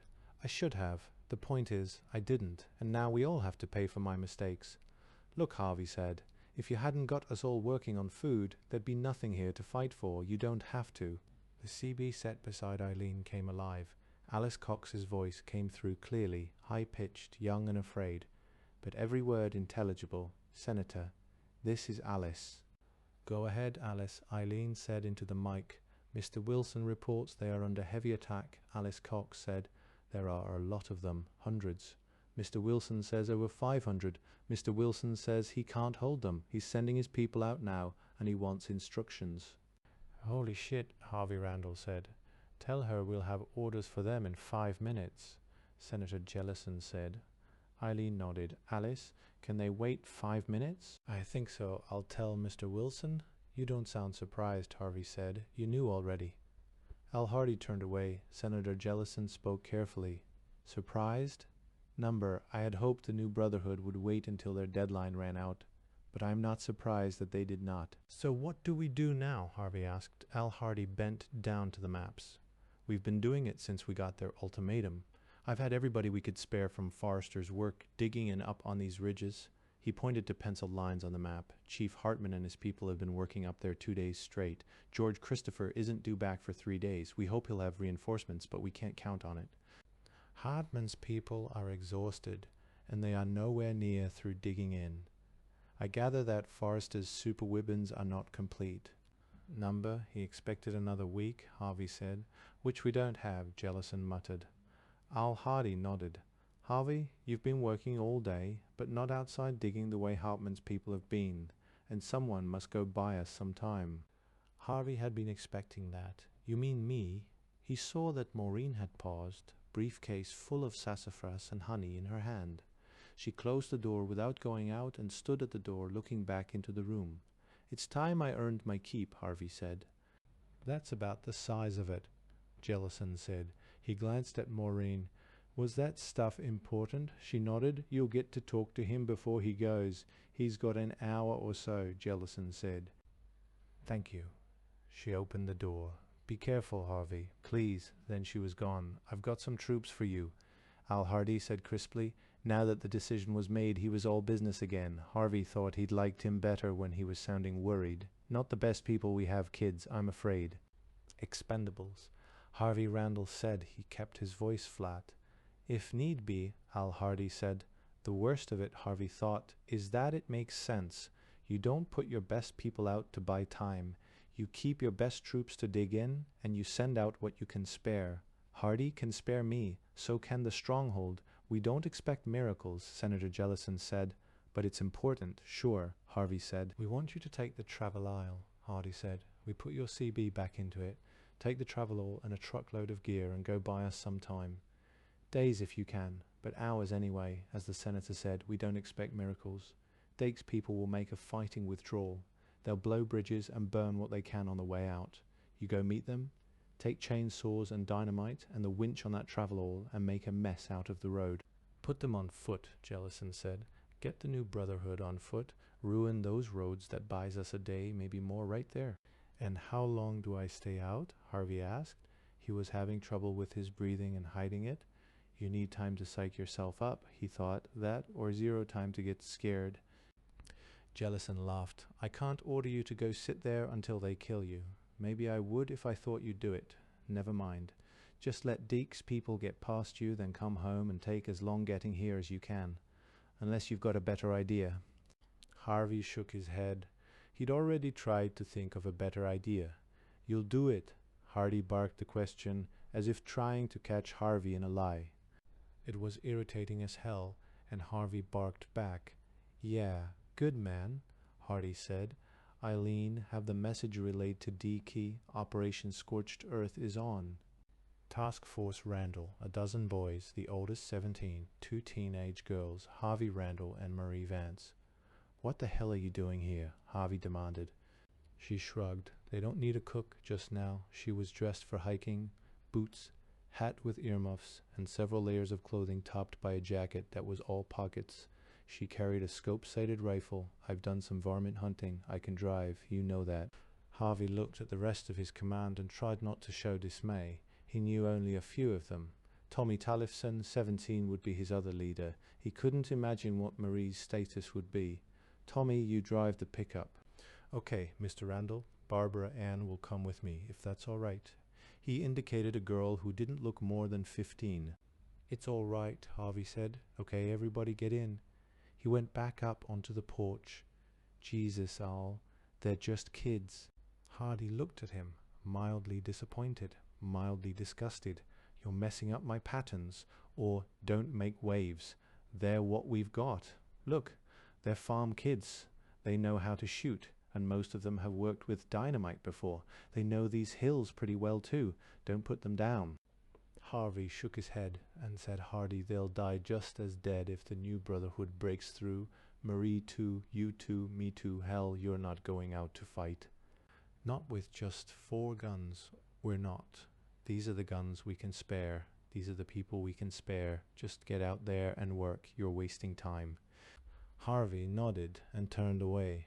Maybe farm kids were different. It would be nice to believe, because he had seen too many city boys, older than these in Vietnam. Kids just out of training camp who didn't know how to fight, and they were scared all the time. Harvey had done a series on them, but it had never been cleared by the army. He told himself, "We aren't going out to fight. Maybe it will be all right. Maybe." They stopped in town and loaded supplies into the truck and onto the carrier on top of the travel dynamite, chainsaws, gasoline, picks and shovels, 50 gallons of used crankcase oil, a bitch to move. When it was all loaded, Harvey let Marie drive. He sat in the second seat to let one of the local boys sit up front with the map. They drove down the highway out of the valley. Harvey tried to get the boys talking, to get to know them, but they didn't volunteer much. They'd answer questions politely, but they sat wrapped in their own thoughts. After a time, Harvey leaned back in his seat and tried to rest, but that reminded him gruesomely of the last time Marie had driven the Travelall, and he jerked upright. They were leaving the valley. It made Harvey feel naked, vulnerable. He and Mark and Joanna and Marie had gone through too much getting there. He wondered what the boys thought, and the girl, Mary-Lou, he couldn't remember her last name. Her father was the town pharmacist, but she'd never been interested in the store. She seemed interested in the boy she sat with. Harvey remembered his name was Bill, and Bill and Mary-Lou had both managed some kind of state scholarship to UC Santa Cruz. The others thought them odd that they'd want to go so far away to college. Marie drove up the ridge that led out of the valley. Harvey had never been here before. Up on top of the ridge were moving lights, Chief Hartman's people digging in, still working at midnight despite the cold blowing wind. The roadblock below the ridge had only one guard huddled in the small shelter. They passed it and were out of the valley. He saw it and felt it. They had entered the universal chaos left by Hammerfall. It was scary out here. Harvey held himself very still so that he wouldn't shout at Marie to turn the Travelall and brake for safety. He wondered if the others felt the same way. Better not to ask. Let us all feel that nobody else is scared, and that way nobody will run. They drove on in unnatural silence. The road was washed out in places, but vehicles had made paths around the broken pavement. Harvey noted places where the road could easily be blocked. He pointed them out to the others in the car. He couldn't see much through the intermittent sleet and the thick dark out there. The map showed they were in another valley with a series of ridges to the south, much lower than those surrounding the stronghold. This would be the battleground. Below lay a branch of the Tool River, the main line of defense for the stronghold.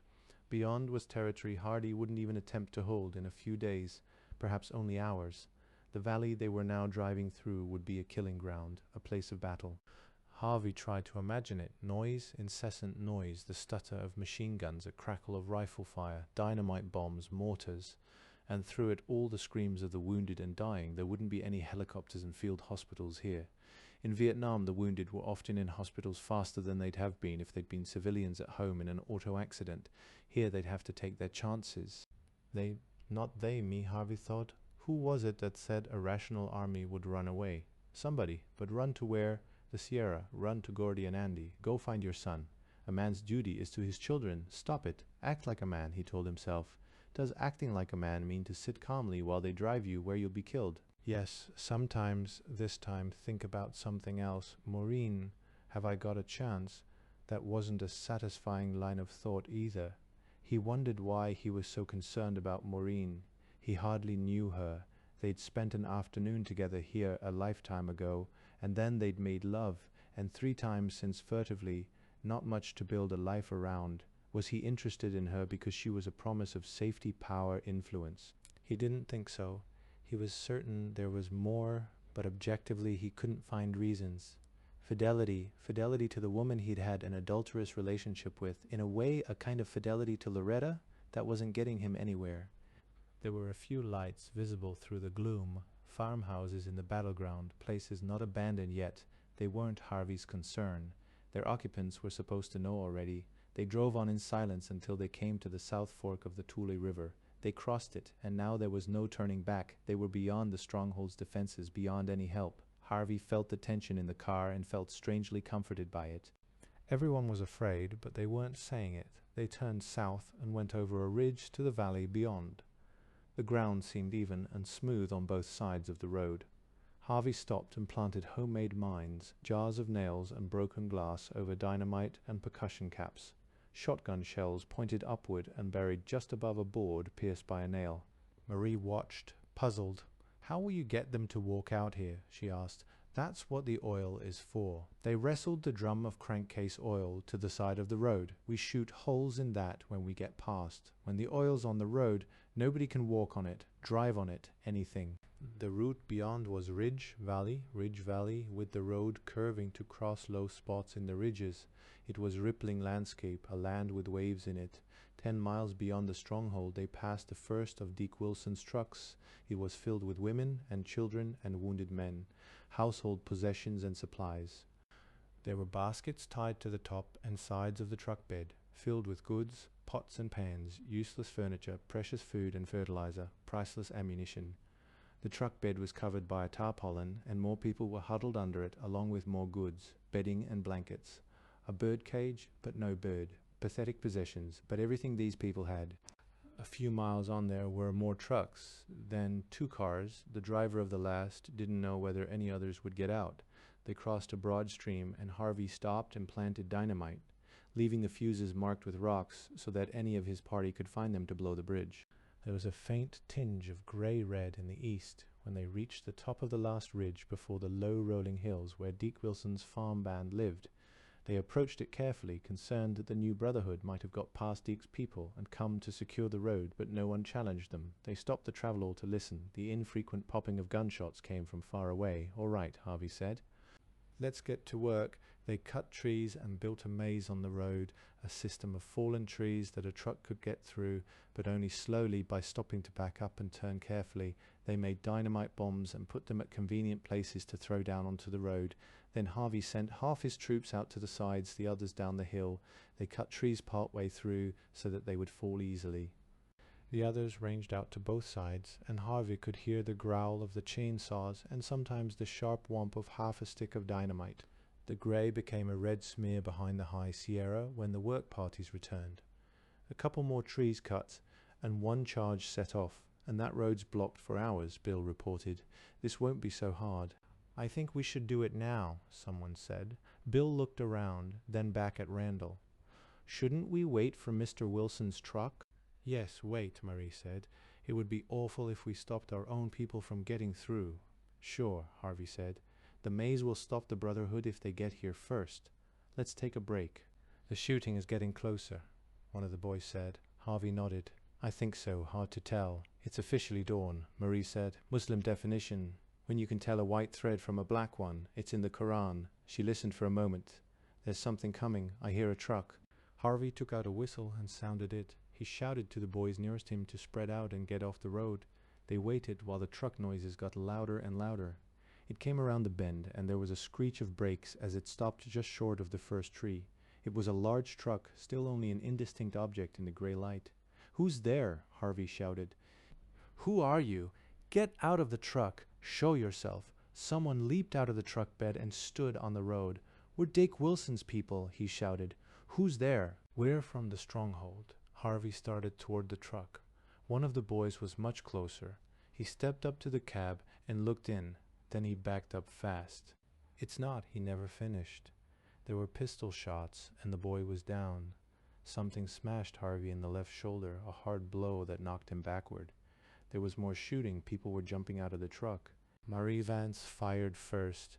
Then there was more shooting from the sides of the road and the rocks above it. Harvey struggled to find his rifle. He dropped it and he scrabbled around for it. "Stay down," someone yelled. A sputtering object landed just in front of the truck and rolled underneath. Nothing happened for an eternity, and there were more gunshots. Then the dynamite exploded. The truck lifted slightly and there was a gasoline smell. Then it blew up in a column of fire. Fire danced in the air near Harvey's face as the gasoline was flung around. He could see human shapes in the fire.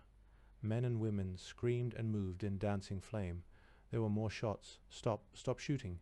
You're wasting ammunition." Marie Vance ran down toward the burning truck. "Stop it." The gunfire died, and there were no sounds but the burning fire. Harvey found his rifle at last. His left shoulder was throbbing, and he was afraid to look, but he forced himself, expecting to see a bloody hole. There was nothing at all. He felt it, and it was sore. And when he opened his coat, he found a large bruise. Ricochet, he thought. "I must have been hit by a ricochet." The heavy coat stopped it. He got up and went down to the road.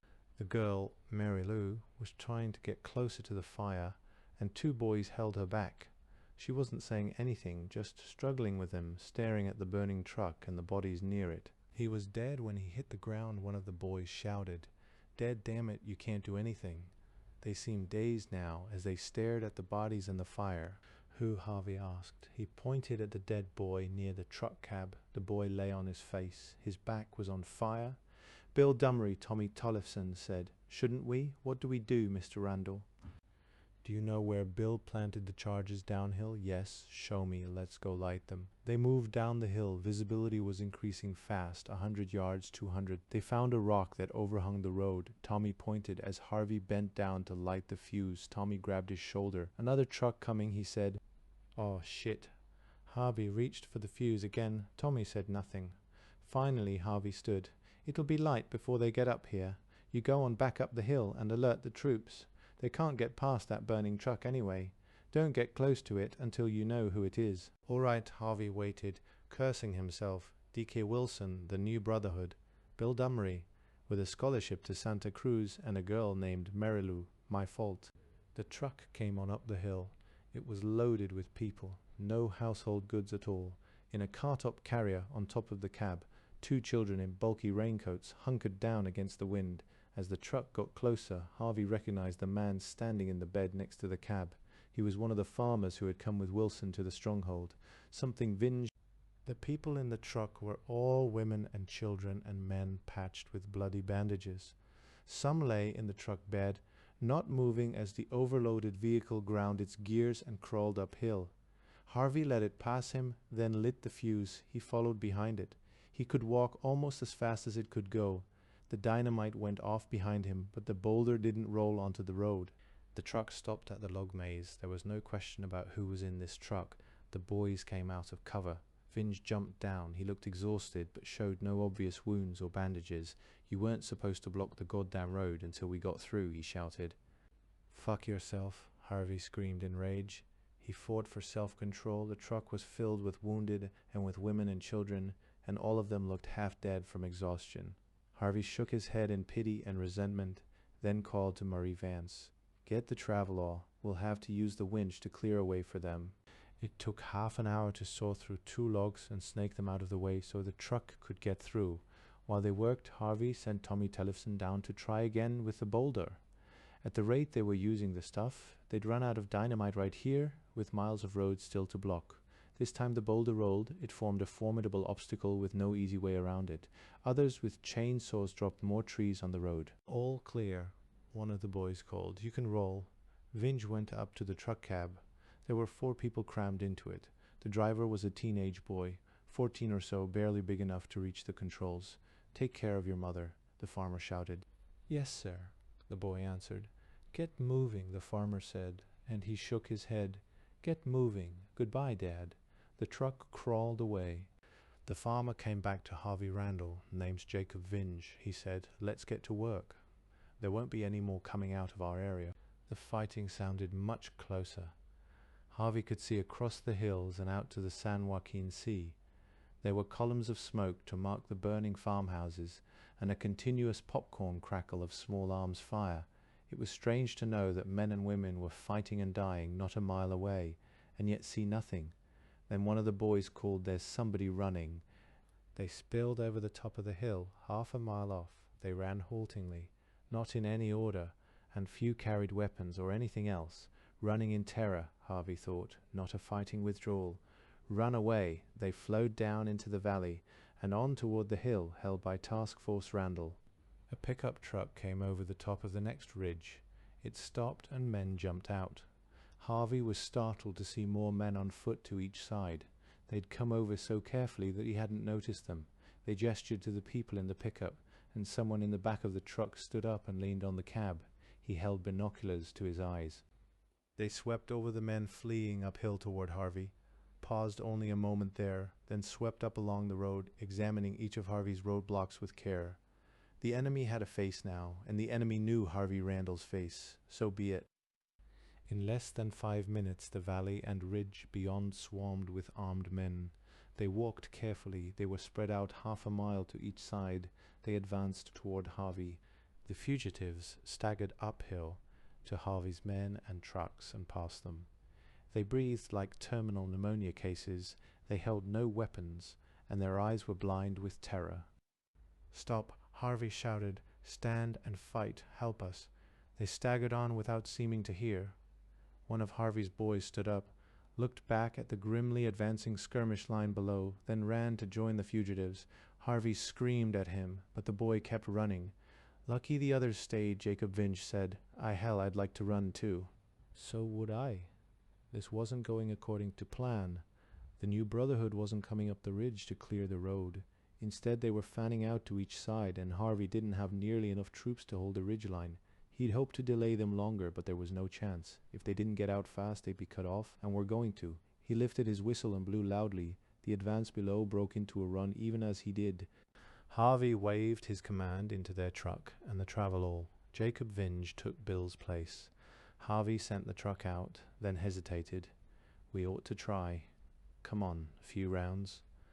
"It won't do any good," Marie Vance said. "There's too much cover and they aren't showing themselves enough. We'd be trapped and we wouldn't have hurt any of them." "How do you know so much about strategy?" Harvey demanded. "I watch war movies. Let's get out of here." "All right." Harvey turned the travelall and drove away, down off the ridge and into the next valley. The truck stopped and let the running men get aboard. "Poor bastards," Marie said. "We fought them for a day," Vinge said, "but we couldn't hold them. Like the ridge back there, they spread out and get around you, behind you, and then you're dead. So you have to keep running. After a while, it can get to be a habit."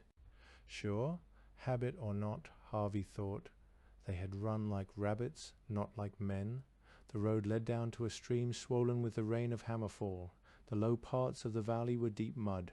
Harvey stopped at the far side of the small bridge and got out to light dynamite sticks already in place. "There they are," one of the boys shouted.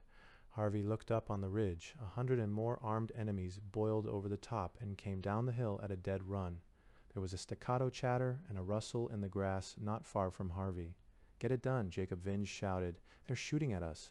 It was nearly a mile up to the ridge, but that sound was familiar from Vietnam, a heavy machine gun. It wouldn't take long to walk its fire over to Harvey and the Travelall, and then they'd be finished. He flicked his Zippo and blessed it when it caught the first time. Even though it was filled with gasoline rather than regular lighter fluid, the fuse sputtered and Harvey ran for the Travelall. Marie had slid over into the driver's seat and was already rolling. Harvey caught on and Hans grabbed him and pulled him inside. There was more of the chatter, brup, brup, brup, and something roared past his ear. "Holy shit," he yelled. "They shoot pretty good," Vinja said. The dynamite went off, and the bridge was in ruins, but not completely, Harvey saw. There was still a full span, wide enough to walk across.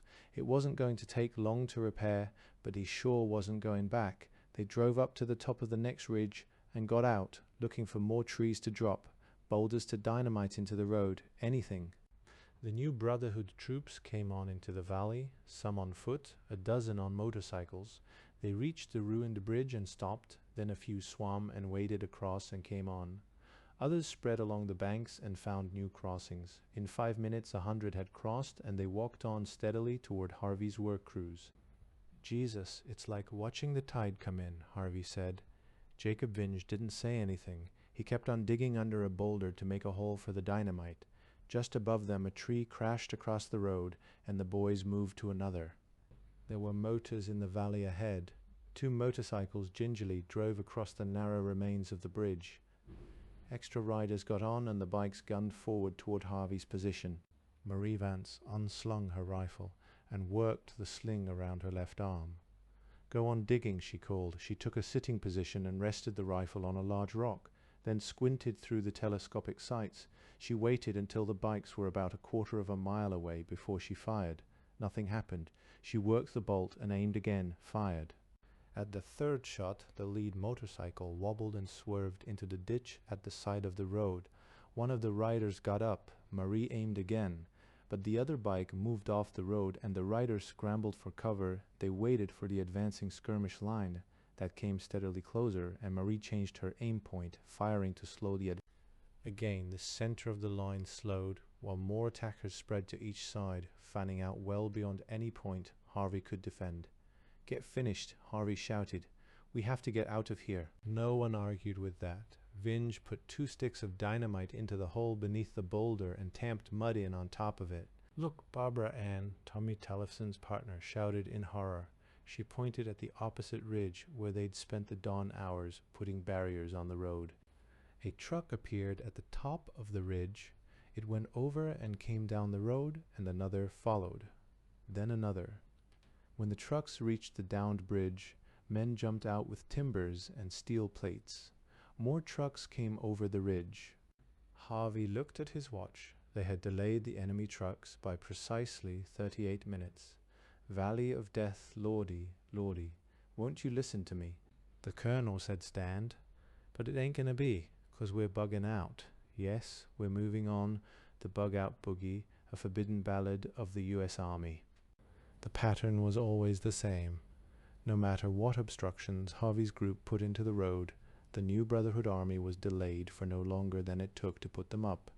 If Task Force Randall could have actively defended its roadblocks, they might have stopped the advancing enemy for much longer, but there was no chance of that.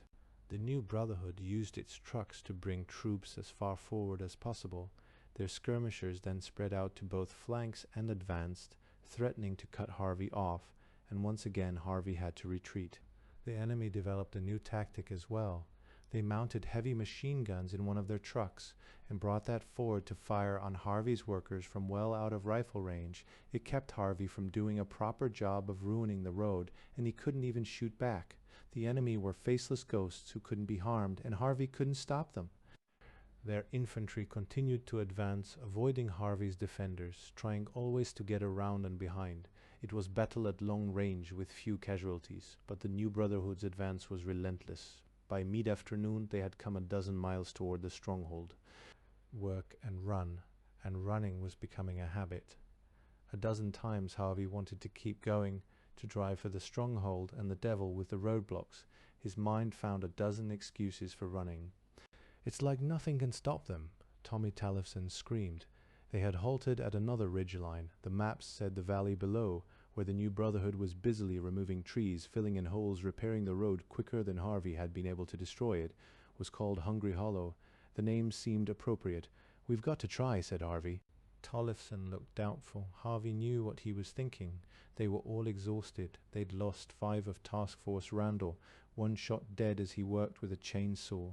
The other 4 vanished, run away, captured, wounded, and lying back in the hills. They didn't know. They hadn't got aboard when it was time to bug out, and the new Brotherhood had been too close to let them look for them, and running had become a habit. What could 8 exhausted people do to stop a horde that flowed forward like the tide? "It will be dark in a couple of hours," Harvey said. "Then we can rest." "Can we?" Tollefson asked, but he went back to work, digging out under another boulder above the road. Others stretched the cable from the travel-all's winch around the rock. There wasn't enough dynamite to use on every rock they found. An hour before dark, they were forced out of Hungry Hollow and over the ridge beyond. They fled across Deer Creek, pausing only long enough to light the fuse on the dynamite they'd placed there. When they climbed onto the next ridge, they found men already there. It took Harvey a moment to realize they were friends. Steve Cox and almost 100 troops had been sent from the ranch to hold the ridge. The stronghold forces were through running away. Now they would stand and fight. Cox had spread his forces along the ridge, and they dug in. Harvey and Task Force Randall, what was left of it, could rest. There was even cold supper and a thermos of hot tea. "We're all dead on our feet," Harvey told Steve Cox. "We won't be much help." Cox shrugged. "That's all right. Get a good night's sleep. We'll hold them." "You're a fool," Harvey wanted to say. "There are 1,000 of them, and 100 of you, and they come like death, like army ants, and nothing can stop them. Have you brought? How is Forrester's work? Have you got any of his super weapons?" "Thermite grenades." Cox showed Harvey a box of what looked like lumps of baked clay with fuses stuck out of the top. Each was about 6 inches in diameter, and each had 2 feet of parachute cord attached to it. You light the fuse and whirl it around, Cox said, then throw it. "Do they work?" "They sure do." Cox was enthusiastic. "Some explode like bombs, others just break open, but even then they throw fire 10 or 12 feet. They'll scare the hell out of those cannibal bastards." "But what about the other weapons? Mustard gas?" Cox shrugged. "They're working on it. Hardy says it will take time. That's why we're out here." In the valley below, the lead elements of the new Brotherhood force had reached the ruined bridge. Deer Creek was high and swift, and the bridge was entirely gone. The few men who tried to wade it gave up quickly. The Brotherhood army stopped, then began to spread along the banks. Elements went upstream until they vanished. Others turned downstream toward the sea a few miles to the west. "They'll get around us," Harvey said nervously. "Nope." Cox grinned. He pointed upstream toward the towering Sierra. "We've got allies up there, about 50 Thule Indians, some of Christopher's reinforcements. Tough bastards. Get some sleep, Randall. They won't get through here, not tonight and not tomorrow. We've got a good position. We'll hold them." "I think Cox is crazy," Harvey told Marie. We've seen the new Brotherhood fight. He hasn't." "They have our radio reports," Marie said. She stretched in the back seat of the Travelall. "Feels good to relax. I could sleep for a week." "So could I?" Harvey said, but he didn't. The Travelall was parked on the far side of the ridge from Deer Creek. He had sent the others back further, to a farmhouse where they could get proper rest, and he knew he should join them, but he was worried. Harvey had learned to respect whoever was in charge of the new Brotherhood. The enemy general hadn't wasted a man, had never exposed his people recklessly. Yet he had swept through 18 miles and more in less than a day. And he was using gasoline and ammunition recklessly. This was an all-out war. The new Brotherhood must have stripped their territory, must be gambling on taking the stronghold for new supplies. Dusk brought a chill wind, but no more sleet. A few stars showed through the overcast, blinking points of light too far apart to recognize as constellations. Harvey remembered a hot sauna followed by a cold swimming pool in hot sunlight. He remembered driving the Travelall south through the blazing desert beauty of Baja California, finally to swim in an ocean warm as a bathtub, belly surfing the bigger, more exciting waves of Hermosa Beach, and spreading a towel over sand too hot to walk on. Down in the valley they could hear the sounds of Brotherhood trucks and men moving heavy objects. There was no way to know what the enemy was doing. Cox had patrols alert for infiltrators, but instead the enemy commander had his men fire weapons at irregular intervals, raise shouts, throw grenades and rocks across the creek, and often the ranchers responded, shooting wildly into the night, wasting ammunition, losing sleep. Harvey knew that was what the Brotherhood wanted, but the knowledge didn't help. He slept fitfully, awakened too often. Marie stirred in the seat behind him. "You awake?" she whispered. "Yes." "Who was it? In the truck, with the binoculars, do you know? Probably the Sergeant Hooker."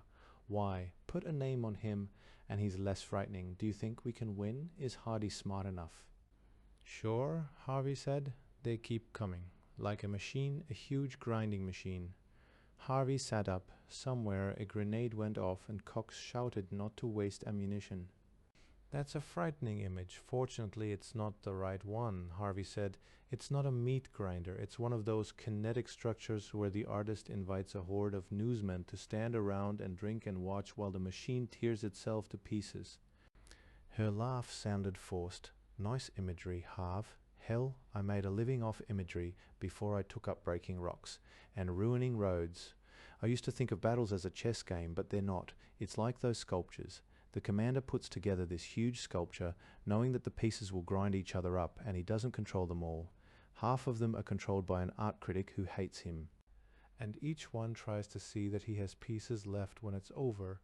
But there won't be enough, so it has to be done over and over. And we're some of the pieces," Marie said. "I hope Hardy knows what he's doing." In the morning there was new excitement in the Stronghold camp. During the night, Stephen Tallman, vice president of the Tool Council, had come in to tell how his warriors were dug into the east, and more were coming. The rumors grew. George Christopher was coming back, and he had 100, 200, 1,000 armed ranchers he'd recruited from the hill country. Anyone who doubted it was shouted down. But certainly there were 50 Indians to the east, and all the ranchers talked about how tough the Indians were, and what great allies they'd be. There were other stories of an attempt in the night by the New Brotherhood to force passage of Deer Creek 5 miles upstream, and how Tallman's Indians had beaten them back and killed dozens, how the New Brotherhood had run away. When Harvey talked to the others, he could find nobody who had seen the battle. He found a few who claimed to have spoken to someone who was in it. Everyone had a friend who talked to Tallman himself, or to Stretch Tallifsen, who was with the ranch force sent upstream to hold the western end of the line. It was always like this. The new guys were demons incarnate. They would go through the enemy like so many minxing machines. The new guys always thought so too, but it could be true. Sometimes it was true. Maybe they would win this after all. The New Brotherhood could be stopped, and it wouldn't even take the full strength of the stronghold to do it. Clouds parted in the east. The sun shone shockingly bright. Full daylight, and still nothing happened. The ranchers in the forward skirmish line of the Brotherhood exchanged sniping shots with little effect. Then, over the opposite ridge, trucks appeared. They didn't look like trucks. They looked strange, for they had large wooden structures attached in front of them. They came down the hill, not too fast, because with all that weight in front they were hard to drive and unstable, but they came on toward the swollen creek. At the same time, hundreds of the enemy came out from behind rocks and folds of ground where they'd been hidden. They began firing at anything that moved. The trucks with their strange towers advanced to the stream edge, and some drove across meadows that should have been too swampy, except that during the night the Brotherhood had laid down tracks of fencing wire and planks to get them across the mud. They went to the stream edge and the towers fell, making bridges across the stream. Brotherhood troops rushed toward the bridges, began swarming across. Other Brotherhood units concentrated fire on any stronghold defenders who dared show themselves. Harvey heard the sharp whomp, which he recognized from Vietnam mortars. The mortar bombs fell among the rocks where Cox's ranchers hid, and each time they fell more accurately. Someone across the river was directing them, and he had good control. Wherever Cox's men tried to oppose the crossing, the mortars soon found them. And more of the Brotherhood troops poured across the river. They fanned out and moved forward along a line almost a mile wide, and Cox's forward troops either fell back or were overrun. Suddenly, it had taken no more than half an hour. The river line was gone, and Cox held only the ridge. And even there the relentless mortars and machine guns, far out of range of effective rifle fire, sought them out, pinned them down, while more Brotherhood troops advanced up the hills, hiding behind boulders, dodging and leapfrogging, and always moving on. Ants! Harvey screamed. Army ants! Now he knew. The cannibals couldn't be stopped. They'd been fools to think they could do it. and at the rate they advanced, Cox would lose most of his force. Already groups of men had begun to break and run, some throwing down their weapons, others grimly hanging onto them and stopping to shoot back at the enemy. But there was no organization to the defense any longer, and more saw it and thought only of saving themselves. There was no place to make a stand. Every position was threatened by a breakthrough at some other point, and these men had not fought together, lived together. They didn't have confidence that the man down the line wouldn't run and leave an opening for the yelling cannibals to pour through and cut them off forever. A dozen men clung to the travelall, piled into it, hung on top or lay on fenders as Harvey drove away. Deer Creek, which Cox had expected to hold all day, perhaps even to break the brotherhood and stop them permanently, had fallen in less than an hour and a half. The rest of the morning was nightmare. Harvey could not find his truck. The only equipment he had left was in the travelall, and only a few of Cox's ranchers were willing to help. Reinforcements from the stronghold came finally, 20 men and women with more dynamite and gasoline and the chainsaws from the truck, but they could never get far enough away from the advancing Brotherhood forces to do any useful work. The Brotherhood tactics had changed. Now, instead of fanning out and outflanking the defenses, they flooded forward trying to close.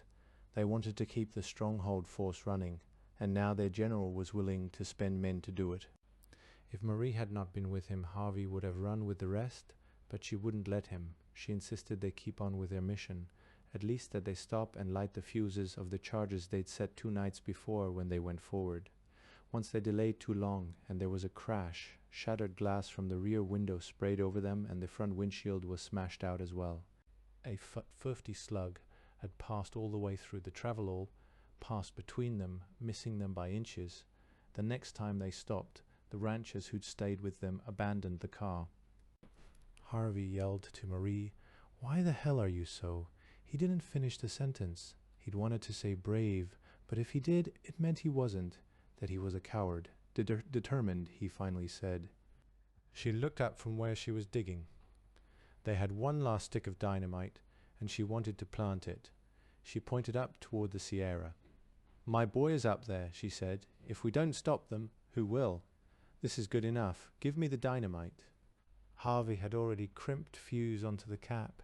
He handed her the stick, and she thrust it into the hole, then shoveled dirt and rock onto it. "That's enough," Harvey screamed. "Let's get out of here." They were on the far side of a low hill and couldn't see the advancing enemy. But Harvey didn't think they would be far behind. "Not yet," Marie said. "Something I have to do first." She walked toward the hilltop. "Come back here. I swear I'll leave you, hey." She didn't look back. After a moment he cursed, then followed her uphill. She was adjusting her rifle, setting the strap on her left arm. She braced herself against a rock. "Down there is where you put the oil and the mines," she said. "We drove right past it. We had to. They were right behind us. And it's all so damned futile anyway." Motorcycles were coming up the road. They'd reach the ridge in a minute or two. Marie took careful aim. Fired? Good. She muttered to herself. She fired again. "I'd be done quicker if you'd do some shooting too," she said. Harvey knew he wasn't about to hit the oil drum set 300 yards away. He braced his rifle on a rock and aimed at the first of the oncoming motorcycles. He fired again and again and missed each time, but the cyclist slowed, then stopped and took cover in the ditch to wait for the infantry. Marie continued to fire, slowly, carefully. Finally she said, "That ought to do it. Let's go. Actually, what's the hurry?" They stopped. She took up her position again and waited. Harvey clenched his fists and took a deep breath. She was right. There was no immediate danger. The oil was spilling across the road now, and the 2 motorcycles were going nowhere. Another motorcycle reached the oil slick. It skidded into the ditch, and the biker screamed. Marie smiled faintly. "Good idea, those punji sticks of yours." Harvey looked at her in horror. Marie Vance, on the board of governors of half a dozen charities, banker's wife, socialite, country club member, and she was grinning at the thought of a man impaled on a stick smeared with human shit to make the wounds fester. A truck came to the oil slick and stopped. Then it started forward, slowly. Marie put a bullet through its windshield. It slid forward and skidded, turning slightly sideways. The motor gunned and the wheels spun, but it did not move. Another truck came up behind it and started around. One of the dynamite mines went off. loudly, and the truck went up in flames. Harvey felt it now, the urgent impulse to shout in triumph. Something had worked. Those weren't people down there scrambling to get away from the burning truck. Some themselves burning. They were army ants, and the trick had worked. They heard the plop from in front of them, then a faint whistle. Something exploded 20 yards to their left. Another plop. The car. Now, damn it, Harvey shouted. Yes, I think it's time. Marie followed. The second mortar round went off somewhere behind them. They leaped into the travelall and drove off laughing and shouting like children. Son of a bitch, it worked, Harvey shouted. He looked over at Marie and her eyes shone with triumph to match his own. We make a great team, he thought.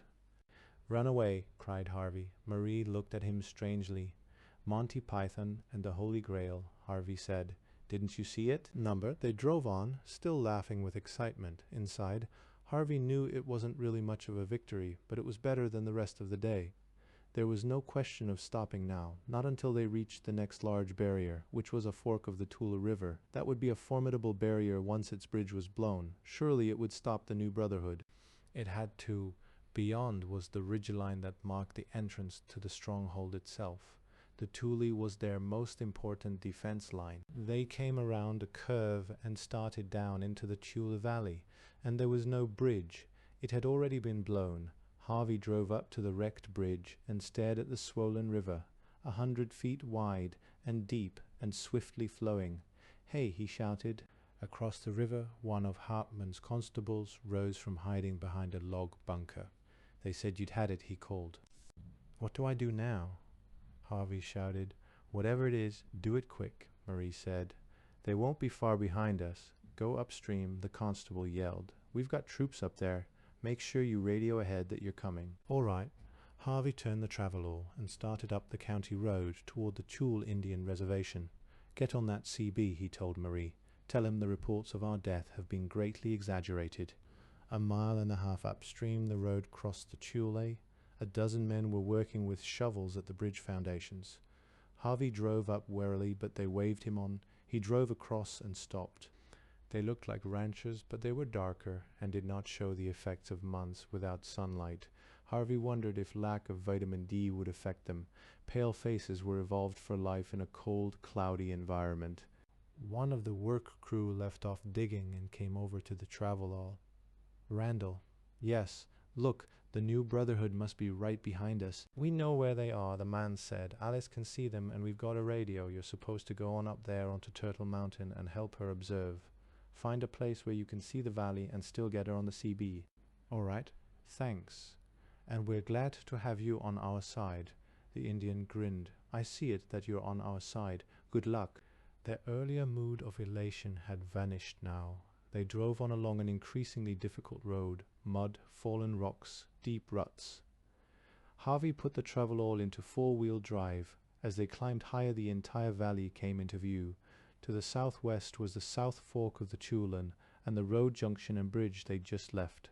The fork ran northwest to the remains of Lake Success, where it joined the Chule itself. A ridge separated the forks of the Chule, the ridge that guarded the stronghold. From their vantage point, Harvey and Marie could see the defense line of Police Chief Hartman's troops, trenches and foxholes and log bunkers.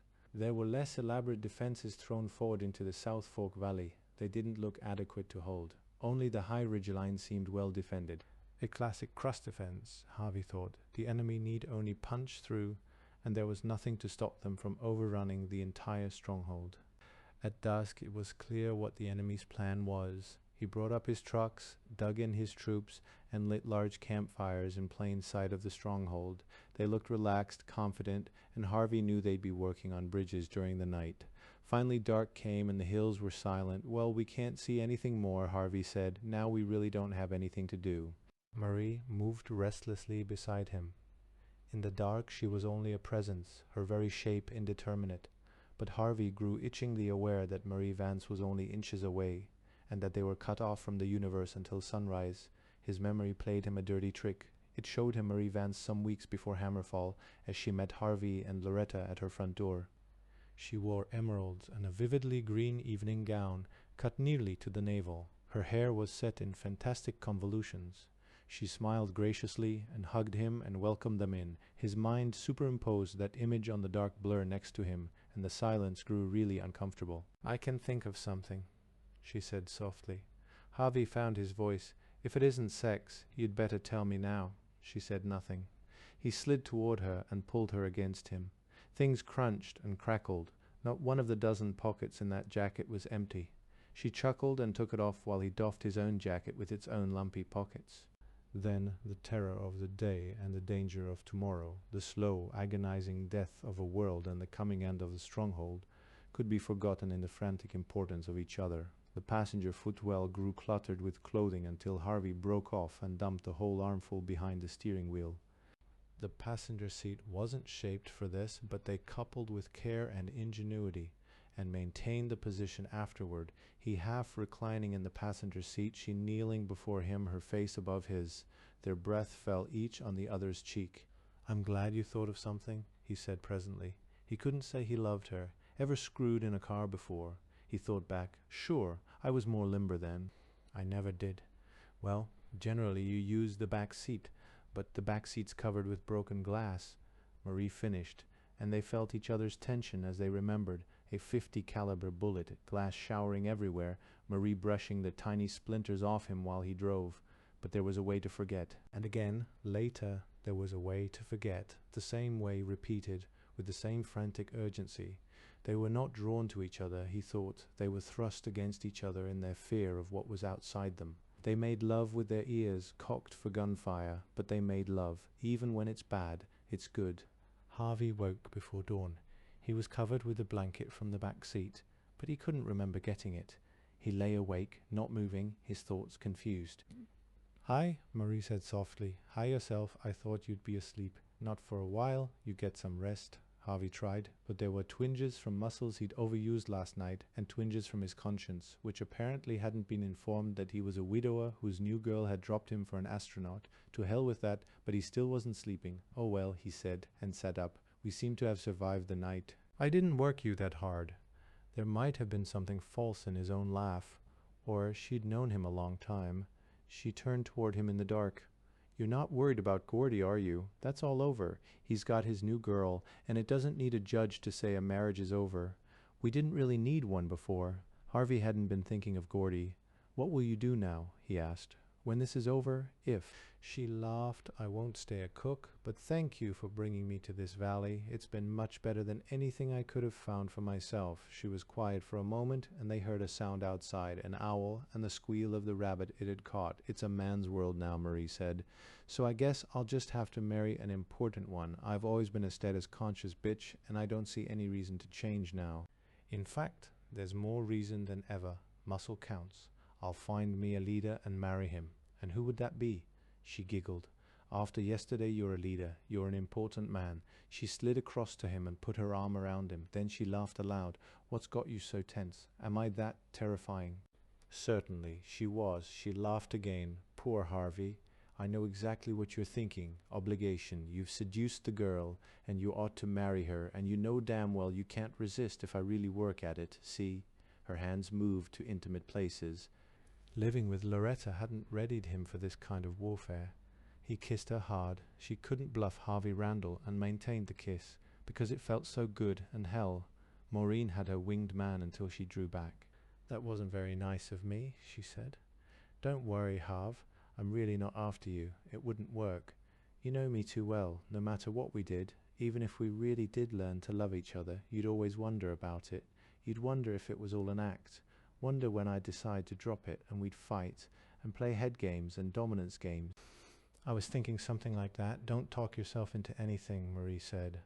"I don't need that. I would like to be your friend." "Sure, I'd like that. Who's your real target?" "Oh, I'm going to marry George Christopher." Harvey was startled. "What? Does he know?" "Of course not. He still thinks he's got a chance with Maureen. He tells me about her every chance he gets. And I listen too." "I just bet you do.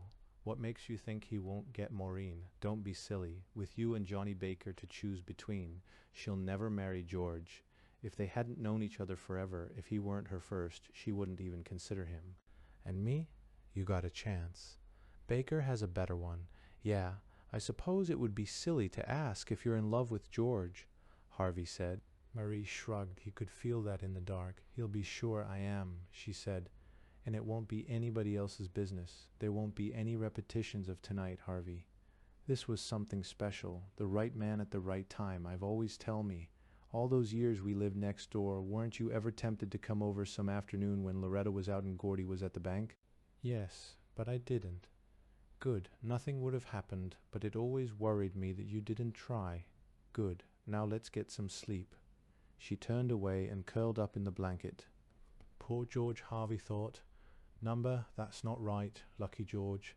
If I didn't know her so damned well, damn it. I'm still tempted. George, you don't know it, but you're about to be a happy man. If you live long enough, if Marie lives, dawn a red smear in the Sierra. The winds blew fitfully, light airs, mist rose from the San Joaquin Sea.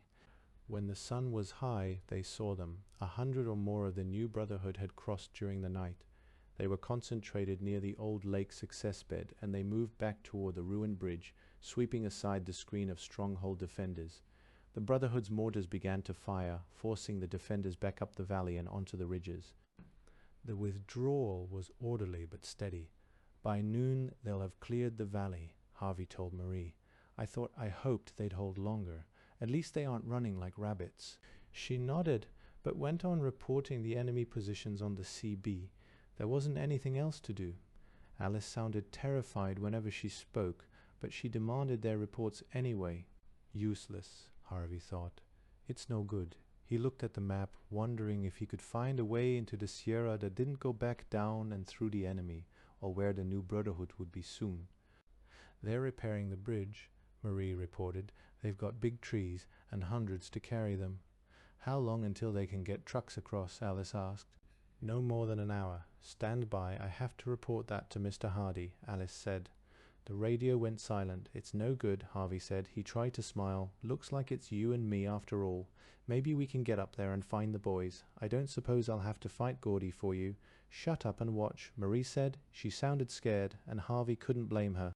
The bridge took a little more than an hour.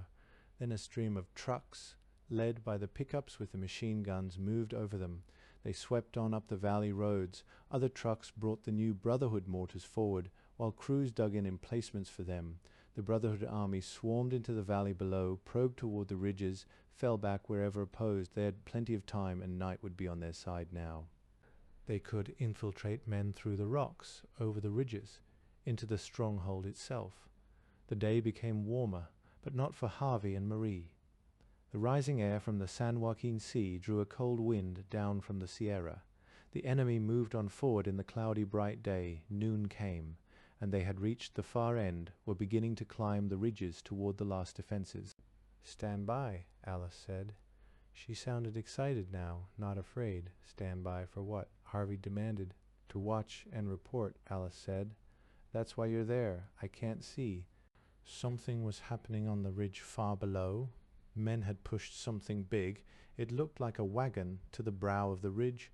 They shoved, and it went over, tumbling down the ridge, rolling down until it came to rest 100 yards from the repaired bridge. It sat, did nothing for 30 seconds, and exploded. A huge cloud burst from it and was carried downwind toward the bridge, across it, through the traffic jam at the bridgehead. And everywhere along the ridge, objects came lobbing over, falling slowly. Men pushed heavy framework forward, boxes with long arms that spewed tiny black dots in an arcing trajectory. Catapults, Harvey yelled. They were. He didn't know what powered them. Nylon cords, probably. Carthaginian women donated their hair, maybe. The catapults didn't have much range, but they didn't need it. They threw jars that burst into yellow fog on impact. The wind carried the fog down through the valley, across the advancing enemy. The new Brotherhood screamed in panic. They threw away weapons, ran in pain, tearing at their clothes, threw themselves into the river to be carried away by the rushing water. They fought to get across the bridge, and from the ridges rifles fired again and again, cutting the running men down as they fled. The catapults poured a continuous rain of bursting jars, renewing the deadly yellow fog. Harvey's voice broke as he screamed into the microphone. They're running, they're dying, good Lord. There must be 500 of them down out there. What is happening to those who didn't cross the river? The voice was Alice Cox, but the question had to be Al Hardy. They're loading up the trucks. What about their weapons? Are they getting those out? Harvey scanned with the binoculars. Yes, they hadn't brought all the mortars across. There goes one of their trucks. Harvey shuddered. The pickup, with a load of men gasping in horror, drove down the road at high speed and didn't slow when it reached the bridge. It flung a dozen off the bridge into the water and kept going, leaving behind those it had run down in its flight. There were 2 of their machine guns on that truck, Harvey reported. Looks like they got away. The gas didn't cover the entire valley, and some of the New Brotherhood were able to escape. Many ran screaming without weapons, but Harvey saw others pause, look for a route, and leave carrying heavy weapons. 2 of the mortars were carried away before the catapults closed off that escape route. Harvey grimly reported clear areas and watched as minutes later the gas canisters dropped into them. Something's happening upstream, Harvey shouted. I can't see. Don't worry about it. Is the road down from the reservation clear of gas? Alice demanded. Hold on a second. Yes. Stand by. Moments later, trucks came down that road. They carried Tolman's Indian troops and more ranchers. Harvey thought he recognized George Christopher in one of the trucks. They roared on in pursuit of the fleeing enemy, but were stopped at the top of the ridge beyond the road junction. Now it was the stronghold's turn to deploy and probe, search for weak spots, clear the roads. While behind them, the valley had become an alien world. Its unusual atmosphere was yellow-tinged, deadly to men without pressure suits. Its native life was eerie to look upon, slow-moving quadrupeds and belly crawlers, some armed with metallic stings, growing ever more torpid until most seemed to hibernate and only a few still moved. Like snails they crawled on their bellies, leaving trails of red slime, and they moved at snail's pace downhill toward the river. River life thrashed about, incredibly active, then suddenly stopped moving, to float motionless with clumsy, blunt fins wavering in the current. When dark came, the silence was that of a dead, deserted world. Aftermath from the Far East send you one single thought, one sole idea, written in red on every beachhead from Australia to Tokyo. There is no substitute for victory. General of the Army Douglas MacArthur. It was too dark to see. A cold wind blew down from the Sierra. Harvey turned to Marie. Victory. Yes, we did it. My God, Harvey, we're safe. It was too dark to see her face, but Harvey knew she must be grinning like an idiot. He started the travelall. Alice had told him to stay out of the valley, away from the main road. They'd have to drive to the stronghold on the dirt cow path. He put the car in gear and moved gingerly ahead. The headlamps showed the road ahead, smooth, untraveled, but the drop to the left was steep, and Harvey knew they were sinking deep into the mud surface. It would be easy to go over the edge. That was frightening, that they could be killed after the battle was over, but it was only a bad road, and he'd been on a lot of those. It wasn't malevolent. A wave of exhilaration swept over him. He had to fight an urge to gun the car. He had never been so aware of being alive. They rounded the mountain and crossed the ridge leading down to Senator Jellison's house, and then he did let himself go, gunning the car forward and driving through the mud at high speed, dangerously fast over the ruts and potholes. The travelall leaped as if to share their joy. He drove as if running away from something. He knew that, and knew that if he let himself think about it, about what he'd seen, he would not feel joy, but an infinite sadness. Back in that valley of battle were hundreds, all ages, men, girls, women, boys, crawling with ruined lungs, leaving trails of blood that had been visible through binoculars until the merciful dark fell across the land, the dying who had survived the end of the world. Oh, Harvey, you can't think about them as people. You too. Yes, a little. But we're alive. We've won. The travelall leaped upward at the top of a small hillock, all 4 wheels briefly leaving the ground. It was stupid driving at this speed, but Harvey didn't care. We fought our last battle, he shouted. Ain't gonna study war no more. Euphoria again. The world was a lovely place for the living. Let the dead bury the dead. Harvey Randall was alive, and the enemy was defeated. Hail the conquering heroes come. Wish I could remember the tune. Silly language, hero. Hell, you're more of a hero-heroine than I am. I'd have run like hell if you'd let me, but I couldn't. Sexism, men can't run while women are watching. Why am I babbling? Why aren't you? I'm not, because you won't give me a chance, Marie shouted. There was laughter in her voice. And you didn't run, and neither did I, and it would have been so easy. She laughed again, this time with a peculiar note in it. "And now, my friend, we go collect the traditional reward for heroes, find Maureen. You've earned it." Strange to say, I thought of that. "But of course George will be coming back. You leave George to me," Marie said primly. "After all, I've got a reward coming too. You leave George to me. I think I'm jealous of him. Too bad." The mood lasted only until they reached the senator's stone ranch house and went inside. There were many others there. Al Hardy, drunk but not with liquor, grinning like a fool while others pounded him on the back. Dan Forrester, exhausted, introspective, and unhappy, and no one caring. They praised him and thanked him and let him have his mood, to enjoy or hate, be glad or sad. Magicians may do as they please. Many were absent. They might be among the dead, they might have joined the pursuit, they might have fled, and be fleeing still, unaware that nobody was hunting them. The victors were too tired to think about them. Harvey searched until he found Maureen, and he went to her. There was no lust between them, only an infinite tenderness, concern. They touched each other like There was no party, no celebration. Within minutes the gathering was finished. Some dropped into chairs and slept. Some went to their own houses. Harvey felt nothing now, only the need to rest, to sleep, to forget everything that had happened that day. He had seen this before in men returned from patrol in Vietnam, but he had not felt it himself, drained of energy, drained of emotion, not unhappy, able to rouse himself to brief moments of excitement, only to have them slip away and leave him more exhausted than ever. He woke remembering that they'd won. The details were gone. There had been dreams, vivid and mixed with memories of the past few days, and as the dreams faded, so did the memories, leaving him only the word victory. He was lying on the floor of the front room, on a rug and covered with a blanket. He had no idea how he had come there. Perhaps he had been talking with Maureen and simply fallen to the floor. Anything was possible. There were sounds in the house, people moving, smells of cooking food. He savored them all, the sounds and smells and sensations of life. The grey clouds outside the window seemed infinitely detailed, vivid and brilliant as sunlight. The bronze trophies on the walls were a marvel that needed investigation. He treasured each moment of life and what it might bring. Gradually the mood faded. It left him desperately hungry. He got up and saw that the living room rug itself looked like a battlefield. They lay where fatigue had dropped them.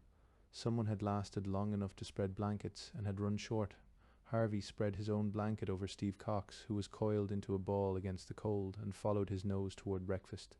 There was bright sunlight in the room. Maureen Jellison stared in disbelief. She was afraid to get out of bed. The bright sun might be a dream, and it was a dream she wanted to savor. Finally she convinced herself that she was awake. It was no illusion. The sun came in the window, warm and yellow and bright. It was over an hour high. She could feel its warmth on her arms when she threw back the covers. Gradually she came to full wakefulness, terror and blood and a fatigue like death itself. The memories of yesterday ran together like a too-fast movie film. There had been the horror of the morning when the stronghold forces had to hold fast, retreating slowly, letting the Brotherhood into the valley, but never on the ridges. The gradual retreat that could not seem too obvious, with troops who couldn't be told the battle plan for fear that they would be captured. Finally, the general panic when they had all run. When you run, they bunch up and follow. Al Hardy had said, "Randall's reports make that pretty clear. Their commander goes by the book. So will we up to a point." The problem had been to hold along the high ground so that the Brotherhood would stay down in the valley, to give way along the valley floor until enough of the Brotherhood had crossed the bridge. How could they get the ranchers to fight and not run until the signal? Hardy had chosen the simplest solution to that. "If you're out there," he'd said, "if you stand, some of them will stay with you. They're men." She had resented that, but it had been no time to give Al Hardy a lecture, and he'd been right. All she'd had to do was hold on to her own courage.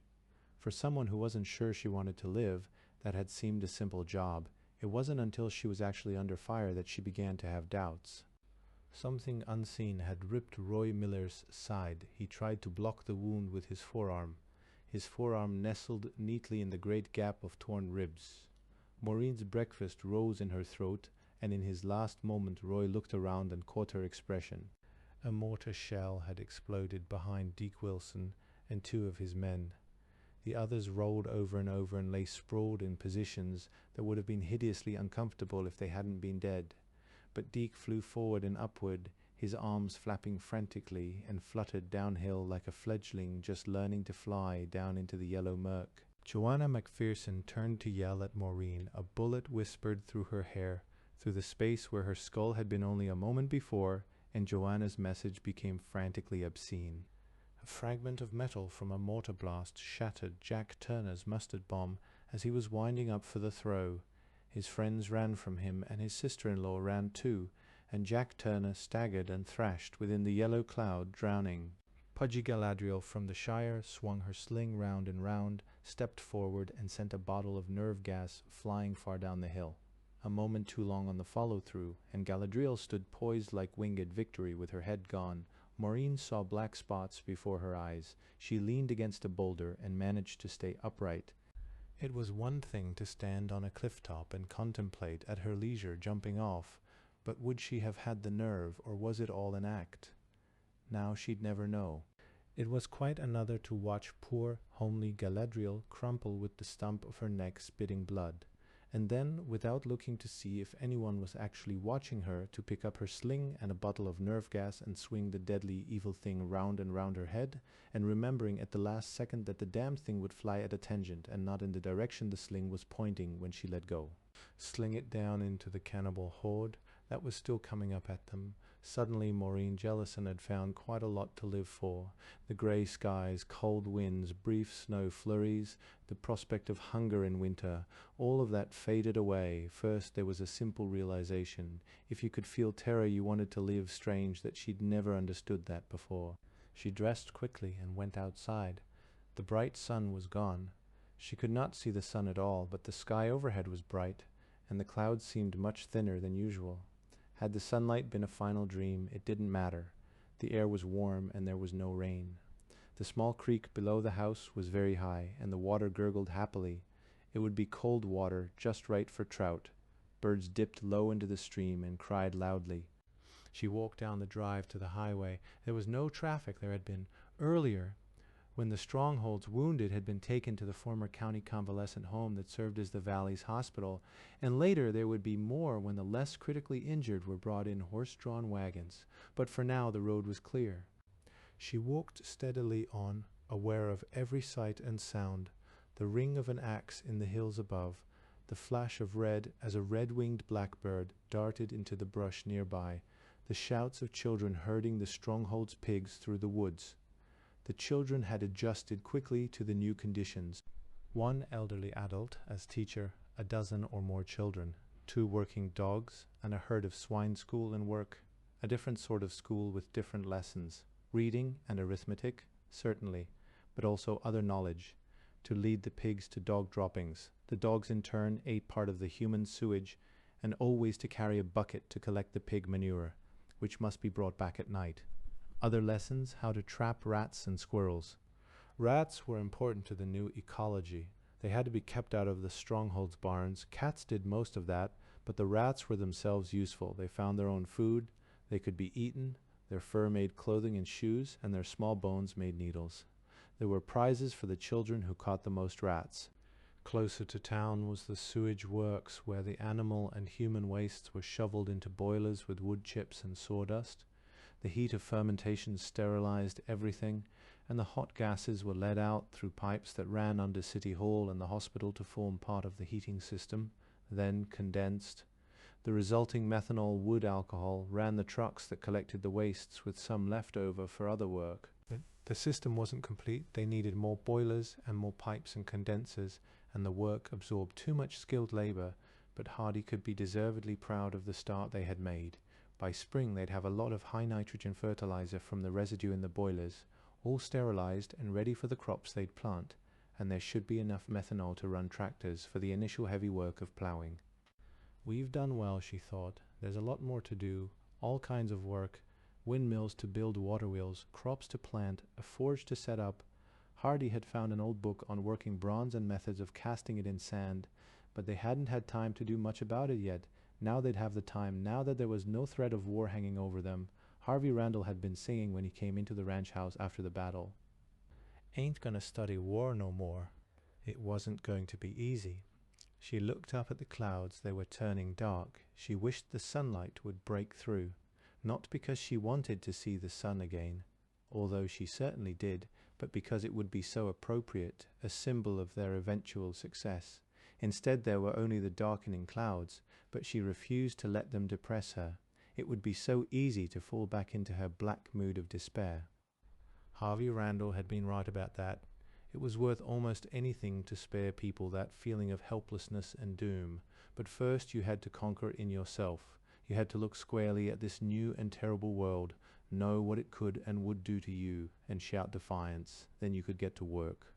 The thought of Harvey reminded her of Johnny Baker, and she wondered what had happened to the expedition to the power plant.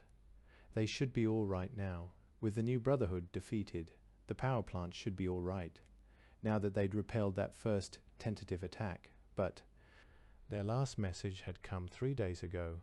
Maybe there had been a second attack. Certainly the radio was out. Maureen shivered. Maybe a damn transistor had given up the ghost. Or maybe everybody was dead. There was just no way to tell. Johnny would have been in the thick of things. He was too damn visible. So let it be a transistor, she told herself, and keep busy. She turned downhill toward the hospital. Alim Nassour gasped for breath and couldn't find it. He sat propped up in the truck bed. If he lay down, he would drown. His lungs were filling anyway, and it wouldn't be long. They had failed. The Brotherhood was defeated, and Alim Nassour was a dead man. Swan was dead. Jackie was dead. Most of his band dead in the valley of the Chul River, killed by choking clouds of yellow gas that stung like fire. He felt Erica's hands moving a cloth over his face, but he couldn't focus his eyes on her. She was a good woman, white woman, but she stayed with Alim, got him out when the others ran away. He wanted to tell her so if he could speak. He felt the truck slow and heard someone call a challenge. They had reached the new camp, and somebody had organized sentries. Hooker? Alim thought the Hook had lived. He hadn't crossed the river. He was directing the mortars, and that should have been safe unless he was caught by the pursuit. Alim wondered if he wanted Hooker to have lived. Nothing really mattered anymore. The hammer had killed Alim Nassour. The truck stopped near a campfire, and he felt himself being lifted out. They put him near the fire, and that felt good. Erica stayed by him, and someone brought him a cup of hot soup. It was too much trouble to tell them they were wasting good broth, that he wouldn't live past the next time he fell asleep. He'd drown in his own phlegm. He coughed hard to try to clear his lungs so he could talk, but that hurt too bad, and he stopped. Gradually he heard a voice. And ye have defied the Lord God of hosts. Ye placed your faith in armies, ye angels of the Lord strategy. What do the angels need of strategy? Place your trust in the Lord God Jehovah. Do his work his will, O my people. Destroy the citadel of Satan as God wills it, and then can ye conquer. The voice of the prophet lashed over him. Weep not for the fallen, for they have fallen in the service of the Lord. Great shall be their reward. O ye angels and archangels, hear me. This is no time for sorrow. This is a time to go forth in the name of the Lord. No, Alim gasped, but no one heard. We can do it, a voice said nearby. It took Alim a moment to recognize it. Jerry Owen, they don't have any poison gas in the power plant. Even if they do, it won't matter. We take all the mortars and recoilless rifles out on the barge and blow up the turbines. That'll end that power plant. Strike in the name of God, Armitage was shouting. There were some answers now. Hallelujah. Someone called Amen. Another said, tentative at first, but as Armitage continued, the responses became more enthusiastic. She it. That had to be Sergeant Hooker. Alim couldn't turn his head to look at him. Alim, you hear me? Alim nodded slightly. He says he hears, Erica said. Leave him alone. He's got to rest. I wish he'd get some sleep. Sleep that would kill him for sure. Every breath was a fight, something to struggle for, an effort of will. If he relaxed for a moment, he'd stop breathing. What the hell do I do now? Hooker was asking. You, the only brother left I can rap with. Words formed on Alim's lips. Erica translated. He asks how many brothers are left. 10, Hooker said. 10 blacks. Were they the last blacks in the world? Of course not. Africa was still there, wasn't it? They hadn't seen any black faces among their enemies, though. Maybe there weren't any more in California, he whispered again. He says 10 is not enough, Erica said. Yeah, Hooker bent low to speak into Alim's ear. No one else could hear. I got to stay with this preacher, he said. Alim, is he crazy? Is he right? I can't think no more. Alim shook his head. He didn't want to talk about that. Armitage was speaking again, of the paradise that waited for the fallen. The words blended into the vague, slow thoughts that crept into Alim's consciousness. Paradise, maybe it was true. Maybe that crazy preacher was right. It was better to think so. He knows the truth. Alim gasped. The fire's warmth was almost pleasant. Darkness gathered in his head despite the glimpses of morning sunshine he thought he'd seen earlier. The preacher's words sank through the dark. Strike now, ye angels. This very day, this very hour. It is the will of God. The last thing Alim heard was Sergeant Hooker shouting Amen. When Maureen reached the hospital, Leonilla Malik took her and led her firmly into a front room. I came to help, Maureen said, but I wanted to talk to the wounded. One of the Tullifson boys was in my group, and he's dead, Leonilla said. There was no emotion in her voice. I could use some help. Did you ever use a microscope? Not since college biology class. You don't forget how, Leonilla said. First I want a blood sample. Please sit down here. She took a hypodermic needle from a pressure cooker. My autoclave, she said. Not very pretty, but it works. Maureen had wondered what happened to the pressure cookers from the ranch house. She winced as the needle went into her arm. It was dull. Leonilla drew out the blood sample and carefully squirted it into a test tube that had come from a child's chemistry set. The tube went into a sock. A piece of parachute cord was attached to the sock, and Leonilla used that to whirl the test tube around and around her head. Centrifuging, she said. I show you how to do this, and then you can do some of the work. We need more help in the lab. She continued to swing the test tube. There, she said, we have separated the cells from the fluid. Now we draw off the fluid, and wash the cells with saline. She worked rapidly. Here on the shelf we have cells and fluid from the patients who need blood. I will test yours against theirs. Don't you want to know my blood type? Maureen asked. Yes, in a moment, but I must make the tests anyway. I do not know the patient blood types, and I have no way to find out, and this is more certain. It is merely very inconvenient. The room had been an office. The walls had been painted not long ago, and were well scrubbed. The office table where Leonilla worked was formica and very clean. Now, Leonilla said, I put samples of your cells into a sample of the patient's serum, and the patient's cells in yours, and we look in the microscope. The microscope had also come from a child's collection. Someone had burned the local high school before Hardy had thought to send an expedition for its science equipment. This is very difficult to work with, Leonilla said. But it will work. You must be very careful with the focus. She peered into the microscope. Ah, Rouleau cells, you cannot be a donor for this patient. Look, so that you will know. Maureen looked into the microscope. At first she saw nothing, but she worked the focus, the feel of it coming back to her fingers. Leonilla was right, she thought. You don't really forget how? She remembered that you weren't supposed to close the other eye, but she did anyway. When the instrument was properly focused, she saw blood cells.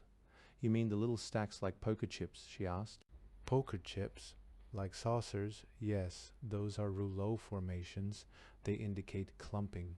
Now, what was your blood type? Maureen said. Good. I will mark that down. We must use these file cards, one for every person. I note on your card that your blood clumps that of Jacob Vinge, and note the same on his card. Now we try yours with others. She went through the procedure again, and once more. Ah, you can be a donor for Bill Darden. I will note that on your card, and his. Now you know the procedure. Here are the samples, clearly labeled. Each must be tested against the others, donors against patients. When that is done, we must test donors against each other. Although this is not so critical, then we will know in case we must someday give one of you a transfusion. Shouldn't you be drawing blood for Darden? Maureen tried to remember him. He'd come to the stronghold late and was let in because his mother lived here. He'd been in Chief Hartman's group in the battle. I gave him a pint already, Leonilla said. Rick Delanty. We have no way to store whole blood except as now in the donor. When Darden requires more, I will send for you. Now I must go back to the ward. If you truly wish to help, you may continue with the cross-matching." Maureen spoiled the first test, but when she was careful, she found it wasn't difficult, merely tedious. The work wasn't made easier by the smells from the sewage works nearby, but there wasn't much choice about that. They needed the heat from the fermenting boilers. By running the extraction through City Hall and the hospital, they got that heat free, but at the cost of the ripe. Once Leonilla came in and removed a patient's sample and card, she didn't explain it wasn't needed. Maureen reached for the card and looked at the name. One of the Aronson girls, age 16, wounded while throwing a dynamite bomb. "With penicillin, I might have saved her," Leonilla said. "But there is none, and there will never be any.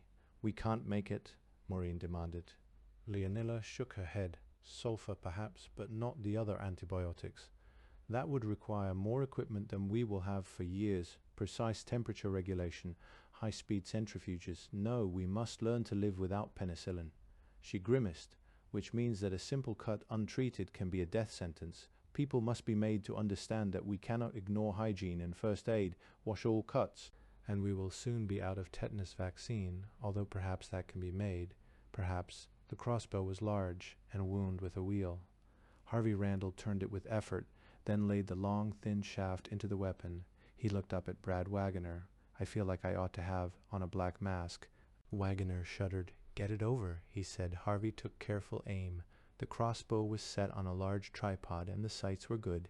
He stood on the ridge above Battle Valley. That name would stick, he thought. He aimed the crossbow at a still figure down below. The figure moved slightly. Harvey checked the sights again, then stood aside. "Okay," he said. He gently pulled the lanyard. The steel springs of the bow gave a humming sound, and the traveler block clattered. The shaft flew out. Over a yard long, a thin steel rod with metal feathering at the end. It went in a flat trajectory and embedded itself in the figure below. The hands jerked convulsively, then were still. They hadn't seen the face. At least this one hadn't screamed. "There's another, about 40 yards to the left," Wagoner said. "I'll take that one." "Thanks." Harvey turned away. It was too damned personal. Rifles would be better, or machine guns. A machine gun was very impersonal. If you shot someone with a machine gun, you could persuade yourself that the gun had done it. But the crossbow had to be wound with your own muscle power. Personal. There was nothing else to do. The valley was death to enter. In the cold night the mustard had condensed, and now small streamers of the yellow gas were sometimes visible. No one could enter Death Valley. They could leave the enemy. Thank God all the stronghold wounded had been taken out before the gas attack. Although Harvey knew that Al Hardy would have ordered the attack even if they hadn't been, they could leave the enemy wounded, or they could kill them, and they couldn't spare rifle or machine gun ammunition for the purpose. The crossbow bolts were recoverable. After the first good rain, or after a few days of warmth, the gas would be dispersed. It made good fertilizer. So would the dead. Battle Valley would be good cropland next spring. Now it was a slaughterhouse. We won. Victory. Harvey tried to recall the elation he'd felt the night before, the sense of life he'd had when he woke in the morning, and he knew he'd be able to. This was horrible work, but it was needed. They couldn't leave the Brotherhood's wounded to suffer. They'd die soon enough anyway. Better to kill them cleanly. And it was the last. No more wars. Now they could build a civilization. The Brotherhood had done the stronghold's work. They had cleared out much of the area near the stronghold. It wouldn't take a big expedition to go looking for salvage. Harvey kept his thoughts on that, on what they could find, on the wonders out there that they could search for and bring home. When he heard the bow, Harvey turned back. His turn. Let Brad be alone for a moment. The blood typing was done, and she'd visited the wounded. That had been tough, but not as bad as she'd thought. She knew why, but she didn't think about it. It wasn't too bad in the hospital because the worst cases had already died. Maureen wondered if they'd been helped. Leonilla and Doc Valdemar and his psychiatrist wife, Ruth, knew their limits, knew that many who had inhaled mustard or taken gut shots were finished because they didn't have the drugs and equipment it would take to save them, and the mustard cases would end up blind anyway, most of them. Had the doctors been more than choosers of the slain? Maureen didn't want to ask. She left the hospital. In City Hall they were preparing for a party, a victory celebration, and we damned well deserve it, Maureen thought. We can mourn the dead, but we have to go on living. And these people have worked and bled and died for this moment, for the celebration that said the fighting was over, that the hammer had done its worst and now it was time to rebuild. Joanna and Rosa Wagoner were shouting with joy. They'd got a lamp burning. It works, Joanna said. Hi, Maureen. We've got the lamp burning on methanol. It didn't give off much light, but it would do. At the end of the big central book-lined room, some of the children were setting up punch bowls. Mulberry wine, really quite good. Well, not too bad. A case of Cokes someone had saved, and there would be food, mostly stew. And you didn't want to know what was in it. Rats and squirrels weren't really very different kinds of animals, nor did cat taste much different from rabbit. There wouldn't be many vegetables in the stew. Potatoes were scarce and terribly valuable. There were oats, though. 2 of Gordy Vance's scouts had come down with oats, carefully separated. The scrawny ones for eating, and the best separated out to be kept as seed. The Sierra was full of wild oats, and Scotland had built a national cuisine on oats. Tonight they'd find out what haggis tasted like. She went through the main hall where women and children were putting up decorations, bright-coloured drapes now used as wall hangings, whatever might add a festive air. The mayor's office was through a door at the far end. Her father, Al Hardy, Mayor Seitz, and George Christopher were in there with Eileen Hamner. Their conversation stopped abruptly as she entered. Maureen greeted George and got an answer, but he seemed slightly nervous, somehow made to feel guilty in her presence, or was she imagining it?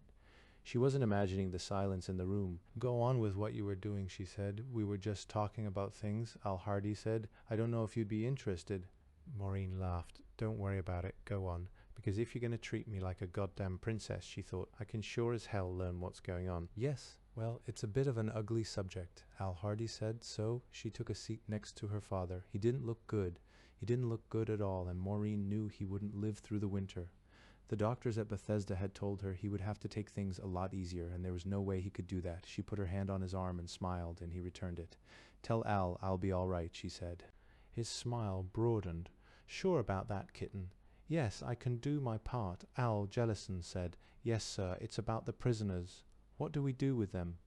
There weren't many of their wounded in the hospital, Maureen said. I'd have thought there would be more. Oh, Hardy nodded.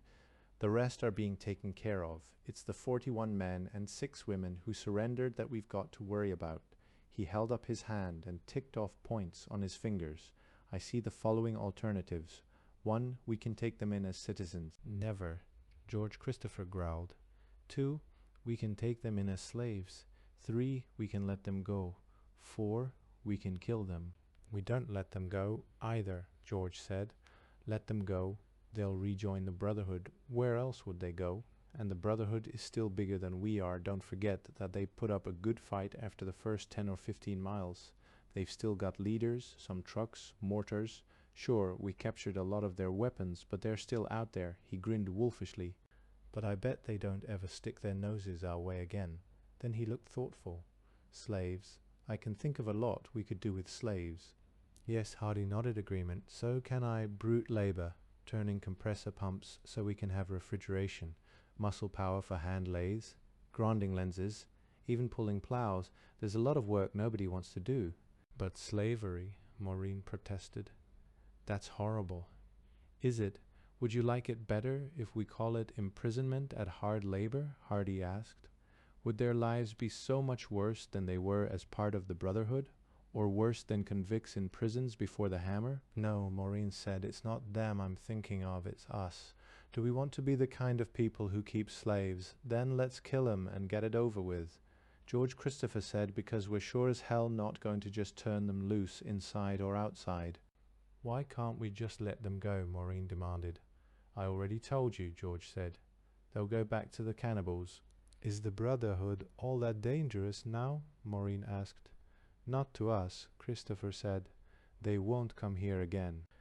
And by spring there won't be many of them left, I suspect, Al Hardy added. They don't have much organization for winter. Or if they do, the ones we captured don't know about it. Maureen fought the feeling that threatened her. It's all pretty horrible, she said. What can we afford? Senator Jellison asked. His voice was low, conserving energy. Civilizations have the morality and ethics they can afford. Right now we don't have much, so we can't afford much. We can't take care of our own wounded, much less theirs. So all we can afford to do for theirs is put them out of their misery. Now what can we afford to do with the other prisoners? Maureen's right. We can't let ourselves become barbarians, but our abilities may not be up to our intentions. Maureen patted her father's arm. That's what I figured out somewhere in the last week. But if we can't afford much, then we have to build so that we can.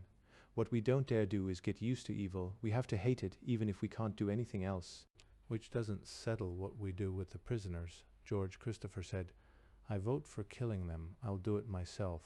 And he hadn't brought any back from his pursuit. Maureen knew, and he'd never understand, yet in his way he was a good man. He'd shared everything he had. He worked longer than anyone else, and harder, and not just for himself. No, Maureen said. All right, we can't let them go, and we can't keep them as citizens. If all we can afford is slavery, then keep them as slaves and put them to work so we can afford something more. Only we don't call them slaves either, because that makes it too easy to think like a slave master. We can put them to work, but we call them prisoners of war, and we treat them as prisoners of war. Hardy looked confused. He'd never seen Maureen so assertive.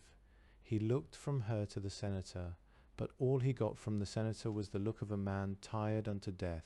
All right, Al said. Eileen, we'll have to organize a POW camp. The final decision, the peasant is eternal man, independent of all cultures. The piety of the real peasant is older than Christianity. His gods are older than those of any of the higher religions. Oswald Spengler, The Decline of the West. The van had not been new when the comet fell. In these past few months it had aged many years. It had bulled its paths across roadless land and through fresh sea bottom. It stank of fish. Maintenance had been impossible, and continual rain had caused years of corrosion. Half blinded with one headlamp working, it seemed to know that its era was dead. It groaned, it limped, and with every jolt of its dying shock absorbers, Tim Hamner felt a needle of pain stab his hip. Shifting gears was worse. His right leg wouldn't reach the clutch pedal. He used his left, and it was like an ice pick being wiggled in the bone. Still he drove fast across the potholed road, balancing the jouncing against the need for speed. Carl Christopher was on guard at the barricade. His weapon was an army submachine gun. He carried a bottle of old Fedcal in the other hand, and he beamed, he swaggered, he wanted to talk. Hamner, good to see you. He thrust the bottle through the truck window. Have a drink. Hey, what happened to your face? Sand, said Tim. Look, I've got 3 wounded in the truck bed. Can somebody drive for me? Gee, there are only 2 of us here. Rest are celebrating. You guys won, huh? We heard you'd had a fight and beat them off. The wounded, Tim said. Is there somebody at the hospital? You better believe it. We had wounded here too. But we won. They weren't expecting it, Tim. It was beautiful. Forrester's brew really clobbered them. They won't stop running until... They did stop. And I can't take time to talk, Cal. Yeah, right. Well, everybody's celebrating at City Hall, and the hospital's right next door, so you'll get plenty of help. They may not be sober, but... The barricade, Carl, I can't help you with it. I got hit myself. Oh, too bad. Cal moved the log aside, and Tim drove on. The road was dark, and none of the houses were lit. He saw no one along the way, but the going was easier here. The potholes had all been filled in. He rounded a bend and saw the town. City Hall glowed softly through the dark, candlelight and lanterns in every window. Not an impressive sight after the brilliant glare of the atomic plant, but still a sign of celebration. The crowd was too big for the building. It had spilled onto the street despite the tiny flurries of snow. People formed tight clumps against the chill and the wind, but their laughter reached him for all that. Tim parked next door in front of the county convalescent home. People moved toward him from outside City Hall as he climbed from the cab. One was running, off balance. Eileen, her sunburst smile wide and familiar. Easy, he cried, but too late. She crashed into him and hugged him tight, laughing while he tried to maintain balance for both. Agony twisted and grated in the bone. Easy, Jesus Christ, there's a piece of metal in my hip. She jumped back as if scalded. What happened? And saw his face. Her smile faded. What happened? Mortar shell. It went off just in front of us. We were up on the cooling tower with the radio. It blasted the radio to bits, and it shredded the cop. Wingate, his name was, and I was standing right between them, Eileen, right between them. All I got was a blast of sand from the sandbags, and this thing in my hip. Are you okay?" "Oh, sure. And you're all right, aren't you? You can walk. You're safe, thank God." Before Tim could interrupt, she went on. "Tim, we won. We must have killed half of the cannibals, and the rest are still running. George Christopher chased them for 50 miles. "They'll never try us again," someone boasted, and Tim realized he was surrounded.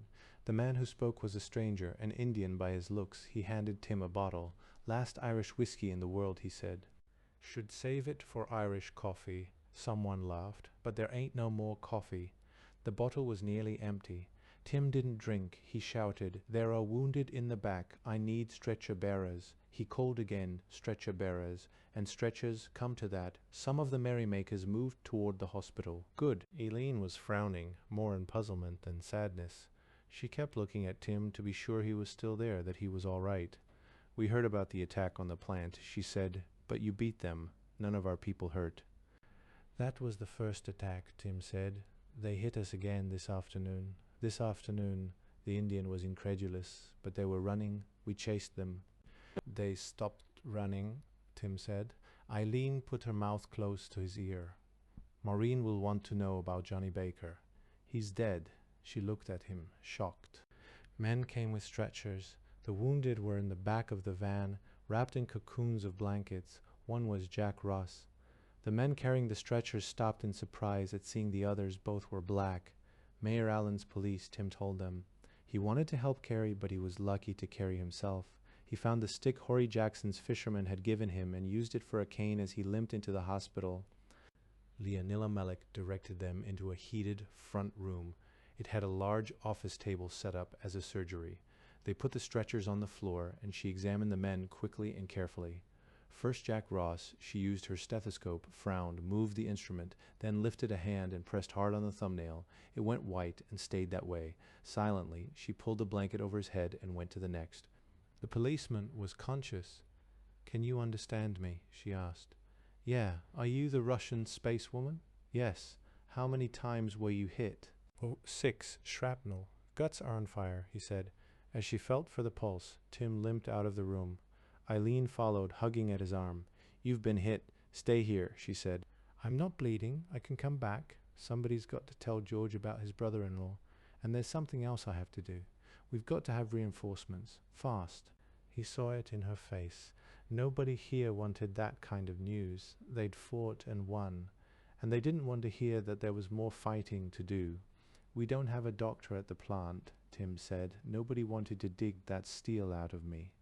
"Get back in that hospital," Eileen commanded. "I will, but the cops come first. They're hurt worse than me. The plant nurse squeezed sulfur in the hole and covered it with sterile gauze. I'll be okay for a while. I've got to talk to Hardy." It was hard to keep his thoughts in order. His hip felt like fire, and the pain kept him confused. He let Eileen help support his weight as they crossed the narrow way toward City Hall. Damn, they were surrounded again.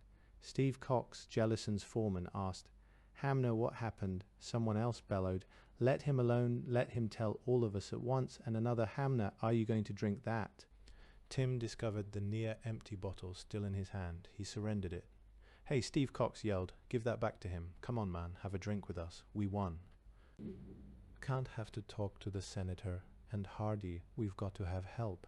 He felt Eileen stiffen. The others looked as she had. They hated him for his bad news. "We can't take another attack," Tim said. "They did us too much damage." "Number, it's gotta be over," Eileen whispered. Tim heard. "You thought it was all over," Tim said. "Everybody does." Eileen's face showed unbearable grief. It should have melted Tim Hamner, but it didn't. "Nobody wants to fight again," Eileen said. "We won't have to." Joanna McPherson's high, clear voice cried, "We slaughtered the sons of bitches, Tim." She edged up to him and put her shoulder under his other armpit. "There aren't enough of them left to fight. They'll split up and pretend they never heard of the Brotherhood, and that won't work either. We'll know them." Joanna had tasted blood. Suddenly she said, "Is Mark all right?" "Mark's fine." Tim was just beginning to realize what he was up against, a hopeless task, but it had to be done. They had to understand. He added, "Healthy and happy and cleaner than you are. They've got hot showers and washing machines at the power plant." It could help in a room off the meeting hall at City Hall. Rick Delante argued for his honor against Ginger Dow. who seemed determined to take him home with her. She was also indecently amused by the whole thing. "You don't have to marry me, you know."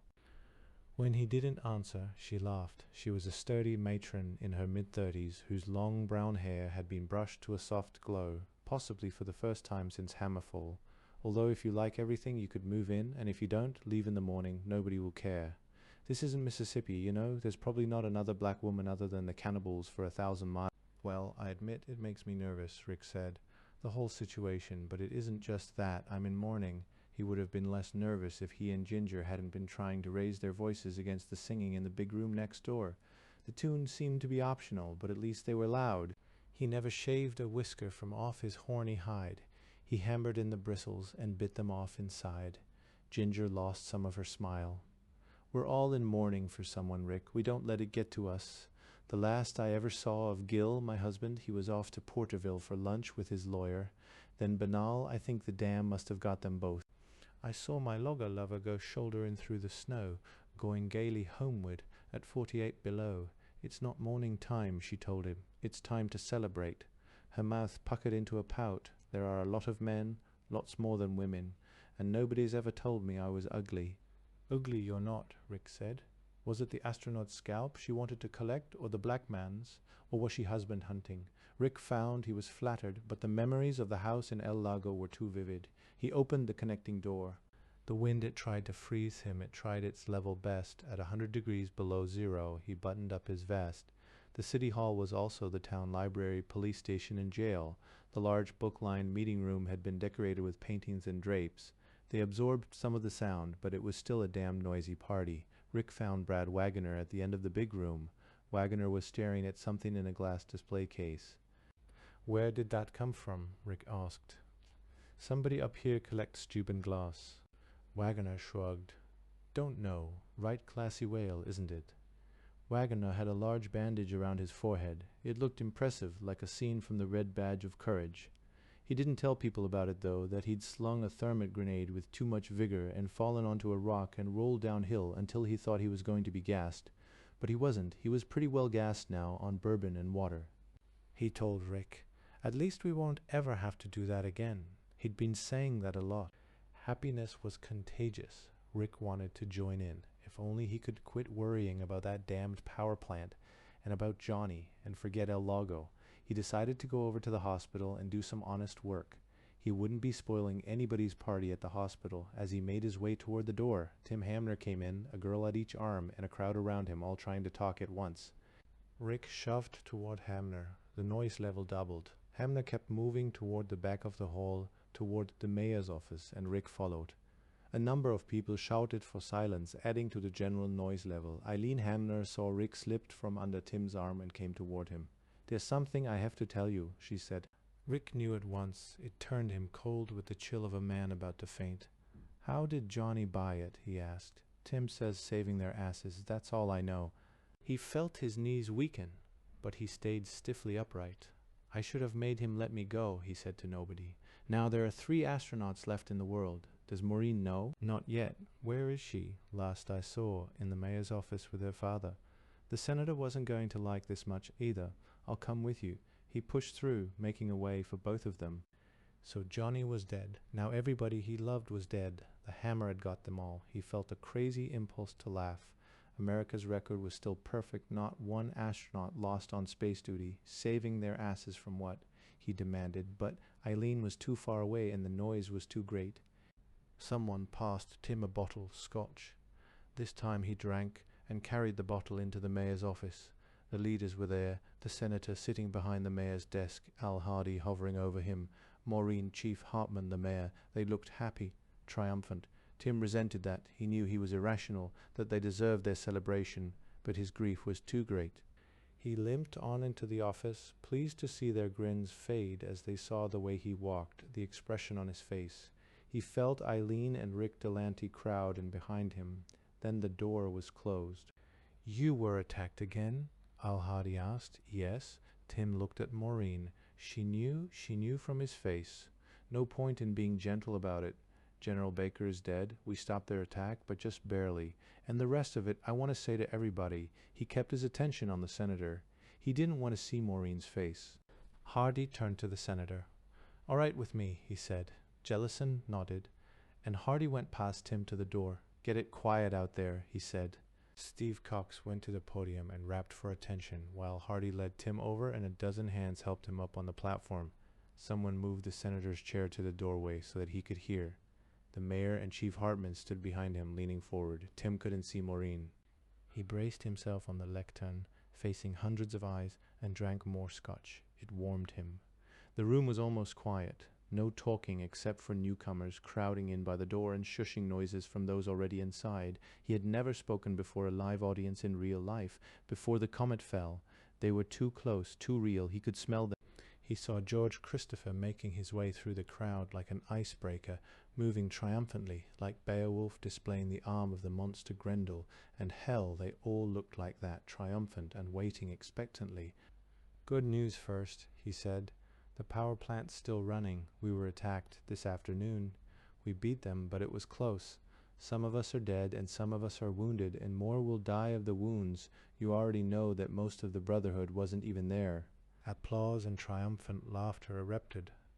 Tim should have expected that from the warriors who decimated the new Brotherhood's main force, but he hadn't. He was jolted. Where did these yahoos get off? Drinking and dancing and bragging while the men and women Tim Hamner had left behind waited to die. When quiet came, he spoke in anger. "General Baker is dead. The new Brotherhood isn't," Tim said. He watched the reaction. Anger, incredulity. "They won't come here again," someone shouted. There were more cheers. "Let him talk. What happened?" George Christopher demanded. The room was silent again. "The Brotherhood came at us with boats the first time," Tim said. "It wasn't hard to drive them off. Then we heard on the radio that you were fighting them, and we figured that would be the end of it when you said you'd won." He gripped the lectern, remembering the shouting celebration they'd held in the San Joaquin plant after news of the Stronghold victory. But they did come back today. They had a big raft, sandbags around it, mortars. They stayed out of range of anything we had, and they were blowing us apart. One of the shells got a steam line, live steam, and Price's people had a hell of a time putting it back together. Another shell got Jack Ross. Tim watched George Christopher lose his triumphant grin. Jack was alive when we took him off the boat and put him in the van, but he was dead when we got here. Tim said, "Another mortar went off just in front of me. It hit the sandbags we'd put on top of the cooling tower where we had the radio. It killed the guy next to me and blew the radio apart, and it punched a piece of shrapnel into my hip bone. It's still there." They kept that up. Standing off where we couldn't shoot back, Price's people had made some cannon. Muzzle loaders made out of pipe, powered by compressed air. They weren't accurate enough. We couldn't hit the barge, and the damned mortar shells kept dropping on us. Baker took some troops out in boats. That didn't do any good either. The Brotherhood had machine guns, and the boats couldn't get close enough. They had those sandbags anyway. Finally, Baker brought the boats back. He put everybody off. In the corner of his eye, Tim saw Maureen in the doorway of the mayor's office. She stood behind her father, her hand on his shoulder. Eileen was near her. "We had a racing boat we used as a tug," Tim said. "Cindy Lou, Johnny told Barry Price, I used to be a fighter pilot. They always taught us there was one way not to miss. Then he took Cindy Lou out at top speed and rammed her right into the barge, covered the raft with burning gasoline. He'd carried some extra gasoline in Thermit on the deck.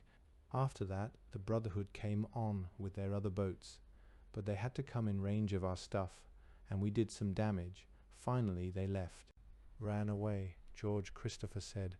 "They always run." "They didn't run," Tim said. "They retreated. There was some crazy white-haired guy standing in plain sight on one of the boats. We kept shooting at him, but we never hit him. He was shouting at them to kill us. Last I heard, he still was. They'll be back." Tim paused to see what effect he'd had. Not enough. He'd killed the gay mood of the party, but all he saw was resentment and sorrow, nothing else. "They killed 14 of us, counting Jack. Hit maybe 3 times that many, and a lot of them will die. There's a nurse and some medicines, but no doctor. We need one. We need another radio. Their looks, anger, sorrow, resentment. They knew what he'd say next." He went doggedly on. "What we need most is reinforcements. We can't take another attack like that one. I don't think gas bombs will do it either. We need guns." Machine guns you took from the New Brotherhood would help, but mostly we need men, because it takes just about all the power plant staff on standby just to keep the place going in case there's a hit on the plant. Price's people are— he fumbled for words. Hell, it would sound corny. So what? They're magnificent. I saw a guy wade into a cloud of live steam. Live steam. He walked right into it to turn a valve to turn the steam off. He was still alive when I left, but there wasn't any point in bringing him here. Another of the power workers spliced live wires, thousands of volts, and he worked on it hot while mortar bombs fell around him. Baker's dead, they're still alive, and they need help. We need help. I'm going back. He couldn't look at Eileen as he said that. He felt someone behind him. Al Hardy had climbed onto the podium. He came to the left side of the lectern and stood there with his hand held up for attention. When he spoke, it was with an orator's voice that rolled about the large room. Thank you, Tim, he said. You're persuasive. Of course you want to go back. But the question is, have we anything to gain? How many people are there at the nuclear plant? Because we have boats, and now we have food, and we can bring all of them here. It will not be hard to evacuate that plant, and I'm sure we will have no trouble getting volunteers for the job. Harvey Randall came in from the hospital in time to hear Tim's report begin.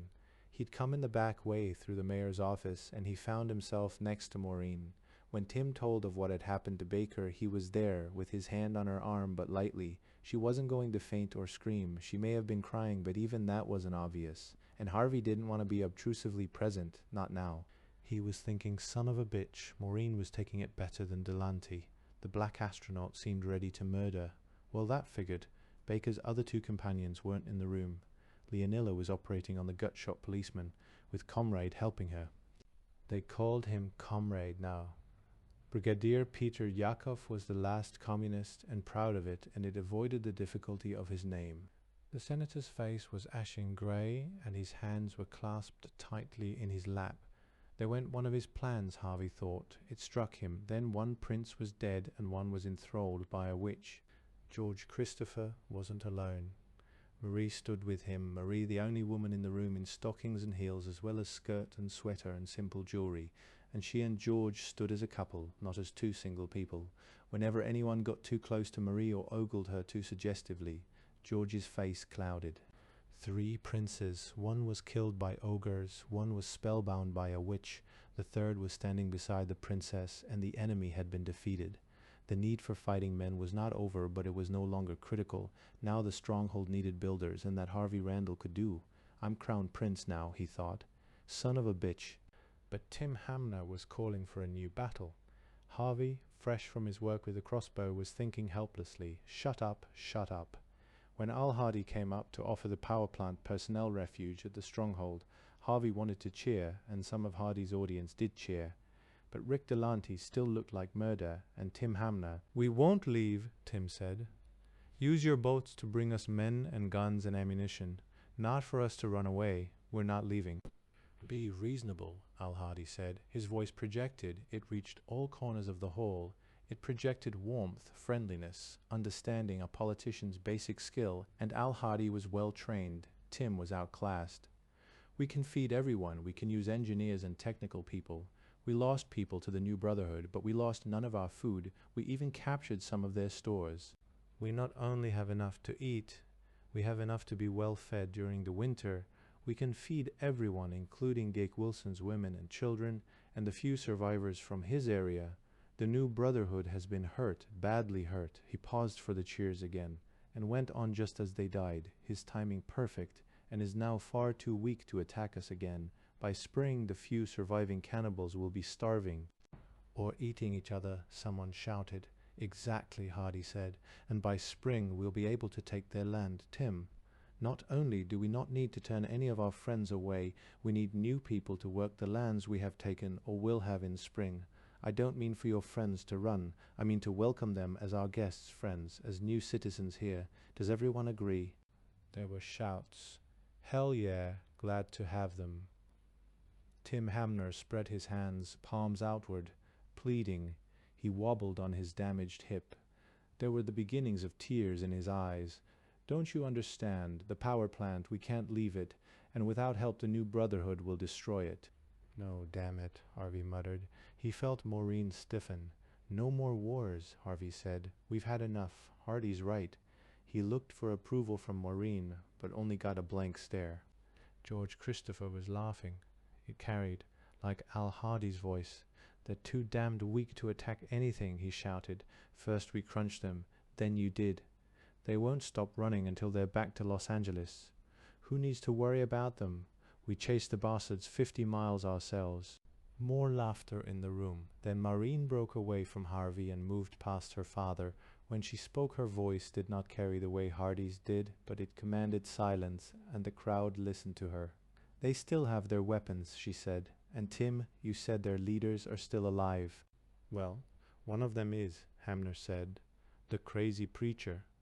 "Then some of them will try to destroy the power plant again," Maureen said. "As long as he's alive, he'll keep trying." She turned to Hardy. "Al, you know that. You heard Hugo Beck, you know." "Yes," Hardy said. "We can't protect the plant. But again, I invite everyone there to come live here with us." "Damn right. The Brotherhood's no threat to us." George Christopher said. "They won't be back." But they... Whatever Al Hardy had been about to say, he cut himself off at a wave from Senator Jellison. "Yes, sir," Hardy asked. "Do you want to come up here, Senator?" Jellison stood. "Let's cut this short," he said. His voice was thick with either drunkenness or exhaustion, and everyone knew he hadn't been drinking. "We are agreed, are we not? The Brotherhood is not strong enough to harm us here in our valley, but their leaders are still alive, and they have enough strength to destroy the power plant. It is not that they are strong, but that the plant is fragile." Hamner jumped on that. He was interrupting the senator, but he didn't care. He knew he should speak carefully, weighing every word, but he was too tired. The sense of urgency was too strong. "Yes, we're fragile, like that whale," he pointed to the glass case, "like the last piece of Steuben crystal in the world. If the power stops for one day..." "Beautiful and fragile," Al Hardy's voice cut in. "Senator, did you have something else to say?" The massive head shook. "Only this. Think carefully. This may be the most important decision we have made since that day." He sat heavily. "Go on, please," he said. Hardy looked worriedly at the senator, then motioned to one of the women near him. He spoke to her too low for Harvey to hear what he said, and the woman left. Then he stood at the lectern again. "Fragile and beautiful," he said, "but not much use to a farming community. No use." Tim exploded. "Power, clean clothes, like luxuries," Al Hardy said. "Are they worth our lives? We're a farm community. The balance is delicate. Not many weeks ago we did not know if we would live through the winter. Now we know we can. A few days ago we did not know whether we could resist the cannibals. We did. We are safe, and we have work to do, and we cannot afford more people for a needless war." He looked to George Christopher. "You agree, George?" "Neither of us runs from a fight, but do we have to run to one?"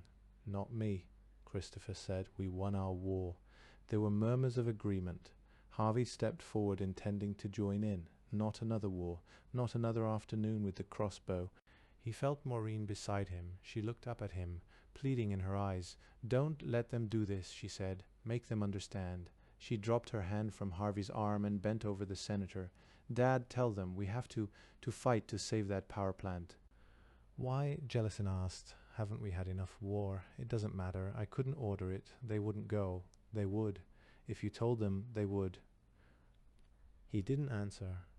She turned back to Harvey. Randall stared at her without comprehension. "Listen," he said. "Listen to Al."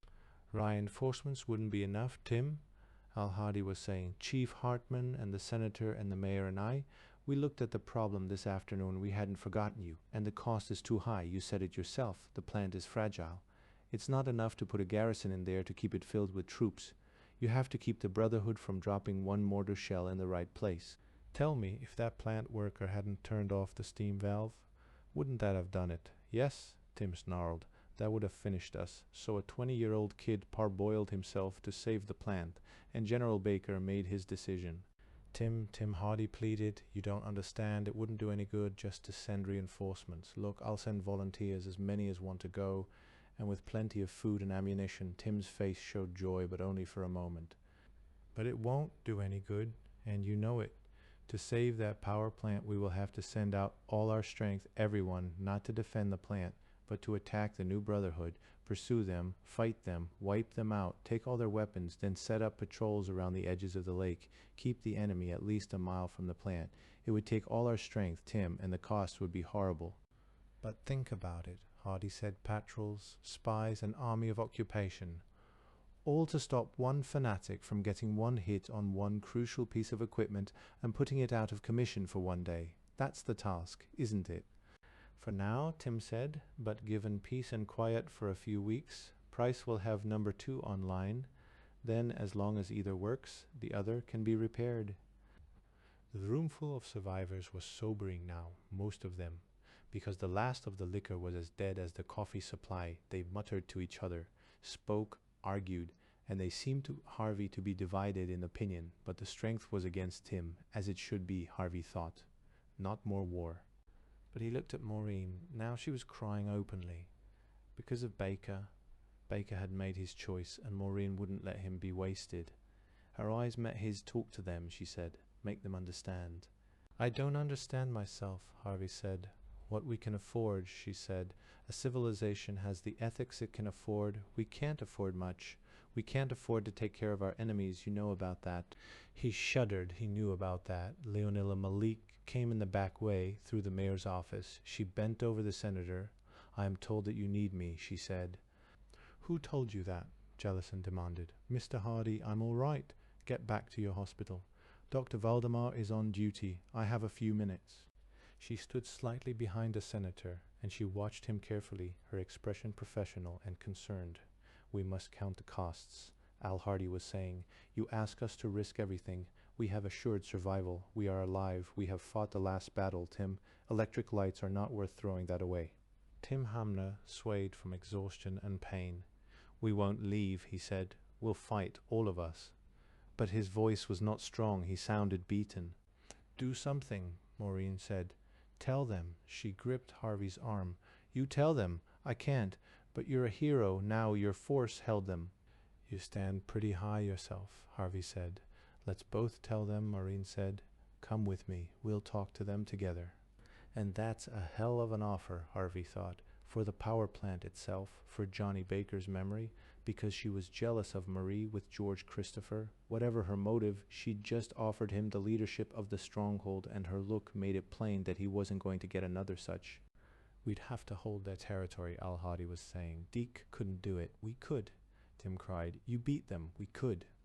Hardy nodded gravely. Yes, I suppose we could. But first we have to take it, and we can't do that with magic weapons. Grenades and gas bombs aren't much use in the attack. We'd lose people, a lot of people. How many lives are your electric lights worth? Many, Leonilla Malik said. Her voice didn't carry very far. If I had had proper lights for the operating theater last night, I could have saved 10 more at least. Maureen was moving toward the platform. Harvey hesitated, then went with her. What would he say? Men would charge machine guns for a cause. Viva la Republic. For king and country duty, honor country. Remember the Alamo, Liberte, Egalitel Fraternite.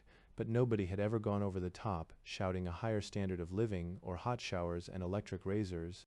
And what about me, he thought. When I get up there, I'm committed. When the new Brotherhood comes over the water with their new raft and their mortars, I'd have to be first into the boats. First to attack, first to be blown apart. And what could I possibly be yelling that would make me do it? He remembered the battle, the noise, loneliness, fear, the shame of running, the terror when you didn't. Running was a decision of the moment, but not running went on and on. A rational army would run away. He caught her arm to hold her back. She turned, and her look was full of concern. Sympathy, she spoke low, so no one else would hear. We all have to do our jobs, she said. And this is right. Don't you see that? The short delay had been too much. Al Hardy was retiring, having made his point. The crowd was turning away, talking among themselves. Harvey heard snatches of conversation.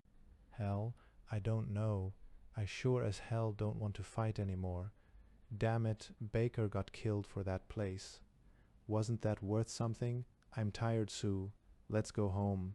Before Hardy could leave the platform, Rig Delante barred his way. The senator said this was an important decision. He said, "Let's talk about it now." Delante was no longer planning murder, Harvey saw with relief, but he seemed determined. "Al, you say we'll live through the winter. Let's talk about that." Hardy shrugged. "If you choose, I think it has all been said." Delante's grin was crafty, artificial. "Oh, hell, Al, we're all here and the liquor's gone, and tomorrow it's back to moving rocks. Let's talk it all out right now. We can survive the winter." "Yes, but without coffee that's all gone." Hardy frowned. "Yes, how are we fixed for clothing? There are glaciers coming, and the clothes are rotting off our backs. Can we dig anything out of underwater department stores? Some plastics, maybe. It can wait now that we don't have to worry about the new Brotherhood getting there first." Oddly, there was no cheering this time. "We'll have to make most of our clothing, or shoot it." Hardy smiled. "Transportation, the cars and trucks are dying like sterile beasts, aren't they? Will we have to eat the horses?" Al Hardy ran his hands through his hair. "Number for a while, I thought. Number horses don't breed fast, but we'll have the trucks for years yet." "What else have we run out of?" "Penicillin." "Yes, aspirin and the liquor. No anesthetics of any kind." "We'll be able to ferment liquor." "So we'll live through this winter and the next one and the one after that." Rick paused, but before Hardy could say anything, he thundered. "As peasants, we had a ceremony here today, an award to the kid who caught the most rats this week, and we can look forward to that for the rest of our lives, to our kids growing up as rat catchers and swineherds. Honorable work, needed work, nobody puts it down. But don't we want to hope for something better? And we're going to keep slaves," Delante said. "Not because we want to, because we need them, and we used to control the lightning." The phrase struck Harvey Randall with a physical shock. He saw it hit the others too, a lot of them. They stood unable to turn away. "Sure, we can huddle here in our valley," Delante shouted. "We can stay here and be safe, and our kids can grow up herding pigs and shoveling sewage. There's a lot here to be proud of because it's so much more than what might have been, but is it enough? Is it enough for us to be safe when we leave everybody else out in the cold? You all say how sorry you are to have to turn people away, to have to send people outside. Well, we've got the chance now. We can make all of outside, the whole damn San Joaquin Valley, as safe as we are. Or there's another way. We can stay here safe as ground squirrels, but if we take the easy way this time, we'll take it next time, and the next, and the next, and in 50 years your kids will hide under the bed when they hear the thunder, the way everybody used to hide from the great thunder gods. Peasants always believe in thunder gods. And the comet, we know what it was. In 10 more years we'd have been able to push the damn thing out of our way. I've been in space, I won't go there again, but your children could. Hell yes. Give us that electric plant in 20 years and we'll be in space again. We know how, and all it takes is power, and that power's right out there, not 50 miles from here, if we've just got guts enough to save it. Think about it. Those are the choices. Go on and be good peasants, safe peasants, superstitious peasants, or have worlds to conquer again, to control the lightning again." He paused, but not long enough to let anyone else speak. "I'm going," he said. "Leonilla?" "Certainly." She moved toward the platform. "And I, Comrade General Yakov," shouted from the back of the room, "for the lightning." Now Harvey slapped Maureen's butt and bounded ahead of her onto the platform, moving quickly before the moment died away. Decisions were simple, now that he knew what he'd be shouting. "Task Force Randall?" "Sure," someone shouted, and then Maureen joined him, and another farmer came forward, and Tim Hamner, and Mayor Seitz. Marie Vance and George Christopher were arguing.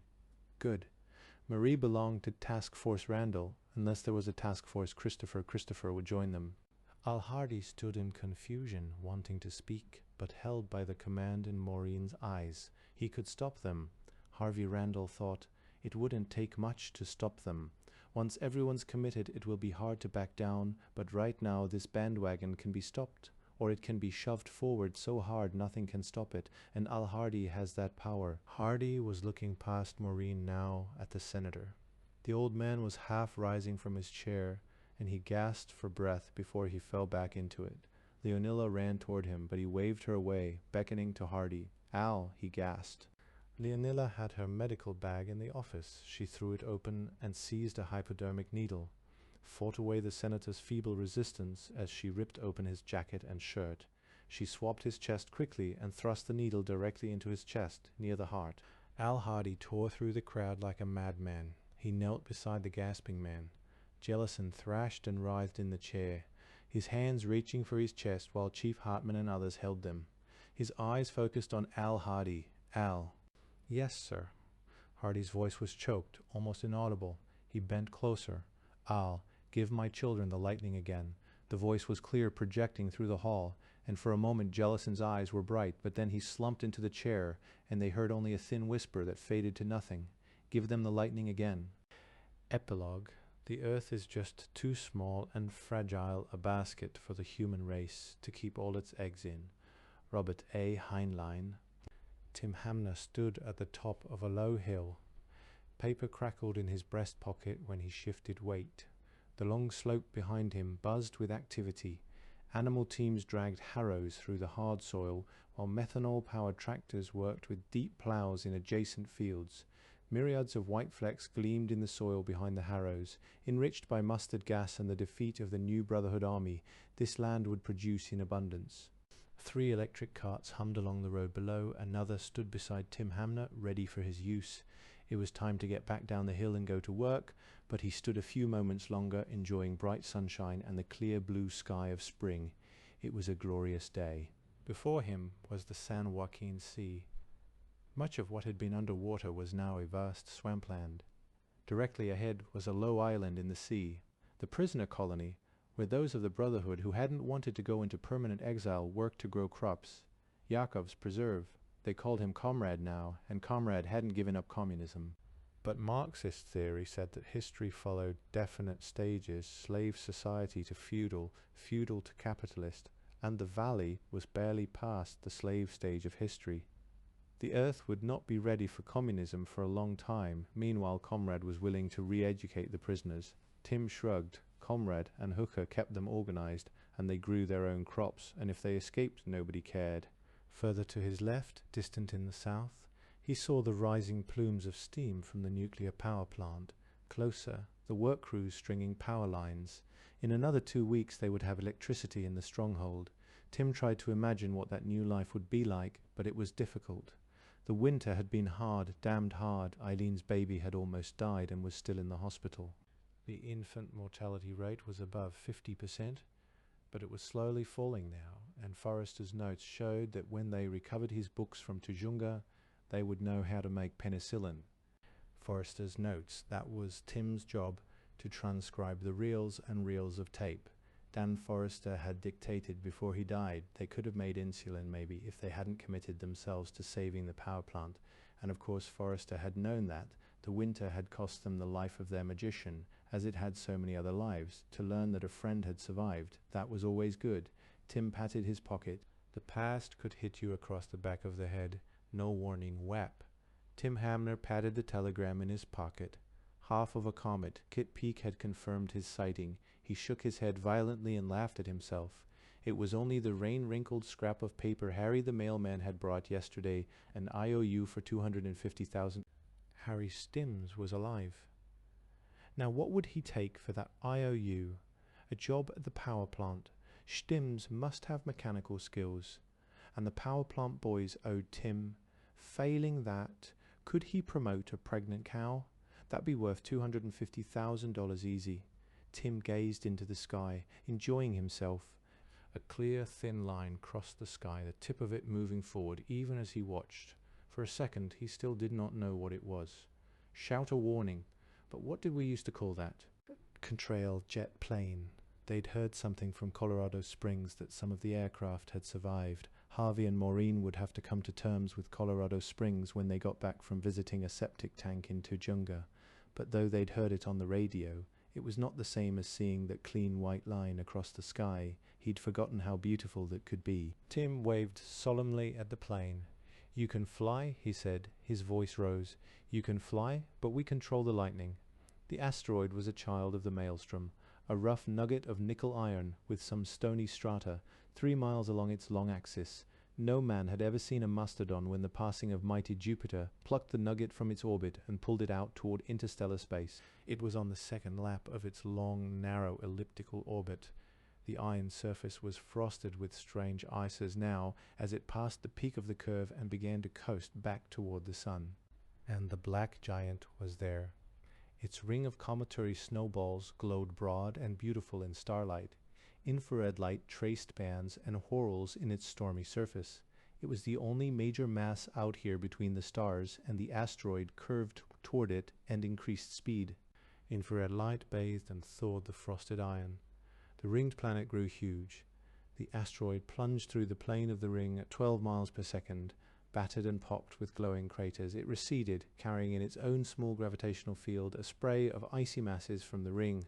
They came like attendants, ahead and behind, in a pattern like the curved arms of a spiral galaxy. The asteroid and a score of comets pulled free of the black giant and began their long fall into the maelstrom.